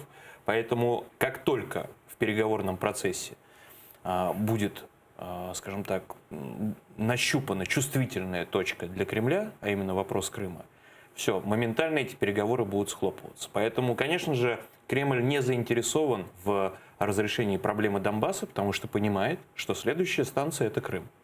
И, конечно же, они будут максимально затягивать вопросы переговорного процесса, чтобы, скажем так, никогда не подойти к этому вопросу, ко второму вопросу, к вопросу Крыма. Ну, тобто зараз можна взагалі говорити, що українська влада не говорить про Крим і розділяє у питаннях деокупації ці дві проблеми? Ну, мы не видим, чтобы в, скажем так, тех анонсах переговоров, которые мы слышим, поднимался вопрос Крыма вообще. Да, то есть Крым это где-то потом, где-то так, вот сейчас здесь война на Донбассе, давайте мы здесь разберемся, а потом займемся Крымом. Но такая позиция устраивает Кремль. Это означает, что просто подыгрывать Кремлю. Тобто, ну, можна говорити про те, що українська влада зараз іде на поводу, як то кажуть, у Кремля? Нет, ну мы знаем, что официально там и Зеленский заявлял, и другие, что Крым все равно мы не оставим, не бросим, все равно будем бороться. То есть сказать, что вот они вот совсем отложили в сторону, нет. Но если они фактически, да, в переговорном процессе будут узко только проблему Донбасса обсуждать, но это будет означать, что все, Крым отложен на дальнюю полочку. Ну, то взагалі у цих всіх мінських перемовинах, так, у цих запланованих зустрічах у нормандського формату, туди вмонтувати питання Криму можна? Ну, конечно. При наличии политической воли можно. Другой вопрос, что как только встанет об этом вопрос, Кремль просто прекратит любые переговоры. Он скажет, мы не будем общаться. Ну, тим не менш, це питання все одно треба раніше чи пізніше вирішувати. Як тут може українська влада, як вона має поступати так, щоб, скажімо, не злякати і тут не зірвати. І, ну, це ж таки величезна проблема, яку теж треба вирішувати, це Крим. Ну, безусловно, украинские власти должны поднимать эти вопросы в своих отношениях с западными партнерами, с европейцами и прежде всего с Соединенными Штатами. Потому что на текущий момент те санкции, которые вводились против Российской Федерации, в подавляющем своем большинстве они касаются оккупации Крыма. именно незаконная оккупация Крыма, которая осуждена 3 резолюциями ООН и множеством резолюций на национальном уровне, она никуда не делась. И, собственно, Запад необходимо украинским властям постоянно подталкивать к тому, чтобы они оказывали давление на российскую власть по этому вопросу. От ми з вами говорили про полонених, зупинилися, так? Кримські татари, бранці Кремля, вони, скажімо так, входять в цей обмін полонених, про який сказав президент на брифінгу? Ну, видите, какая штука. Вот эти переговоры относительно возвращения захваченных заложников, они происходят очень тайно. То есть мы знаем, что Ермак занимается в офисе президента этим вопросом, да, с российской стороны вроде как Козак занимается этим вопросом, но деталей и подробностей не знает никто. И какие списки сформированы, кто туда включен, какое количество заложников, по какому принципу они отобраны, мы этого тоже не знаем. Поэтому можем только гадать, есть они там или нет. В прошлом обмен, когда меняли 35 человек, только 1 крымский татарин попал в этот список. Конечно, это вопиющая несправедливость. Ну, от небагато часу не залишається. От ще одну тему хотілося б з вами обговорити. Російський пропагандист прогулявся днями Києвом. Із трибуни Верховної Ради народний депутат від фракції «Європейська солідарність» Олексій Гончаренко закликав правоохоронців відреагувати на приїзд цього російського пропагандиста. Йдеться про Бориса Корчевнікова. І в нас тепер Корчевніков – це телеканал «Спас», російський пропагандист, який отримав орден за звільнення Криму від Путіна, ходить по Києву і постить картинки. І все нормально, і ніяка СБУ їм не займається. Це якийсь Спас на крові. Якщо б в нас було СБУ справжнє, він би мав зараз свій корпункт в Лук'янівському СІЗО. Але замість цього він постить в Інстаграмі, як він ходить по Києву. В СБУ вже відреагували, кажуть, треба було попереджати раніше. Давайте докладніше послухаємо слова речниці Служби безпеки України Олени Гітлянської. Їх тисячі, їх сотні, усіх не відслідкуєш. Тому ми завжди просимо журналістів нам допомагати, звертати увагу. Якби ви нам подзвонили до того, як переїхав, то, можливо, ми б розглянули його справу і заборонили йому заздалегідь в'їзд.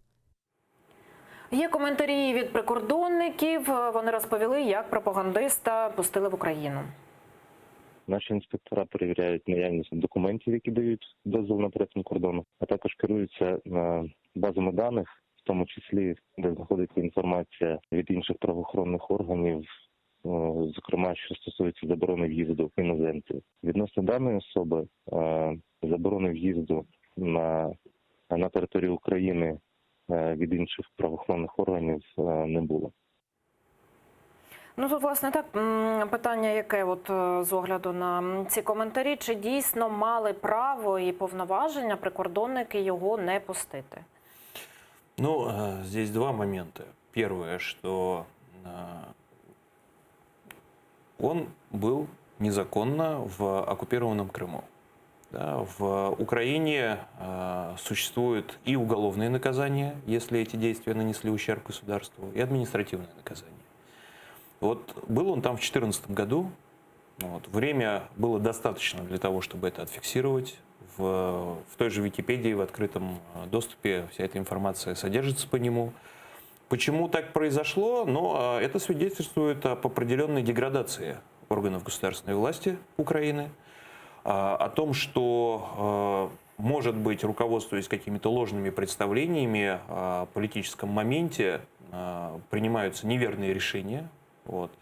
Первое, его надо было не пускать, а если пустили, ну, слушайте, Россия удерживает десятки заложников, ну, надо формировать обменный фонд.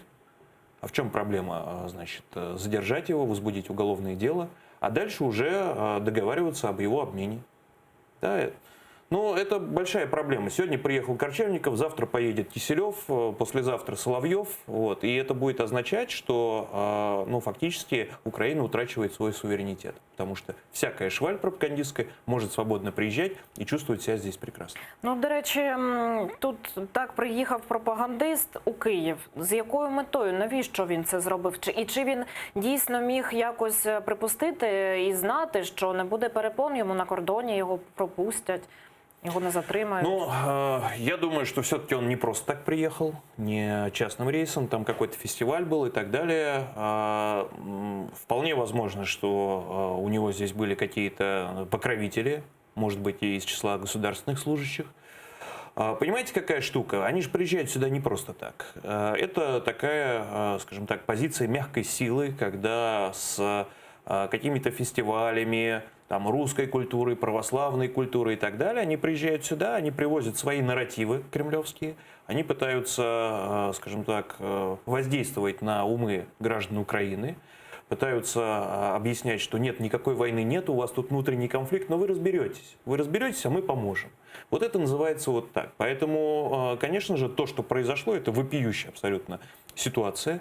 И, к сожалению, это не первый, не последний случай, когда приезжают такие граждане России, которые замечены в пропагандистской деятельности, в антиукраїнській деятельности и чувствуют себя здесь достаточно вольготно. Вот этого допускать нельзя. Ну, от які висновки, власне, можна зробити от з цього випадку, з цього приїзду, ну, зокрема, там, українській владі, українським правоохоронцям? Ну, прежде всего, необходимо проводить служебные проверки и по линии СБУ, и по линии пограничной службы. Кто пропустил, на каких основаниях, почему этот человек не был внесен в там, реестр лиц, которым запрещен въезд в Украину, почему в отношении него не было уголовных дел за ту же, скажем, действие, направленное на оккупацию Крыма, на пособничество в оккупации Крыма, в том числе информационном. Да, это масса вопросов, которые общество украинское должно задавать органам власти и требовать ответа. Так, дякую. От зараз ми бачимо так біля... Так, от зараз ми бачимо, засідання розпочинаються в Верховній Раді комітетів, аграрний комітет і бюджетний комітет. Нагадаю, що цього тижня у п'ятницю розгляне у першому читанні Верховна Рада проект державного кошторису на 2020 рік. Ми будемо слідкувати за подіями, які відбуваються у парламенті. Я дякую нашому гостю Миколу Полозову, адвокату. Далі ефір телеканалу АТР продовжить випуск новин «Заман». Нагадаю, що найцікавіші фрагменти з ефіру ви можете передивлятися на нашому ютуб-каналі АТР. Там, до речі, ми запустили онлайн-трансляцію, тому підписуйтеся на оновлення. Я, Катерина Вишневська, повернуся до цієї студії вже за 20 хвилин. Залишайтеся з нами і дякую, що довіряєте.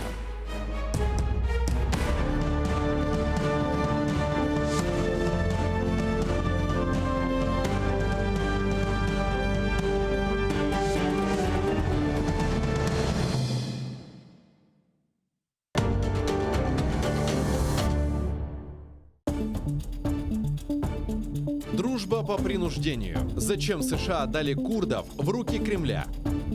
Да здравствует Брексит! Легчает корона Елизаветы II. Эфиопская гордость Нобеля. Конец многолетней войны. Угрозы и надежды, радости и потери. Какие уроки преподал нам мир за последнюю неделю? Сегодня в Прайм Мацарский в 21:00 на АТР. Как началось второе правление Менглигерая хана? Какие новые территории он окончательно закрепил за своими потомками? И кто добровольно присягнул крымскому хану на верность? А главное, какую роль в его жизни сыграла ногайская княжна Нурсултан Мангытская?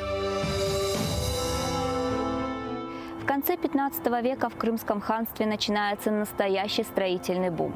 Менглигерай инвестирует деньги в строительство новых крепостей и восстанавливает старые, особенно на берегу реки Днепр. Об этом смотрите в программе «Алтын Девир» в новом цикле «История династии Гераев». В эту субботу, 19 октября, в 17:35 на телеканале АТР, 7-я серия. Менглигерай. Хан-реформатор. Часть 4. Инсаниетлик, мераметлик ве ачық юрек бүгінгі яшайшымызда ең кереклі, ләкин кет-кете ең рас келген табиат чизгісідір. Ләкин бойлы инсанлар бар. Олар еш бір шеге бақмадан дайыма ярдымға келмеге азырдыр. Интернетті көресің, қаста бала чыға, сон яшлар чыға. И бет ажисын оларны, сон волонтерлар айталар ма, айшетада ярдым етейік, айшетада ярдым етейік. Юректе бар бізде, ханымызда бар ярдым етме адамларға.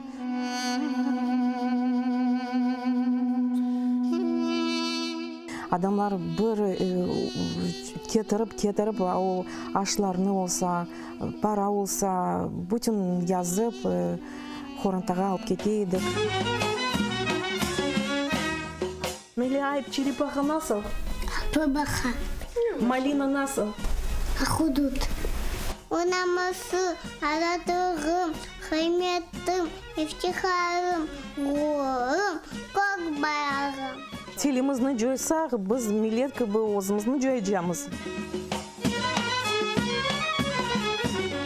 Біздің бабамыз айта, чоқ чара бала тапын, біз ананин ярдым етежеміз. Не қадар чоқ олса, қадар яқшы. Не қадар чоқ олса, бізге яқшы. Яша жесір милеттім, бірлік олса, олыр бізге, әм келечек қызметтім.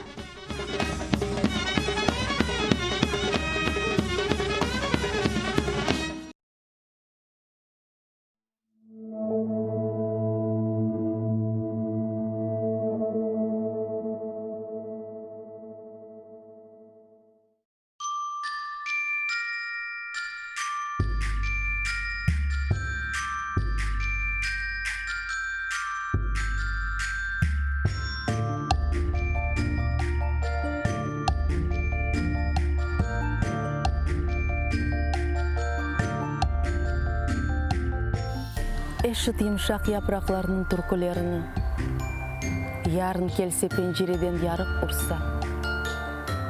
Эшіт қырымымның дүлберлігіні, құшылар ерлап азбарыңдан ұчса. Эшіт, бұл қырларым көктен yüksek, құры өзенімнің қоқыларыны, гүллер ача, піші тазе отмек, тұз қоқысы, деңіз далғалары. Эшіт, насыл юзым sıcak ерден осе. Озен суы ақа, күнеш ойнай.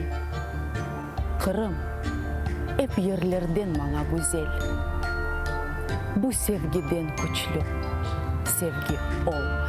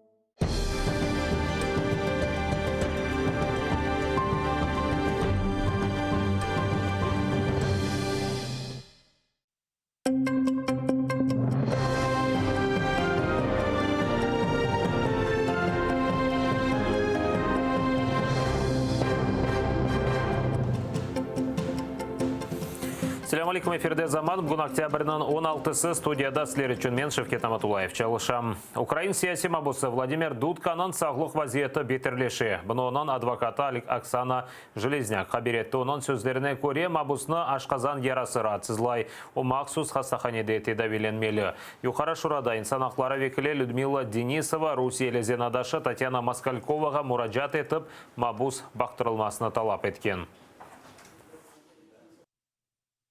Котре звертаюсь до уповноваженого з прав людини РФ Тетяни Москалькової та голови Ради при президентові РФ з розвитку громадянського суспільства і прав людини Михайла Федотова вжити термінових заходів щодо проведення медичного обстеження та надання необхідної медичної допомоги. Кеченлері Русияның юқара махкемесі Украин диверсантлары деп адlandырылған даба іштіракшілері Владимир Дудка ве Алексей Бессарабовның шекетлеріні бақып кері қайтарды. Оларына Рус махкемесінің қарарынен 14 елға апыс еткен еділер. Қырым сакенлеріні ФСБ қадемлері 2016 сенесі ноябрь айында тұтып ишғалжелерінің арби объектлеріне қаршы диверсия азырлағанында қабатлады. Кутлеви Тентов, параджизалары ве гыябе апыс муддетлері. Бұ эпысы есе лидерна қаршылығанлары үшін. 2014 сенесі октябрінің 16-сында сөзде 3 майыс давасы бойынша Қырым татарларыны яқала башладылар. О вақыт бинглерже Қырым татарлар Мустафа Джемилевна қаршыламақ үшін Қырымнан мемори сыңырына шыққан еді. О вақыт ишгалчилер Қырым татар халқының лидеріне Қырымға кірішіні ясақ етті. Бұна бақмадан Қырым татарлар Амон хадимлеріні кечіп Мустафа Джемилев еле көрішті. Ярым елдан ишгалчилер Рустем Абдурахманов, Таир Смедляев, Эдем Османов, Муса Абкеримов, Эдем Эбулисовны tuttu. Епсіне бірден 4 елға қадар ғиябе апыс мудетлері белгіленген еді. Если оно все идет в русло направлено для нашего народа, для дальнейшей жизни здесь, для наших детей в Крыму, здесь жалеть ничего не надо. Я, допустим, если бы предложили бы опять, сказали бы, вот поедешь туда навстречу, я бы поехал бы. Разговора нет, я бы поехал бы, потому что Мустафа Джемилев – это наш лидер. Как не поехать навстречу к нему?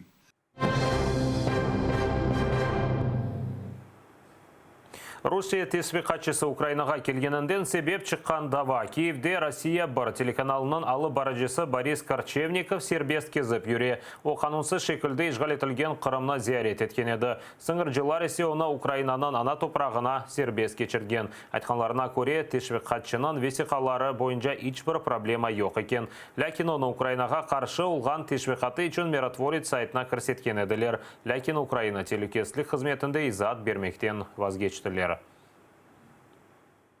Наші інспектора перевіряють наявність документів, які дають дозвіл на перетин кордону, а також керуються базами даних, в тому числі, де знаходиться інформація від інших правоохоронних органів, зокрема, що стосується заборони в'їзду іноземців. Відносно даної особи, заборони в'їзду на територію України від інших правоохоронних органів не було.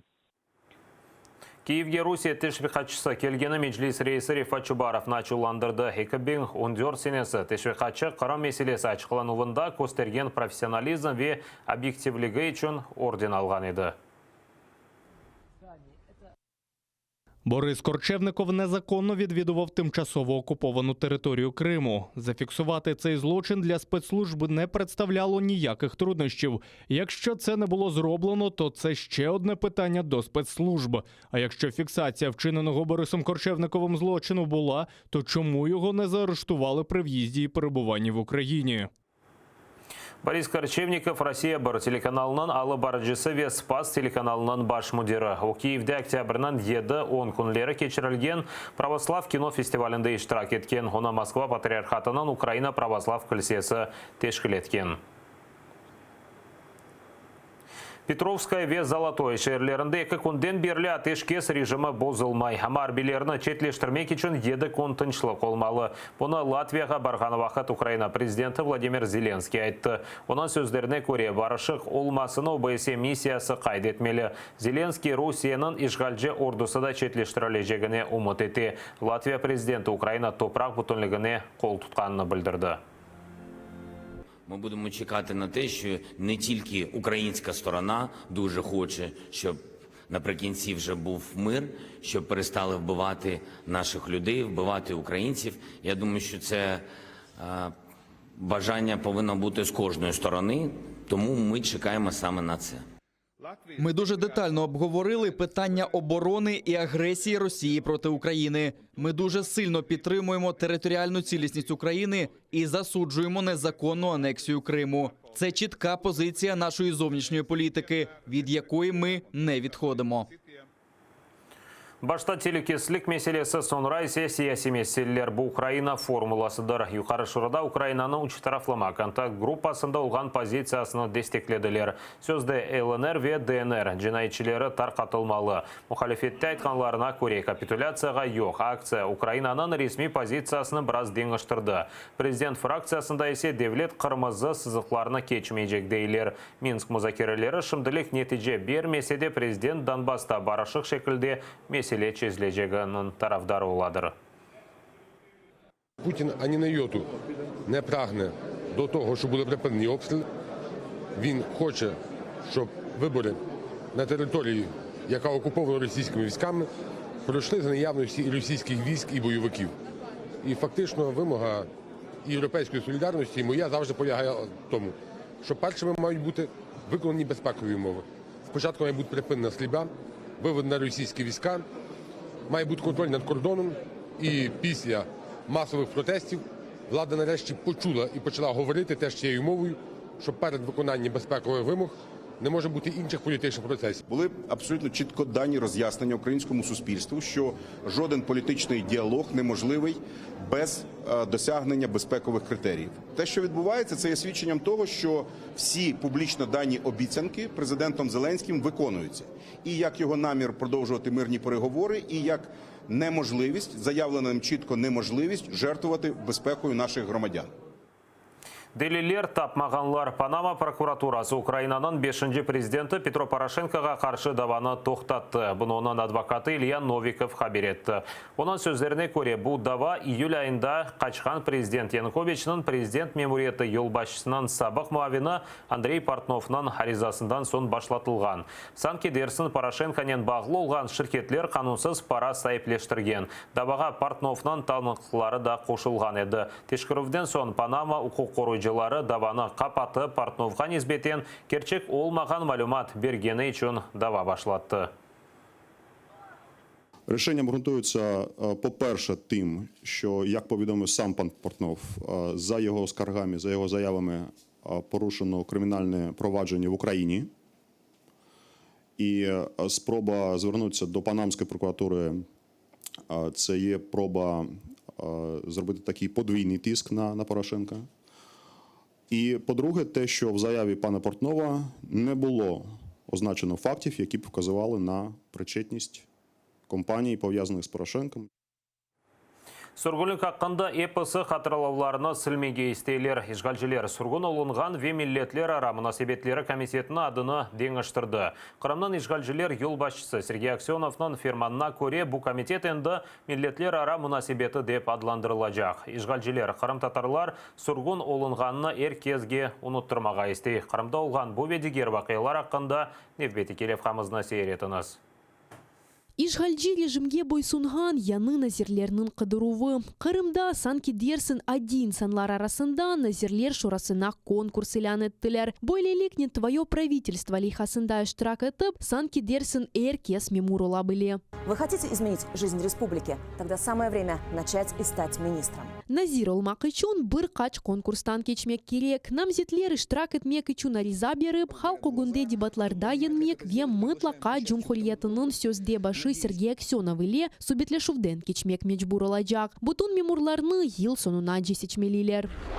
Алдатып, топракны алалар, ветраса куралар. Ишғалетелген Қырымда ярлы сакенлер ишғалчы кимие тарикетлеріне шикаят ете. Крым автодор инсанларға алған топракларға базар фиятына көре и вазыт меги шандыра. Трасса курмасы üçün топракнын берувы ақында весиқаны имзалаған вақытта есе фият бір қач қатқа экселе. Инсанлара чувлана вирусларның бөлі әрекетлеріні хырсызлық деп адландыра.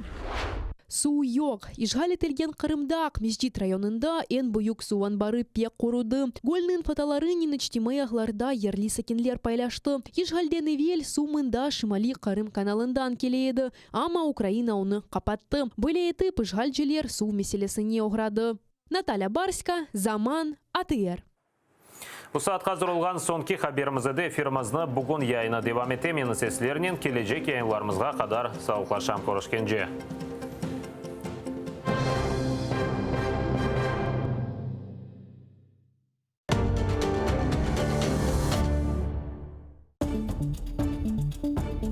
Дружба по принуждению. Зачем США отдали курдов в руки Кремля?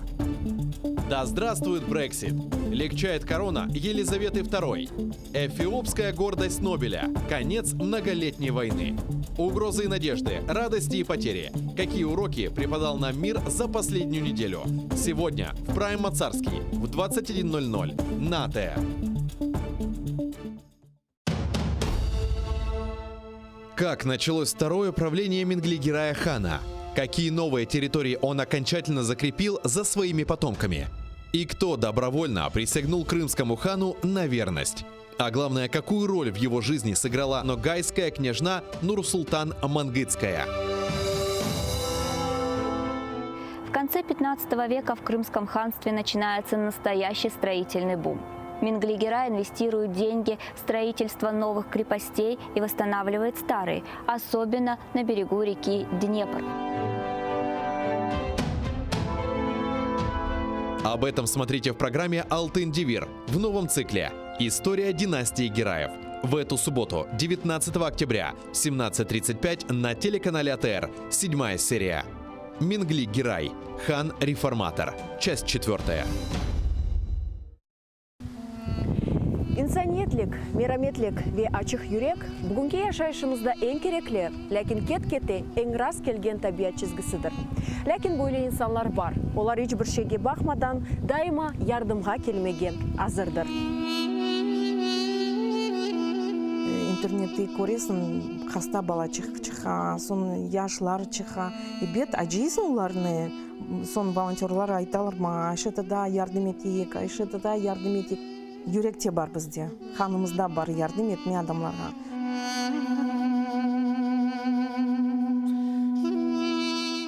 Адамлар бір кетіріп, ашларны олса, пара олса, бүтін язып, хорантаға алып кетейдік. Мелиайып, черепаха насыл? Бабаха. Малина насыл? Ахудут. Онамасы, арадығым, хайметтім, ифтихарым, ғорым, көк баяғым. Телімізні жойсақ, біз милеткі бұл өзімізні жойжамыз.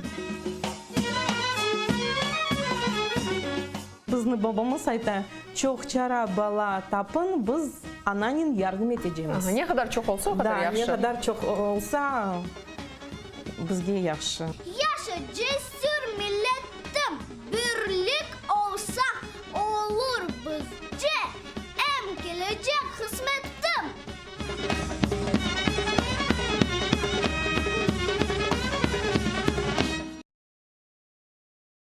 Халқымыздың уста çalgıcısı, Қырымда нам қазанған артист,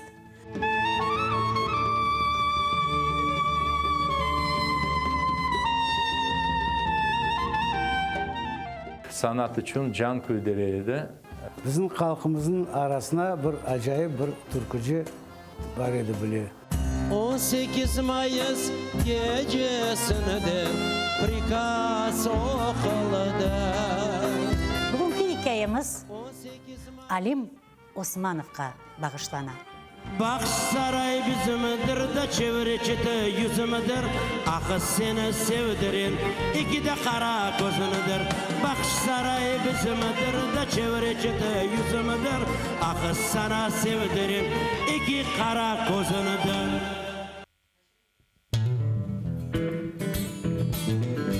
Українська музика багата на колоритні пісні. Знайомство з унікальним гуртом «Сонячна машина», учасники якого є авторами, виконавцями та мультиінструменталістами. Все це ви побачите в ефірі Jungle Studio на телеканалі АТР вже цієї неділі о 19:30. Yemek isterken tarlalar erekler erekler. Layık görsen men yanımda kalayım kalayım.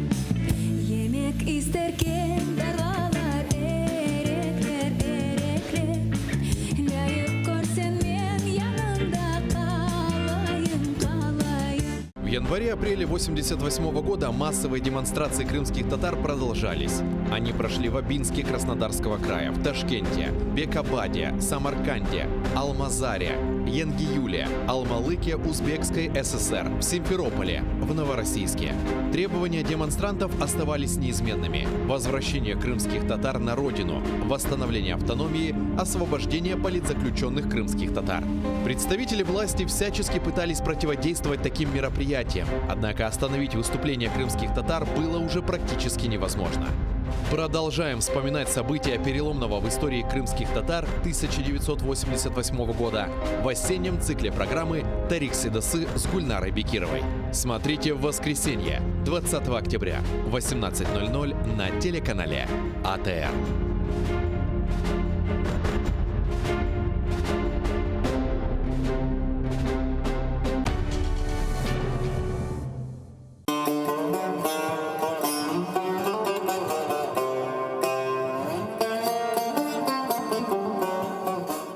Enfes, Kırım Tatar Kavesi.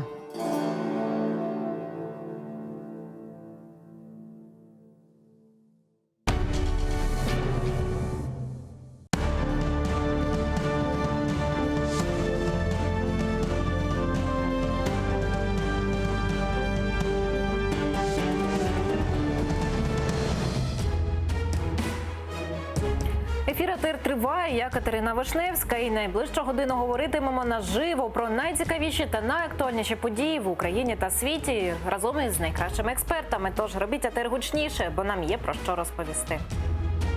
Рада працює, скоротила суддів, каратиме прогульників і ділить державні гроші. Реакція нардепів неоднозначна. Кремль наразився на несподіванку. Україна висунула умови щодо виконання мінських угод. Російський пропагандист вільно прогулявся Києвом. Куди дивиться СБУ? Вітаю всіх, хто долучився до прямого ефіру телеканалу АТР. Катерина Вишневська разом із вами до 18-ї години задля обговорення найактуальніших тем. Я вітаю нашого гостя Дмитро Васильєв, політичний консультант. Добрий день. Доброго дня.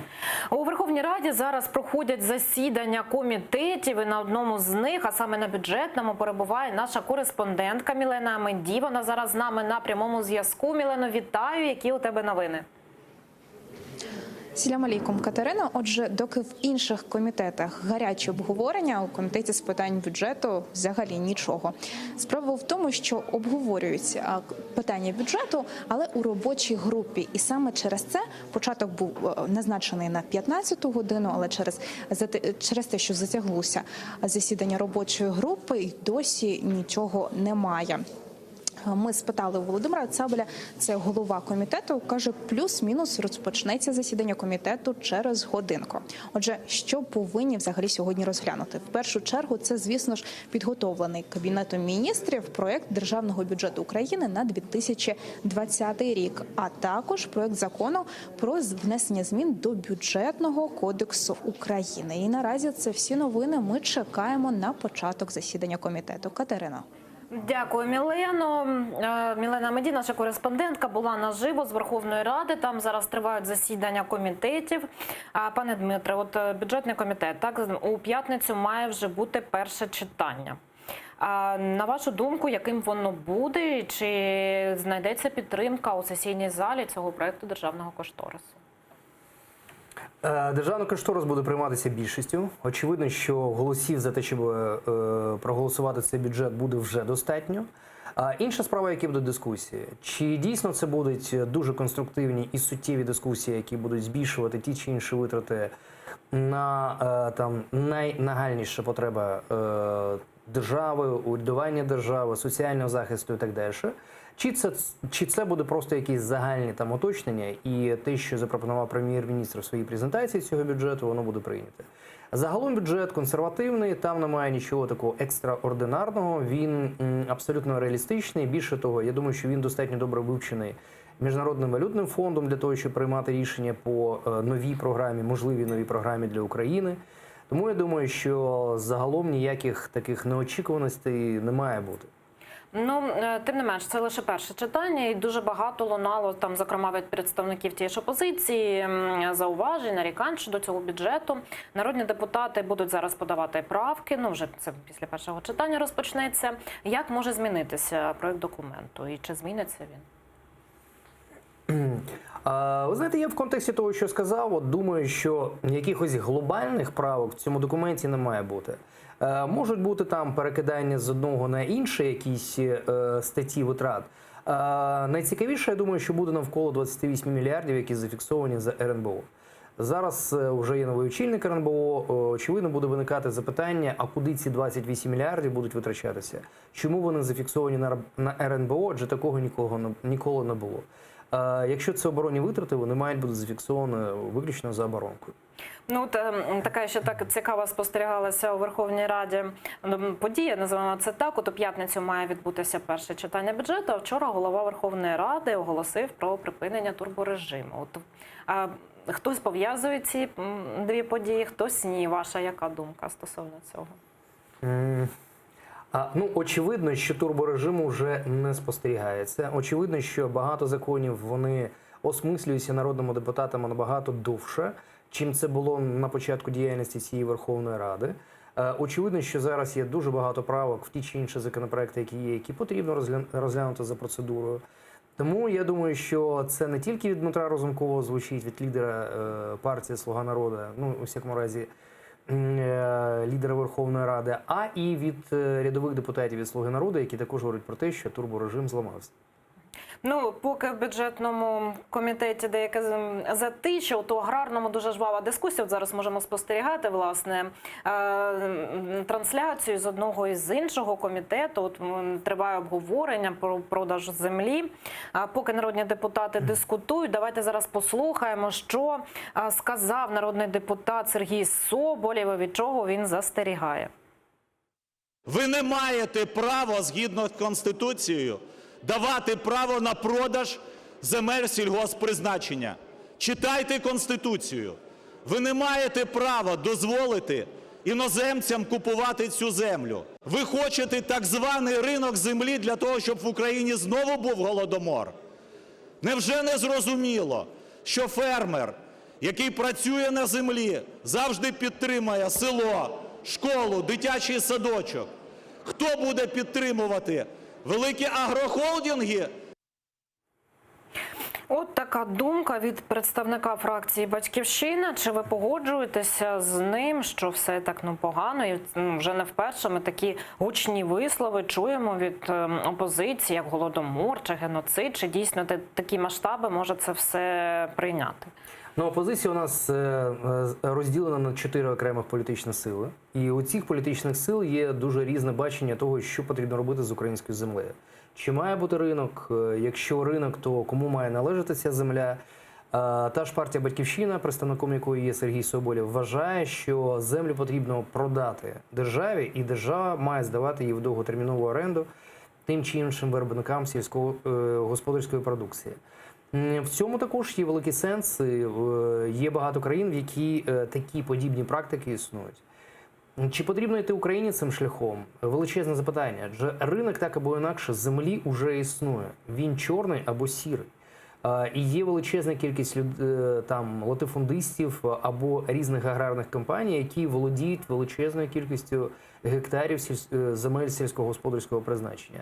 Інша справа, що це має вийти в якусь нормальну, адекватну, ринкову і прозору історію. Яким чином це буде впроваджено? Чи дійсно не зможуть іноземці купувати нашу українську землю? Що буде взагалі з державним кадастром? Чи зареєстрована ця земля адекватно? Чи чітко ми розуміємо межі цих земель? Переб'ю, бо це величезне питання. От зараз з нами наживо Сергій Лабазюк, народний депутат, позафракційний. Пане Сергію, вітаю вас. Чи ви перебуваєте, якщо я вас розумію правильно, зараз на засіданні комітету? Там такий галас, що там відбувається? Розкажіть, будь ласка, докладніше про засідання комітету сьогоднішнє. Так, дійсно, я зараз перебуваю фізично на комітеті. Досить непроста зараз атмосфера на комітеті. Сьогодні прийшла велика кількість фермерів, є представники профільних асоціацій аграрних. Люди вимагають зняти урядовий законопроект про обіг землі з розгляду і рекомендують, щоб комітет проголосував за проведення референдуму по обговоренню, виставляти чи ні на продаж сільськогосподарську землю. Тобто атмосфера насправді досить зараз складна. Не вдалося обговорити ні одного з законопроєктів. Якраз йде зараз ця жвава дискусія. Ну, як на мене, я бачу, що все сходиться до того, що швидше за все голова комітету буде закривати сьогодні засідання. Ну, а які думки лунають від представників тих чи інших політичних партій, сил, хто підтримує, хто не підтримує, які аргументи висловлюють? Звичайно, в першу чергу питання, яке обговорюється зараз, це все ж таки недопуску до ринку землі іноземців. Це ключове. Але є і ті, які висловлюються, що взагалі не повинен бути ринок землі відкритий, потрібно продовжити мораторій і так далі. Ну, як на мене, сьогодні об'єктивно є різні думки в суспільстві, і потрібно запитати людей, як вони вважають, після того приймати рішення. В принципі, це те, що обіцялося перед виборами і політичною партією «Слуга народу», і іншими політичними силами. Тому я думаю, що це буде доречно. Але як мінімум потрібно сьогодні дати посил суспільству, що іноземці не будуть мати доступу до землі в Україні, що ринок, якщо і буде запущений, то виключно в інтересах громадян України, фермерів, ті, хто обробляють землю, ну і ті люди, які хочуть мати можливість продати сільськогосподарську свою землю, яку отримали в спадок, чи інші якісь причини, щоб не така можливість з'явилася. Дякую, що знайшли час з нами поспілкуватися. Сергій Лабазюк, народний депутат, позафракційний, був з нами наживо з Верховної Ради, де відбувається засідання аграрного комітету. Там дуже жвава дискусія. Давайте подивимося, що зараз відбувається на засіданні цього комітету.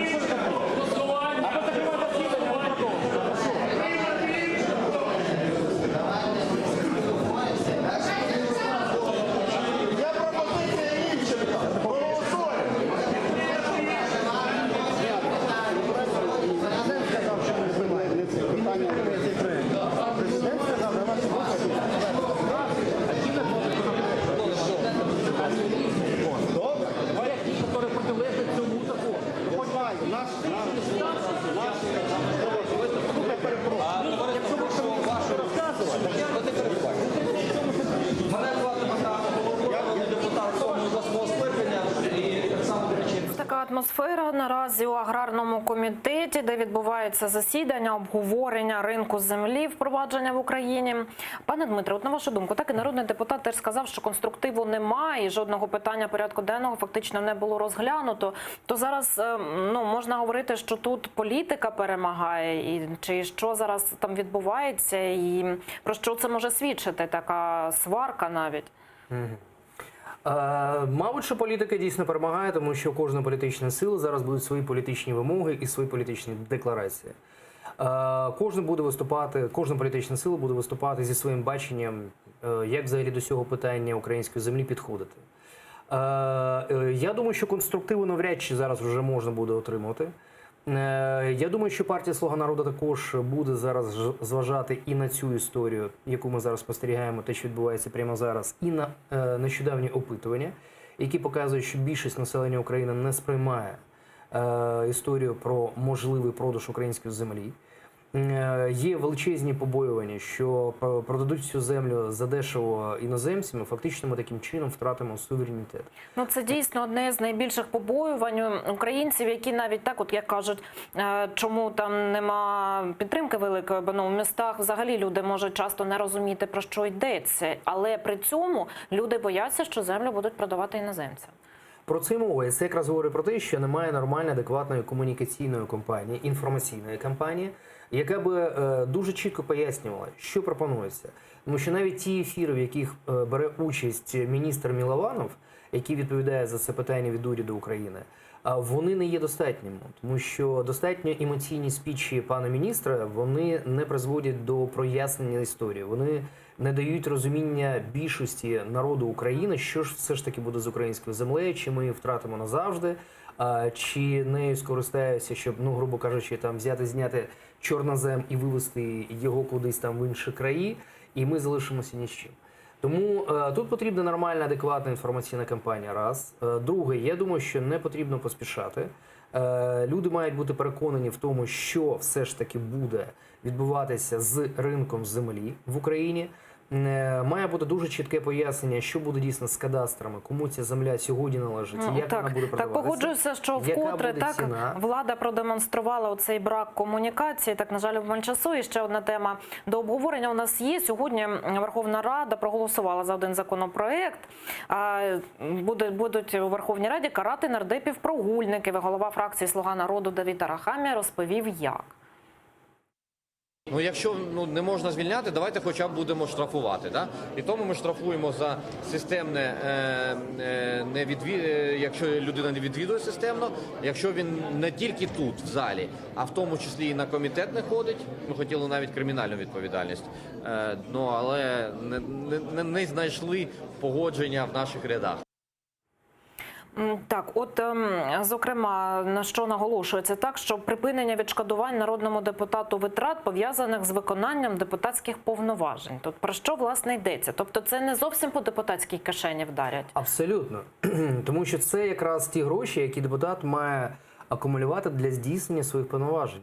Це поїздки, це спілкування із виборцями, це забезпечення там якоїсь адміністративної діяльності для того, щоб цю депутатську діяльність впроваджувати. І загалом це ж ті гроші, які також мають іти, я так розумію, на персонал, який забезпечує діяльність народного депутата. Помічники, асистенти, експерти, і так далі. Да? І якщо ці гроші будуть забирати, то це значить, що депутат насправді буде сидіти, менше робити, у нього буде більше можливості займатися своїми справами, і фактично це не буде бити по його гаманцю, по його заробітній платі. Тому я не переконаний, що це правильне і адекватне рішення. Тобто, на вашу думку, це не стимулюватиме депутатів відвідувати засідання комітетів чи пленарне засідання у парламенті?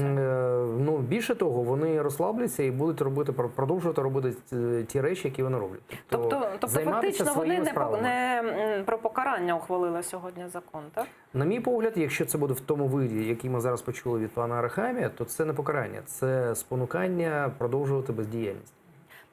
Добре, в Верховній Раді там хай вони зараз... Я сподіваюся, що там набагато більше в цьому законопроекті зафіксовано. Чи свідомих депутатів більше в цьому скликанні? Я сподіваюся, що в цьому законопроекті, який прийнято, все ж таки набагато більше прописано справжніх покарань народного депутата, зокрема, але це потрібно прочитати, я просто ще не читав, тому не можу просто бути голослівним. А друге, я думаю, що все ж таки достатньо депутатів є свідомих, які не порушують робочий режим, проходять і відповідально працюють в Верховній Раді. Так, а зараз давайте подивимося і послухаємо речницю Леоніда Кучми, який представляє Україну у Мінську. Вона розповіла, які саме вимоги висунуто для виконання Мінських угод. От давайте подивимося, що пропонується.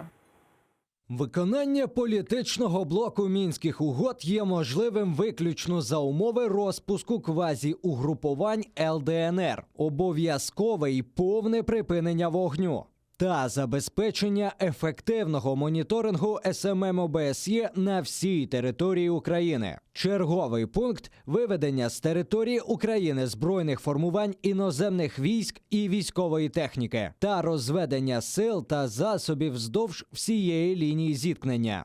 Серед іншого, забезпечення роботи Центральної виборчої комісії України, українських політичних партій, засобів масової інформації та іноземних спостерігачів. Обов'язковою умовою є й встановлення контролю за непідконтрольною Україні ділянкою українсько-російського кордону. Звичайно, що ця новина не пройшла повз увагу народних депутатів. Ірина Геращенко, співголова фракції «Європейська солідарність», привітала таку пропозицію представників України у тристоронній контактній групі у Мінську. Я вважаю, це абсолютно правильна заява, і я вважаю, що дуже мудро, що переговорна група тристороння контактна наголосила, що ключовим є безпекове питання, що ніякого розведення не може відбуватися в визначених місцях Золоте і Петровське без того, що там не перестануть стріляти, не буде зафіксовано стале перемир'я, бодай 7 днів.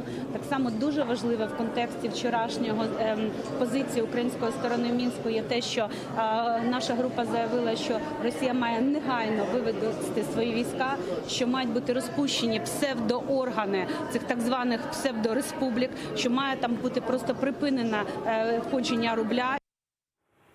А народний депутат від «Слуги народу» Богдан Яременко заявив, що сподівається на створення дорожньої карти на зустрічі глав держав Нормандської четвірки. Президент Зеленський залишається відданий ідеї мирних переговорів щодо припинення кровопролиття на Донбасі. Це план А, він не змінюється. Україна буде далі докладати всі можливі зусилля для того, щоб мирні переговори були ефективними. Для того, щоб відбулася зустріч в нормандському форматі, в ході якої можна буде обговорити лідерам держави і, сподіваємось, затвердити дорожню карту мирного процесу, яка фактично буде базуватися на мінських домовленостей, але, можливо, дозволить скоригувати певні підходи, які за 5 років довели свою нездатність. Ось таку реакцію маємо з кулуарів Верховної Ради. Дмитре, якщо до вас, як вам такі нові умови? Чудово, я підтримую всі ті пункти, які проговорені від нашої сторони в трьохсторонній контактній групі. Я би додав ще один пункт. Це припинення видачі російських паспортів людям, які живуть на цій території, плюс анулювання тих паспортів російських, які вже видані. Тому що це українська територія, це українські громадяни. А так, всі інші пункти, вони абсолютно адекватні і правильні, тому що без цього неможливо забезпечити юрисдикцію України на цих територіях, як того ми хочемо. Ну, повз увагу Кремля також не пройшла ця новина, і речник президента Росії Дмитрій Пєсков заявив, що такі умови України є для Кремля незрозумілими. Це знову, як то кажуть, нові вхідні. Походу надходять нові вхідні від української сторони. Тут можна сміливо сказати, що такі нові вхідні вельми несподівані і для Москви, і для Берліна, і для Парижа. Тут поки важко коментувати, що означає це відхід від Мінських угод, що означає це відмову від раніше взятих зобов'язань і раніше поставлених підписів. Наразі незрозуміло. Ну так що найперше у цій цитаті кидається в очі, що Москва каже не лише про себе, але й про Берлін і про Париж. Я думаю, що Москва говорить перш за все про себе.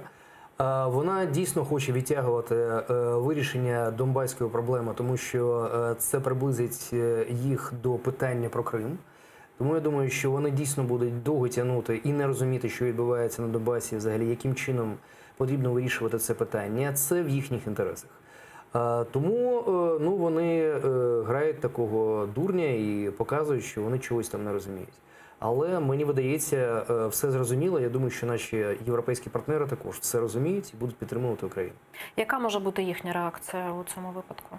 Треба дочекатися, але мені думається, що має бути нормальною і сприйнятною. Чому? Тому що фактично, навіть коли ми говоримо про ту невдалу формулу Штайнмаєра, які хочуть нав'язати Україні, то навіть за цією формулою є дуже чітка позиція про розведення військ, про виведення різних військових формувань, про те, щоб Україна контролювала кордон і так далі. Але як це здійснити, якщо не виконати ті пропозиції, які зараз дає Україна, які ми тільки що прочитали і обговорюємо?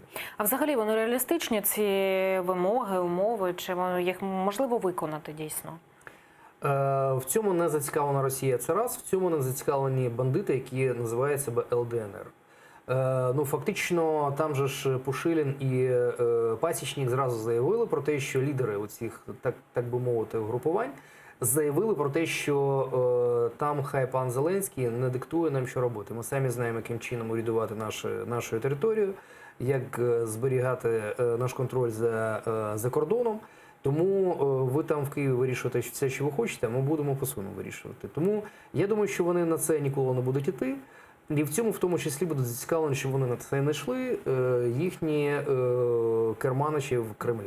Давайте зараз послухаємо президента щодо розведення. Він заявив, що вже 2 дні у Золотому не лунають постріли. І що з цього випливає? Прошу пряму мову. 7-денний строк тиші – це не новина для України і для всіх учасників трьохсторонньої групи засідання у Мінську. Тому ми будемо чекати на 7 днів тиші. А для нас ознакою є це ОБСЄ, яке повинно повинно сказати, що так, 7 днів не було пострілів. На сьогодні я знаю, що 2 дні вже у нас тиша. Будемо вірити, будемо чекати, що 7 днів буде тиша, і тоді ми можемо говорити про відведення. Ось такий коментар від президента. 2 дня тиша і ще треба витримати 5. Ну, на вашу думку, чи буде за 5 днів розведення військ? Ну, ви знаєте, з одної сторони президент говорить, і президенту треба вірити, але зважаючи на те, що там, де перебував президент, нещодавно, вчора загинула наша українська військова, ну який же це режим тиші? Коли гинуть наші військові, коли сьогодні були обстріли і є поранення, є бойові певні втрати. Тому говорити про те, що ми готові до такого розведення, нам точно не можна. Тому... Ну, в такому випадку, чи можна це взагалі розведенням назвати буде? Ну, очевидно, що для того, щоб це розведення відбулося, потрібно, щоб було припинення всяких військових дій і тим паче обстрілів. І, як сказав президент, дійсно це має зафіксувати ОБСЄ. Коли ОБСЄ це зафіксує, вони мають сказати про те, що обстріли закінчилися, що їх не було протягом 7 днів. А цього не відбувається. Я думаю, що в цьому насправді не зацікавлені ні бойовики, як ми з вами вже говорили, ні Росія. Тому що вони хочуть, щоб цей конфлікт жеврів, вони хочуть, щоб ці території залишалися за бойовиками і фактично керувалися Росією для того, щоб Україна, перше, віддалялася від вирішення питання Криму, а друге, для того, щоб з України постійно сочилися економічні, і людські, і інші ресурси, і вона відволікалася від свого розвитку на справжню війну, яку веде Росія проти України. Ну, так дуже зараз зосереджена увага на сході України, на цьому конфлікті. А от народний депутат від фракції «Голос» Святослав Корчук у коментарі АТР сьогодні розповів, чи розділяють питання Донбасу і Криму у процесі деокупації. Для нас питання Донбасу і Криму одне від другого, я би сказав, вони є невід'ємними обидва, і ми їх не розділяємо один від одного. Отакий лаконічний коментар. Ну, чи дійсно це відповідає дійсності? Але далі має бути якась пропозиція від партії «Голос». Що вони тоді пропонують? Тому що для всієї України зрозуміло, що ми не можемо, як Україна, розділяти питання Криму і Донбасу, окремих територій Донбасу. Тому що це наші території, які окуповані сьогодні Російською Федерацією. На одній території не йде війна, на іншій території йде війна. Але в цій ситуації, я думаю, що для України сьогодні створюється момент, коли якраз ці два проблемних питання можна об'єднати. Яким чином? Очевидно, що відведення військ не відбудеться. Очевидно, що також є спротив у величезної кількості суспільства щодо формули Штайнмаєра і відведення військ з нашої території на Донбасі. Тому я думаю, що потрібно було б взагалі робити далі, треба запропонувати якусь нову українську формулу, формулу Зеленського. І мені видається, що за цією формулою було б логічно признати на законодавчому рівні про те, що ці дві території є тимчасово окуповані Російською Федерацією, і що ми не визнаємо ніяку юрисдикцію Росії над цими територіями, але ми йдемо далі, визнаючи ці території окупованими, і продовжуємо розвивати нашу українську державу, сподіваючись на підтримку наших міжнародних партнерів, західних партнерів, на те, що саме із-за цих територій будуть посилюватися санкції Заходу проти Російської Федерації, аж допоки вона не піде з Криму і з Донбасу.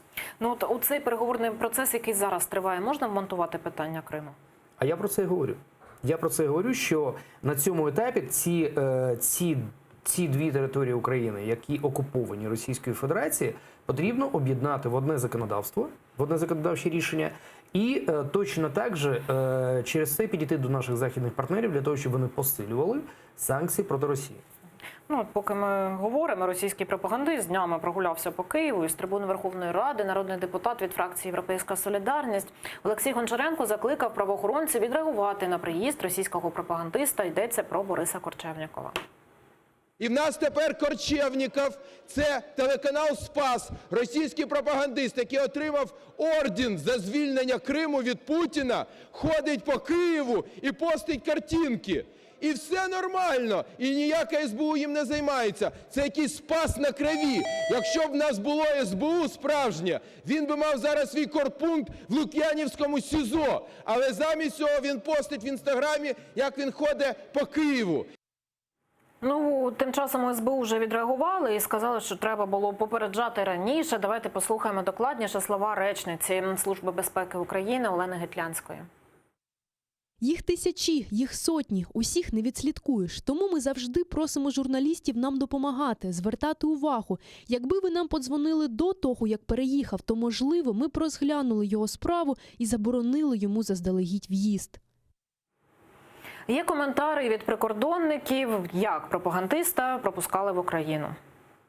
Наші інспектора перевіряють наявність документів, які дають дозвіл на перетин кордону, а також керуються базами даних, в тому числі, де знаходиться інформація від інших правоохоронних органів, зокрема, що стосується заборони в'їзду іноземців. Відносно даної особи, заборони в'їзду на територію України від інших правоохоронних органів не було. Ну, цей випадок, на жаль, не перший, і я боюся, що не останній. От дійсно, чи є повноваження у наших прикордонників, у наших правоохоронців не пускати таких людей до України? Друзі, там вже два питання. Перше, це є пропагандист. І я думаю, що у нас є цілий окремий веб-сайт, веб-ресурс, в якому є списки тих людей, які вважаються інформаційними ворогами України в тому числі. Серед них і артисти, і журналісти, і дуже багато інших там людей.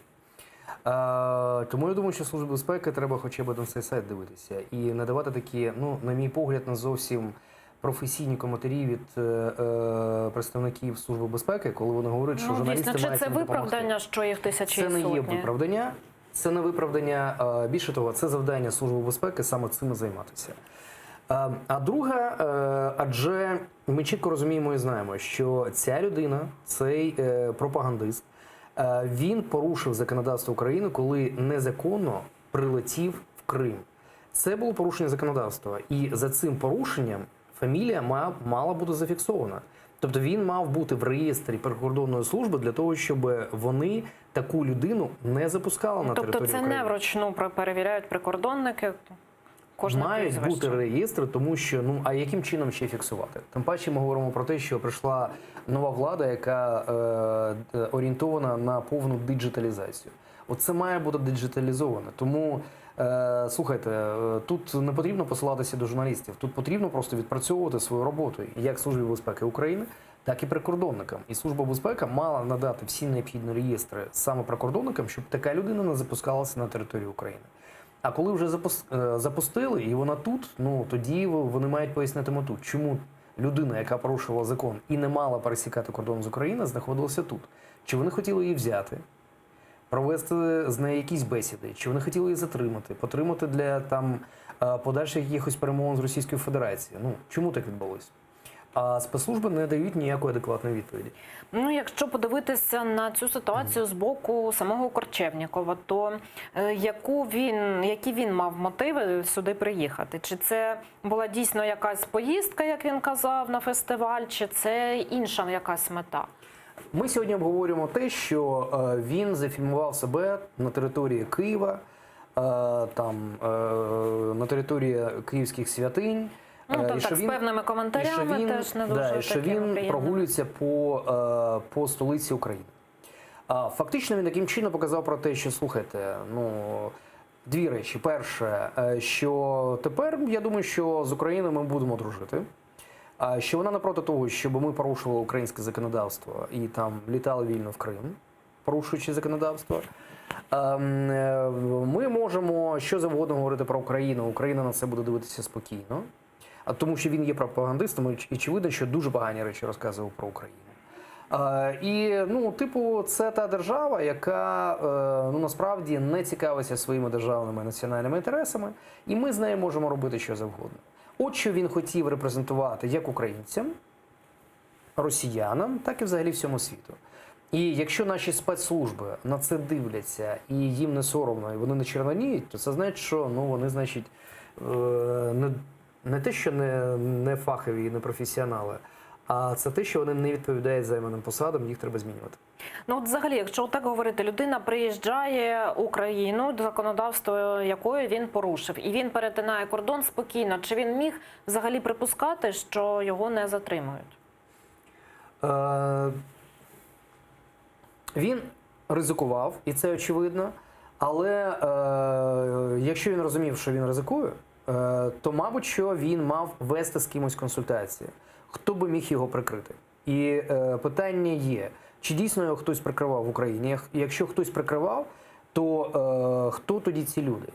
Які державні посади вони обіймають? В яких спецслужбах або там на державному рівні чим вони займаються? І коли так, то я думаю, що взагалі потрібно провести певне розслідування. Я думаю, що якщо не президент України, то у всякому разі глава Служби безпеки України має це розслідування взяти під свій контроль.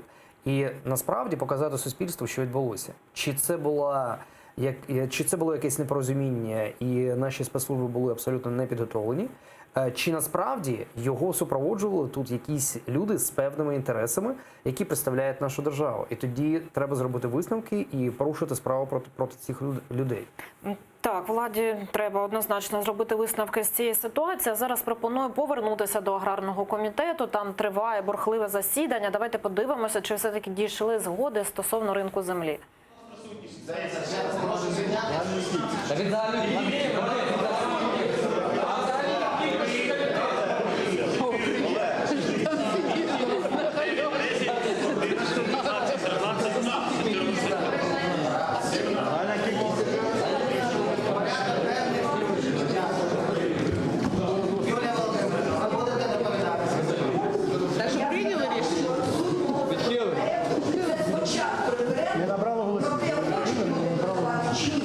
Продовження мораторію, поки буде проведений референдум.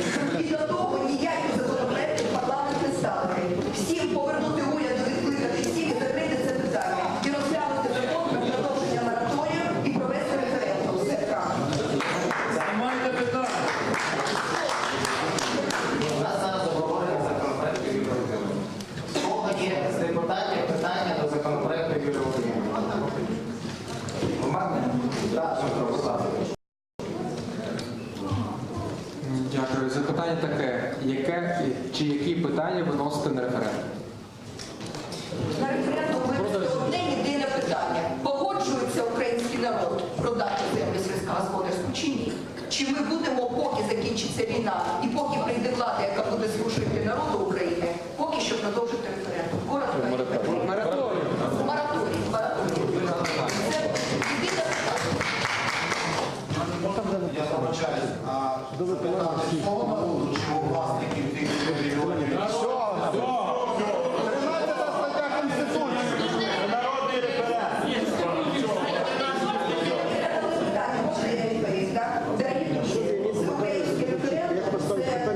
Інституція, яка стосується голосування коштом.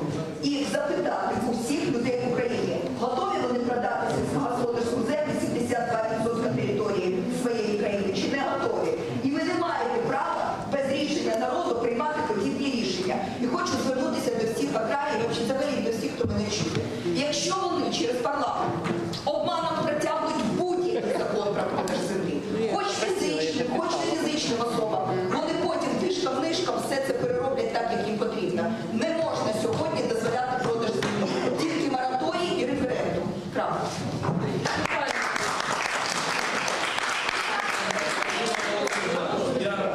Молодий політик, набагато більше інформації, будь ласка. Мораторій знімаємо.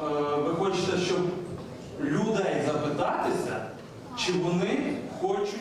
Ось так триває засідання аграрного комітету, а тим часом на бюджетному ще нічого не відбувається. Будемо слідкувати і трохи згодом розповімо вам, що відбувається у парламентських комітетах. А далі ефір телеканалу АТР продовжить випуск новин «Заман». Я дякую Дмитру Васильєву, політичному консультанту, гостю нашої студії. Катерина Вишневська. Повернуся до цієї студії вже за 20 хвилин. Залишайтеся з АТР і дякую, що довіряєте.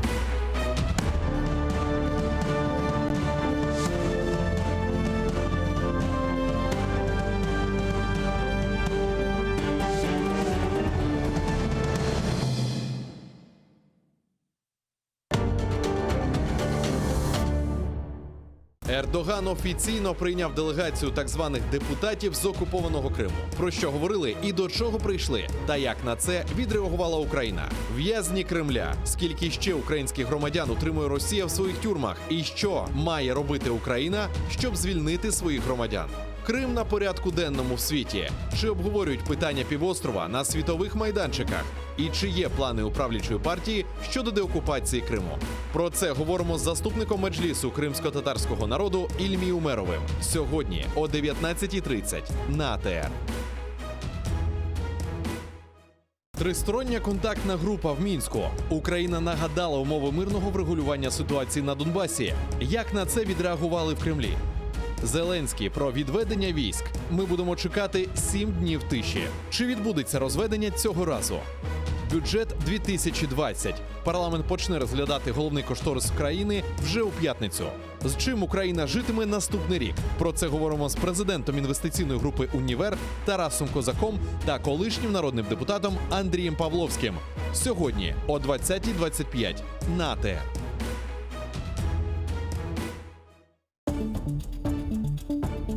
Дружба по принуждению. Зачем США дали курдов в руки Кремля? Да здравствует Брексит! Легчает корона Елизаветы II. Эфиопская гордость Нобеля. Конец многолетней войны. Угрозы и надежды, радости и потери. Какие уроки преподал нам мир за последнюю неделю? Сегодня в Прайм Мацарский в 21:00 на АТР. Халқымыздың уста çalgıcısı, Kırım'da nam kazangan artist,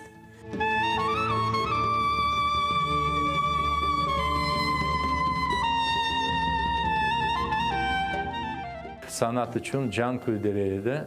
Bizim halkımızın arasına bir acayip bir türkücü var idi biliyor. 18 Mayıs gecesinde prikaz okulda. bugünkü hikayemiz Alim Osmanov'a bağışlanan. Bakış saray bizimdir de çevreci yüzümüdür. Akı seni sevdirin iki de kara gözünüdür. Bakış saray bizimdir de çevreci yüzümüdür. Akı sana sevdirin iki kara gözünüdür. Українська музика багата на колоритні пісні. Знайомство з унікальним гуртом «Сонячна машина», учасники якого є авторами, виконавцями та мультиінструменталістами. Все це ви побачите в ефірі Джанглу Студіо на телеканалі АТР вже цієї неділі о 19:30. Yemek isterken tarlalar erekler erekler. Layık görsen men yanımda kalayım kalayım. Yemek isterken tarlalar erekler erekler.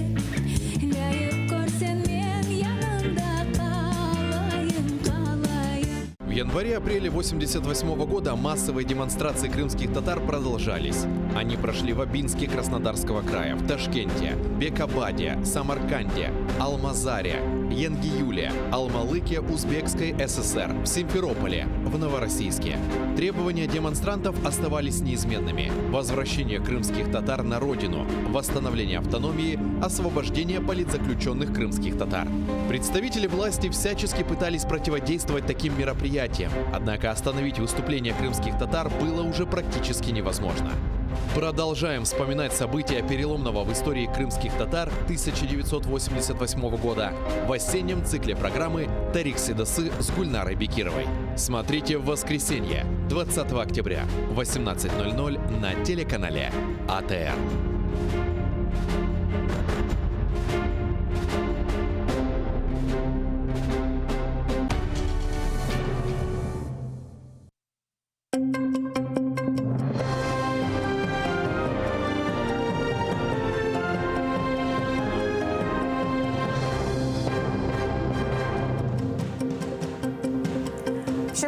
Жовтня 2064-й день окупації Криму Росією. В ефірі інформаційний випуск «Заман». Я Оксана Дворецька. Вітаю вас. В районах Петрівського та Золотого на Донбасі вже 2 дні тиша, але треба дочекатися 7-денного терміну для розведення військ. Про це під час візиту до Латвії заявив президент України Володимир Зеленський. За його словами, про розведення сил можна говорити лише після 7 днів тиші і після того, як це зафіксує місія ОБСЄ. Водночас він чекає, що окупаційні російські війська таки відійдуть назад. Президент Латвії Егілс Левіц заявив про повну підтримку територіальної цілісності України. Ми будемо чекати на те, що не тільки українська сторона дуже хоче, щоб наприкінці вже був мир, щоб перестали вбивати наших людей, вбивати українців. Я думаю, що це бажання повинно бути з кожної сторони, тому ми чекаємо саме на це. Ми дуже детально обговорили питання оборони і агресії Росії проти України. Ми дуже сильно підтримуємо територіальну цілісність України і засуджуємо незаконну анексію Криму. Це чітка позиція нашої зовнішньої політики, від якої ми не відходимо. Спочатку безпековий аспект, а потім політичний. Така формула України в Мінську. У Верховній Раді вітають позицію, озвучену напередодні нашими представниками у тристоронній контактній групі.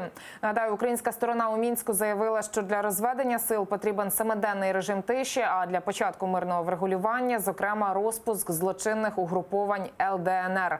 В опозиції переконані, акції протесту «Ні капітуляції» підкоригували офіційну позицію української влади. У президентській фракції запевняють, червоні лінії держава не перейде. І попри відсутність результату у Мінську, президент залишається прибічником мирного врегулювання конфлікту на Донбасі. Путін ані на йоту не прагне до того, щоб були припинені обстріли. Він хоче, щоб вибори на території, яка окупована російськими військами, пройшли за наявності і російських військ, і бойовиків. І фактично вимога європейської солідарності, і моя, завжди полягає в тому, що першими мають бути виконані безпекові умови. Спочатку має бути припинена стрільба, виведена російські війська, має бути контроль над кордоном, і після масових протестів влада нарешті почула і почала говорити теж цією мовою, що перед виконанням безпекових вимог не може бути інших політичних процесів. Були абсолютно чітко дані роз'яснення українському суспільству, що жоден політичний діалог неможливий без досягнення безпекових критеріїв. Те, що відбувається, це є свідченням того, що всі публічно дані обіцянки президентом Зеленським виконуються. І як його намір продовжувати мирні переговори, і як неможливість, заявлена ним чітко неможливість жертвувати безпекою наших громадян. Випадковість, а не цілеспрямована акція. Так у МЗС України прокоментували вітання президента Туреччини Реджепа Таїпа Ердогана з так званими депутатами Держдуми Росії з анексованого, Криму.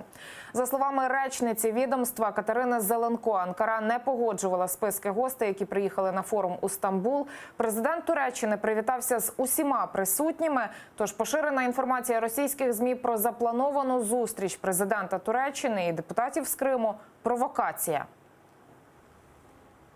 Насправді то йдеться про протокольний захід, в рамках якого, як передбачає протокол, глава держави привітав всіх учасників і в церемонії рукопотискання взяли участь так і ці двоє депутатів фактично. Була така провокативна спроба вбити клин між Україною і Туреччиною.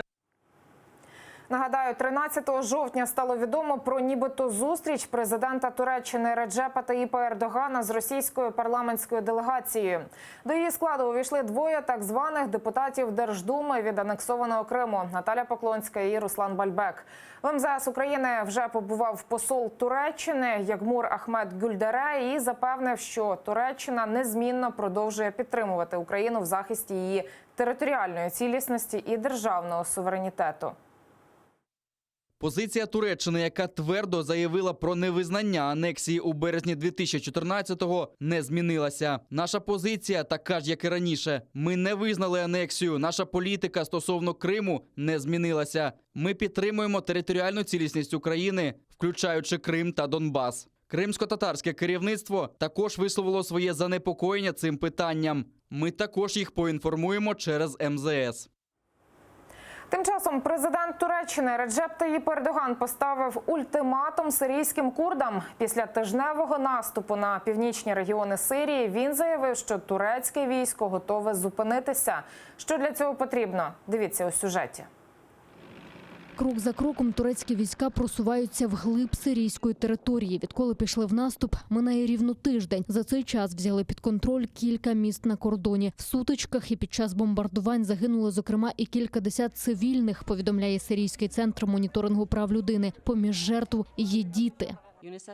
ЮНІСЕФ може підтвердити загибель на північному сході Сирії щонайменше 4 дітей і поранення 9. 7 дітей загинули в Туреччині. За нашими підрахунками, внаслідок насильництва гуманітарної допомоги можуть потребувати принаймні 170 тисяч дітей. У перші дні наступу свої домівки покинули близько 130 тисяч людей. Тепер вони помалу повертаються в ті міста, які контролюють турки. Пекарня вже працює нормально. Розповсюджується гуманітарна допомога, ситуація поліпшується. Ми закликаємо всіх, хто виїхав з міста, повертатися.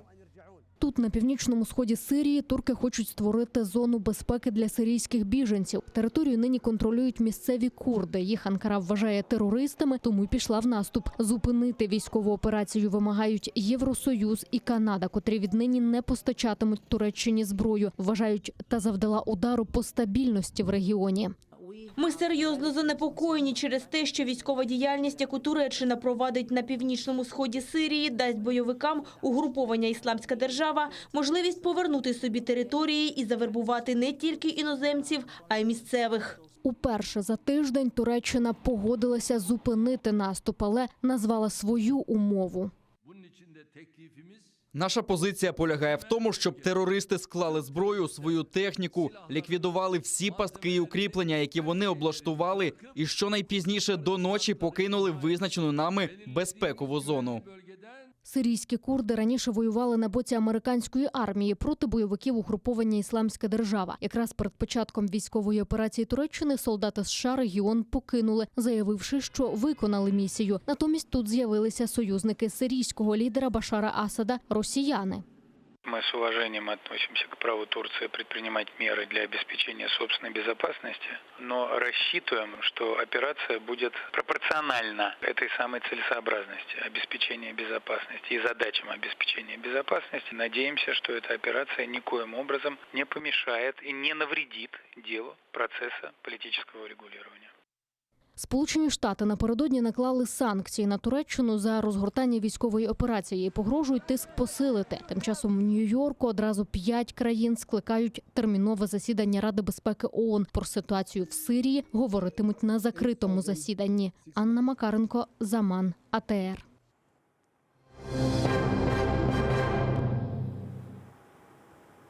Облави, штрафи і умовні терміни за зустріч з лідером. 16 жовтня 2014 року почалися масові затримання кримських татар у так званій справі 3 травня. Тоді вони вийшли до адмінмежі, щоб зустріти лідера кримсько-татарського народу Мустафу Джемілєва. Окупанти заборонили йому в'їзд на батьківщину. Відтак сотні людей прорвали кордон росіяни і пішли на зустріч лідеру.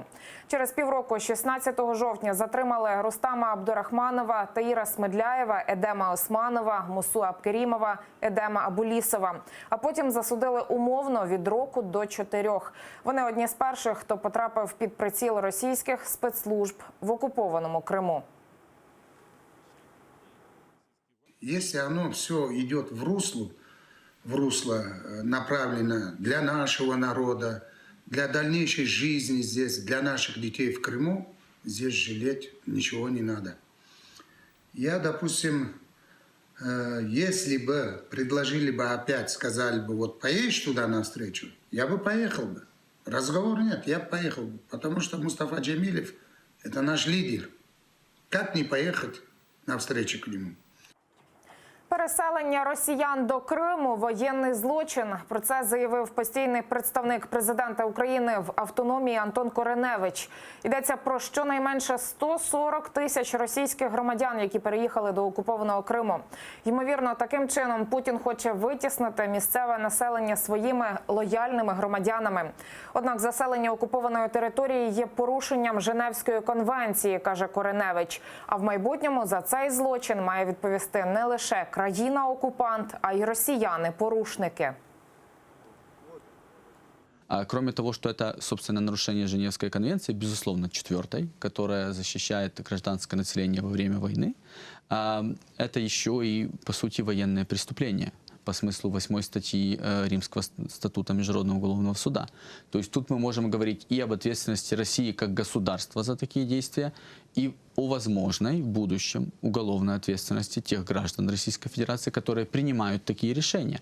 Но, безусловно, это замещение, оно имеет целью как бы одно – это изменить состав населения Крыма, для того, чтобы там было больше людей, которые, ну, скажем так, являются сторонниками действий оккупационной власти. Стерти усі згадки про депортацію. У Криму окупанти перейменували Державний комітет зі справ міжнаціональних відносин і депортованих громадян. Згідно з наказом окупаційного глави Республіки Аксьонова, тепер він просто Державний комітет зі справ міжнаціональних відносин.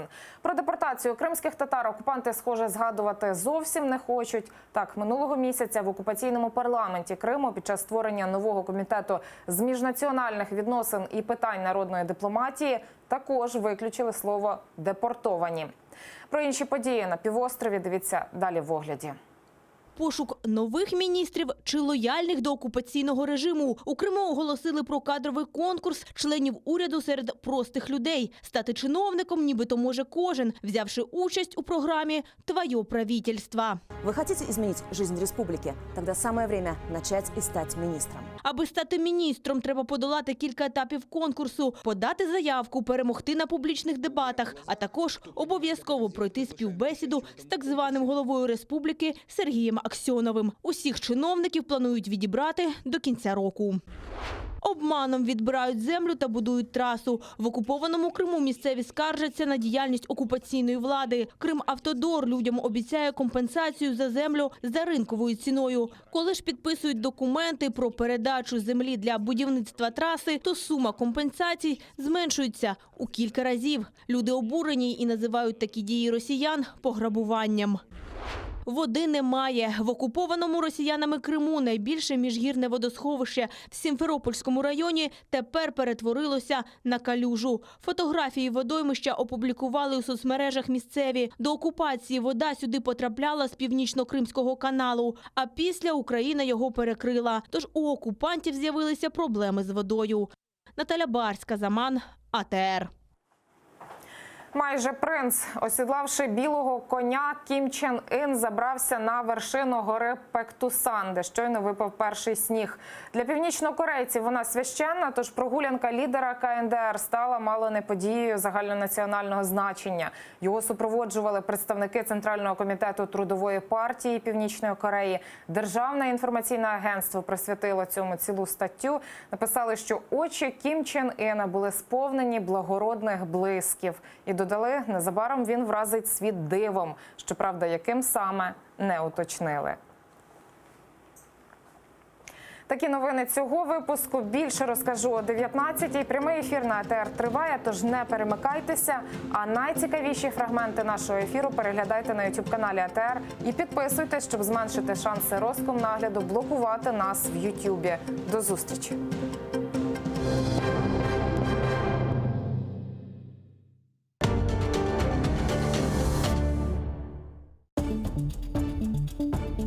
Дружба по принуждению. Зачем США дали курдов в руки Кремля?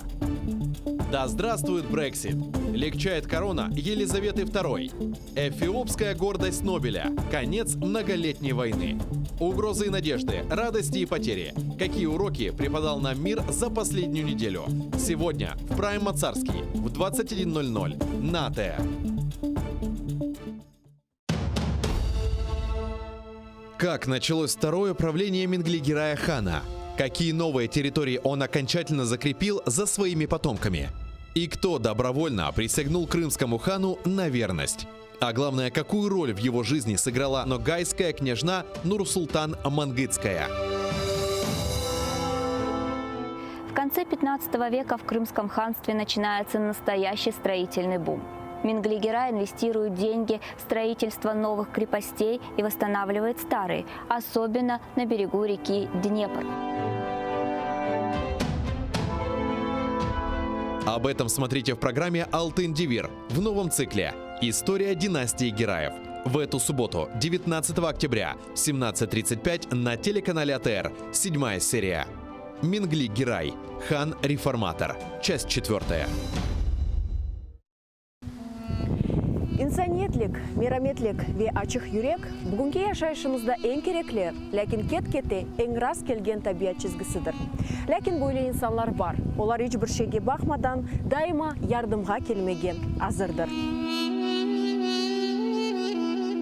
Интернетте көресің, хаста бала чыға, сон яшлар чыға. И бет ажисын оларны, сон волонтерлар айталар ма, айшытыда ярдым етейік, айшытыда ярдым етейік. Юректе бар бізде, ханымызда бар ярдым етме адамларға.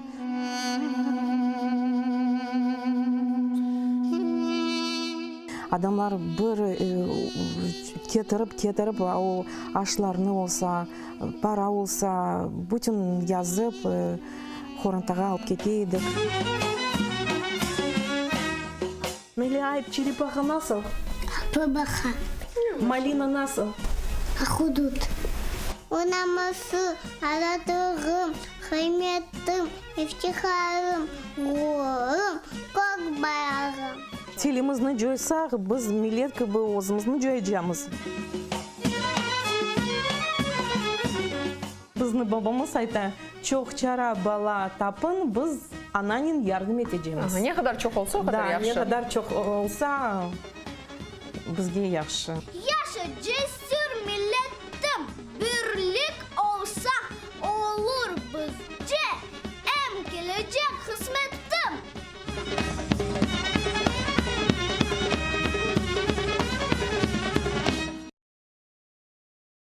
Халқымыздың уста çalgıcısı, Қырымда нам қазанған артист,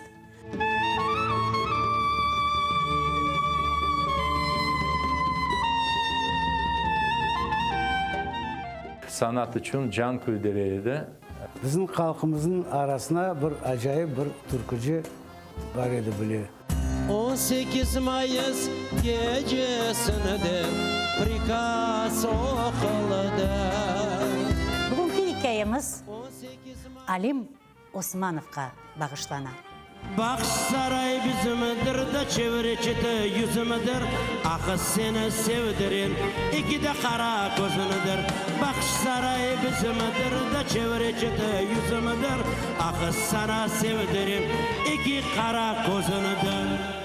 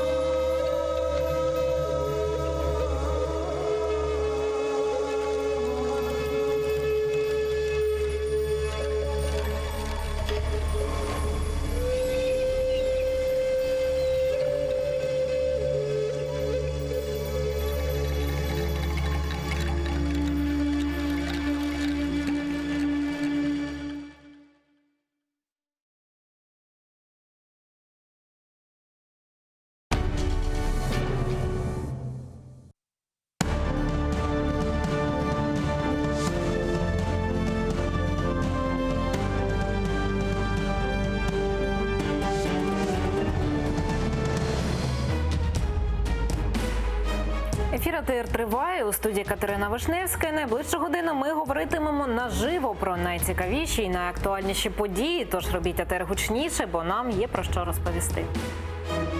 Рада працює, скоротила суддів, каратиме прогульників і ділить державні гроші. Реакція нардепів неоднозначна. Кремль наразився на несподіванку. Україна висунула умови щодо виконання мінських угод. Російський пропагандист вільно прогулявся Києвом. Куди дивиться СБУ? Вітаю всіх, хто долучився до прямого ефіру телеканалу АТР. Катерина Вишневська разом із вами до 18-ї години задля обговорення найактуальніших тем. Я вітаю нашого гостя Сергій Бережной, політичний оглядач інформагенції Ліга Бізнес-Інформ. Добрий вечір. Триває засідання комітетів у Верховній Раді України, і наша кореспондентка Мілена Аметій зараз перебуває у бюджетному комітеті. Вона зараз з нами наживо.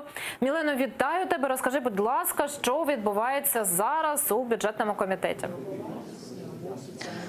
Катерина, салям алейкум. Бачиш, я вже включаюся сидячи. От таблички сьогодні підготували для того, аби зібрався нарешті комітет з державного бюджету. Але на ці місця ніхто сьогодні так і не сів. І розкажу чому. Засідання повинно було розпочатися о 15-й годині. Та через те, що робочі групи занадто багато обговорень вели, воно не розпочалося ані о 15-й, ані о 16-й і навіть не розпочалося о 17-й годині. Тож за 2 години нічого так і не сталося засідання. Я попрошу зараз оператора показати журналістів, які вже більше 2 годин чекають на початок засідання. Сьогодні повинні були розглядати законопроект підготувати законопроект до першого читання щодо державного бюджету, а також проект щодо змін до бюджетного кодексу.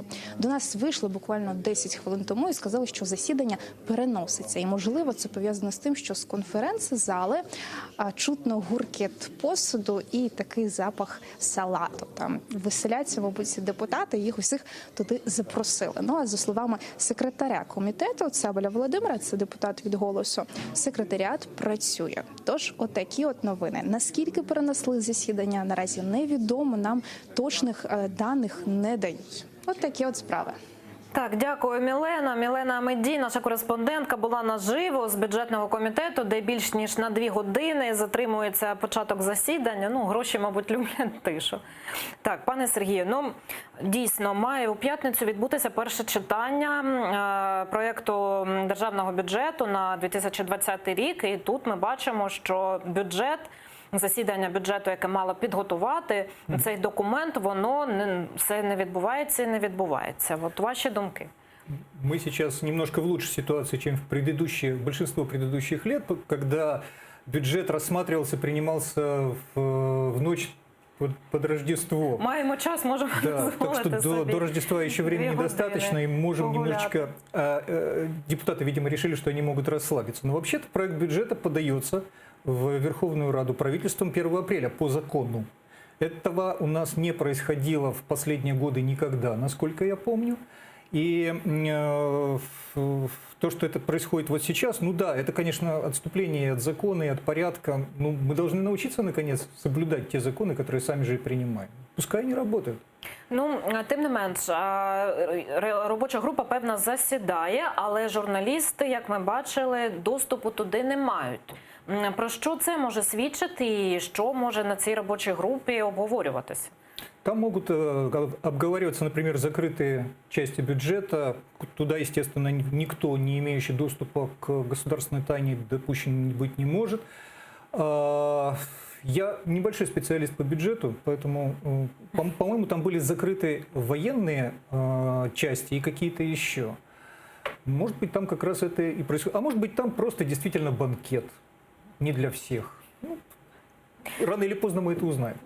Так, сьогодні не лише бюджетний комітет збирався, вже закінчилося засідання аграрного комітету, там було дуже жваве обговорення, навіть сварка. Ось це все стосується, звичайно ж, відкриття ринку землі. Давайте зараз послухаємо народного депутата від фракції «Батьківщина» Сергія Соболєва, який закликав не продавати землю. Ви не маєте права, згідно з Конституцією, давати право на продаж земель сільгосппризначення. Читайте Конституцію. Ви не маєте права дозволити іноземцям купувати цю землю. Ви хочете так званий ринок землі для того, щоб в Україні знову був голодомор? Невже не зрозуміло, що фермер, який працює на землі, завжди підтримує село, школу, дитячий садочок? Хто буде підтримувати? Великі агрохолдинги? Так, це була думка народного депутата від фракції «Батьківщина» Сергія Соболя. От народний депутат позафракційний Сергій Лабазюк перебував безпосередньо на цьому засіданні. Давайте послухаємо, що він нам звідти розповів. Є представники профільних асоціацій аграрних. Люди вимагають зняти урядовий законопроект про обіг землі з розгляду і рекомендують, щоб комітет проголосував за проведення референдуму по обговоренню, виставляти чи ні на продаж сільськогосподарську землю. Тобто атмосфера насправді досить зараз складна. Не вдалося обговорити ні одного з законопроєктів. Якраз йде зараз ця жвава дискусія. Ну, як на мене, я бачу, що все сходиться до того, що швидше за все голова комітету буде закривати сьогодні засідання.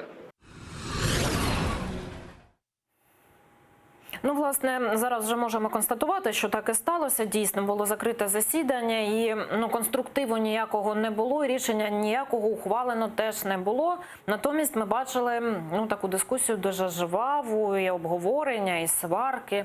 А що, на вашу думку, чому так відбулося? Чи дійсно така зараз напружена ситуация навколо цього рынка земли? Я считаю, что наши политики и «Батьківщина», и многие другие, они попали в собственную ловушку с этой историей, потому что они в течение очень долгого времени протестовали против снятия моратория на продажу сельхозземель. И теперь просто не могут из этой позиции выйти, хотя уже давно пора.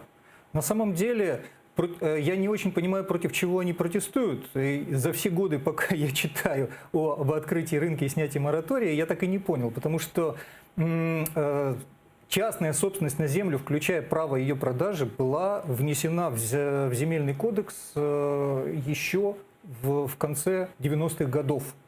Закреплено было. И этот кодекс действует, его никто не предлагает пересматривать. Мораторий же был наложен на продажу именно сельхозземель только до того момента, пока Верховная Рада не примет закон об обороте сельхозземель. И она его не может принять уже 20 лет. И только поэтому сейчас у нас нет свободной продажи сельхозземель. Только потому, что Рада не может принять документ, который она сочтет профессиональным, или который будет соответствовать ожиданиям нынешнего момента или стратегическим интересам Украины. Они не в состоянии это сделать. Это не в состоянии был сделать предыдущий созыв, и, судя по тому, что мы наблюдаем, это не в состоянии сделать и нынешний созыв. Несмотря на то, что президент, в общем, насколько я помню, он поставил задачу открыть рынок земли. Потому что это логично, это требует на самом деле и агросектор уже очень давно требует. А все, что говорит господин Соболев, да, я это все слышал и раньше, это, с моей точки зрения, не выдерживает критики. Ну, то щодо того, так ви сказали, що не може Верховна Рада вже впродовж багатьох років ухвалити цей законопроект. Чому? От що на перепоні стає? Що заважає? Видимо, просто нежелание, это во-первых, потому что большинство политических сил не так или иначе включены в серый оборот земель. Вместо продажи земли легальной сейчас, она, естественно, находится в сельхозобороте, но поскольку продажа невозможна, это оборот серый, он полулегальный. И там огромные теневые доходы, которые у людей, контролирующих этот рынок. Насколько я знаю, депутаты, имеющие отношение к этим серым оборотам, они как раз и в основном и давят на то, что нельзя снимать мораторий. Он для них выгоден. Ну, разом з тим, є побоювання у суспільстві, так? Дуже багато занепокоєння, що іноземцям продадуть цю землю. От чи це не може стати зараз причиною того, що на комітеті, власне, відбувається якась розмова, але дій нема?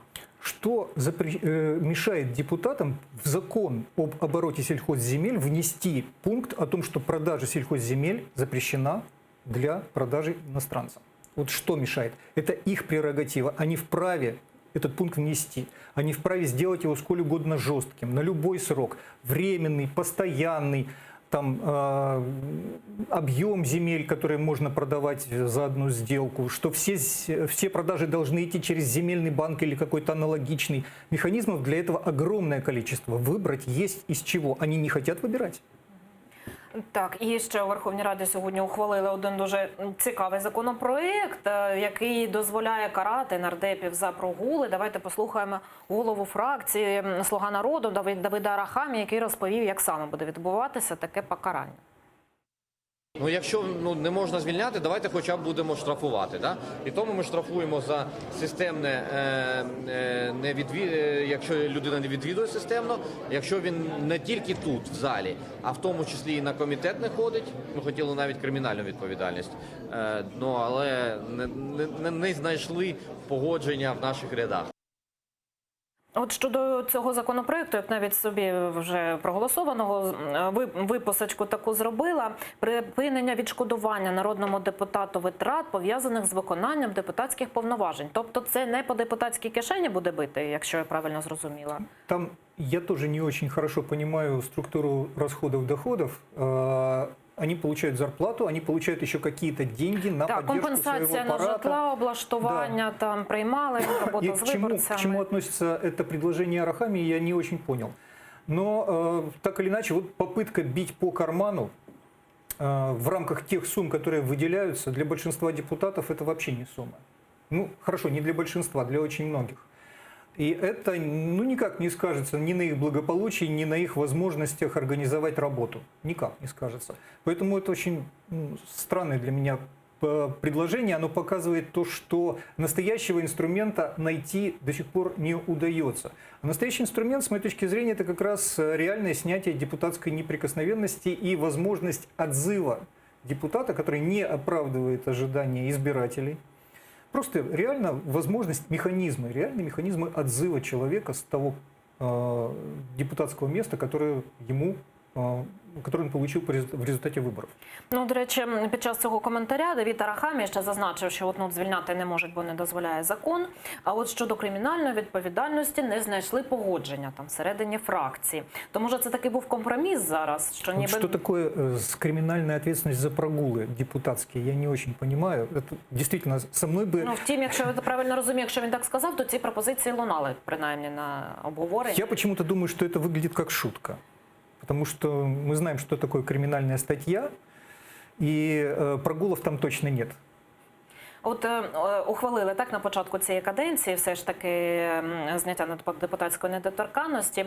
От з ухваленням цієї норми, чи можна буде дійсно говорити про такі запровадження, відкликання народних депутатів за ті чи інші порушення? Помимо того, что депутатская неприкосновенность будет снята, нужны еще механизмы, создать механизмы этого отзыва. Они предусмотрены, но так и не созданы до сих пор, и я не знаю, сколько времени нужно будет их создавать. Я даже прикидок на эту тему не видел, никаких предложений.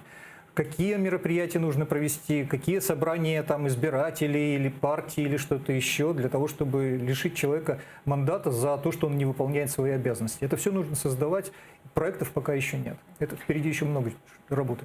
Так, у Верховній Раді сьогодні ще на одну тему поговорили. От якщо нелегальний гральний бізнес залишиться, то ми напрасно прийшли до влади. Так каже очільник податкового комітету Ради Данило Гетманцев. Він додає, що якщо за 3 місяці після прийняття закону про гральний бізнес його не закриють і легальне казино не закриють, то влада не пройшла тест. Давайте послухаємо пряму мову Гетманцева. Ми сьогодні з вами очікуємо законопроект Кабінету міністрів про гральний бізнес. Ми його приймемо, цей законопроект, і це буде така червона лінія, за якою вже нелегального грального бізнесу бути не повинно. Якщо він залишиться, то ми напрасно прийшли до влади. Бо це ж, ви розумієте, це ж в малому проявляється велике. Тобто, якщо таким чином ми не можемо владнати це питання, то ми так само і в інших місцях також не можемо владнати. От щодо грального бізнесу, як, на вашу думку, тут піде процес, і чи зможе тут влада дійсно щось вирішити? Ну, мировой опыт показывает, что игральный бизнес обычно находит способы остаться частично легальным, частично нелегальным, потому что даже в странах с развитой демократией, с развитой юридической системой, они находят возможности. будет у нас этот закон полностью запрещать игральный бизнес, его не удастся уничтожить, он идет в подполье, это понятно. Если он будет частично легализован или там полностью легализован, то проблема решится. И при полностью легализован проблема решится сама собой. Идешь, играешь и организуешь, что хочешь, тебе это все просто вот регистрируется, и никаких за это последствий нет. А частичная легализация, но всегда будут какие-то теневые схемы. И вот идея о том, что если этот законопроект не будет работать, значит, они напрасно пришли к власти, это хорошая мысль, надо ее как-нибудь в них укрепить. Ну, до речі, так, про який тест він говорить і чому це так важливо саме оце закриття нелегальних казино? Ну, потому что понятно всем, что только принятие законов само по себе, оно ничего не решает. Нужно, опять же, эти законы воплотить в жизнь, реализовать. Если нелегальное казино крышует полиция, если их крышует МВД до самого верха, то МВД же не будет с этим бороться. И, пожалуйста, то есть именно эта ситуация у нас до сих пор и наблюдается. Собственно, насколько я понимаю, о легализации игорного бизнеса вспомнили как раз в связи с тем, что Аваков остался министром внутренних дел. И это как-то в связке шло, мне так показалось. И это было что-то вроде условия, что человек останется при власти до тех пор, пока у него бизнес не будет легализован. Так, дякую. З Верховною Радою більш-менш зрозуміло. А давайте зараз подивимося, що сьогодні які новини прийшли з Мінську. Речниця Леоніда Кучми, який представляє Україну в Мінську, розповіла, які саме вимоги висунуто для виконання угод. Давайте подивимося докладніше. Виконання політичного блоку Мінських угод є можливим виключно за умови розпуску квазі-угрупувань ЛДНР, обов'язкове і повне припинення вогню та забезпечення ефективного моніторингу СММ ОБСЄ на всій території України. Черговий пункт – виведення з території України збройних формувань іноземних військ і військової техніки та розведення сил та засобів вздовж всієї лінії зіткнення. Серед іншого, забезпечення роботи Центральної виборчої комісії України, українських політичних партій, засобів масової інформації та іноземних спостерігачів. Обов'язковою умовою є й встановлення контролю за непідконтрольною Україні ділянкою українсько-російського кордону. Ну, такі умови, Сергію, що скажете? А ничего нового, по большому счету-то не прозвучало. Все это было сказано вот в тем самых подписанных условиях формулы Штайнмайера. Там было сказано восстановление действия Конституции Украины на оккупированных территориях. Вот это все, это отлично соответствует вот этой фразе. Восстановление действия Конституции Украины в полном объеме. Это и разоружение незаконных вооруженных формирований, и восстановление государственных структур власти, и контроль над границей, и работа избирательной комиссии, составление списков избирателей и так далее. Это я не очень понимаю, почему конкретизация общего принципа, который был и так понятен, оно вдруг вызвало такое повышенное внимание. Видимо, все думали, что Конституция Украины – это нечто такое, чем можно частично пренебречь. Вот здесь играем, здесь не играем, здесь рыбу заворачивали. Но, по-моему, если уж выполнять, так выполняйте. Вот это все очень хорошо туда ложится. Ну, тим не менш, ця новина не пройшла повз увагу народних депутатів України. Сьогодні у кулуарах Ірина Геращенко, співголова фракції «Європейська солідарність», привітала таку позицію представників України у тристоронній контактній групі у Мінську. Я вважаю, це абсолютно правильна заява, і я вважаю, що дуже мудро, що переговорна група тристороння контактна наголосила, що ключовим є безпекове питання, що ніякого розведення не може відбуватися в визначених місцях Золоте і Петровське без того, що там не перестануть стріляти, не буде зафіксовано стале перемир'я, бодай 7 днів. Так само дуже важливе в контексті вчорашнього позиції української сторони Мінську є те, що наша група заявила, що Росія має негайно вивести свої війська, що мають бути розпущені псевдооргани цих так званих псевдореспублік, що має там бути просто припинене входження рубля. А народний депутат від «Слуги народу» Богдан Яременко заявив, що сподівається на створення дорожньої карти під час зустрічі глав держав у нормандському форматі. Зеленський залишається відданий ідеї мирних переговорів щодо припинення кровопролиття на Донбасі. Це план А, він не змінюється. Україна буде далі докладати всі можливі зусилля для того, щоб мирні переговори були ефективними. Для того, щоб відбулася зустріч в нормандському форматі, в ході якої можна буде обговорити лідерам держави і, сподіваємось, затвердити дорожню карту мирного процесу, яка фактично буде базуватися на мінських домовленостей, але, можливо, дозволить скоригувати певні підходи, які за 5 років довели свою нездатність. Ось такі коментарі пролунали від народних депутатів. Які ми можемо висновки зробити з того, що сказано? Чи можна зараз говорити, як розвиватимуться події, як може там Україна якісь пропозиції висувати? У меня сценарий не просматривается дальше нормандской встречи. Потому что понятно, что вот те инициативы, которые мы выдвигаем, Россия будет блокировать со своей стороны. Она будет препятствовать даже разведению, она сейчас препятствует разведению. Мы знаем, что в Золотом только 2 дня, как прекратились обстрелы 2 дня. А до этого они продолжались, и, естественно, ни о каком разведении при этом речи быть не могло. Но если мы выйдем на нормандский формат с пакетом таких предложений, которые мы можем их обеспечить со своей стороны, но мы не способны это сделать одни без согласия России, получится, что единственным способом прогресса в переговорах будет давление Европы на Россию. И, в общем-то, мне кажется, что это главная цель, чего хочет добиться наш дипломатический блок. От зараз давайте послухаємо, як відреагували у Кремлі на цю заяву, а саме послухаємо речника президента Росії Дмитрія Пєскова. Це знову, як то кажуть, нові вхідні. Походу надходять нові вхідні від української сторони. Тут можна сміливо сказати, що такі нові вхідні вельми несподівані і для Москви, і для Берліна, і для Парижа. Тут поки важко коментувати, що означає це відхід від Мінських угод, що означає це відмову від раніше взятих зобов'язань і раніше поставлених підписів. Наразі не зрозуміло. Ну, на вашу думку, чи дійсно вони не зрозуміли? Ну, как говорил в такой ситуации, в сходной ситуации персонаж Паратова в «Бесприданнице», так научитесь сначала понимать.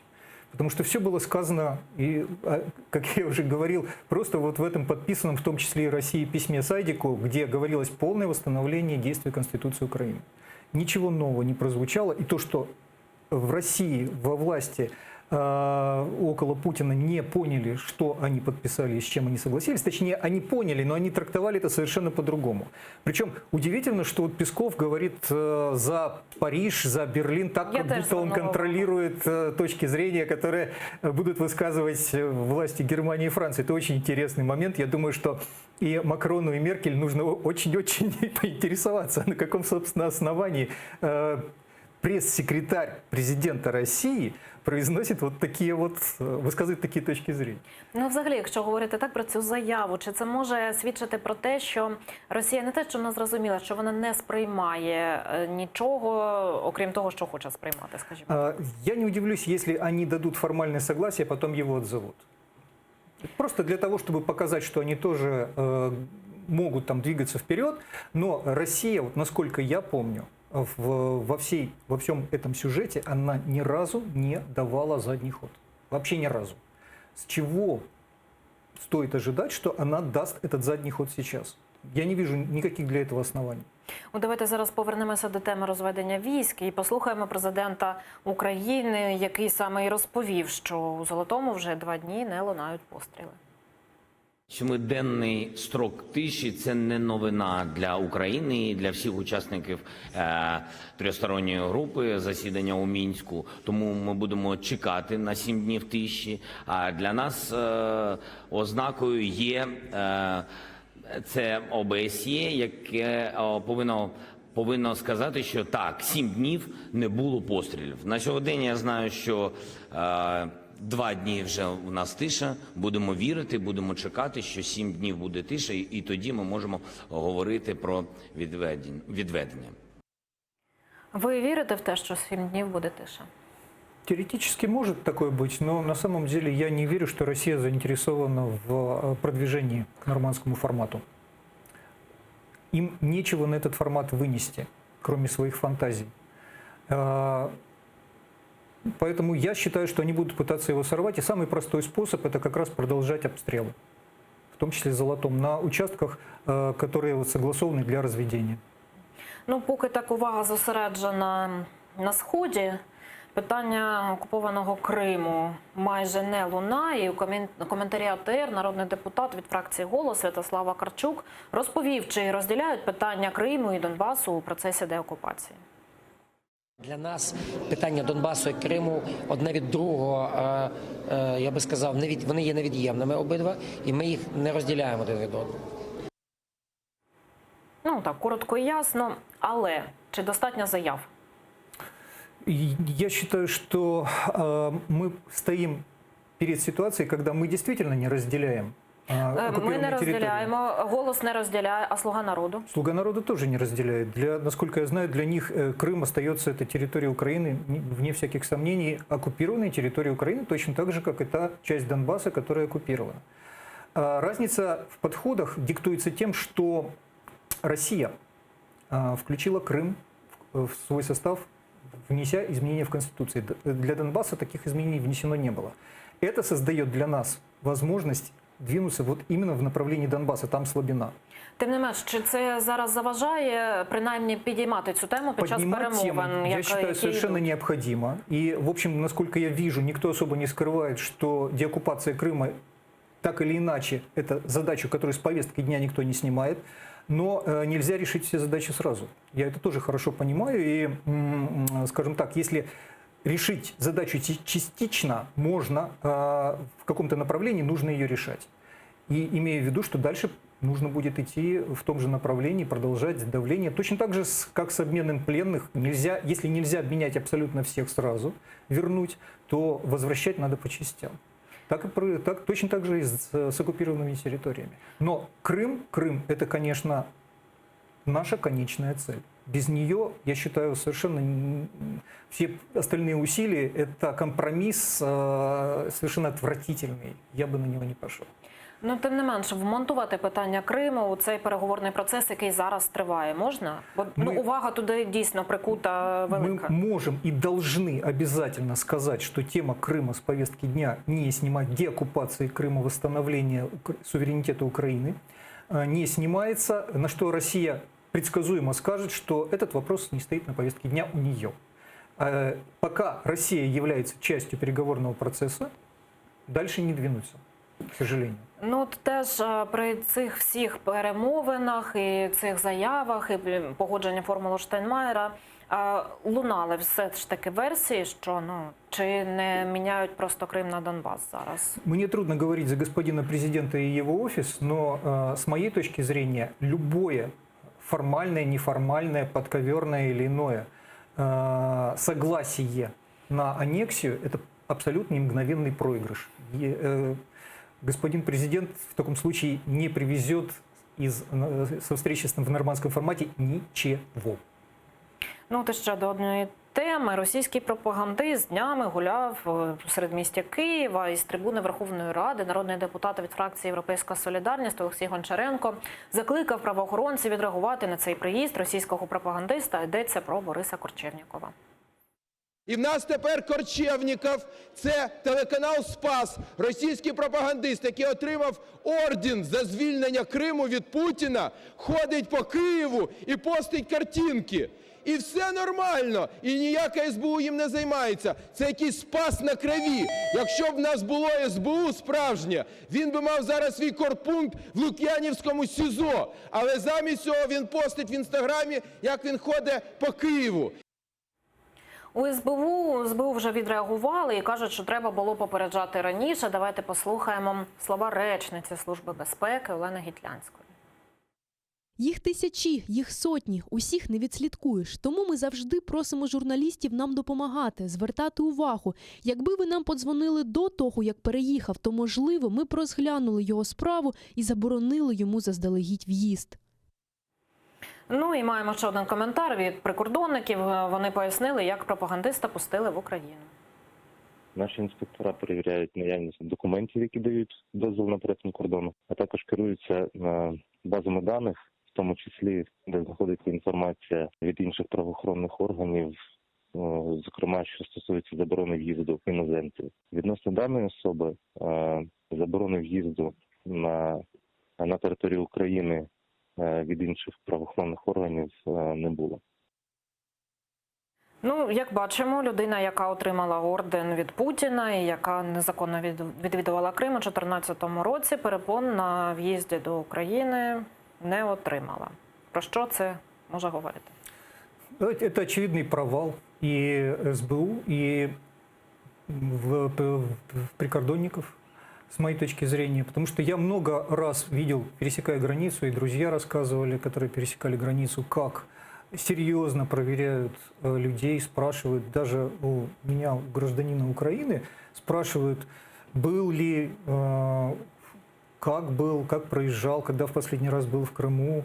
И так взагалі далее. перевірити можна, бо людина може сказати все, що Они завгодно. обязаны это делать. Они обязаны это делать. И с моей точки зрения, то, что сказала Гитлянская о том, что всех не проверишь, елки, да всех проверяют на въезде. Мы это прекрасно знаем. Вот тот же Аркаша Бабченко, например, написал недавно в Фейсбуке, что когда он въезжает в Украину, его 2 часа держат на проверке каждый раз, хотя относительно него-то, я так понимаю, никаких особенных вопросов, претензий и сомнений быть не может. Но, тем не менее, его проверяют, а остальных почему-то нет. И это очень большой вопрос. Так или иначе, я считаю, что это основание, вот эта история, это основание для того, чтобы кое-кто получил очень серьезный втык. И я очень надеюсь, что этот втык будет принесен, положен на стол и поставлен на вид. Ну, окрім цього, що може влада, які ще висновки зробити от з цієї ситуації? Бо ми це бачимо не вперше, і, на жаль, я так думаю, що це не востаннє. Да, это потому, что и работа служб безопасности, и работа пограничной службы, вот результат мы видим, они настолько неэффективны, что пропускают даже таких одиозных персонажей. Эта работа не налаживалась или плохо налаживалась на протяжении нескольких лет, и сейчас вот служба находится именно в таком разобранном состоянии. Нужно серьезно этим заниматься. Это большая менеджерская задача. Ну, якщо дивитися вже з боку цього пропагандиста, який приїхав, то чи він взагалі ризикував, перетинаючи кордон? А почему, собственно, это не может быть какой-то провокацией, осознанной с точки зрения России? Они совсем недавно похожую провокацию провернули в Минске. Вот там девочка из фабрики троллей, которую сначала белорусы задержали, в Беларуси задержали, а потом сразу отпустили. Это, по-моему, может быть одной цепочкой. Но это версия, это вот просто из воздуха то, что можно предположить. Мы же понимаем, что да, он может просто приехать по своей инициативе, а может и не по своей. Все это нужно проверять. Ну, тим не менш, такі люди, коли сюди потрапляють, у них є певна мотивація. Яка вона може бути, ця мотивація? Це, я не знаю, поглузувати чи... Я не знаю вот конкретно этого пропагандиста, журналиста.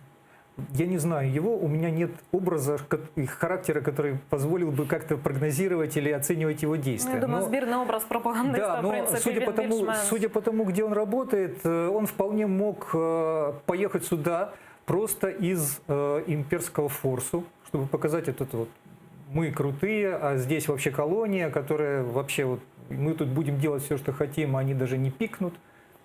Ну, это вполне в их характере, как я понимаю, средний характер. Но конкретно этого я не знаю. Там может быть все еще хуже. Ну так, на вашу думку, чи можуть ще дійсно бути такі випадки? Конечно. Конечно. Я думаю, что и сейчас-то их достаточно. Есть чем заниматься и СБУ, и пограничной службе. Ну, тут, власне, так, коли до влади прийшов Зеленський, його команда, то одна з пропозицій, з обіцянок, це була діджиталізація. От тут діджиталізація якось може дійсно вплинути на цей процес, його якось оптимізувати, і щоб такі випадки у нас більше не траплялися, якийсь реєстр зробити? Чи реєстр, насколько я знаю, существует. Эффективный реестр, это не добре. А вот эффективное его использование, оно подразумевает, что с реестром ведется постоянная работа, что он пополняется, что он отвечает нынешнему моменту, а не устарел на 5 лет. А у нас это очень часто именно так и бывает. Ну, просто вот для того, чтобы внести данные в базу, в реестр, на это уходит от нескольких дней до нескольких месяцев. Ну и кому они будут нужны, когда они уже устареют? Тобто це не автоматизовано? Прикордонник має на його вивчати? Я не знаю. Я вот не занимался именно этой системой. А автоматизировать данные о людях, которые пересекают границу, ну, наверное, это можно, но вот именно в таких проектах я не работал, и я не знаю, как это сделать. Так, ну, на жаль, час вичерпано. Сергій Бережной, політичний оглядач інформаційної агенції Ліга Бізнес-Інформ, був з нами протягом цієї години. Далі ефір АТР продовжить випуск новин «Замана». Я, Катерина Вишневська, прощаюся з вами і передаю інформаційну естафету Ільвіні Сітбулаєвій. Залишайтеся з АТР і дякую, що обираєте і довіряєте.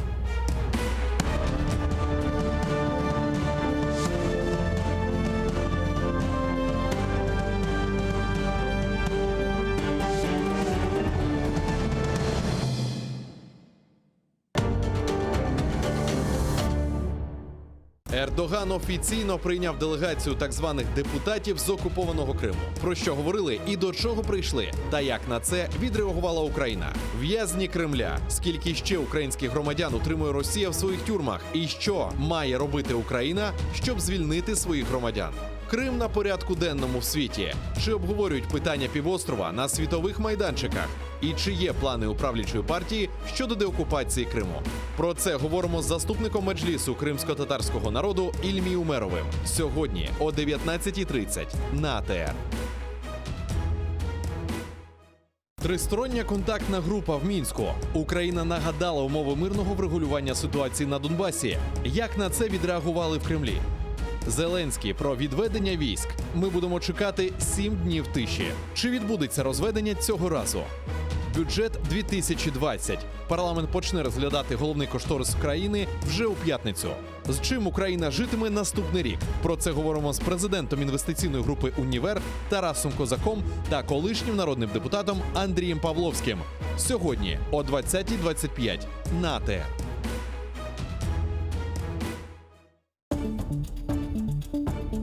Дружба по принуждению. Зачем США дали курдов в руки Кремля? Да здравствует Брексит! Легчает корона Елизаветы II. Эфиопская гордость Нобеля. Конец многолетней войны.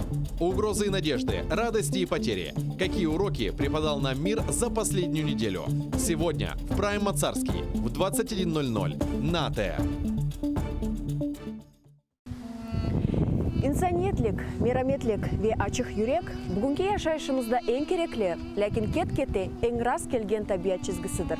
Ләкин бойлы инсанлар бар. Олар эч бир шейге бакмадан дайыма жардымга келмеге азырдыр. Интернетте көресің, хаста бала чыха, сон яшлар чыха. И бет ажисың уларны, сон волонтерлар айталар ма, айшетада ярдым етейік, айшетада ярдым етейік. Юректе бар бізде, ханымызда бар ярдым етме адамларға.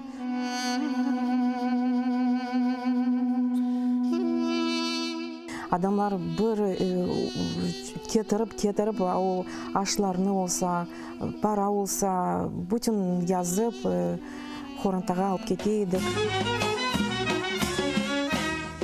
Мелиайып, черепаха насыл? Бабаха. Малина насыл? Ахудут. Унамасы, аратығым, хайметтім, ифтихарым, ғорым, көк баяғым. Телімізні жойсақ, біз милеткі бұл өзімізні жойжамыз. Бізді бабамыз айта, чоқ чара бала тапын, біз ананин ярдым етежеміз. Не қадар чоқ олса, қадар яқшы. Да, не қадар чоқ олса, бізге яқшы. Яша жесір милеттім, бірлік олса, олыр бізге, әм келечек қызметтім.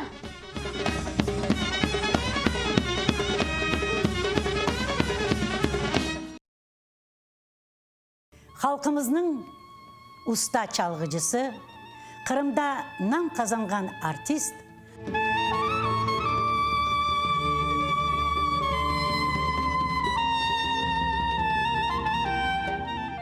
Sanat için can kuydeleydi. Біздің халқымыздың арасына бір ажайып бір түркіжі бар еді біле. 18 Mayıs gecesinde prikaz okuldu. Bugünkü hikayemiz Alim Osmanov'a bağışlanan. Baksaray bizimdir da çevreci yüzümüdür. Akı seni sevdirin iki de kara gözünüdür. Baksaray bizimdir da çevreci yüzümüdür. Akı sana sevdirin iki kara gözünüdür.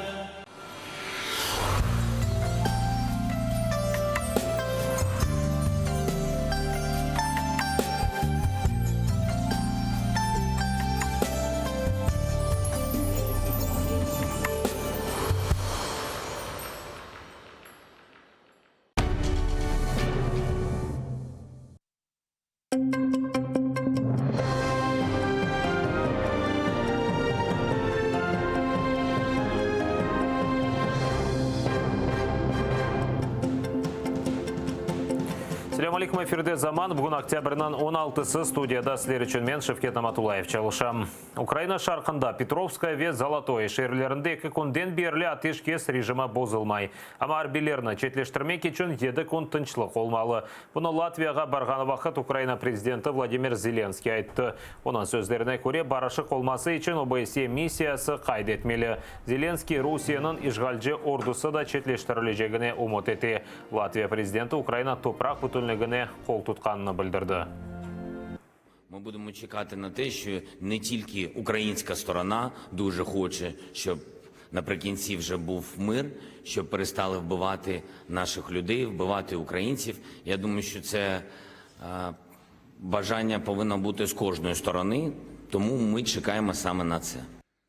Ми дуже детально обговорили питання оборони і агресії Росії проти України. Ми дуже сильно підтримуємо територіальну цілісність України і засуджуємо незаконну анексію Криму. Це чітка позиція нашої зовнішньої політики, від якої ми не відходимо. Башта телекеслік меселесі сонрай сессияси меселелер бұл Украина формуласыдыр. Юқара Шурада Украинаның үш тарафлама контакт группасында олған позициясына дестекледілер. Сөзді ЛНР ве ДНР женкеверлері тарқатылмалы. Мұхалифетте айтқанларына көре капитуляцияға жоқ. Акция Украинаның ресми позициясына біраз деңіштірді. Президент фракциясында есе девлет қырмызы сызықларына кечмейжек дейлер. Минск музакерелері шымдылек нетижесіз олса да президент Донбасста барышық шекілінде меселе чезілмесіні ұмыт ете. Путін ані на йоту не прагне до того, щоб були припинені обстріли. Він хоче, щоб вибори на території, яка окупована російськими військами, пройшли за наявності і російських військ, і бойовиків.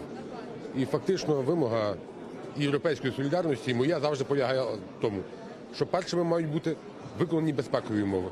Спочатку має бути припинена стрільба, виведені російські війська, має бути контроль над кордоном, і після масових протестів влада нарешті почула і почала говорити теж цією мовою, що перед виконанням безпекових вимог не може бути інших політичних процесів. Були абсолютно чітко дані роз'яснення українському суспільству, що жоден політичний діалог неможливий без досягнення безпекових критеріїв. Те, що відбувається, це є свідченням того, що всі публічно дані обіцянки президентом Зеленським виконуються.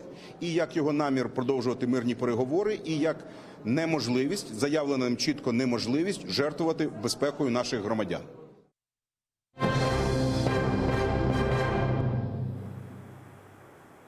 Тесадуфен Эвелден азырланған акция дегел. Более Украина тышышлер назерлігінде Түркия президенті Реджеп Тайып Эрдоған ишғал етілген Қырымдан сайланған сөзде Рус думасынан депутатларынан көрішкенні изатладылар. Назерліктің спикер айтқанына көре Анкара Истанбулда өткерілген форумға келген мұсафірлерінің жедвеліні ұйғынлаштырмаған. Түркия президенті ise еркесінен селямлашқан. Оның үшін Рус тешвиқатшылары санкедерісін Қырымдан депутатлар Эрдоган әле Корышев кечірді деп тарқатқан хабер уйдурмадыр.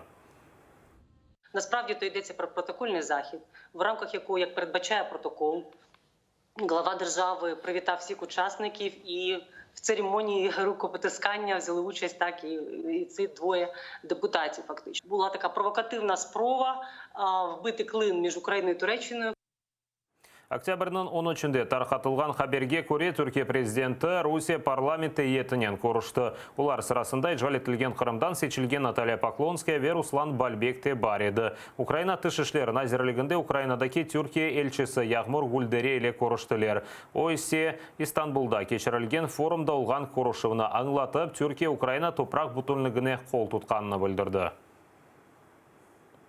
Позиція Туреччини, яка твердо заявила про невизнання анексії у березні 2014-го, не змінилася. Наша позиція така ж, як і раніше. Ми не визнали анексію. Наша політика стосовно Криму не змінилася. Ми підтримуємо територіальну цілісність України, включаючи Крим та Донбас. Кримсько-татарське керівництво також висловило своє занепокоєння цим питанням. Ми також їх поінформуємо через МЗС.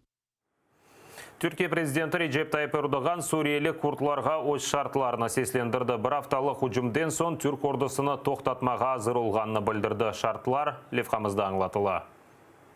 Адым-адым Түрк ордулары Сурия территориясынын илерилей. Уджум бір апта evvel башланды. Бу вакыт дивамында сынырда бір катшырны өз незаретini алдылар. İnsan hakları boyunca Suriye Незарет меркези bildirgenine көре çatışmalar ve bombalавлар алтында onlarca asker olmagan адам ilak oldu. Олар арасында балалар да бар. ЮНІСЕФ може підтвердити загибель на північному сході Сирії щонайменше 4 дітей і поранення 9. 7 дітей загинули в Туреччині. За нашими підрахунками, внаслідок насильництва гуманітарної допомоги можуть потребувати принаймні 170 тисяч дітей. Уджумнын бірінші күнлерінден берлі тахминен 130 bin insan өз evlerini kaldırdı. Şimdi олар yavaş-yavaş Türkler nezaretinde bulungan şehirlerге кайта. Пекарня вже працює нормально. Розповсюджується гуманітарна допомога, ситуація поліпшується. Ми закликаємо всіх, хто виїхав з міста, повертатися. Мында Suriye'nin şimali şarkında Türkler Suriye kaçakları için tehlikesiz zonasını teşkil etmege niyetlerini. Şimdilik teritoriyаны Kurdlar nezaret etti. Olarını Ankara terörcü olarak tanıp hücumga geçti. Harbiy operasyonu to'xtatmaga Avropa Birligi ve Kanada talep etti. Olar endi Türkiye'ye silah teslimatlarını to'xtatdi. Bu devletlerde aytganlarına göre Türkiye bu regiondaki stabillikni boza. Ми серйозно занепокоєні через те, що військова діяльність, яку Туреччина провадить на північному сході Сирії, дасть бойовикам угруповання «Ісламська держава» можливість повернути собі території і завербувати не тільки іноземців, а й місцевих. Birinci kere Türkiye hücumunu to'xtatmaga razı oldu ama o'z şartını seslendirdi. Teklifimiz hemen bu gece tüm teröristler silahlarını, malzemelerini, her şeylerini bırakıp kurdukları tuzakları imha edip belirlediğimiz güvenli bölgeden dışarı çıksınlar.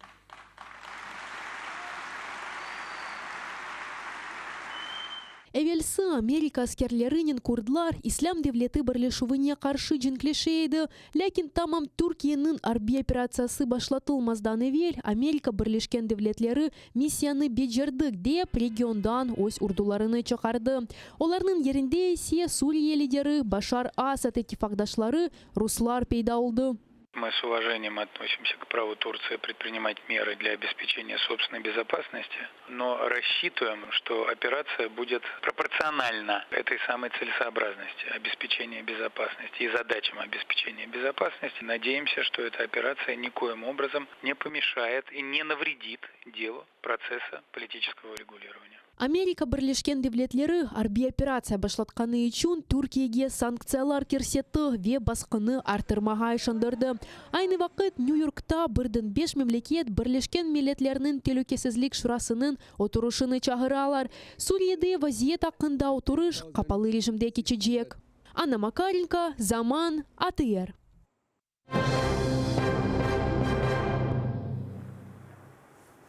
Қырымға Русия ватандашлары көшірілмесі арби жинайеттір. Бұны Қырымда Украина президентінің даими темсілжесі Антон Кариневич айтты. 2014 сенесінден берлі ярмадаға ресми оларақ ең аз 140 bin Русиялі көчкен. Бөлелікнен Путин оңа лояль олмаған ерлі сакинлеріні четлештірежек ола. Ишғал етілген территорияға Русия ватандашлары көшірілігі Женева конвенцияларыны бозады Кариневич. Кележекте тек тежауызжы Русия дегілді, ама қанунларыны бозған русларды жауап бермелі. Кроме того, что это, собственно, нарушение Женевской конвенции, безусловно, 4-й, которая защищает гражданское население во время войны, это еще и, по сути, военное преступление по смыслу 8 статьи Римского статута Международного уголовного суда. То есть тут мы можем говорить и об ответственности России как государства за такие действия, и о возможной в будущем уголовной ответственности тех граждан Российской Федерации, которые принимают такие решения. Но, безусловно, это замещение, оно имеет целью как бы одно – это изменить состав населения Крыма, для того, чтобы там было больше людей, которые, ну, скажем так, являются сторонниками действий оккупационной власти. Кутлеви Тентов, пара жазалары ве ғияби апыс мұдетлері. Бұл апысы есе лидерні қаршылағанлары үшін 2014 сенесі октябрінің 16-сында сөзде 3 майыс дабасы бойынша Қырым татарларыны яқала башладылар. О вақыт беңлерже Қырым татарлар Мұстафа Джемилевні қаршыламақ үшін Қырымның меморий сыңырына шыққан еді. О вақыт ишгалжелер Қырым татар халқының лидеріне Қырымға кірішіні ясақ етті. Бұна бақмадан Қырым татарлары ОМОН хадимлеріні кечіп Мұстафа Джемилев иле қорышты. Ярым елдан ишгалжелер Рустем Абдурахманов, Таир Смедляев, Эдем Османов, Мусаб Керимов, Эдем Эбулисов на тут эпсіне бірден 4 елға қадар ғияби апыс мұдетлері белгіленді. Если оно все идет в русло направлено для нашего народа, для дальнейшей жизни здесь, для наших детей в Крыму, здесь жалеть ничего не надо. Я, допустим, если бы предложили бы опять, сказали бы, вот поедешь туда навстречу, я бы поехал бы. Разговор нет, я бы поехал бы, потому что Мустафа Джемилев – это наш лидер. Как не поехать навстречу к нему? Украин саяси мабусы Владимир Дудканың сағлық вазиеті бетерлеші. Бұны оның адвокаты Оксана Железняк хабар етті. Оның сөздеріне көре мабусыны ашқазан ярасыра сызлай о махкум махсус хастаханеде тедавиленмелі. Юқара шурада инсан ақлары векілі Людмила Денисова, Русиялі зенадашы Татьяна Москальковаға мұражат етіп мабус бақтырылмасына талап еткен. Котре звертаюсь до уповноваженого з прав людини РФ Тетяни Москалькової та голови Ради при президентові РФ з розвитку громадянського суспільства і прав людини Михайла Федотова вжити термінових заходів щодо проведення медичного обстеження та надання необхідної медичної допомоги. Кеченлері Русияның юқары махкемесі Украин диверсантлары деп адландырылған дава іштіракчылері Владимир Дудка ве Алексей Бессарабовның шекетлеріні бақып кері қайтарды. Оларына Рус махкемесінің қарарынен 14 елға апыс еткен еділер. Қырым сакинлеріні ФСБ хадемлері 2016 сенесі ноябрь айында тұтып, işgalcilerinin арби объектілеріне қаршы диверсия азырлағанында қабатлады. Руш тесвиқатчысы Украинаға келгенінден себеп шыққан дава. Киевде Россия бір телеканалының алы барыжысы Борис Корчевников сербес кезіп юре. О қанунсыз шекілді işgal етілген Қырымна зиярет еткен еді. Сыңғыржылар есе оны Украинаның ана топырағына кечірген. Айтқанларына көре тесвиқатчының весиқалары бойынша ешбір проблема жоқ екен.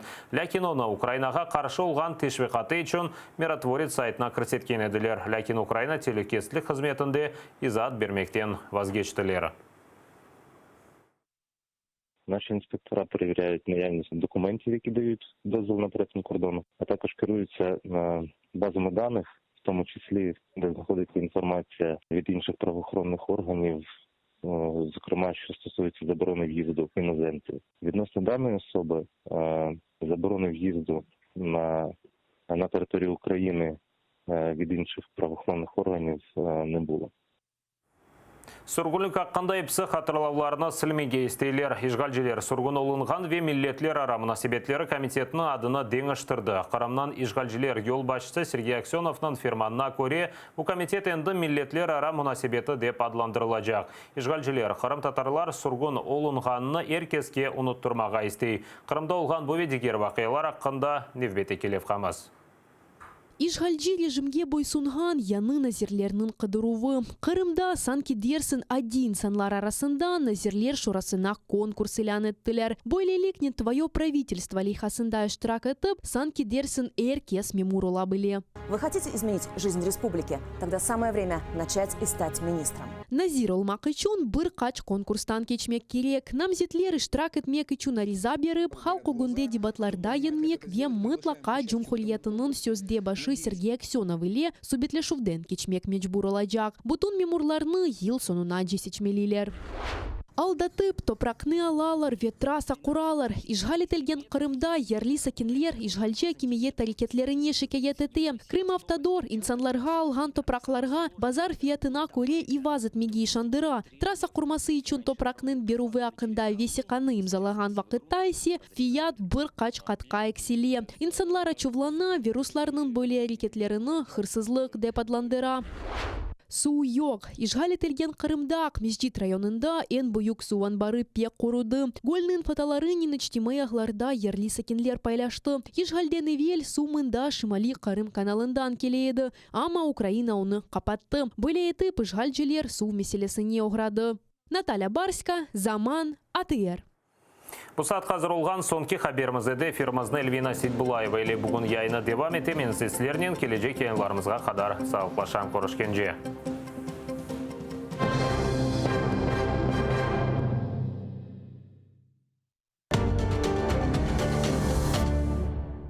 Ердоган офіційно прийняв делегацію так званих депутатів з окупованого Криму. Про що говорили і до чого прийшли, та як на це відреагувала Україна. В'язні Кремля. Скільки ще українських громадян утримує Росія в своїх тюрмах? І що має робити Україна, щоб звільнити своїх громадян? Крим на порядку денному в світі. Чи обговорюють питання півострова на світових майданчиках? І чи є плани у правлячої партії щодо деокупації Криму? Про це говоримо з заступником Меджлісу кримсько-татарського народу Ільмі Умеровим. Сьогодні о 19:30 на АТР. Тристороння контактна група в Мінську. Україна нагадала умови мирного врегулювання ситуації на Донбасі. Як на це відреагували в Кремлі? Зеленський про відведення військ. Ми будемо чекати 7 днів тиші. Чи відбудеться розведення цього разу? Бюджет 2020. Парламент почне розглядати головний кошторис країни вже у п'ятницю. З чим Україна житиме наступний рік? Про це говоримо з президентом інвестиційної групи «Універ» Тарасом Козаком та колишнім народним депутатом Андрієм Павловським. Сьогодні о 20:25 на АТР.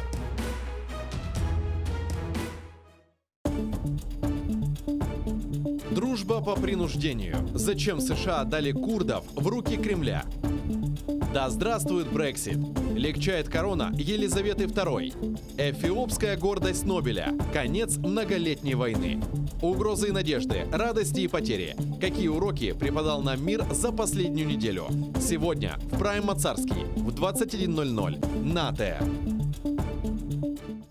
Я воровный не ем. Хумма-хумма, пей воду, хумма-хумма, падай в яму, отдай нам свое мясо, отдай свои кости. Это заклинает тебя Ло, мать матерей красных лисиц. Ты говно полное, что там говоришь. Ну что, дебилы, что ли? То, что я родился в России, да, меня никоим боком не делает россиянином, потому что, не знаю, если бы я родился в конюшне, я же не был бы лошадью, да?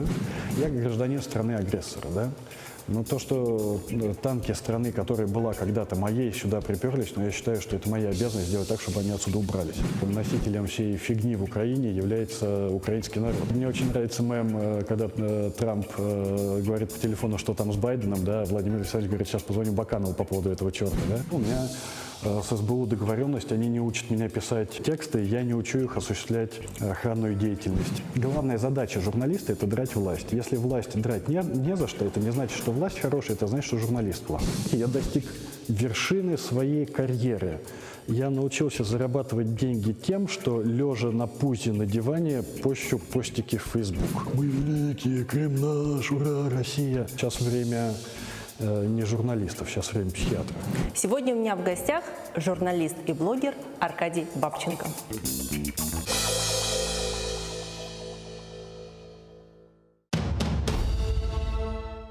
Как началось второе правление Менглигерая хана? Какие новые территории он окончательно закрепил за своими потомками? И кто добровольно присягнул крымскому хану на верность? А главное, какую роль в его жизни сыграла ногайская княжна Нурсултан Мангытская? В конце 15 века в Крымском ханстве начинается настоящий строительный бум. Менглигерай инвестирует деньги в строительство новых крепостей и восстанавливает старые, особенно на берегу реки Днепр. Об этом смотрите в программе «Алтын Девир» в новом цикле «История династии Гираев». В эту субботу, 19 октября, 17:35 на телеканале АТР, 7-я серия. Мингли Гирай, хан реформатор. Часть 4. Халқымыздың уста çalgıcısı, Kırım'da nam kazangan artist,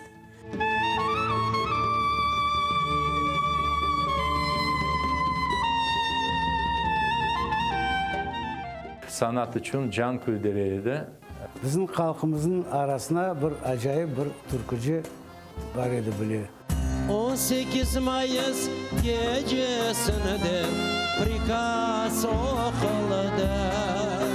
bugünkü hikayemiz Alim Osmanov'a bağışlanan. Baksaray bizimdir de çevreci yüzümüdür. Ah seni sevdirin iki de kara gözünüdür. Baksaray bizimdir de çevreci yüzümüdür. Ah sana sevdirin iki kara gözünüdür.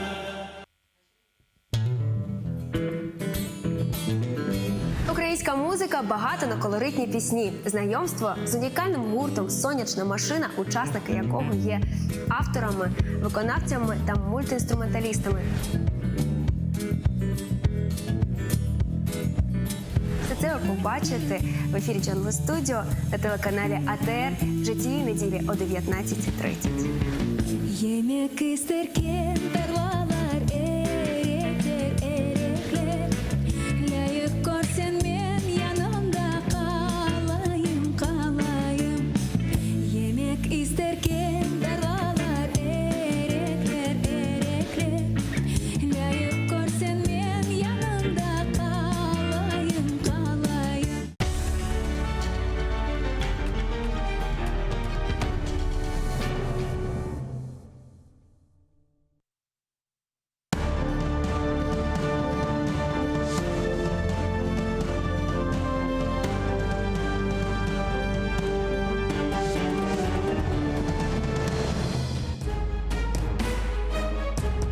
Ефір АТР триває. Інформаційну естафету приймаю я, Альвіна Сидбулаєва. Найближчі 3 години про все, що стосується окупованого Криму, Донбасу та материкової України, говоритимо наживо, тож робіть АТР гучніше. Нам є про що розповісти. Рада працює, скоротила суддів, каратиме прогульників і ділить державні гроші. Реакція нардепів неоднозначна. Кремль наразився на несподіванку. Україна висунула умови щодо виконання мінських угод. Російський пропагандист вільно прогулявся Києвом. Куди дивиться СБУ? Вітаю всіх, хто долучився до прямого ефіру телеканалу АТР, і рада представити наших гостей. Андрій Смолій, блогер та політичний експерт. Вітаю вас. Доброго вечора. І Леонід Ємець, народний депутат України 8-го скликання. Вітаю вас. 7-го теж. І 7-го теж. І 7-го теж. Окей. І ось Батьківщина закликає не продавати землю. Нардеп фракції Сергій Соболєв застерігає, ризикуємо повернутися до Голодомору. Ви не маєте права, згідно з Конституцією, давати право на продаж земель сільгосппризначення. Читайте Конституцію. Ви не маєте права дозволити іноземцям купувати цю землю. Ви хочете так званий ринок землі для того, щоб в Україні знову був Голодомор? Невже не зрозуміло, що фермер, який працює на землі, завжди підтримує село, школу, дитячий садочок? Хто буде підтримувати? Великі агрохолдинги? А ось народний депутат позафракційний Сергій Лабазюк розповів нам, як проходило засідання аграрного комітету. Давайте його послухаємо. Є представники профільних асоціацій аграрних. Люди вимагають зняти урядовий законопроект про обіг землі з розгляду і рекомендують, щоб комітет проголосував за проведення референдуму по обговоренню, виставляти чи ні на продаж сільськогосподарську землю. Тобто атмосфера насправді досить зараз складна. Не вдалося обговорити ні одного з законопроєктів. Якраз йде зараз ця жвава дискусія. Ну, як на мене, я бачу, що все сходиться до того, що швидше за все голова комітету буде закривати сьогодні засідання. І ось відомо, що засідання закрилися і перенесли на п'ятницю, але поговоримо щодо продажу землі. Як ви ставитеся до цього питання і чи потрібно взагалі продавати землю? Леоніда. Ну, по-перше, дійсно, згідно Конституції, земля є власністю українського народу. І звучить шикарно. От ми є власниками української землі. Тільки от питання до кожного, хто нас дивиться, насправді, наскільки вони відчувають, що вони є власником землі? Чи отримують вони прибутки від того, що вони є власниками землі? Чи здатні вони, а власність передбачає як мінімум 3 частини. Це право розпорядження, право користування і право володіння. Ну, здатні вони цю землю продати, чи здатні вони з цієї землі отримувати доход? Ну, я вам скажу, 90% скажуть, що ні. А ті, які реально сидять на землі, заробляють з неї і є тими, хто живиться з цієї землі, якраз от у них позиція дуже неоднозначна. Вони хочуть дійсно землею володіти і мати можливість нею розпоряджатися, в тому числі і право її продати на свій власний розум. Але тут важливо розуміти, що таке бажання окремого селянина розпоряджатись власною землею – це його особисті інтереси. А коли ми на це дивимося трошки ширше, то ми розуміємо, наскільки можна зловживати ідеєю продажу української землі. І тут якраз норма Конституції має на увазі трошки глибшу суть, а саме, що саме український народ, не окремий громадянин, а український народ в цілому є власником української землі. І ця земля має залишитись і назавжди за українським народом. І оце має бути суттю вирішення цього питання. Якщо ж законодавець вирішить відійти, я можу рекомендувати йому зробити лише одне – передбачити перед цим законодавство, яке забезпечить інтереси і права української громади, перш за все. А головне – надати громаді українській можливість ознайомитись з законопроектом, а не, як завжди, кіт в мішку. Андрій, як ви ставитеся? Чи втратимо ми інтереси України і український народ, саме ті, які і живе, і виробляє землю? Насправді потрібно дійсно було б Україні вже давно рухатися до тих європейських стандартів, які, власне, є, в тому числі і в наших сусідніх державах. Що стосується ринку землі, що стосується земельного банку, в принципі, це є абсолютно добра ініціатива з точки зору такого ідеалізму, так би мовити. Але є, звичайно, певні перестороги. Я розумію, чому певна частина населення, чому певна частина більш таких активних громадян виступає проти, тому що в Україні наразі іде війна із російським агресором, це перше. І друге, звичайно, це питання, власне, до законодавця. Як буде конкретно виписаний цей законопроект? Так? Тобто можна абсолютно по-різному прописати цей законопроект, можна абсолютно різні правки потім внести між першим і другим читанням, і розуміючи те, що у нас фактично наразі є монобільшість, вони можуть робити все, що завгодно. І є, звичайно, певні застереження того, чи буде ця земля продаватися, наприклад, іноземцям.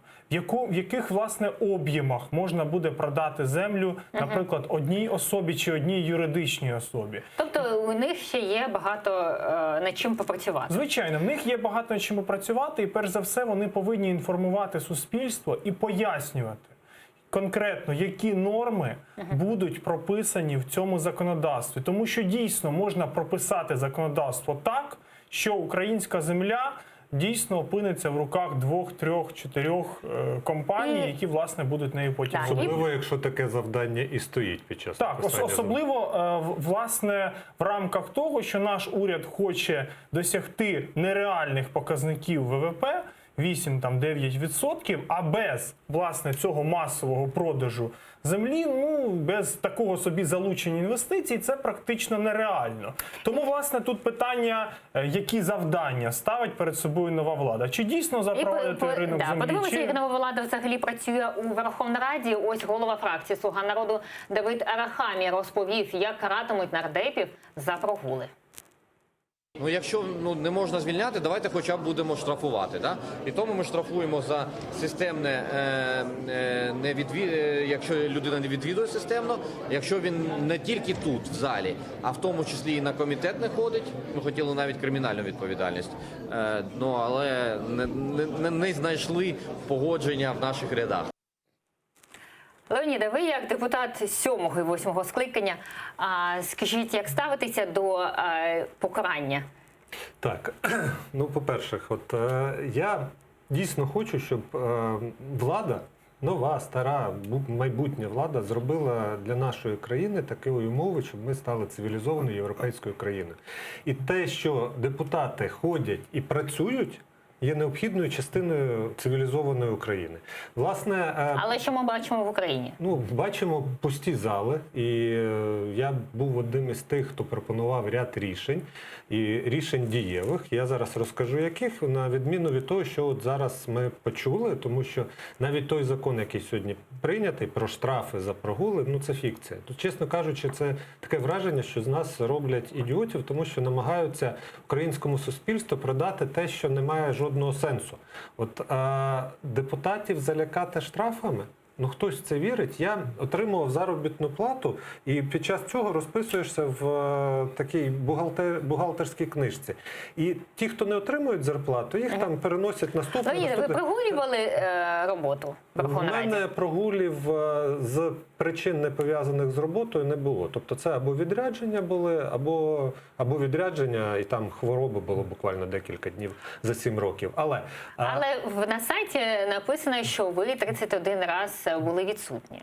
Ну, власне, за 7 років, 31 день, це всі Ось ми бачимо мали... зараз на екрані. Ну, всі ці дні мали абсолютно офіційні пояснення. Це, я ж кажу, або були пов'язані з відрядженнями, або з хворобами. Власне, за 7 років 30 днів назбиралося, мабуть, довідку якусь не доніс, але питання в тому, що... Чи треба карати, так чи ні? Я запропонував закон, за яким запропонував, що депутатів-прогульників треба не штрафами карати, а виправними роботами, адміністративна відповідальність. Взяв мітлу, пішов на вулицю прибирати за, власне, відсутність на робочому місці. Може, колись ми побачимо, як депутати... Я думаю, що, дивіться, ця опція, вона буде працювати. Її достатньо лише прийняти. Не прийняли ми її в минулому скликанні, тому що ці депутати, які не отримали зарплати, яких штрафом не залякати, вони прибігли до мене от з такими волоссями і почали кричати: аля, що ти робиш, як мене, там, власника холдингу вигнать на вулицю. Андрій, як ви гадаєте, чи потрібно карати депутатів, за яких голосували один з вас? Однозначно народні депутати повинні ходити на засідання і повинні працювати. А яке покарання мають вони понести? Що стосується цього покарання, яке, власне, сьогодні було презентовано у Верховній Раді, ну, я так само дуже скептично до цього ставлюся. Чому? Тому що ті народні депутати, які дійсно хочуть працювати, вони будуть працювати. Ті народні депутати, які, в принципі, або займаються бізнесом, або мають значні кошти, або мають якісь інші інтереси. Ну, давайте дивитись правді в очі. Їм та зарплата, вона не особливо має велике значення. І ті депутати, яким вона не має значення, вони як не ходять, так і ходити не будуть. Тому, власне, оцей законопроект, який презентували «Слуги народу», він фактично є такою собі профанацією.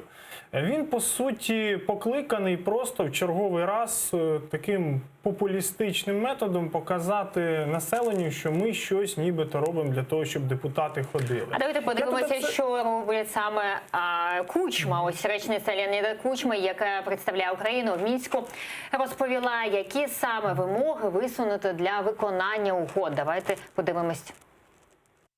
Виконання політичного блоку Мінських угод є можливим виключно за умови розпуску квазі-угрупувань ЛДНР, обов'язкове і повне припинення вогню та забезпечення ефективного моніторингу СММ ОБСЄ на всій території України. Черговий пункт – виведення з території України збройних формувань іноземних військ і військової техніки та розведення сил та засобів вздовж всієї лінії зіткнення. Серед іншого, забезпечення роботи Центральної виборчої комісії України, українських політичних партій, засобів масової інформації та іноземних спостерігачів. Обов'язковою умовою є й встановлення контролю за непідконтрольною Україні ділянкою українсько-російського кордону. І ось ми побачили, які умови висунула Україна. Наскільки ми це побачимо вже в реальності, на практиці? Чи на такі умови піде і Росія, яка і саме увірвалася в нашу країну? Питання риторичне. Росія не піде на ці умови, допоки її не примусять. Добровільно точно не піде. Примусити Росію можна двома способами. Перший – військовий.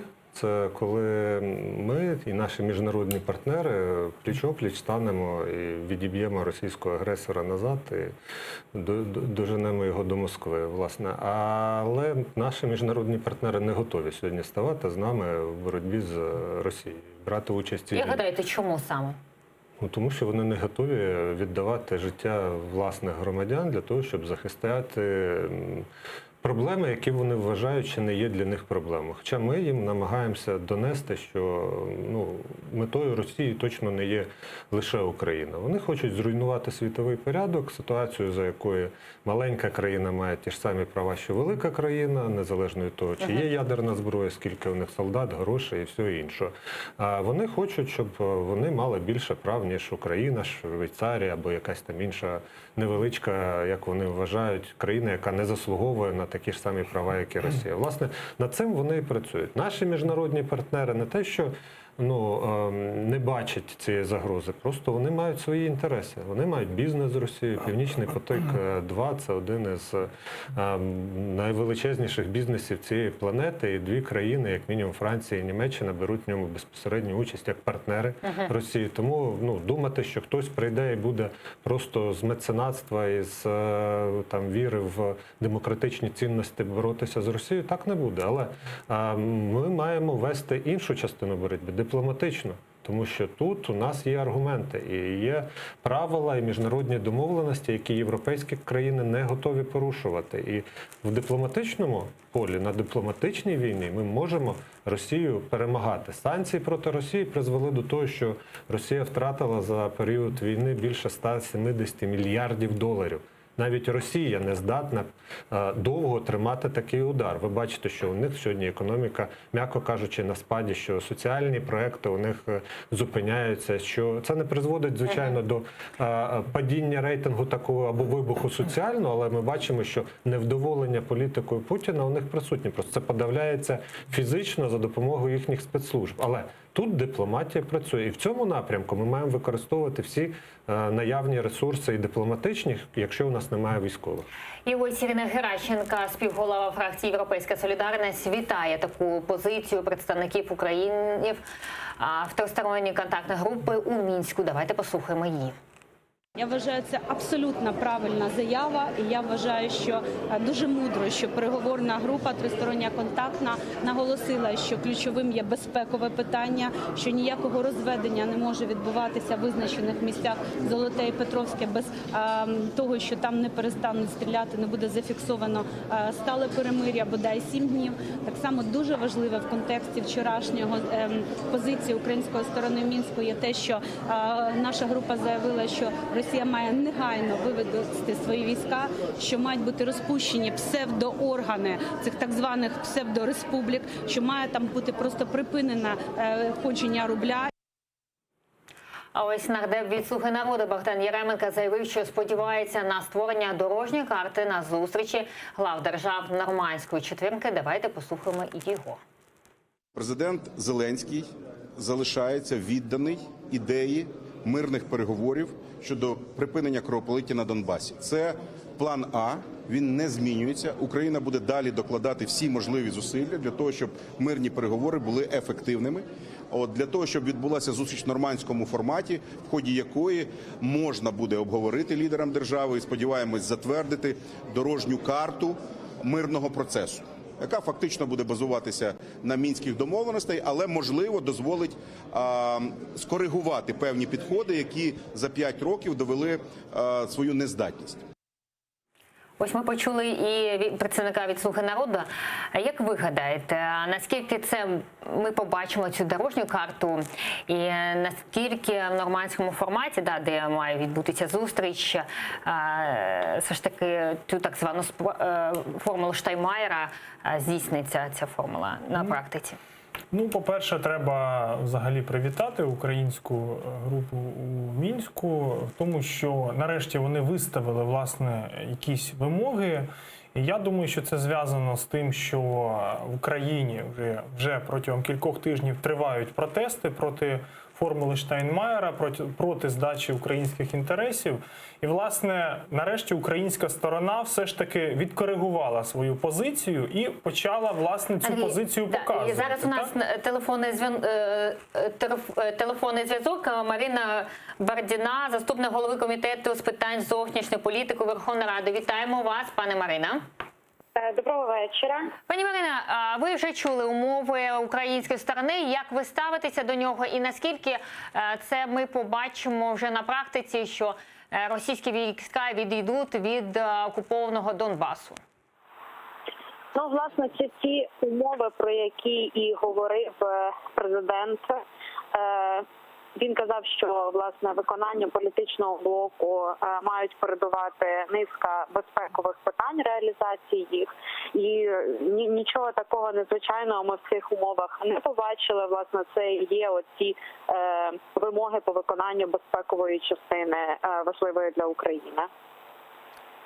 Зрозуміла. Пані Марина, ми знаємо, що ви дуже поспішаєте до комітету «Слуга народу», так, там засідання буде. Про що будете там розповідати, про що буде йти мова? Ой, якщо чесно, не знаю порядку денного, тому що тільки закінчився один наш комітет, зараз інша зустріч. Тому в такому потоці інформації я не скажу зараз чітко, який порядок денний у нас наступної зустрічі. А пані Марина, ви будете говорити про бюджет на засіданні фракції сьогодні? Я не можу прокоментувати просто порядку денного. Дякуємо вам. Марина Бардіна, заступник голови комітету з питань зовнішньої політики, була з нами на зв'язку. Якщо можна, я продовжу. Тому, власне, реагуючи на ті протести, особливо на, власне, марш, який відбувся 14 жовтня у Києві і взагалі в багатьох містах України, все ж таки влада підкоригувала свою позицію, почала ставити якісь певні умови. Зокрема, що стосується кордону, зокрема, що стосується і, так би мовити, ліквідації взагалі назви, поняття такого, як терористичні ДНР, ЛНР, так, тому це можна лише привітати. Що стосується, власне, Російської Федерації, Російська Федерація, я думаю, не пішла б навіть на ті капітулянські умови, про які, власне, вони говорили, тому що будь-яка поступка. Ось щодо поступки, у нас є цитата, ось речник президент Росії Дмитрій Пєсков заявив, що такі умови України є для Кремля незрозумілою. Це знову, як то кажуть, нові вхідні. Походу надходять нові вхідні від української сторони. Тут можна сміливо сказати, що такі нові вхідні вельми несподівані і для Москви, і для Берліна, і для Парижа. Тут поки важко коментувати, що означає це відхід від Мінських угод, що означає це відмову від раніше взятих зобов'язань і раніше поставлених підписів. Наразі незрозуміло. Ось ми почули Пєскова. Тому Російська Федерація на жодні умови, звичайно, не піде. І навіть якщо Україна буде йти на максимальні компроміси, навіть на здачу якоїсь частини своєї території, Російська Федерація, держава-агресор, ніколи цим не обмежиться. Тому що Росії потрібна, по суті, вся Україна. Росії потрібна дестабілізація тут, в нашій державі. Росії потрібно, щоб Україна знов розвернулася на 180 градусів у сфері впливу агресора. Леоніде, як ви гадаєте, чи сьогоднішня влада буде змінювати курс український? Він буде більше, скажімо, співпрацювати, спілкуватися з країною-агресоркою, ніж попередня влада, яка була дуже жорстокіше ставилася до Росії? Це точно не те, що називається зовнішньополітичним курсом. Він у нас визначений, прописаний в Конституції. Ми маємо курс на інтеграцію в Європейський Союз і на співпрацю з НАТО, бажано в якості члена повноцінного цієї організації. Це наш зовнішньополітичний курс. В рамках нього можуть бути різні дипломатичні ходи, але я абсолютно вважаю, що така риторика, яка прозвучала зараз, є наслідком дійсно тих суспільних проявів неприпустимості будь-яких елементів, які можна було б навіть викликали, щоб підозру в можливій капітуляції. Ще ж мова не йде. Ні про капітуляцію, ні про якісь навіть елементи. Ніхто не бачив навіть, я не впевнений, що хтось навіть уявляє собі десь там в недрах Офісу президента або ще десь, як має виглядати проект закону про окуповані території, чи закон про амністію. Тобто навіть тексту, навіть ідеї ще ніякої не озвучувало, але українське суспільство чітко дало зрозуміти владі, що є червона лінія, яку вона не радить владі переступати. Ця червона лінія означає, що ми дуже переживаємо за те, яким курсом рухається наша країна, і не припустимо відійти від курсу нашої самостійності, територіальної цілісності і захисту кожного нашого громадянина, включаючи тих, які живуть на окупованих територіях і Криму, і Донбаса. Ми не припускаємо навіть ідеї, що цих людей можна подарувати і відкупитись їх життями і долями заради нашого власного спокою. Тому що визнати таке – це розписатися про те, що ми як люди втратили моральні якості, а держава перестала виконувати свої основні функції. І щодо основних функцій, ось сьогодні 2 із 7, каже президент Зеленський, який розповів, що в Золотому вже 2 дні не лунають постріли. Давайте послухаємо, що сказав Зеленський. 7-денний строк тиші – це не новина для України і для всіх учасників тристоронньої групи засідання у Мінську. Тому ми будемо чекати на 7 днів тиші. А для нас ознакою є це ОБСЄ, яке повинно сказати, що так, 7 днів не було пострілів. На сьогодні я знаю, що 2 дні вже у нас тиша, будемо вірити, будемо чекати, що 7 днів буде тиша, і тоді ми можемо говорити про відведення. Ось ми почули Володимира Зеленського, але ми маємо інформацію і щодо операції Об'єднаних сил, так, що в районі Золотому великокаліберний кулемет був, це вчора, і сьогодні гранатомети були. Ми бачимо, Зеленський каже одне, ООС каже інше. Як ви ставитеся до відведення українських військ від території, яка дуже напружена зараз особисто? Леоніде. Відведення можливо лише в якості двостороннього заходу і з метою реалізації інших, більш стратегічних заходів. Тобто, якщо ми говоримо зараз про це, це точно не самоціль. Тобто відведення – це має бути демонстрація певного стратегічного курсу. А от що це за курс, на зараз ми не можемо навіть обговорювати, бо у нас немає розуміння цього. Тобто, що таке просто відведення? Це насправді ні про що. Якщо мовою йде про те, що далі після цього російські війська дійсно залишають ці території, терористів роззброюємо, проводимо верифікацію їх відсутності і беремо під контроль цю територію, включаючи кордон з Росією, це одна історія. Якщо мова йде про те, що це якийсь тимчасовий захід з метою припинення обстрілів і, відповідно, смертей наших солдат, це інша історія. Якщо мова йде про те, що це є просто політичний піар-хід, це зовсім третя історія. Тому на сьогодні для нас всіх важливо для себе зрозуміти, що відбувається. А владі, я б дуже рекомендував допомогти нам зрозуміти це як можна швидше, бо нерозуміння породжує страх, страх породжує агресію, а агресія ні до чого хорошого не доводить. Пане Андрій, як ви ставитеся? По-перше, що інформація дуже різна, так, у президента, у ООС інша, і до відведення військ. До чого може призвести це і які можуть бути наслідки?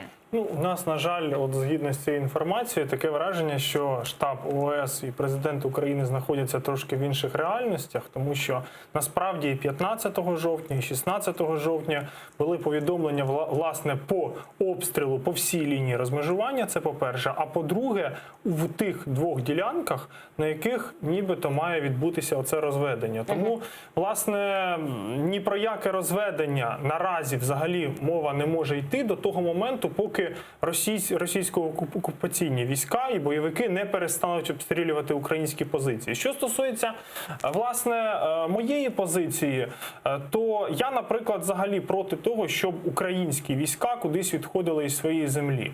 Власне, я думаю, що окупант, Російська Федерація, має вийти саме з території України, з окупованих районів Донецької та Луганської областей, і тільки після того може йти якась мова про взагалі будь-які вибори чи дії на цих територіях. Тому що виходить так, що це ті території, які кров'ю фактично і величезними людськими втратами були утримані нашими військовими. Тому я все ж таки хотів би, щоб влада на це зреагувала і розуміла, що будь-яке відведення, яке може зрештою в кінцевому випадку призвести і до людських жертв, і до втрати території, воно буде надзвичайно негативно сприйняте українським суспільством. І ось в коментарі телеканалу АТР народний депутат від фракції «Голос» Святослав Вакарчук розповів, чи розділяють питання Криму, Донбасу в процесі деокупації. Давайте його послухаємо. Для нас питання Донбасу і Криму одне від другого, я би сказав, вони є невід'ємними обидва, і ми їх не розділяємо один від одного. А як гадаєте, влада розділяє? Я думаю, що наразі у влади, просто зважаючи взагалі на ту всю інформацію, яку ми мали останні кілька тижнів, було чи навіть досі є бажання досягти оцього миру за будь-яку ціну. І тому, власне, і почалися розмови, форсування розмов про формулу Штайнмаєра. Тому, власне, настільки форсується питання розведення військ. Леоніде, як ви бачите з свого боку, чи розділяє влада? Влада не має вибору. Вона не може прийняти рішення про те, щоб подарувати Крим Росії. Це неприпустимо, і це не буде визнано ніколи українським народом. І це призведе до зміщення, відповідно, такої влади, як нелегітимної.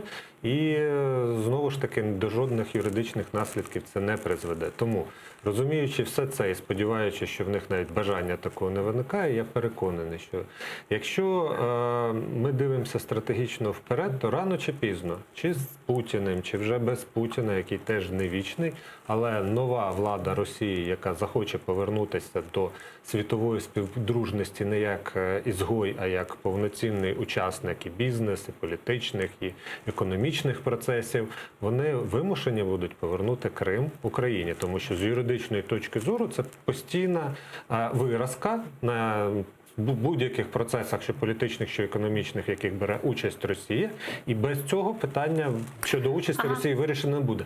Наше завдання як країни не відмовитись самим від Криму. І тоді рано чи пізно він повернеться до нас. Продовжимо щодо агресії. Ось з трибуни Верховної Ради народний депутат від фракції «Європейська солідарність» Олексій Гончаренко закликав правоохоронців відреагувати на приїзд російського пропагандиста Бориса Корчевнікова. Давайте послухаємо Гончаренка. І в нас тепер Корчевніков – це телеканал «Спас», російський пропагандист, який отримав орден за звільнення Криму від Путіна, ходить по Києву і постить картинки. І все нормально, і ніяка СБУ їм не займається. Це якийсь спас на крові. Якщо б в нас було СБУ справжнє, він би мав зараз свій корпункт в Лук'янівському СІЗО. Але замість цього він постить в Інстаграмі, як він ходить по Києву. І в СБУ вже відреагували, кажуть, треба було попереджати раніше. Давайте послухаємо слова речниці СБУ Олени Гетлянської. Їх тисячі, їх сотні, усіх не відслідкуєш. Тому ми завжди просимо журналістів нам допомагати, звертати увагу. Якби ви нам подзвонили до того, як переїхав, то, можливо, ми б розглянули його справу і заборонили йому заздалегідь в'їзд. Ось ми почули депутати СБУ, як сталося так, що російські пропагандисти вільно виїжджають в Україну, фоткаються біля Майдану, де саме був, де захищали наші українці нашу державу. Леоніда, що це таке? Потрібно вводити візовий режим з Росією. Така ситуація стане в принципі неможлива, тому що зараз ми маємо реагувати на те, що хтось безконтрольно тиняється кордоном в той час, коли ми воюємо з Росією. Приїхав, поїхав, ніхто не знає. СБУ, як ми бачимо з їх слів, взагалі без поняття, хто куди їздить і чим тут займається. Що, неприпустимо, це диверсант чи ще хтось. Це раз. Візовий режим – це елемент безпеки нашої держави. По-друге, слухайте, якщо хтось із нас поїде зараз в Москву, я абсолютно переконаний, назад ми вже не повернемо. Ми станемо черговим заручником, будемо звинувачені в тому, що ми захоплювали там Грозний або ще щось, в той час, як наші спецслужби, вибачте, хлопають вухами і дозволяють, очевидно, це ж не просто людина, це активний російський пропагандист, і їх як мінімум їх фейсбуки мають відслідковуватись. Якщо він сам постить, що він всередині Києва, він же не телепортується звідси до себе назад в Росію. Він приїхав якось, має звідси поїхати. Часу, як на мене, отак достатньо. Професійності, очевидно, не вистачає. Пане Андріє, це однозначно ганьба для українських спецслужб. Тому, коли такі особи взагалі приїжджають на територію України, ми знаємо практику, що протягом останніх 5 років Служба безпеки забороняла разом з Мінкультом цілій низці російських і пропагандистів, акторів, музикантів їзд на територію України. Але зважаючи, що зараз у нас влада діє в контексті того, що був повернутий, наприклад, Федір Добронравов з серіалу «Свати» на українські телеекрани. Тому я думаю, що це все відбувається в контексті зараз так званого культурного потепління з Російською Федерацією. Андрій Смолій, блогер, політичний експерт, та Леонід Ємець, народний депутат України з 7-го і 8-го скликання. Дякуємо, що були з нами. Далі ефір телеканалу ЕТР продовжує випуск «Заман». Нагадаю, що найцікавіші фрагменти з ефіру ви можете передивлятися на нашому YouTube-каналі. І вже за 20 хвилин повернуся до цієї студії. Дякуємо, що довіряєте.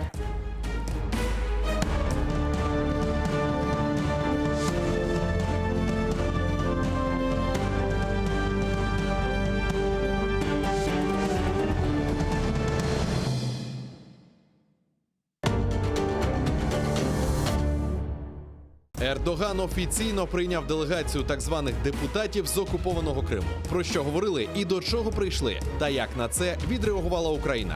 В'язні Кремля, скільки ще українських громадян утримує Росія в своїх тюрмах, і що має робити Україна, щоб звільнити своїх громадян. Крим на порядку денному в світі. Чи обговорюють питання півострова на світових майданчиках?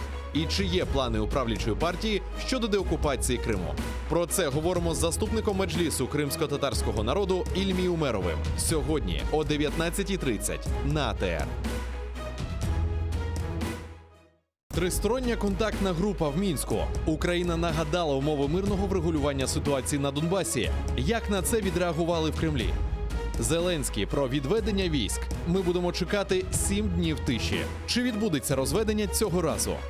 Бюджет 2020. Парламент почне розглядати головний кошторис країни вже у п'ятницю. З чим Україна житиме наступний рік? Про це говоримо з президентом інвестиційної групи «Універ» Тарасом Козаком та колишнім народним депутатом Андрієм Павловським. Сьогодні о 20:25 на АТР.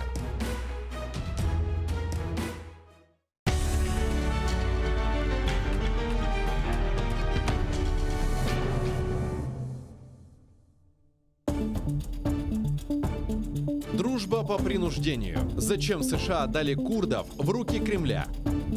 Да здравствует Брексит. Легчает корона Елизаветы II. Эфиопская гордость Нобеля. Конец многолетней войны. Угрозы и надежды, радости и потери. Какие уроки преподал нам мир за последнюю неделю? Сегодня в Прайм Мацарский в 21:00 на АТР. Я воровный не ем. Хумма-хумма, пей воду, хумма-хумма, падай в яму, отдай нам свое мясо, отдай свои кости. Это заклинает тебя Ло, мать матерей красных лисиц. Ты говно полное, что там говоришь. Ну что, дебилы, что это? То, что я родился в России, да, меня никоим боком не делает россиянин, потому что, не знаю, если бы я родился в конюшне, я же не был бы лошадью, да? Я гражданин страны-агрессора, да?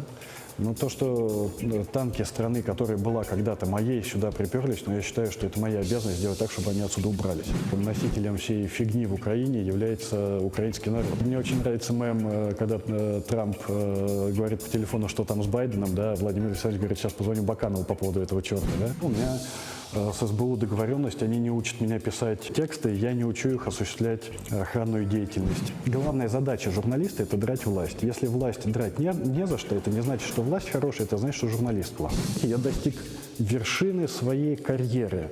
Я научился зарабатывать деньги тем, что, лежа на пузе на диване, пощу постики в Facebook. Мы великие, Крым наш, ура, Россия. Сейчас время не журналистов, сейчас время психиатра. Сегодня у меня в гостях журналист и блогер Аркадий Бабченко.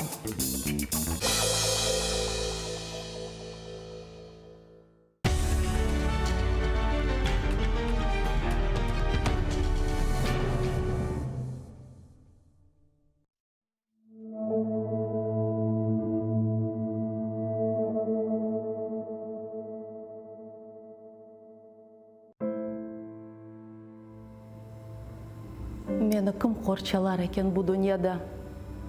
Meni kim parchalar ekan bu dunyoda? Meni kim qirpalar ekan bu dunyoda? Qirmim, agar sen olmasang dunyoda. Seni kim sızlatır ekan bu dunyoda? Seni kim yig'latır ekan bu dunyoda? Seni kim ağlatır ekan bu dunyoda? Qirmim, agar men olmasam dunyoda. Sen meni qorchala muqaddas Qirmim, qalbimni parchala muqaddas Qirmim, sesimni parchala muqaddas Qirmim, sana qul olurum, saq qolsam dunyoda. Yurtunga qul olmak baxtdir bu dunyoda. Vatanlı baxtsizlar yo'qdir bu dunyoda. Qirm, sen menim uchun taxtsin bu dunyoda. Senin uchun o'larim, saq qolsam dunyoda.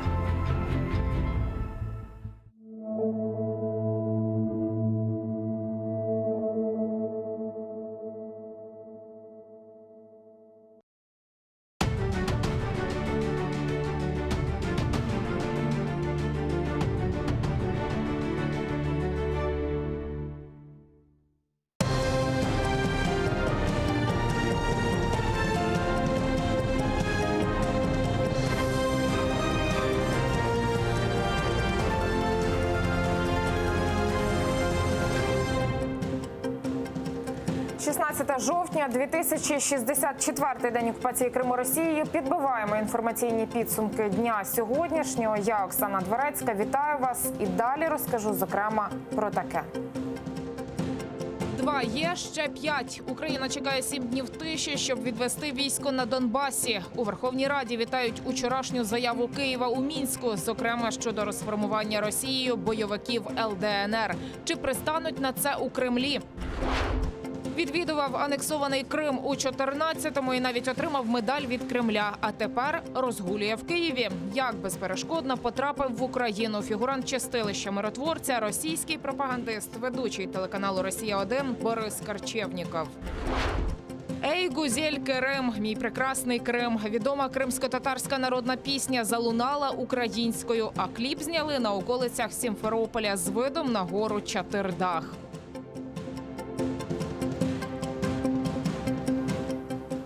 Стали відомі імена 2 загиблих на Донбасі напередодні. Це 36-річні Ярослава Никоненко і Юрій Громович. Жінка служила у 101-й бригаді, її батько теж загинув на Донбасі. Ярославу Никоненко поцілив ворожий снайпер. У неї сиротою залишилася 13-річна донька. Від кулі снайпера бойовиків Росії загинув і Юрій Громович, житель Харкова, військовослужбовець 92-ї окремої механізованої бригади. Сьогодні вночі окупанти вкотре накрили вогнем містечко Золоте.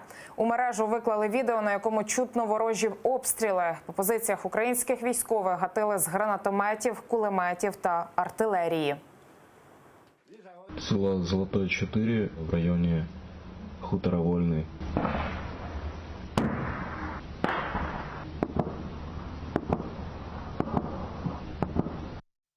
Загалом від початку доби противник здійснив вже 9 обстрілів. З них 5 разів з мінометів різних калібрів. Російські найманці обстріляли позиції об'єднаних сил в районах Водяного, Лебединського, Зайцевого та двічі поблизу Авдіївки. Гатили із гранатометів поблизу Золотого 4. Також 1 раз ворог використав зенітну установку. Натомість президент України Володимир Зеленський у Латвії переконував свого колегу у тому, що в районах Петрівського та Золотого вже 2 дні тиші, але для розведення військ треба дочекатися тижня. За його словами, про розведення сил можна говорити лише після 7 днів тиші і після того, як це зафіксує місія ОБСЄ. Президент Латвії Егілс Левіт заявив про повну підтримку територіальної цілісності України. Ми будемо чекати на те, що не тільки українська сторона дуже хоче, щоб наприкінці вже був мир, щоб перестали вбивати наших людей, вбивати українців. Я думаю, що це бажання повинно бути з кожної сторони, тому ми чекаємо саме на це. Ми дуже детально обговорили питання оборони і агресії Росії проти України. Ми дуже сильно підтримуємо територіальну цілісність України і засуджуємо незаконну анексію Криму. Це чітка позиція нашої зовнішньої політики, від якої ми не відходимо. Спочатку безпековий аспект, потім політичний. Таку формулу України вітають у Верховній Раді. Депутати підтримують позицію, висловлену напередодні у Мінську під час засідання тристоронньої контактної групи. Йдеться насамперед про розпуск злочинних угруповань ЛНР і ДНР. В опозиції переконані, акції протесту «Ні капітуляції» підкоригували офіційну позицію української влади. У президентській фракції запевняють, червоні лінії держава не перейде. Тему продовжить наша Олена Стецюк.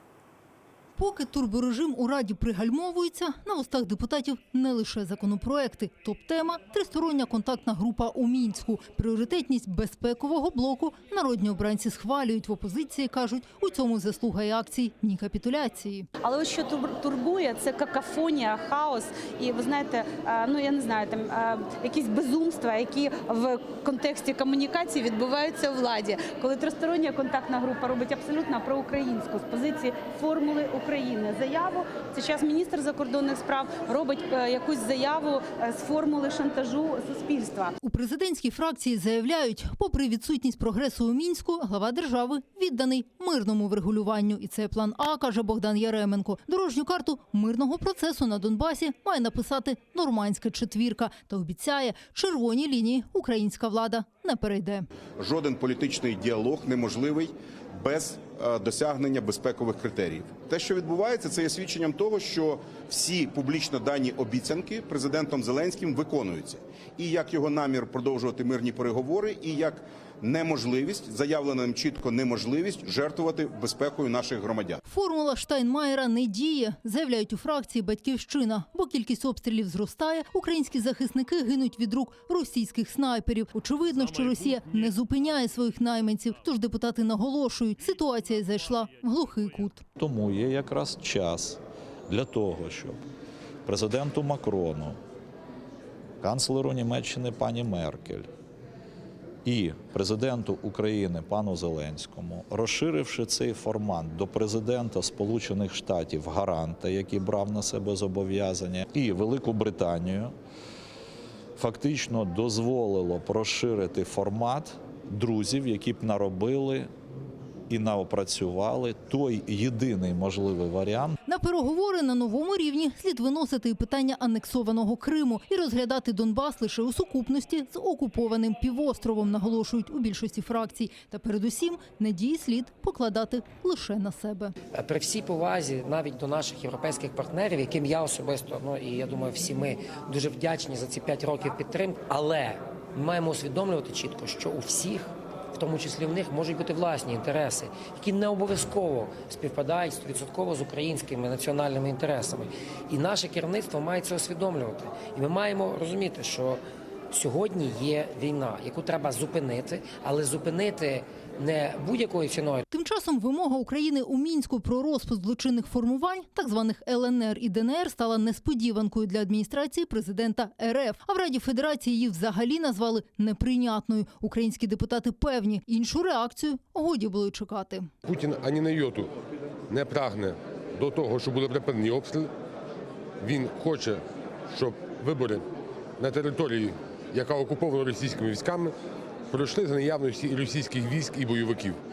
І фактично вимога європейської солідарності, моя завжди полягає в тому, що першими мають бути виконані безпекові умови. Спочатку має бути припинена стрільба, виведена російські війська, має бути контроль над кордоном. Спробувати врегулювати питання війни і миру візьметься і Верховна Рада. Депутати планують створити тимчасову спеціальну комісію по Донбасу. Ідея була така, що представники всіх фракцій зібралися в одній спеціальній комісії і мали можливість напрацювати нову дорожню карту, умовно кажучи, документ на заміну Мінську. Тому що Мінськ застарів морально і політично. А тут ми хотіли, щоб це робилося руками, головами, мізками представників народу, представників всіх політичних сил, які обрані народом України до найвищого представницького органу. І вже у п'ятницю у сесійній залі чекають на міністрів оборони та закордонних справ, аби з перших вуст почути формулу мирного врегулювання. Олена Стецюк, Алі Карімов, Заман, АТР.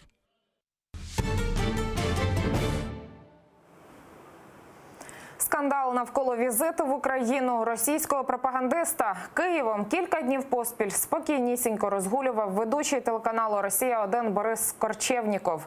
У 2014-му він їздив до окупованого Криму, отримав медаль від Кремля і потрапив до бази миротворця.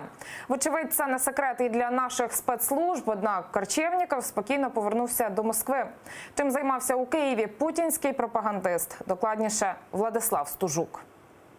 Дим і шини у середмісті Києва. Він вже був у українській столиці 6 років тому. Тоді в розпал Революції Гідності лякав глядачів міфічними бандерівцями і спаленим середмістям. Вот это вот цвета черной копоти вокруг. Это революция огня. Мы приехали в объятый революцией Киев, чтобы понять, кто горел и кто еще сгорит в этом огне. Вы видели, вот такая униформа сегодняшнего Киева. Журналисты в военных касках и в бронежилетах с надписями «Пресса». Тепер пропагандист Борис Корчевніков знову у Києві. На своєму Фейсбуці постить відео ледь не з того ж місця на Хрещатику, звідки лякав росіян.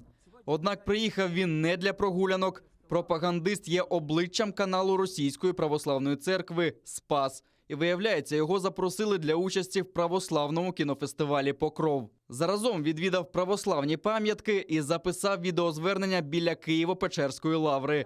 Цинізм в тому, що Корчевніков оголосив збір коштів серед своїх підписників для реставрації будівлі. Когда-то в ней бывали еще наши цари.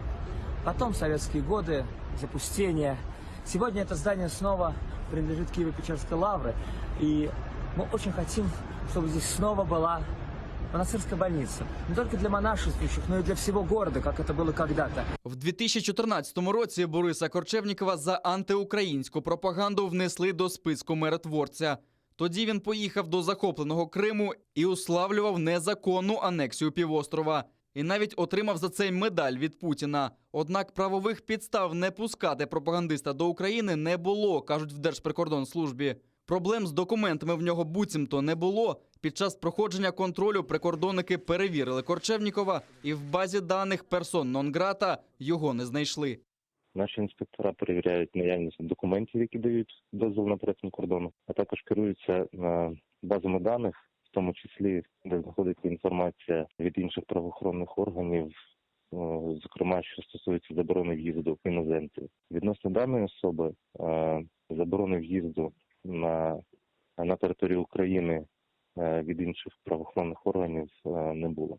Якого біса? Така перша реакція на приїзд Корчевнікова голови Меджлісу Рефата Чубарова. Він дивується, як пропагандист, якого треба було заарештувати ще на кордоні, вільно гуляє українською столицею. Борис Корчевніков незаконно відвідував тимчасово окуповану територію Криму. Зафіксувати цей злочин для спецслужб не представляло ніяких труднощів. Якщо це не було зроблено, то це ще одне питання до спецслужб.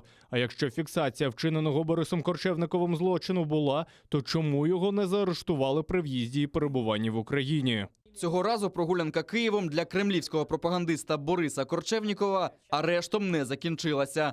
Православний кінофестиваль закінчився ще 10 жовтня, а публікації про українське турне на його сторінці датуються 11, 12 і навіть 14 жовтня. В СБУ заднім числом прокоментували, мовляв, про приїзд путінського посіпаки нічого не знали, інакше б відреагували. Владислав Стужук, Заман, АТР. Облави, штрафи і умовні терміни за зустріч з лідером. 16 жовтня 2014 року почалися масові затримання кримських татар у так званій справі 3 травня.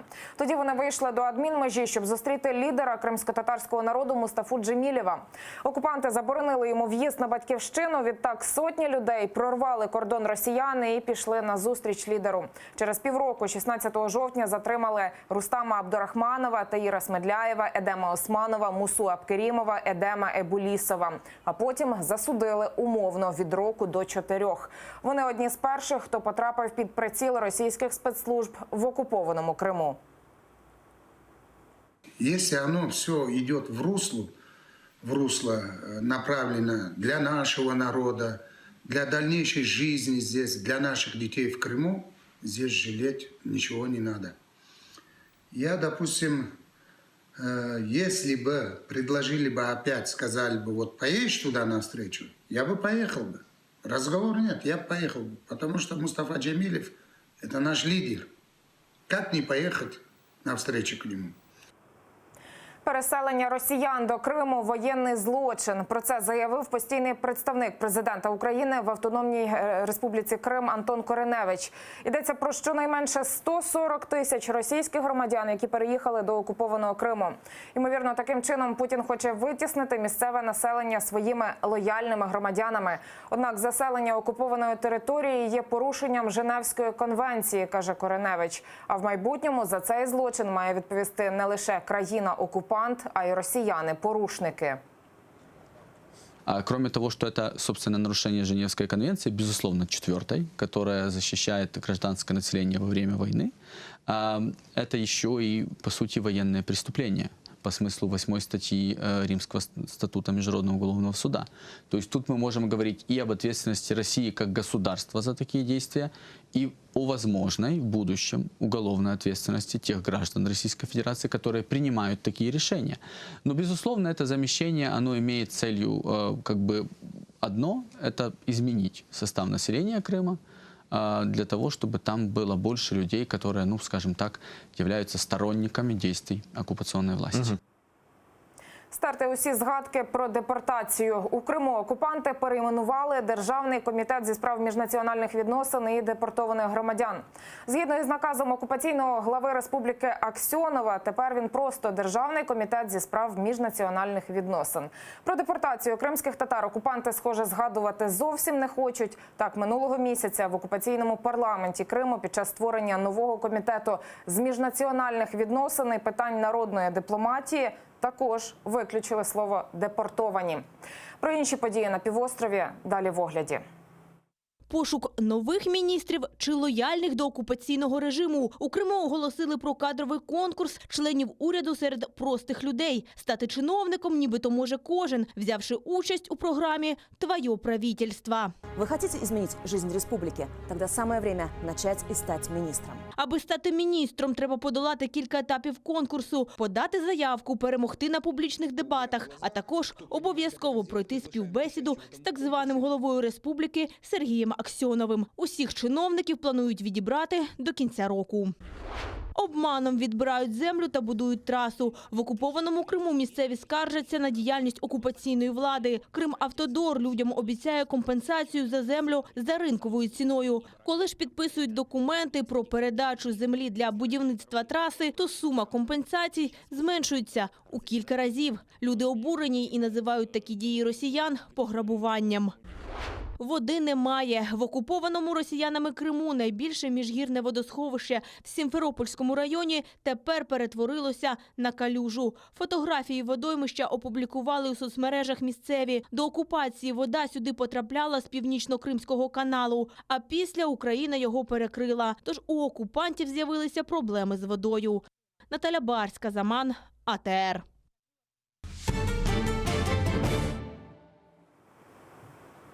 Випадковість, а не цілеспрямована акція. Так у МЗС України прокоментували вітання президента Туреччини Реджепа Таїпа Ердогана з так званими депутатами Держдуми Росії з анексованого Криму. За словами речниці відомства Катерини Зеленко, Анкара не погоджувала списки гостей, які приїхали на форум у Стамбул, а президент Туреччини привітався з усіма присутніми. Тож поширена інформація російських ЗМІ про заплановану зустріч президента Туреччини і депутатів з Криму – провокація.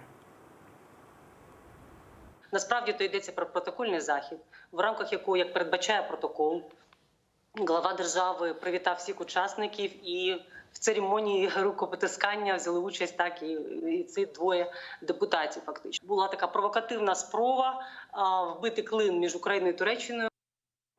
Нагадаю, 13 жовтня стало відомо про нібито зустріч президента Туреччини Реджепа Таїпа Ердогана із російською парламентською делегацією. До її складу увійшли двоє так званих депутатів Держдуми від анексованого Криму – Наталія Поклонська і Руслан Бальбек. В МЗС України вже побував посол Туреччини Ягмур Ахмед Гульдере і запевнив, що Туреччина незмінно продовжує підтримувати Україну в захисті її територіальної цілісності і державного суверенітету. Позиція Туреччини, яка твердо заявила про невизнання анексії у березні 2014-го, не змінилася. Наша позиція така ж, як і раніше. Ми не визнали анексію. Наша політика стосовно Криму не змінилася. Ми підтримуємо територіальну цілісність України, включаючи Крим та Донбас. Кримсько-татарське керівництво також висловило своє занепокоєння цим питанням. Ми також їх поінформуємо через МЗС. Тим часом президент Туреччини Реджеп Таїп Ердоган поставив ультиматум сирійським курдам. Після тижневого наступу на північні регіони Сирії він заявив, що турецьке військо готове зупинитися. Що для цього потрібно? Дивіться в сюжеті. Крок за кроком турецькі війська просуваються вглиб сирійської території. Відколи пішли в наступ, минає рівно тиждень. За цей час взяли під контроль кілька міст на кордоні. В сутичках і під час бомбардувань загинуло, зокрема, і кількадесят цивільних, повідомляє Сирійський центр моніторингу прав людини. Поміж жертв є діти. ЮНІСЕФ може підтвердити загибель на північному сході Сирії щонайменше 4 дітей і поранення 9. 7 дітей загинули в Туреччині. За нашими підрахунками, внаслідок насильництва гуманітарної допомоги можуть потребувати принаймні 170 тисяч дітей. У перші дні наступу свої домівки покинули близько 130 тисяч людей. Тепер вони помалу повертаються в ті міста, які контролюють турки. Пекарня вже працює нормально. Розповсюджується гуманітарна допомога, ситуація поліпшується. Ми закликаємо всіх, хто виїхав з міста, повертатися. Тут, на північному сході Сирії, турки хочуть створити зону безпеки для сирійських біженців. Територію нині контролюють місцеві курди. Їх Анкара вважає терористами, тому й пішла в наступ. Зупинити військову операцію вимагають Євросоюз і Канада, котрі віднині не постачатимуть Туреччині зброю. Вважають, та завдала удару по стабільності в регіоні. Ми серйозно занепокоєні через те, що військова діяльність, яку Туреччина провадить на північному сході Сирії, дасть бойовикам угруповання «Ісламська держава» можливість повернути собі території і завербувати не тільки іноземців, а й місцевих. Уперше за тиждень Туреччина погодилася зупинити наступ, але назвала свою умову.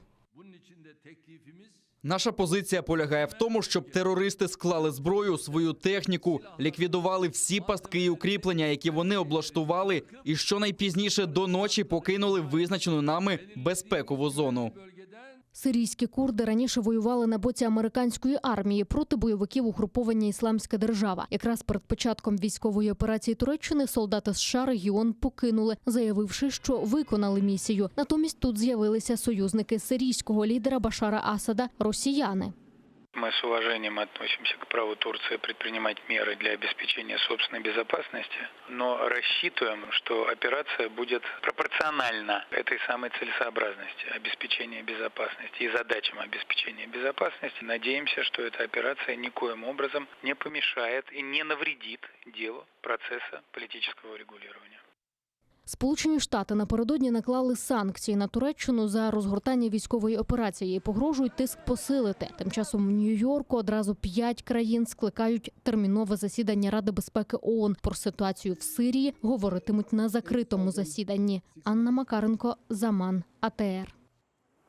Масові заворушення в Каталонії. Лідери місцевих сепаратистів, яких і вийшли підтримати люди, тепер просять прихильників утриматися від насильства.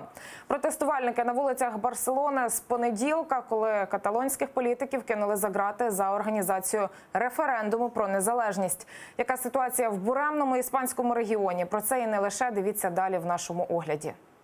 Цієї ночі Барселоні було не до сну. На вулиці вийшли близько 40 тисяч розлючених людей. Вони зводили барикади просто посеред міських доріг і палили багаття. Коли втихомирити натовп спробували поліцейські, в хід пішла бруківка і бляшанки. У відповідь правоохоронці пустили сльозогінний газ. Мітингувальників лупцювали кийками і стріляли по них гумовими кулями. Сутички спалахнули ще в кількох іспанських містах. Загалом постраждали більше 200 протестувальників і 150 поліцейських. Варварство – це варварство. Все це тому, що вони, каталонці та іспанський уряд, не хочуть розмовляти між собою. Немає в них діалогу, а без діалогу не може бути нічого. У цьому і проблема – відсутність діалогу. Люди вийшли на вулиці, бо не згодні з рішенням Верховного суду Іспанії. Той відправив до в'язниці лідерів каталонських сепаратистів за те, що організували референдум про незалежність регіону у 2017-му і, зрештою, незаконно проголосили незалежність Каталонії від Іспанії. Сльозогінним газом і водометами розганяли протестувальників в Парижі. На вулиці вийшли тисячі пожежників. Кажуть, щодня мусять ризикувати на роботі власним життям, а отримують за це копійки. Ми розлючені, бо відчуваємо, що про нас ніхто не піклується. Нас не поважають можновладці і політики. Сьогодні ми хочемо сказати про це вголос. Ми працюємо на 200% без поваги і необхідних для цього засобів. Тільки задля людей. Спочатку хода була мирною, та зрештою скінчилося все сутичками з поліцією, коли пожежники відхилилися від узгодженого маршруту. Слід зауважити, що правоохоронці самі виходили на такий же протест 2 тижні тому і так само вимагали підвищити їм зарплату. Та нині держслужбовці в буквальному сенсі опинилися по різні боки барикад. Жертв урагану в Японії стає дедалі більше. З-під уламків та з води вже дістали 77 тіл. Поранених на тепер 200. Досі не можуть знайти десятки людей. Тайфун Хагібіс вдарив по Японії на вихідних. Розтрощив повністю десятки будинків. Мені 70 років, і я вперше бачу щось подібне. Так боляче втратити будинок з усіма спогадами. Коли думаю про це, почуття виходять назовні і змушують мене страждати. Я ніколи не відчував нічого такого. 13 тисяч осель після удару стихії лишилися без світла, 130 без водопостачання. Натомість будівлі й досі заливає брудною водою з вулиць. Тисячі людей змушені ночувати в тимчасових таборах. В кількох префектурах зачинені школи та крамниці, перекриті десятки доріг. Синоптики дають невтішні прогнози. Вже в п'ятницю на Японію знову посунуть зливи, а разом з ними варто чекати руйнівних повеней із сувів. Анна Макаренко, Заман, АТР. Врахували гіркий досвід. До Нідерландів на пісенний конкурс «Євробачення-2020» від України поїде той виконавець, який з 2014 року не гастролював по Росії, в окупованому Криму та на Донбасі. Конкурсант також не може планувати концерти до фіналу самого конкурсу. Національна суспільна телекомпанія України висунула більш жорсткі вимоги до претендентів. Як відомо, цьогоріч Україна відмовилася від участі у Євробаченні саме через скандал, пов'язаний із концертами в Росії. Співачка Марув, яка перемогла у нацвідборі і мала представляти нашу країну, як виявилося, вже бувала і планувала сольні концерти в Росії. Ще один скандал був пов'язаний з дуетом «Анна-Марія». Учасниці, до речі, в ефірі нашого телеканалу не змогли відповісти на запитання «Чий Крим?». Таке просте питання в мене до вас. Скажіть, будь ласка, чий Крим? Чудове питання. Як звуть глядача? Він не представився. В нас є завжди відповідь на це питання. Крим наш, бо це наш дім. Він наш був, є і буде, бо це наш дім. Це місце наш з моєю сестрою. Сталося те, що там з'явилися 2 кордони. 2 кордони – український і російський. Тобто, далі підведіть мені. Я от дивіться, всі розумні люди зроблять висновки самі. Я вам скажу, мені здається, що Україна просто втратила Крим. А от вони точно знають, чий Крим. І навіть переспівали кримсько-татарську народну пісню «Ей, гузель Крим» українською «Мій прекрасний Крим». Виконали пісню учні викладачки вокалу і української мови з Криму Юлії Качули. І спеціально зняли кліп на околицях Сімферополя, звідки на горизонті проглядається один із найвідоміших краєвидів півострова – гора Чатирдах. Із кримсько-татарської слова переклав батько Юлії Качули, а музиканти з Києва зробили аранжування. Кліп у мережі вже переглянули тисячі людей. Згірали ж ти війну вітер, спогадом щемким. Впали сльози по стежках тих, бігав я малим. На цьому я ставлю крапку. О 20-й заман підсумки кримсько-татарської з Шевкетом Наматулаєвим. Прямий ефір на АТР триває, тож не перемикайтеся. А найцікавіші фрагменти нашого ефіру переглядайте на YouTube-каналі АТР. І підписуйтесь, щоб зменшити шанси Роскомнагляду блокувати нас у Ютубі. Дякую вам за увагу і до зустрічі.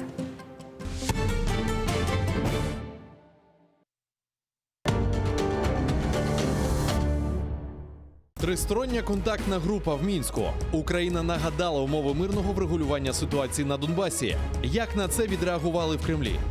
Зеленський про відведення військ. Ми будемо чекати 7 днів тиші. Чи відбудеться розведення цього разу? Бюджет 2020. Парламент почне розглядати головний кошторис країни вже у п'ятницю. З чим Україна житиме наступний рік? Про це говоримо з президентом інвестиційної групи «Універ» Тарасом Козаком та колишнім народним депутатом Андрієм Павловським. Сьогодні о 20:25 на АТР.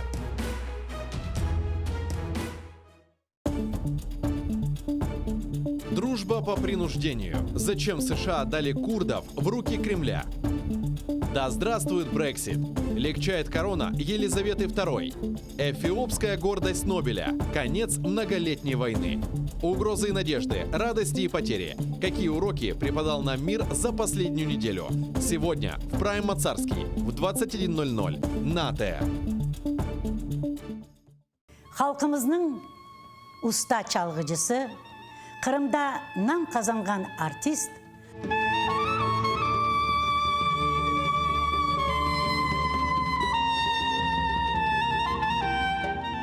Sanat için can küldüreydi.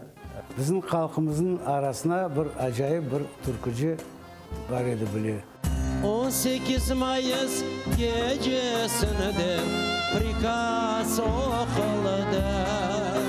Bugünkü hikayemiz Alim Osmanov'a bağışlanan. Bakış saray bizimdir de çevre çete yüzümüdür. Akı seni sevdirin iki de kara gözünüdür. Bakış saray bizimdir de çevre çete yüzümüdür. Akı sana sevdirin iki kara gözünüdür. Инсаниетлік, мераметлік ве ачық юрек бүгінгі яшайшымызда ең кереклі, ләкин кет-кетте ең рас келген табиат чизгісідір. Ләкин бойлы инсанлар бар. Олар еш бір шеге бақмадан дайыма ярдымға келмеген азырдыр. Интернетте көресің, қаста бала чыға, сон яшлар чыға. Бет ажейсің оларны, сон волонтерлар айталар ма, айшытыда ярдым етейік, айшытыда ярдым етейік. Юректе бар бізде, ханымызда бар ярдым етме адамларға.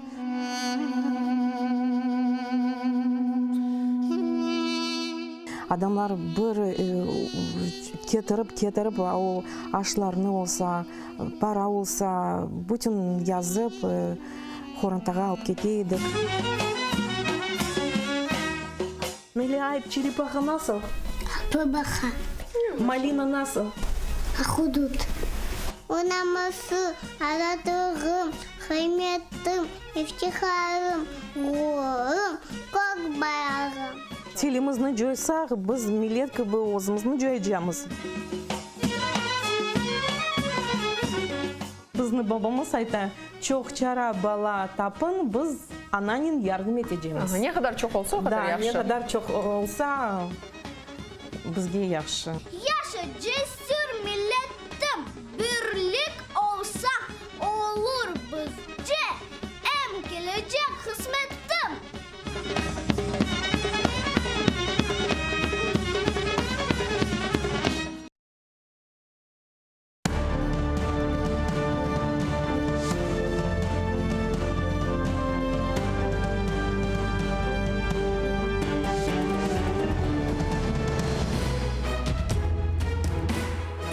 Атверде яйнымыз девам ете. Мен Эльвина Сибулаева, Ишгалетелген Храм ве Украина хатасында олған вақияларны мұсафырнен берабер музыкреті жем. Людмила Денисова Аджили шекілде Русияле Зенадашы Маскальковаға мұражат етті. Сияси мабуслернан сағлығы телеке алтында. Русия тешвиқатшылары Сербест Киевна зиярет ете. Телекеслік қызметі қайда бақа. Эрдоған Ишгалетілген Қырамдан сечілген Русия Думасы депутатларынен апансыздан көрішкен. Меджлиснің жевабы бар. Яйнымызға қошылғанларына селемлам ве эфиріміздің мұсафыры Мили Межес рейсінің муавины Ильмияға Умеров. Хош келдіңіз, Ильмияға. Сау олыңыз. Де бұл Қырым ақында сөз өксетечекміз. Юқары шырасында инсан ақлары бойынша векелетлісі Людмила Денисова Русия месекдеші Маскальковаға мұражатта бұлынды. О саяси мабүстерге кереклі тіби ярдым берілмеген ақында қайдеті келіні соны дінейік. Туневын Русия Федерациясының юқары махкемесі Украина ватандашы Владимир Дудка ве Алексей Бесрабовға укумны дініштірмеп, Қырымның сөзде юқары махкемесі чықарған қарарны ойледі қалдырды. 14 еллық апс муддеті дініштірілмеді, адвокатның малюматына көре Владимир Дудканың сақлығы зайыфлашты. Сөз хусусан ашқазанындaki ирінлі яра ақында кете, ама андaki пеницар муэсеседе оны тедавилемейлер. Бізім ватандашымыз тибби ярдымсыз қалды. Да бір кере Русия Федерациясында инсан ақлары векелетлісі Татьяна Маскалькова ве Русия президенті янында инсан ақлары ве гражданлық жемиеттің кешафы бойынша шурасының елбашчысы Михаил Федотовға мұражатта бұлынып, керекли тіби ярдым берілмесіні рижа еттім. Украина ватандашларының ақлары систематик шекілде бұзылғаны, олар ишғалетілген Қырым ве Русия территориясындаки апсханелерінде қанунсыз тұтылғаныны ақында малюматларны халқара жематчылығына білдіреміз. Илмаға біз әшіттік бұл Денисова ақында, Денисова бұл саяси мабүслер ақында. Асында Қырым татар саяси мабүслерінің вазиеті насыл, сіздің мәліматыңызға көре. Олар насыл шарайтте болуналар ве насыл ярдым оларға беріне. Русияда олған шарайтте оларды болуна. Айны бұл екісі олған вазиетте, да 86-сы да ойлы бір вазиетте болуналар.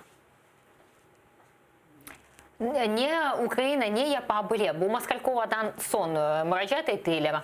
Баз бұл саяси мабүстерге ярдым көстірле. Ама чоқсы бұле бір тіби ярдымсыз қалмақта. Бұл суалге жауап беріп оламайым. Текрарлап олам. Ола елешілер. Керчектен де бар елі мабүслер, хасталар, тедавиленмеге чарелері жоқ, ве сағлықларından айрылалар яваш-яваш.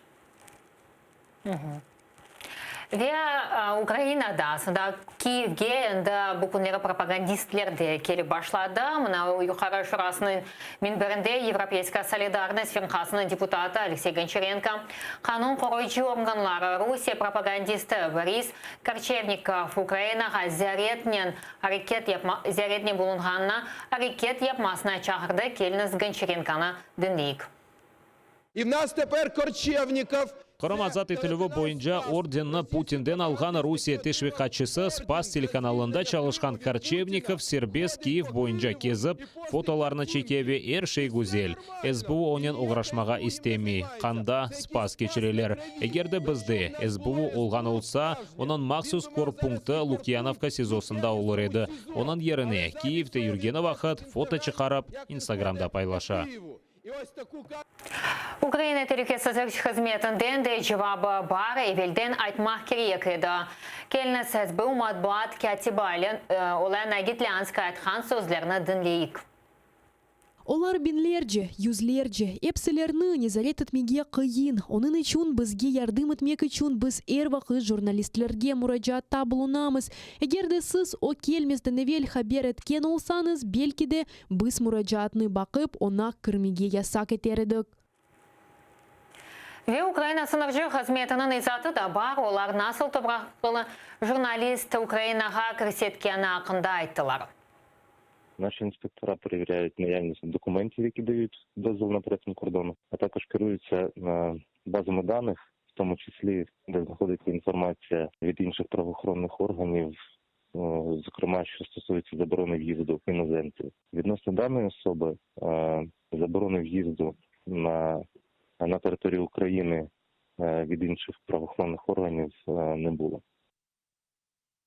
Ilmer, biz ko'ryapmiz endi Ukrainaga qarshi bo'lak levhalarni hazırlaganlar. Kiyevde böyle ziyaretni yürüyorlar, foto resimlerini çekiyorlar, endi Instagram, endi Facebook'ta koyuyorlar. Ne sebeple hakimiyet, Ukrayna hakimiyeti böyle hiçbir yapmıyor bu insanlara karşı? Çalışmay diyecektirim da ya da pek yaramay çalışa.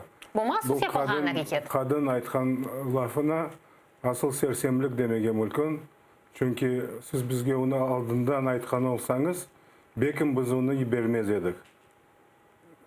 O devlet hizmetçisine asıl gelişmegen laf.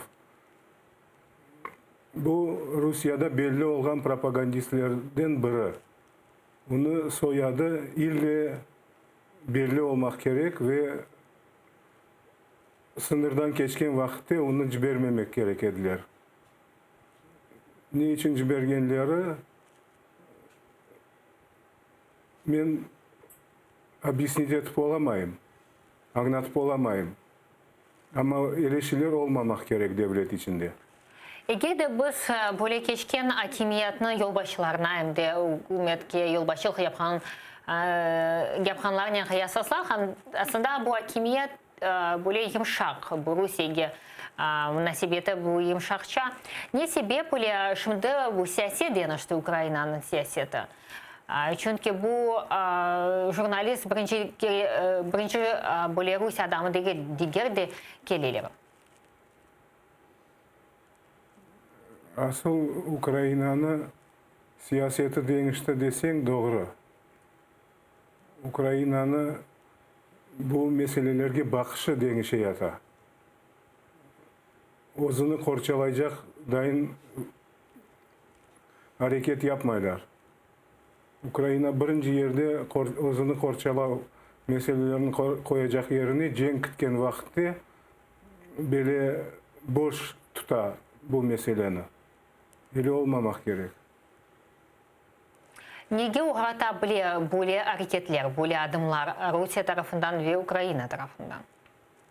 Rusya tarafından baskı etiler ve bir şeyler kazanalar. Ukrayna gayip etti. Ve neticede bütün Ukrayna'nın gayip etti bile. Bu insan propagandalı bu jurnalist gelgenine bazı devlet vekilleri de yardım etkendirler. Sizin malumatınızga göre kim yardım edebilir böyle insanlar Kiev'e gelip bu maydanda çıkışta bulunup foto resimlerini çekip? Şimdi bir tane siyasi güç yolbaşçılık etti devlet içinde. Kim olsa da bunların içindendir. Onların maksadı ne? Anda çeşitli türlü gruplar var, çeşitli türlü insanlar var. Ben belirlesem onların arasında Rusya taraftarları da var. Rusya'ya satılgan ya da destek edecek soyları az değildir. Ama eğer de baksa bu jurnalist bir kaç gün devamında bulunmakta. Hem de Facebook'ta bu Rifat böyle arizası mesaj malumatını yazgan edi. Bu jurnalist da ve yukarı şurasında da çıkışta bulunanlar var. Ne sebeple diğer fraksiyalar çıkışta bulunmayı? Ya da tek bazı insanlarını bu mesele rahatsızlayı. Гончаренко çıkışta bulundu. Гончаренко çıkışta bulundu. Ondan sonra bu Европейская солидарность сürkası ama başkaları bu olsun голос. Anda da bizim vekillerimiz var. Bilmeyeyim onlar için nasıl cevap vereyim. Sizin fikrinizge göre? Benim fikrime göre hepsi bir yumruqdayın turup bu meseleye karşı birkaç söz aytmak gerek ediler. Bu şimdi birinci kere değil de biz şimdi bir jurnalist hakkında laf yürütemiz. Ama Башқа болған вақияларын бақың. Штайнмайер формуласы мисал үшін. Оның etrafında ne kadar laf yürüttiler. Ukrayna'nın sınırlarını tüklemege usulların joymağa tırıştılar. Ama Штайнмайер'nin meselesine kulak asmaya hakimiyet hem de bu meseleye böyle koyamaz mı? Yazıklar olsun ile. Ya olmasa diğer meseleye geçemez. Bu işgal edilen Kırım'dan bazı kolaborantlar da Türkiye'ye yol aldı. Rusya'ya Türkiye'nin kirgen kolaborantlar Natalya Poklonskaya ve Ruslan Balbek, Türkiye Prezidenti Recep Tayyip Erdoğan'ın görüştü. Meclis sert narazılık ve natını tanqatı geliniz bakayıq.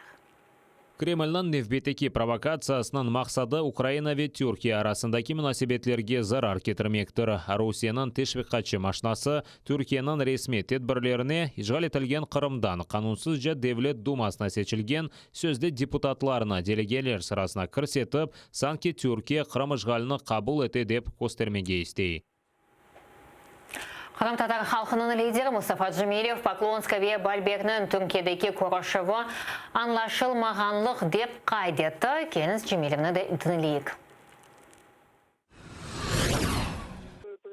Bu Balbekni Türkiye'den endi quvgan ediler. O Rusiya EYTR yanında hukumdar fırqasının konferensiyasında iştirak edecek edi. O tedbirde iştirak etmege imkanı olmağanı hakkında qatты ayttık. Çünkü Türkiye işgal etilgen Kırım'da saylavlarına tanımay Kırım Rusiya tarafından işgal etilgenini bildire. Bu sefer o nasıldır anda iştirak etti. Bunu bir anlaşılmağanlık gibi anlatmak mümkün. Ve Türkiye 2014 senesinden başlap işgalini tanımağanını tasdiqladı. Bunu Ukrayna'da Türkiye elçisi Yağmur Guldere bildirdi ve onu da dinleyik. Türkiye Kırım işgalini 2014 senesi Mart ayından berili tanımağanını ayta ve şimdi de pozitsiya dengişmey. İşgalini tanımadık, Kırım boyunca siyasetimiz dengişmedi. Ukrayna'nın Kırım ve Donbass ile toprak bütünlüğüne kol tutamız. Kırım tatar halkının liderleri de öz rahatsızlığını bildirdi. Biz onlarını da Dış işler nazirligi yardımıyla haberdar ettik. Elmira, biz gördük bu işler bu meclisin arızasına liderimiz Mustafa Cemilevni ve Türkiye tarafından. Sizin fikrinizge göre ne sebeple bu foto resim böyle kütüvi matbuat vasıtalarında hem de geniş suretidir katıldı? Ne sebeple Türkiye tarafından bir hareket yapılmadı o vakit? Bilesizim, bu meselede hareket yapılmadı o yaramay. Ama Türkiye'nin Cumhurbaşkanı, prezidenti bu meseleni bilmese o da yaramay. Prezidentke demek aytmadılar. Rusya delegasyonunun arasında Kırım temsilcileri ya da Kırım'dan saylangan Balbek ve Poklonskaya bar dep aytkan olsalar, bu bilecek edi ve bekim hareketi başka türlü olur edi. Ne aytmağa isteyeyim? Iki variantta eksi de Erdoğan için yaxşı değil. Birincisi demek onda strukturalarında çalışkan insanlar öz vazifesini becermey. İkincisi Erdoğan bu işgalcilerge ve kolaborantlarga el sıkmağa hazır. O da bizge kelişmey, bu da kelişmey. Ama büyük elçisi aytkan laf, Türkiye'nin pozisyonu değişmedi degen laf,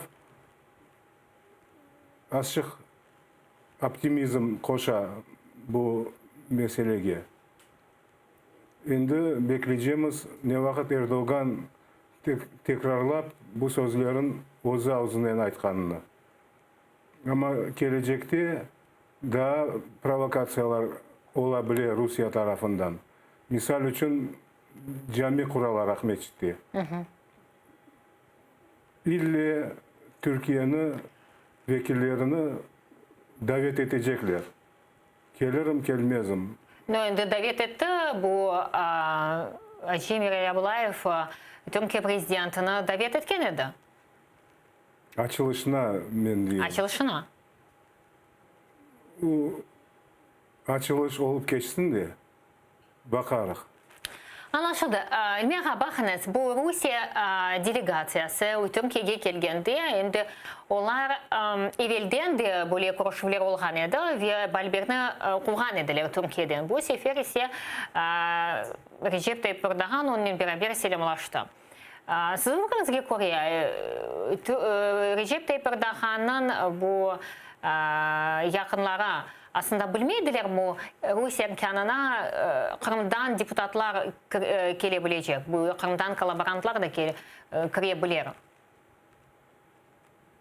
Bilseler demek ular desteklediler kolaborantların. Bilmeseler demek ular yaxşı çalışmay.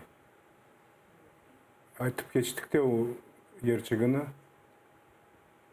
Endi Türkiye aslında er vaqt bu Kırım Tatarlarga qol tutqаны, Ukraina birdemligine qol tutqаны, endi buna elçimiz de çıkışta bulundu ve bunu da tasdiqladi.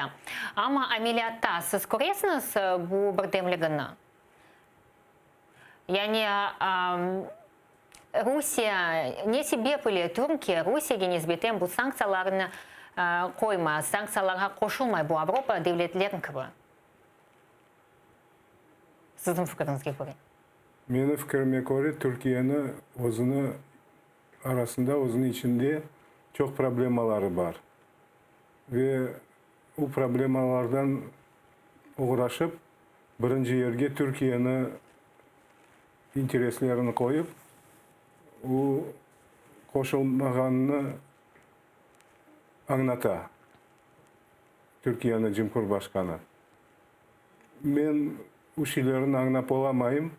Ama hem desteklemeyeyim, men de istegim, ular Avropa Birliği'nde olgan sanksiyalarga koşulsalar, Rusya'ga karşı birkaç beyanatlar yapsalar, böyle işgalcilerle işbirlik yapmasalar, yaxşı olur edi. Ama vaziyet daha denişmedi. Bu tek boş sözler ko'ramiz bu Türkiye tarafından. Ve Kırım işgaline hakkında söz etgende aslında mecliste böyle bir plan var. Kırım'ın deokupasiyasını, aslında Kırım'ı nasıl kurtarmak mümkün bu Rusya tecavüzünden. Böyle toplaşmalar geçer mi? Ben bilesem, bütün toplaşmalarımız onun başlana, onun biter. Bu mesele hakkında her gün laf yürütemiz. Her gün olgan matbuat vasıtalarının görüşülerde bu meseleler hakkında aytamız. Ukrayna'nın borcu bu meseleni ortadan çıkarmamak, bütün laf yürütülgen meydançıklarda Kırım ve Donbas hakkında aytmak, beraberlikte çözüleceğini ve onu yakınlaştırmak için Rusya'ya karşı baskını güçlendirmek.